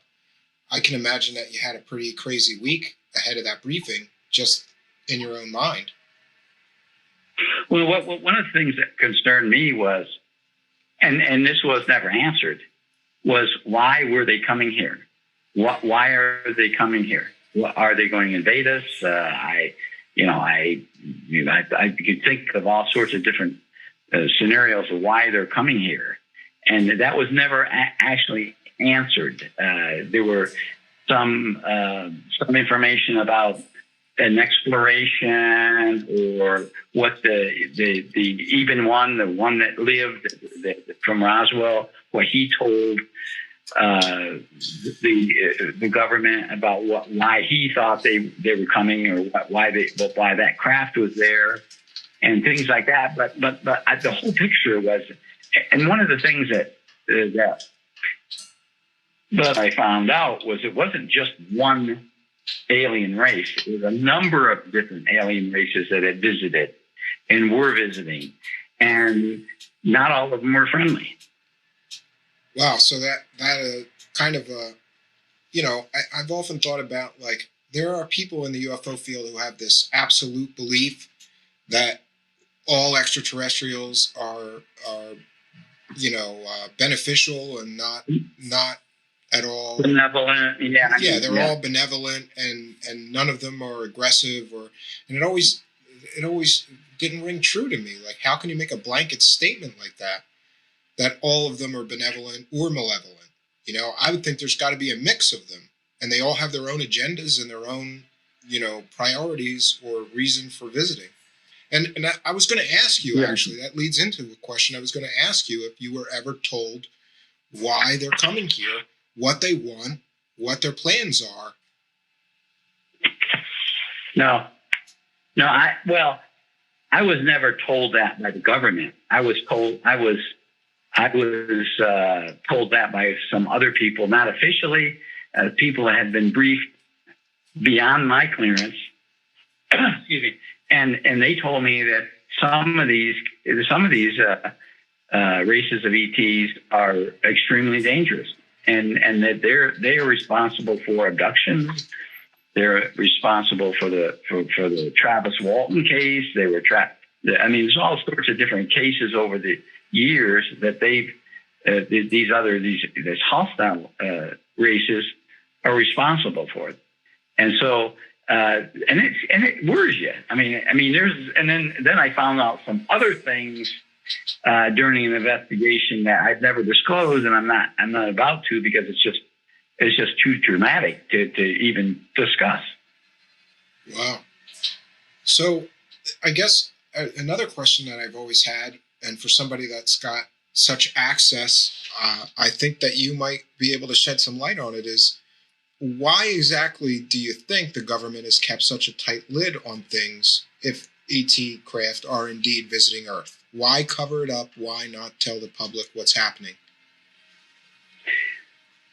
Well, there are a lot of aspects to this that you can't disclose because of the danger factor in upsetting society.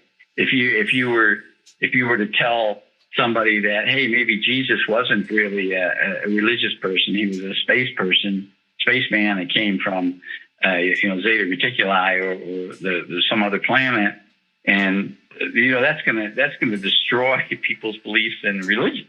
I mean, that's just an example, but or if you tell them something about alien races coming here, then you think of the War of the Worlds and all those movies that came out about invasions from the Martians or some other race. Independence Day.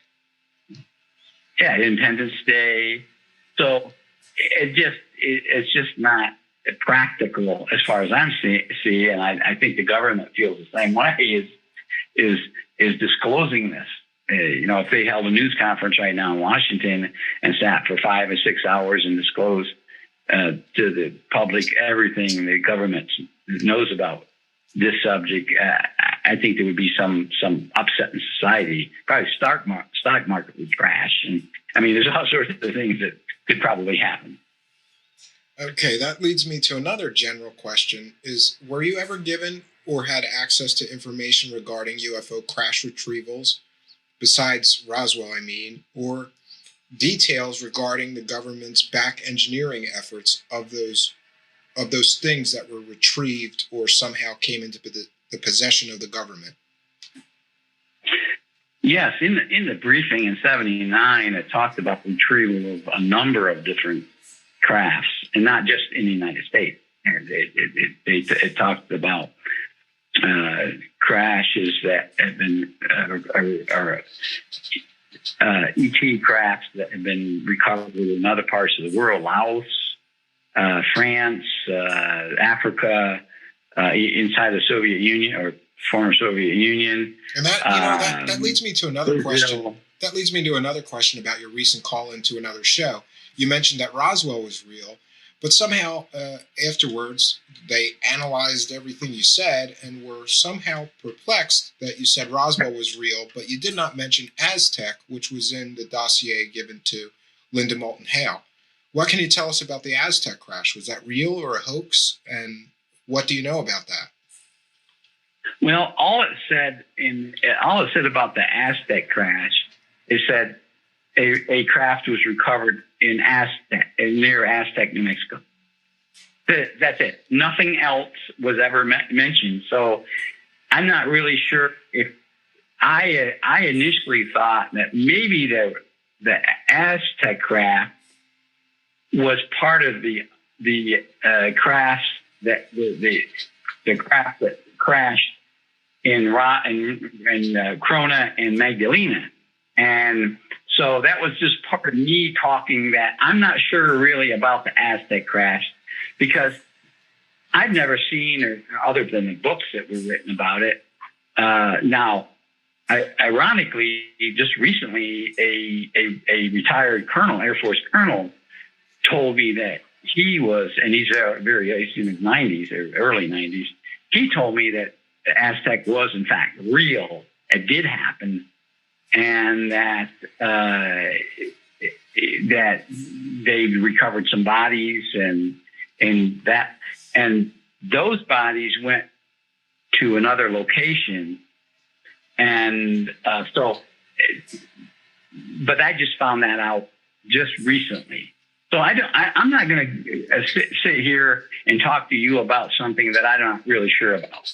I'm going to tell you facts. If you want to believe it, you can believe it. If you don't believe it, you don't have to believe it. That's what I tell people. I appreciate your honesty. That's what we're trying to get to. We're trying to get to the truth of this thing. And I think, like I keep saying, that you're in a position better than most people to give true and accurate information. You know, I don't even want to mention his name, but there's somebody running around with a TV show on the secret space program telling all kinds of fantastic stories with zero proof, zero evidence, zero documentation to prove that he ever had any part in any of this. It's not provable or disprovable, anything that he's saying. All I'm asking you to do is talk about to your knowledge. And I think you have a vast amount of knowledge, having been involved in this for so long. I guess the other question is about the back engineering efforts. Did you hear about any projects trying to back engineer some of this stuff that they're recovering, and how that was going, or did they not really get into that with you? No, I didn't have a need to know that. I can't discuss. The only thing that I had some access to was the Cash Landrum incident, and what had occurred, but nothing in great technical details, because I just wasn't. I was an intelligence officer. I didn't have access to the technical intelligence, and that was a different area. Well, that case has always been interesting to me because of the physical effects of those witnesses that got basically radiation poisoning, and also the report of the helicopters in pursuit of the craft always led me to believe that was some sort of government project and not extraterrestrial. What can you tell us to shed light on that case? Well, it was an extraterrestrial craft, but the propulsion system that was in the ET craft, we couldn't figure out how to operate it. It was up in Area 51. The craft was there. They tried to reverse engineer it, and they just couldn't get the propulsion system to work. So they took the propulsion system out.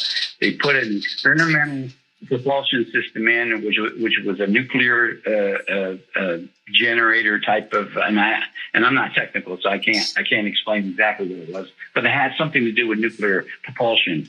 And then they flew it, and they were flying it from Area 51, Nevada area, all the way down to a base in Texas.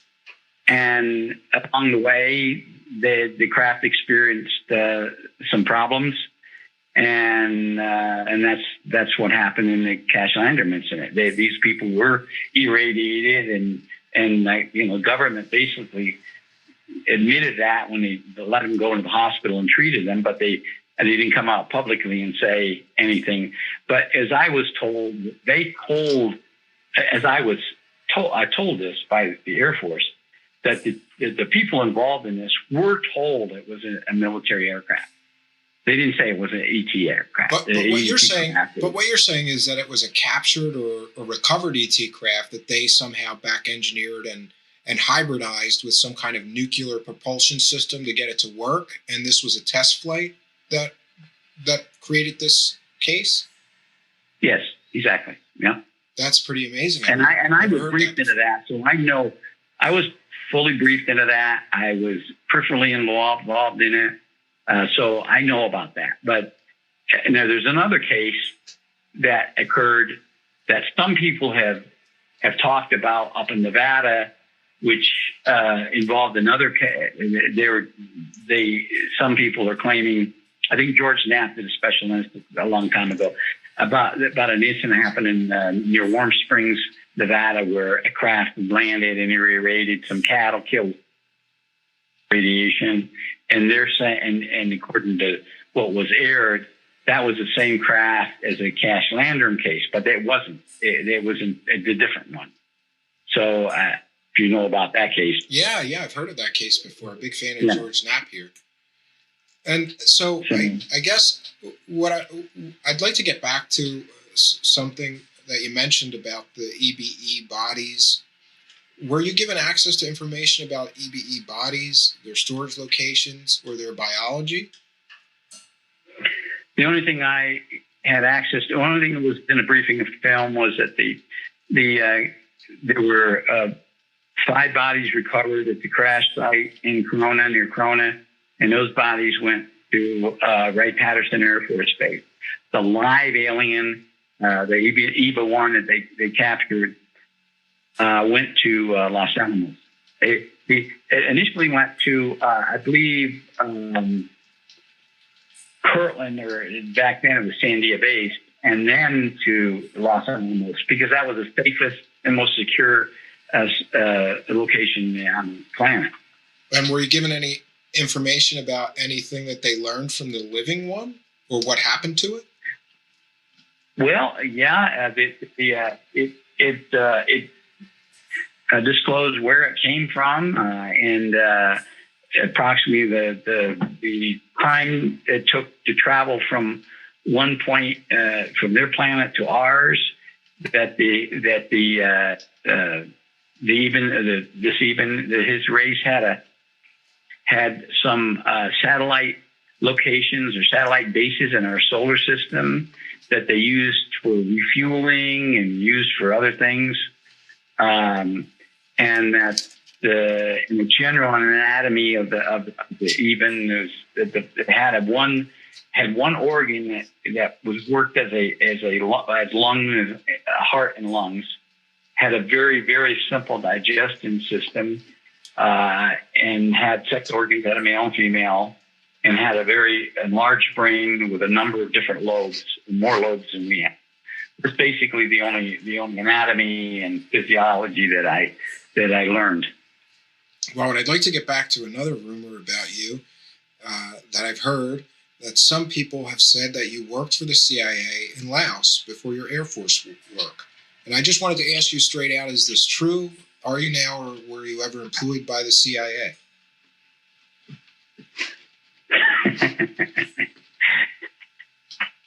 See how these stories about you get going? Like, it becomes fact to people. But nobody's ever asked you. So I wanted to ask you straight out. Before Air Force Office of Special Intelligence, were you a CIA asset? Would you say that? No. Well, I tell you, I was in Laos in a classified location in Laos where the CIA was running the base. So, but I didn't actually working for them. No, I was not working for the CIA in Laos.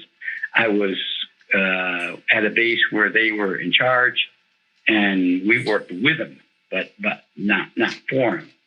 Now, as far as present day or during my time in intelligence, you do realize that everybody still thinks that you're somehow active. Nobody believes that you're retired.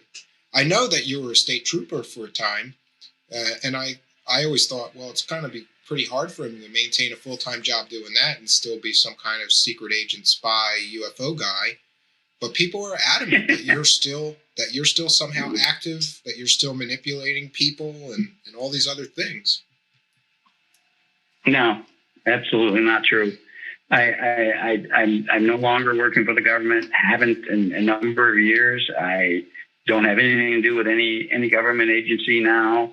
During my time as an intelligence officer in the Air Force, I did work with. I was trained by the CIA I was in Europe, where I was assigned to a unit that was then I did work for the CIA because they were in charge of the team, and it had nothing to do with UFOs, intelligence and counterintelligence and counterespionage, actually, what we did in Europe. But so I didn't have anything to do with the CIA since then. Although I know people are saying I have a thorn in my side. His name is Robert Collins, and he keeps telling people I work for DIA and I was seen in DIA headquarters and all these lies that are just not true.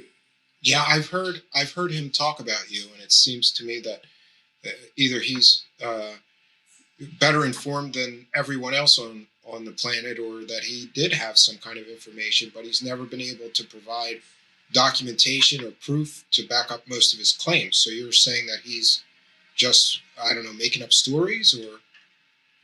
Yeah, he's making up stories, all right. Yeah, I think he's psychotic. I don't know.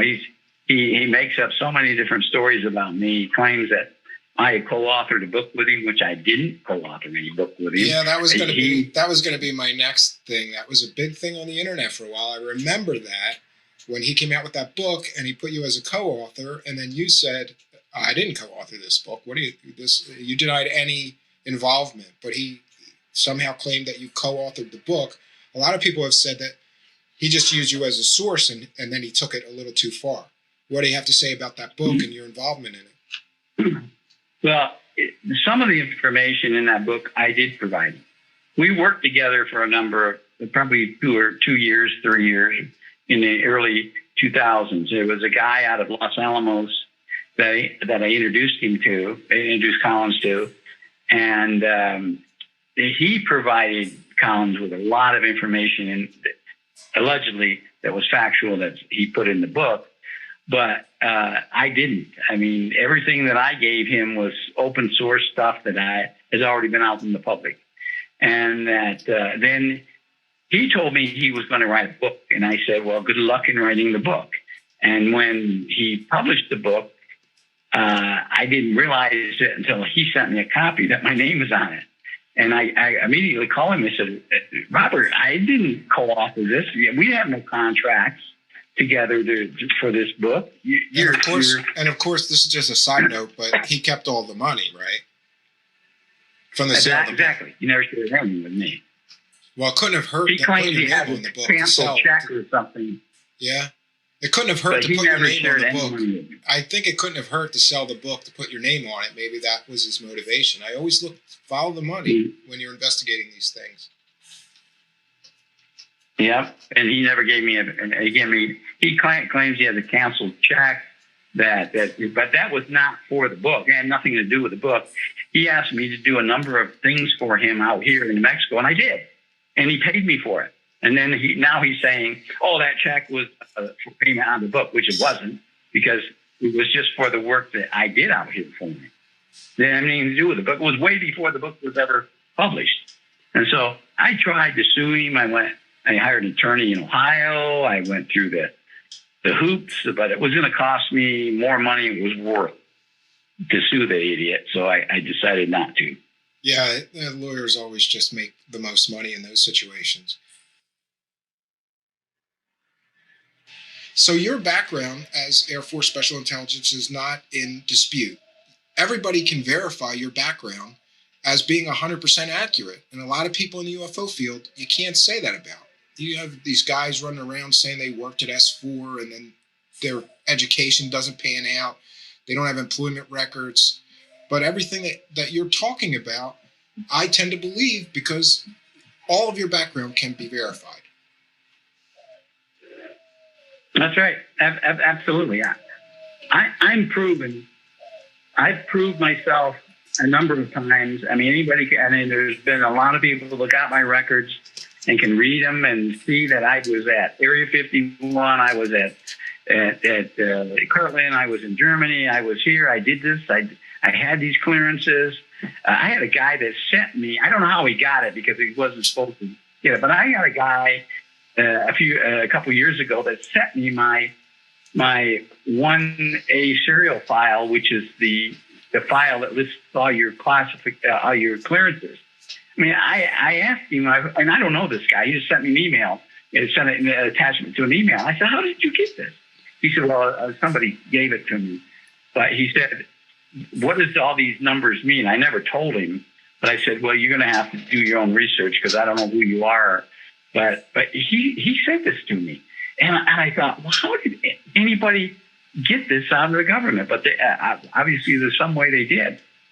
What gets me is these people out there that write books that have never been in the military, never been in the intelligence community, never had a security clearance, and they write a book based on second and third party information, and they're the gods of the UFO community. And somebody like myself, or there's others that have actually done these things and went out there and investigated UFOs, they're treated us like dirt because they say, well, we're disinformation, or you're still working for the agency, or you're still involved in trying to trick people, which is not true.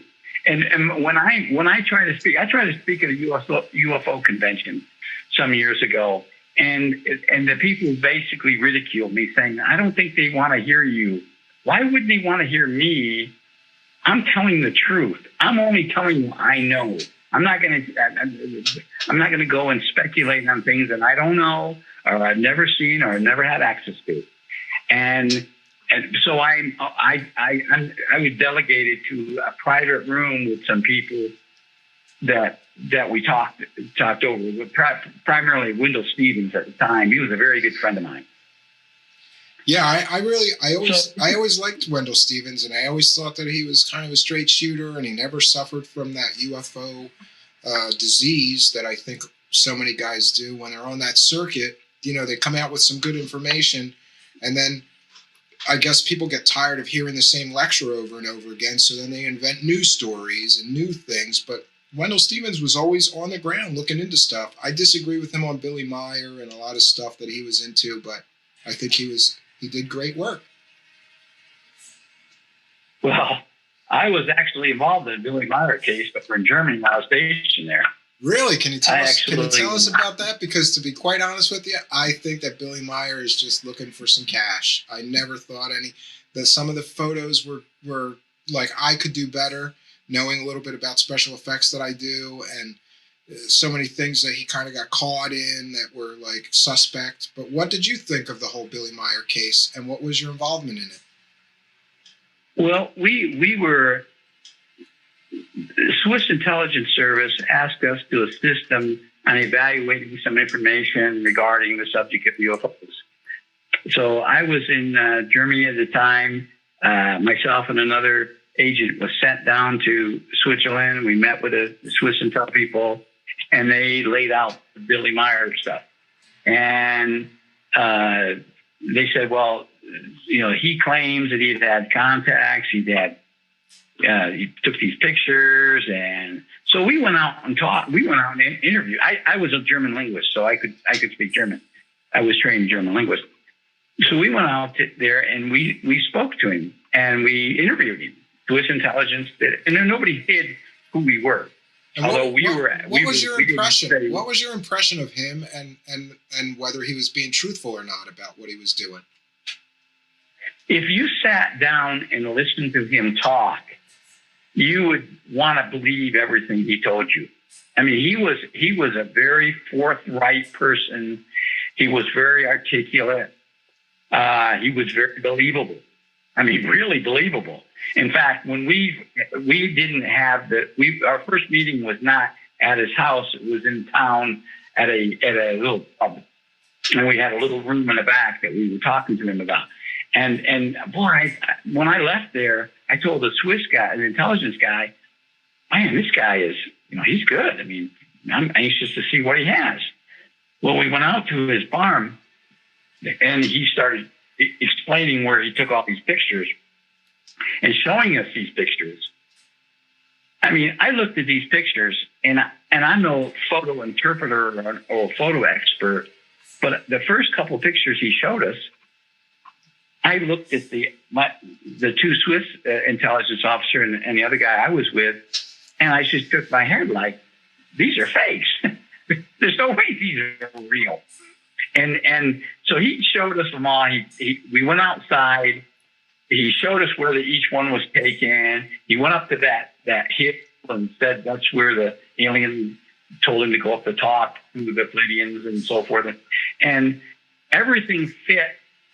And what we found, what I didn't actually found, and Swiss people noticed it later, was he had wires that ran across from one location to another, probably 200-300 foot long wires.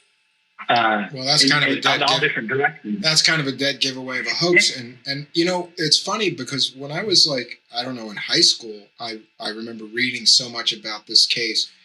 And I looked at the photographs and I thought, this is like a hubcap, and I could build a model. The only thing that ever gave me doubts is like, how does a one-armed man do some of the stuff?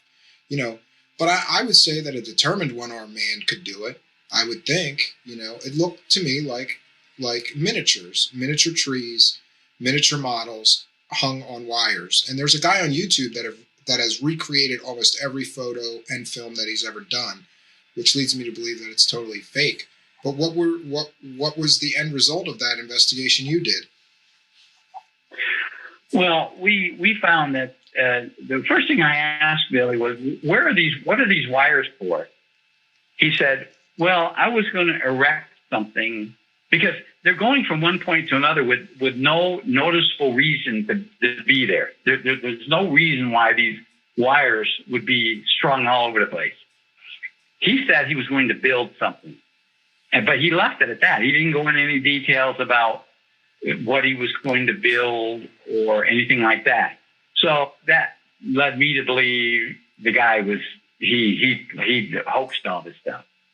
And then the Swiss had some information about this other guy that probably was an accomplice. And we went, this other guy lived some distance away, probably 10 or 12 kilometers from about 6 or 7 miles away from where Billy lived. And we went to this guy's house, and I don't remember his name. He was very elusive. He was very protective of Billy, but he was elusive about what, Swiss asked him, did you ever see these things? Why? What do you want to know? He asked more questions. That's when we did him. So we didn't get a whole lot out of him, but we know who his accomplice was. I mean, Swiss intelligence did. All we did at the end was I did a report evaluating what information the Swiss intelligence wanted us to evaluate. And that's basically it. And that was a one-time shot. We did a report. The only time that I knew that we ever got involved. Now, maybe we did later that I don't know about, but that's my involvement with the Billy Muir incident. Wow, that's pretty incredible. Like I said, your name comes up in every story. I've never heard your story in connection with Billy Meyer, but that's another big, huge case in ufology that you've been a part of. Well, a very small part. and so, but what was the end result? What did you tell the Swiss? Did you tell the Swiss that you thought he was hoaxing these things? Yeah, exactly. Okay. Our photo specialist back at headquarters said that these are all hoax. These are all fakes. And our one really keen photo interpreter who just, in fact, I hate to say it, but he just passed away a few months ago. But he explained exactly how we did it and what kind of cameras and the setting on the cameras and all that stuff. So that's what our report was for the Swiss, was that it was a hoax. Wow.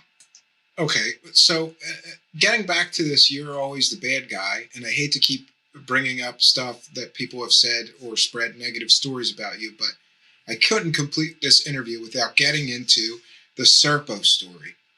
Now, you've also been blamed for spreading the Serpo story, and I have to tell you that everything you told me so far, I truly believe you've been truthful about. But a couple of researchers have shown, that the files that were sent to this Serpo person who spread all this information were sent through you because of IP matching. And I have to tell you that I went to college for computer science. So I was very interested in the information that they had. And I looked at all of it. And what it showed is that your IP number commented or talked, sent people emails as you, Richard Doty. But then your IP number also sent these Serpo files to this person. Again, it was with your IP number. I've never known what to believe about this, so I just want to ask you straight out, did you create, send, or have anything to do with this Serpo UFO story? No. And is there any? I learned of this from Victor Martinez. He was the one that first sent this stuff out. Victor Martinez and a Joe Yeager. Those are the two key names in the Serpo story. Victor Martinez shared a lot of information with me and with some other people who were involved in the or who were retired from the intelligence service, DIA in particular. And so I had some peripheral information pertaining to Serpo that I provided to Victor Martinez that came from people within that are retired from the DIA. But I did not, at no way have I ever wrote or provided or falsified or created the Serpo story. Now, I wish I would have. Now, if you ever read all that stuff, somebody would have to have been the Mr. Doty, science fiction writer. I've read all of it, and that's what I was just going to say. Whoever, if that whole story is fake, which honestly I would tend to believe it's fake, just based on the fact. And for my listeners that don't know about the Serpo story, if you don't know about it, just Google Serpo UFO or Serpo alien exchange. The story is basically Close Encounters of the Third Kind. That these aliens came here, they left some of their people, they took some of our people and took them to their home planet. They spent some time there, many years, and then came back later. Some of them died there, but it's just like, this thing reads like better than a good science fiction novel. If it's fake, whoever wrote it, I think they should get a prize. It's so well written. But I've always thought, this is kind of too far out there. They don't name names, so there's no way to verify or there's no way to prove or disprove anything in the Serpo files. And I've been through all of them. And I can't prove or disprove anything because they don't give names of people. And it's convenient that this story came out after the last astronaut that supposedly went to this alien planet in this exchange program died. So you can't interview any of the guys that supposedly went there. It's one of those things that can't be proven or disproven. But whoever wrote it, if somebody wrote it, it's a tremendous, tremendous, entertaining story. But it just seemed to me like this is too much like copied directly from Close Encounters of the Third Kind. But what I always wanted to ask you then is, what about these people with this IP information that are claiming that you sent it? I mean, there's a such thing called, tell you what. There's a such thing called IP spoofing, which means, Mr. Doty, if I wanted to fool somebody that I was you sending an email, I could do it, but it would take somebody tremendously knowledgeable about computer science or the internet to do it, especially back then. Because back then, there wasn't things that we have now like IP hide or, or those things. So I have to tell you, I'm not sure that I believe or disbelieve you that you didn't send them from your home, but it appears from the documents that I've looked at and all of the computer information that it was sent from your home. Now, that doesn't mean that it was. It means that either it was or somebody made it appear that it was. What do you have to say about that? Why would somebody make it appear that you sent it? I tell you, okay, I can send an email even back then, and it was just 15 years, 10, was it 2005? Something like Probably that. 13 years ago. Yeah. Something like 13 or 12 years ago. You can spook an IP address back then because what you're looking at is the actual just the email printout of that to email from one place to another. Yeah, the email header. Now, and that's what, to be honest with you, somebody sent me that information and said, you got to nail them on this because this is 100% accurate information. My point was that I could spoof that. I could fake that he's sending emails anywhere. I could be Richard Doty right now and send an email to whoever I want under his IP. And as long as I had an email I would need an email from you that it was verified from you. And by the way, I do have that, just talking about our show and scheduling the show. So I could do it. Somebody very knowledgeable in computers could do it. And I've also heard that you are tremendously technical and not given credit for that. You're supposed to be a really tech whiz guy, especially, no offense for being, shall we say, a little more veteran than some people that are good with computers. So I don't know what to think about this IP information, and I wanted to ask you about it. Well, you can believe what you want to, but I actually tried to file a lawsuit. I reported somebody to the FBI that was doing that to me. And I'd gotten an email from a person saying, you're sending these out to people, which I didn't. I wasn't sending anything out. And this was it had nothing to do with Serpal. It had something to do with UFOs, but not Serpal. And I challenged him about it, and we got into a pissing contest during email. And finally, I just said, you know what? At the time I was working on a federal task force, and I said, you know what? Yeah, I'm going to turn this over to the FBI, let the FBI investigate it. And they did. They investigated this guy. They never prosecuted the guy because the guy was hoaxing stuff, not just with me, but with a lot of other people. And he stopped it, and they basically took his computer away from him, or took his hard drive away from him. But he was sending stuff, and I know he's the one that sent these emails out saying, "Hey, Rick Doty's a smoking gun. Here's his IP address." And that's a bunch of crap because anybody can send, even back then, an email, make up an email, spook it to make it come from you or from your grandmother or whoever you have on your email list. So that isn't, it's not even admissible in court, I found out too. So I didn't send it. I sent things to Victor Martinez. Victor Martinez sent it out to other people. That's how they got my IP address. And I tell you, back in the early 90s, and I'll admit this, that when the computers just came out, internet just came out, internet was the most insecure and unsecure system around. Some would say it still is. I was a hacker. I could hack into things. I was pretty technical back then. I mean, I never did anything illegal. I quit doing it when more sophisticated things came about. I was involved with another two people who actually built an encryption program that was bought by, which I didn't want to do, but was bought by another company, and they're making millions and millions of dollars on it today, which we should have been doing. That's another story. And I wrote the encryption for it. I wrote the actual algorithms for that particular program. It was a very secure system for emails. That somebody else has it now, but I am technically, and if somebody gives me, and another thing, you're saying that, okay, you went to college for computer science, okay, all right. If you look at a computer and you look at the IP address that's in a computer, there's other signatures that's located in a computer when you send something out that's different from the IP address.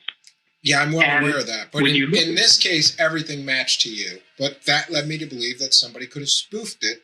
I know that I could have spoofed it. So I'm not saying that I believe that you sent that. I'm saying either you sent it or somebody spoofed it to make it appear that you sent it.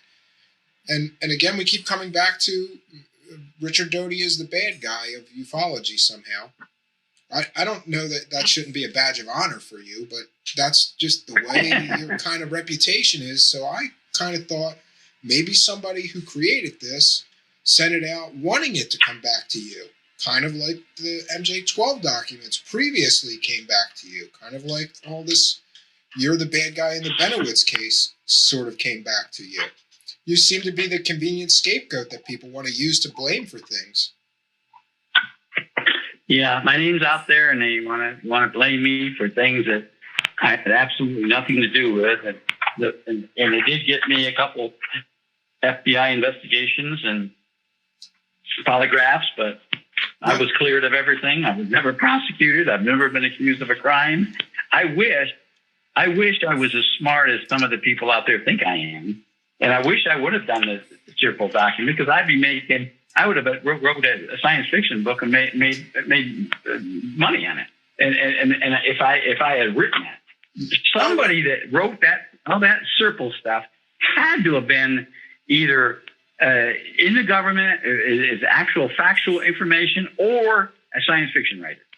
Well, that leads me to another question that I have. On the Serpo case, a lot of people claimed that another thing that contributed, or another thing that pointed to you being the originator of the Serpo case, is that when that was making the rounds in the UFO community and people were doing lectures on the Serpo thing, you were in the audience. And somehow people thought, because you were in the audience, you were sitting back and laughing, going, "I put this out and now people are lecturing on it," or something like that. First, what do you think of this Serpo case? Is it a fraud? Is there real information in that? Or is it a total fictional story made up by someone? Well, and why the interest? Why did you have such an intense interest? Even in the film, this famous film Mirage Men, which you're in, which I think is one of the best films ever. People should go see it. You're in the audience while they're lecturing on this, and people have said, "Well, why does he have this intense interest in this if he's not the guy that wrote it?" Well, I go to the UFO conventions, all the UFO, most of them. I've missed a few, but I go to the UFO conventions. And that year, we went there. I went there. People are going to say for the Serpo story, but actually it was for something entirely different that Wendell Stevens had. He had a very highly classified file that he had gotten from somebody, he wouldn't tell us where, and we met in his room. There was several of us. There was about 11 of us that met in the room, and he showed us this, and he showed us a film. And that was, it's something that's never been disclosed and probably won't be.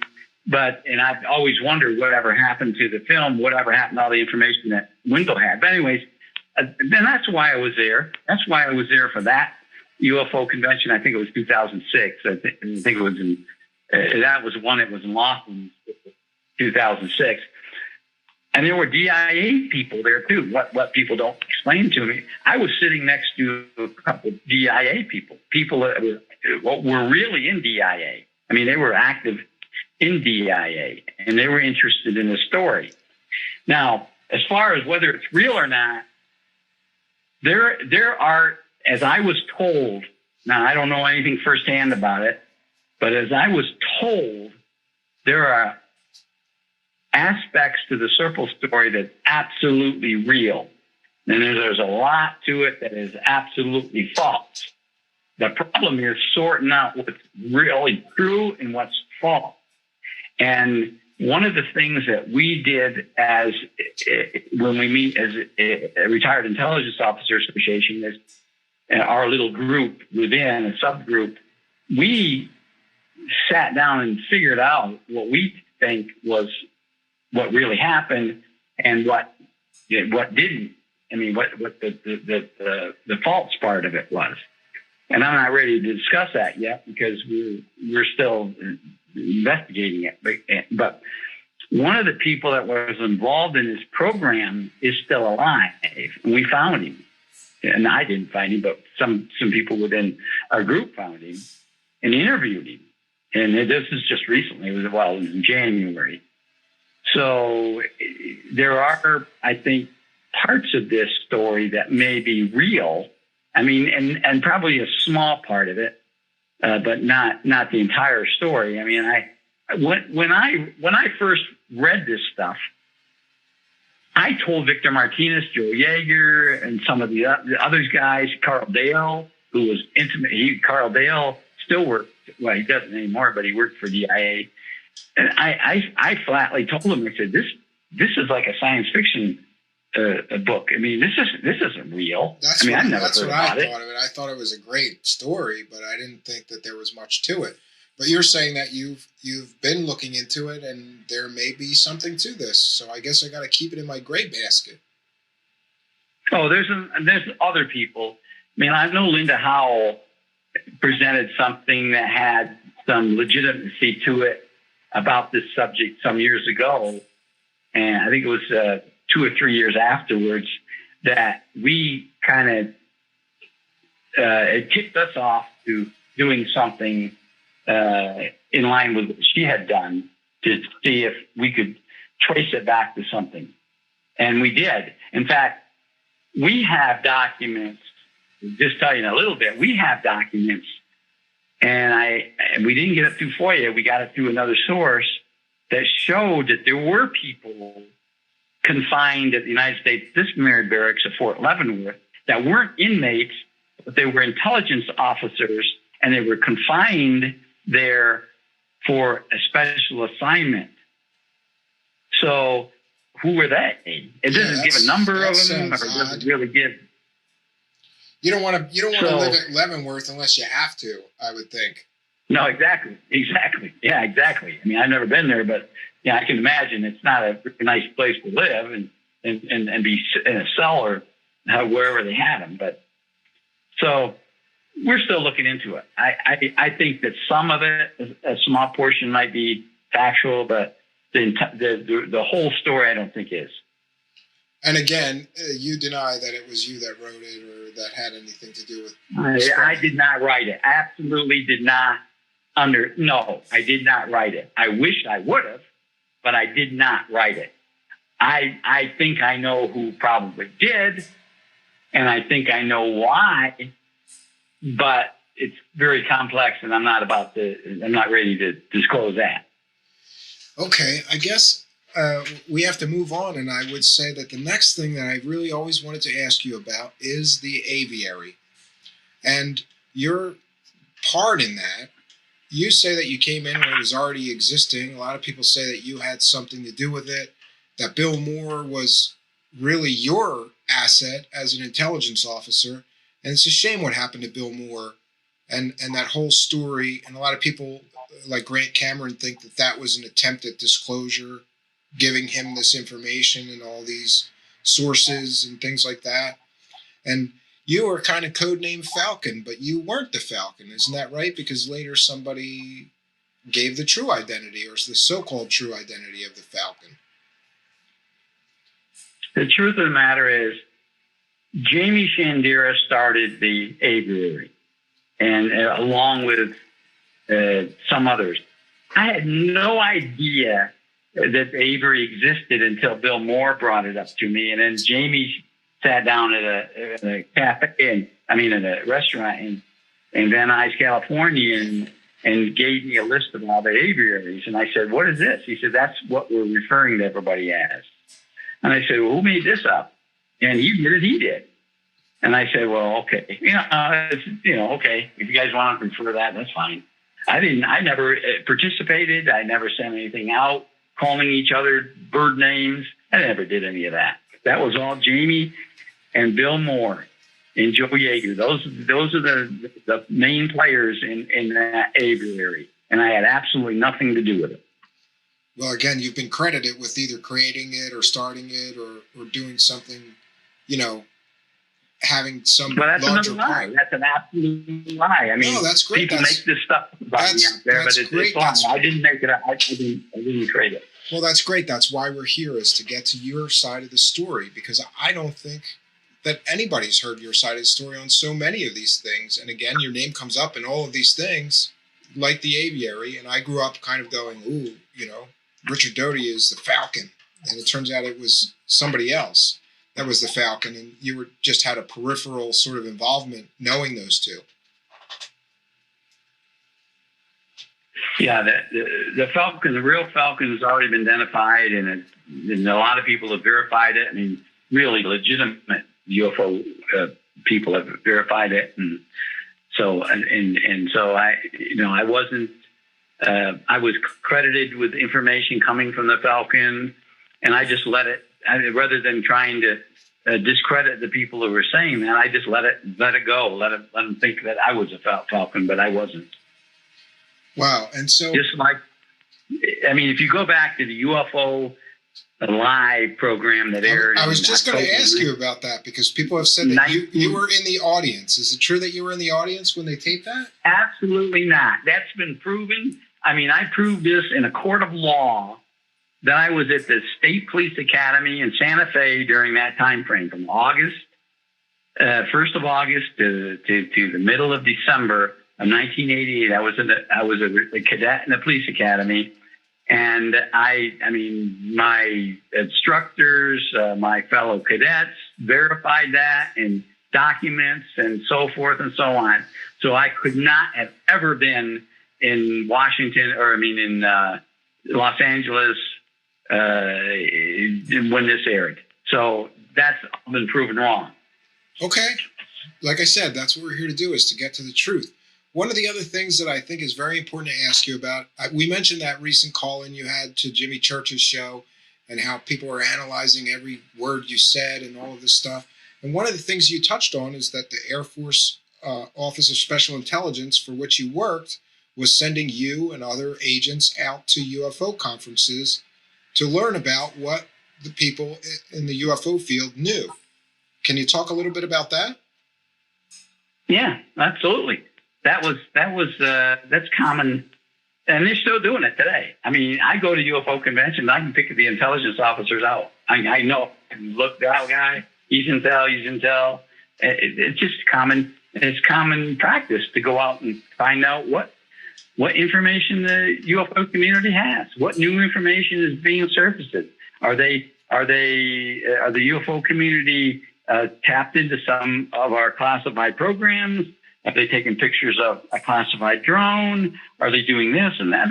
That's what they're doing. And that's, I mean, I think the people should be thankful that our government works that way and that keep track of what's going on and gathering the intelligence. Well, one point that somebody brought up is that, I'm not sure, so I'm just going to ask you straight out.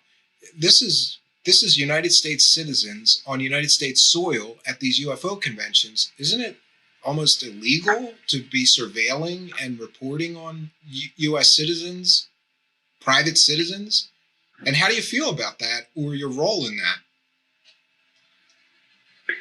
There's nothing illegal. There's absolutely nothing illegal about collecting information from an open public forum. These intelligence officers didn't break into anybody's house. They didn't break into anybody's room. They didn't break into the conference. They bought tickets to go into the conference. All these things have been analyzed and cleared by supervisors, at least when I was in. I'm not talking about now.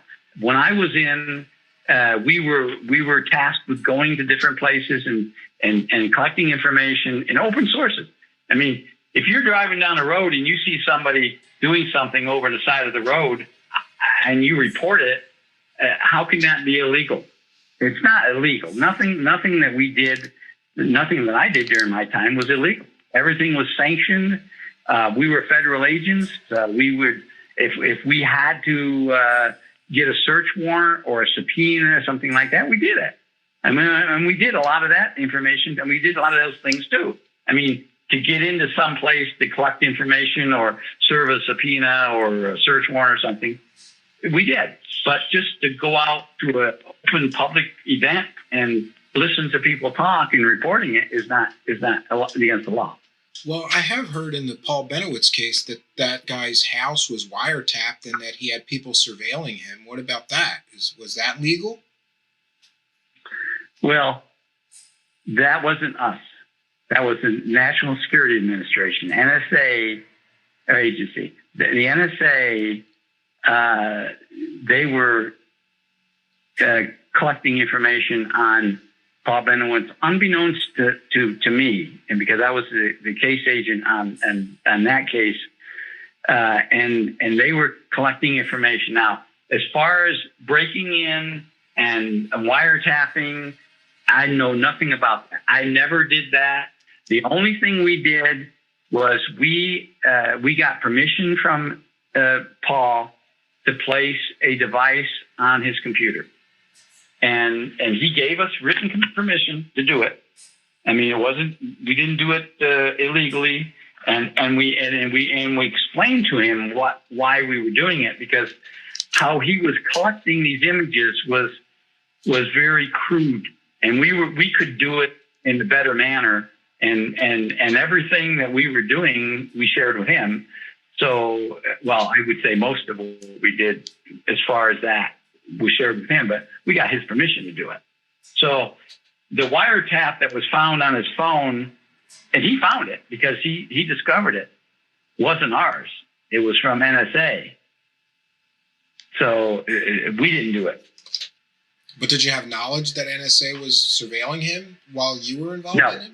No, you didn't have knowledge. No, absolutely not. In fact, we were at Paul's house on a rainy late fall night, and across the street from Paul's house, I saw myself and Jerry Miller, the other person that was there with me.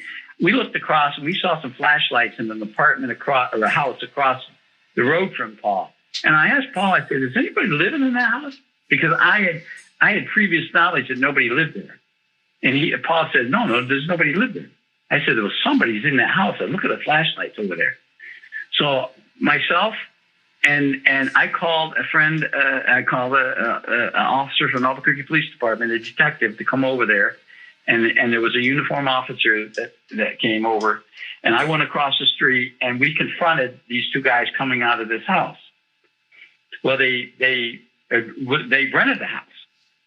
And we ran the plates, and the plates came back to rental vehicle. And we later figured out who rented them.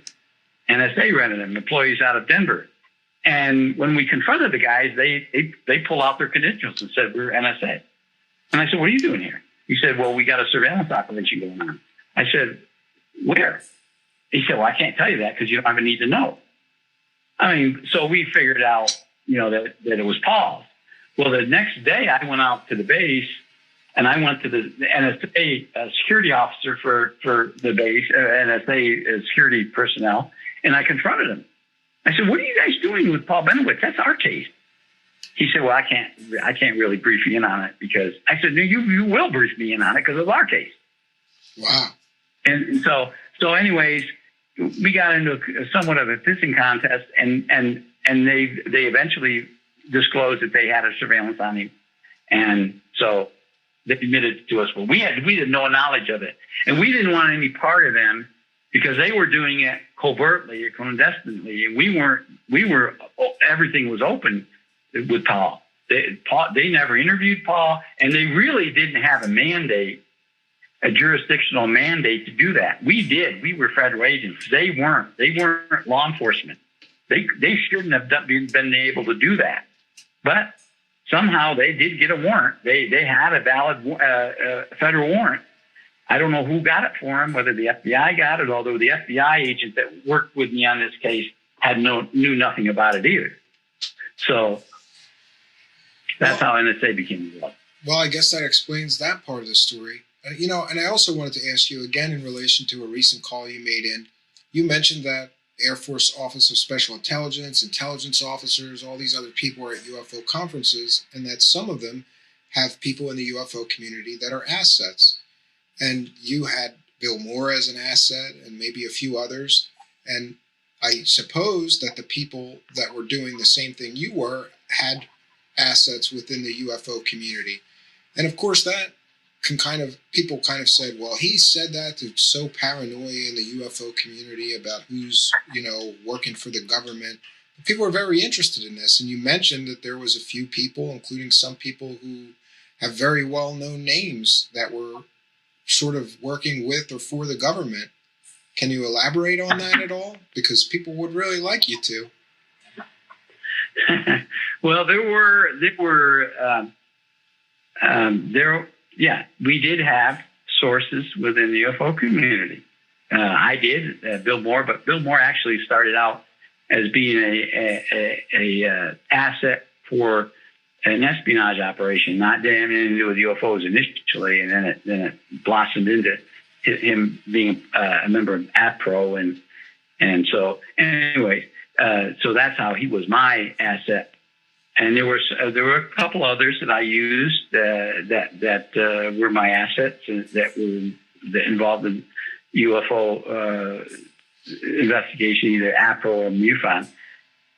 But and then I'm sure around the country there were others used. They used the UFO sources of information, and that was acceptable.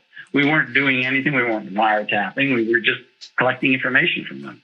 And do you think that still happens today? Are there still people in the UFO community today that are sort of feeding information to government sources? I'm not involved anymore. Let me clear something up. You keep saying Air Force Office of Intelligence. It's the Air Force Office of Special I apologize. I always have a problem with what I call alphabet soup. There's so many DIA, NSA. You're entirely correct. You worked for the Air Force Office of Special Intelligence, and I apologize for misspeaking that. Special Investigations, not intelligence. I'm sorry, Air Force Office of Special Investigations. You're entirely correct. I have the acronym in front of me. It's one of the alphabet soups. AOFSI. Right. It goes with the DIA, the CIA, the NSA. I always call it alphabet soup. I don't work for the government. Yeah, I don't work for the government anymore, and so I don't know what the government's doing as far as using people within the UFO community. Well, you did mention there was a big name person in the UFO community that's never been revealed to have been a government source, and people are very curious as to who that is, and you know who it is, and I don't blame you if you don't want to reveal that person, but people want me to ask you who that person is. Well, there's two big people within the UFO community that I wouldn't trust with any information, because everything that they get goes through the government. And I know today that they still are, and I'm not going to disclose their names, but I think there's some people within the UFO community that know who they are. Wow, that's pretty crazy information to know that somebody's out there in the field and they're really working for the government, and their stuff is going through the government. I wouldn't say they're working for the government, but I'm saying that they're cooperating. And I don't know that they're actually working for them or being paid or anything like that. I don't know that. And is this a situation? Is this a situation like Bill Moore? They're doing that to get information from the government, or in the hopes of getting information through the government? So they're cooperating? Yes. I'm sure that these people are getting some bits and pieces. I think the government's probably throwing them bits and pieces. I'm sure of that, but I'm not positive, but I can guess that's probably what's happening. But I sat at a conference, UFO conference, a couple years ago with this particular person, and he didn't hide it with me. I mean, he didn't hide the fact that he had this person, and this person as real good friends within DIA. Well, you can just put two and two together and figure that out. Wow, that's pretty amazing. And, I have to say, it's been a pretty amazing interview. I want to thank you very much for taking part in it. And maybe this will set the record straight for some of your incredible history in this field. I hope so.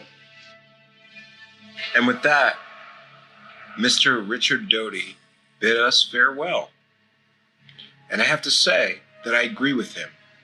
I hope so too. I hope tonight's exclusive interview with the Midnight Hour show will help to set the record straight for some of this man's incredible history in this incredible phenomenon that we will continue to investigate. And my friends, I have to take a moment to make a very important announcement. On a previous episode, I mentioned that I would do this thing on my own. If that's what it took, I would go it alone. But I'm happy to say that here at the Midnight Hour Show, we are forging new friendships, new partnerships, and we have gotten new allies. And the most important of those new allies is my new consulting producer, Richard Charles. Richard Charles is largely responsible for a lot of the questions that we asked Mr. Doty tonight.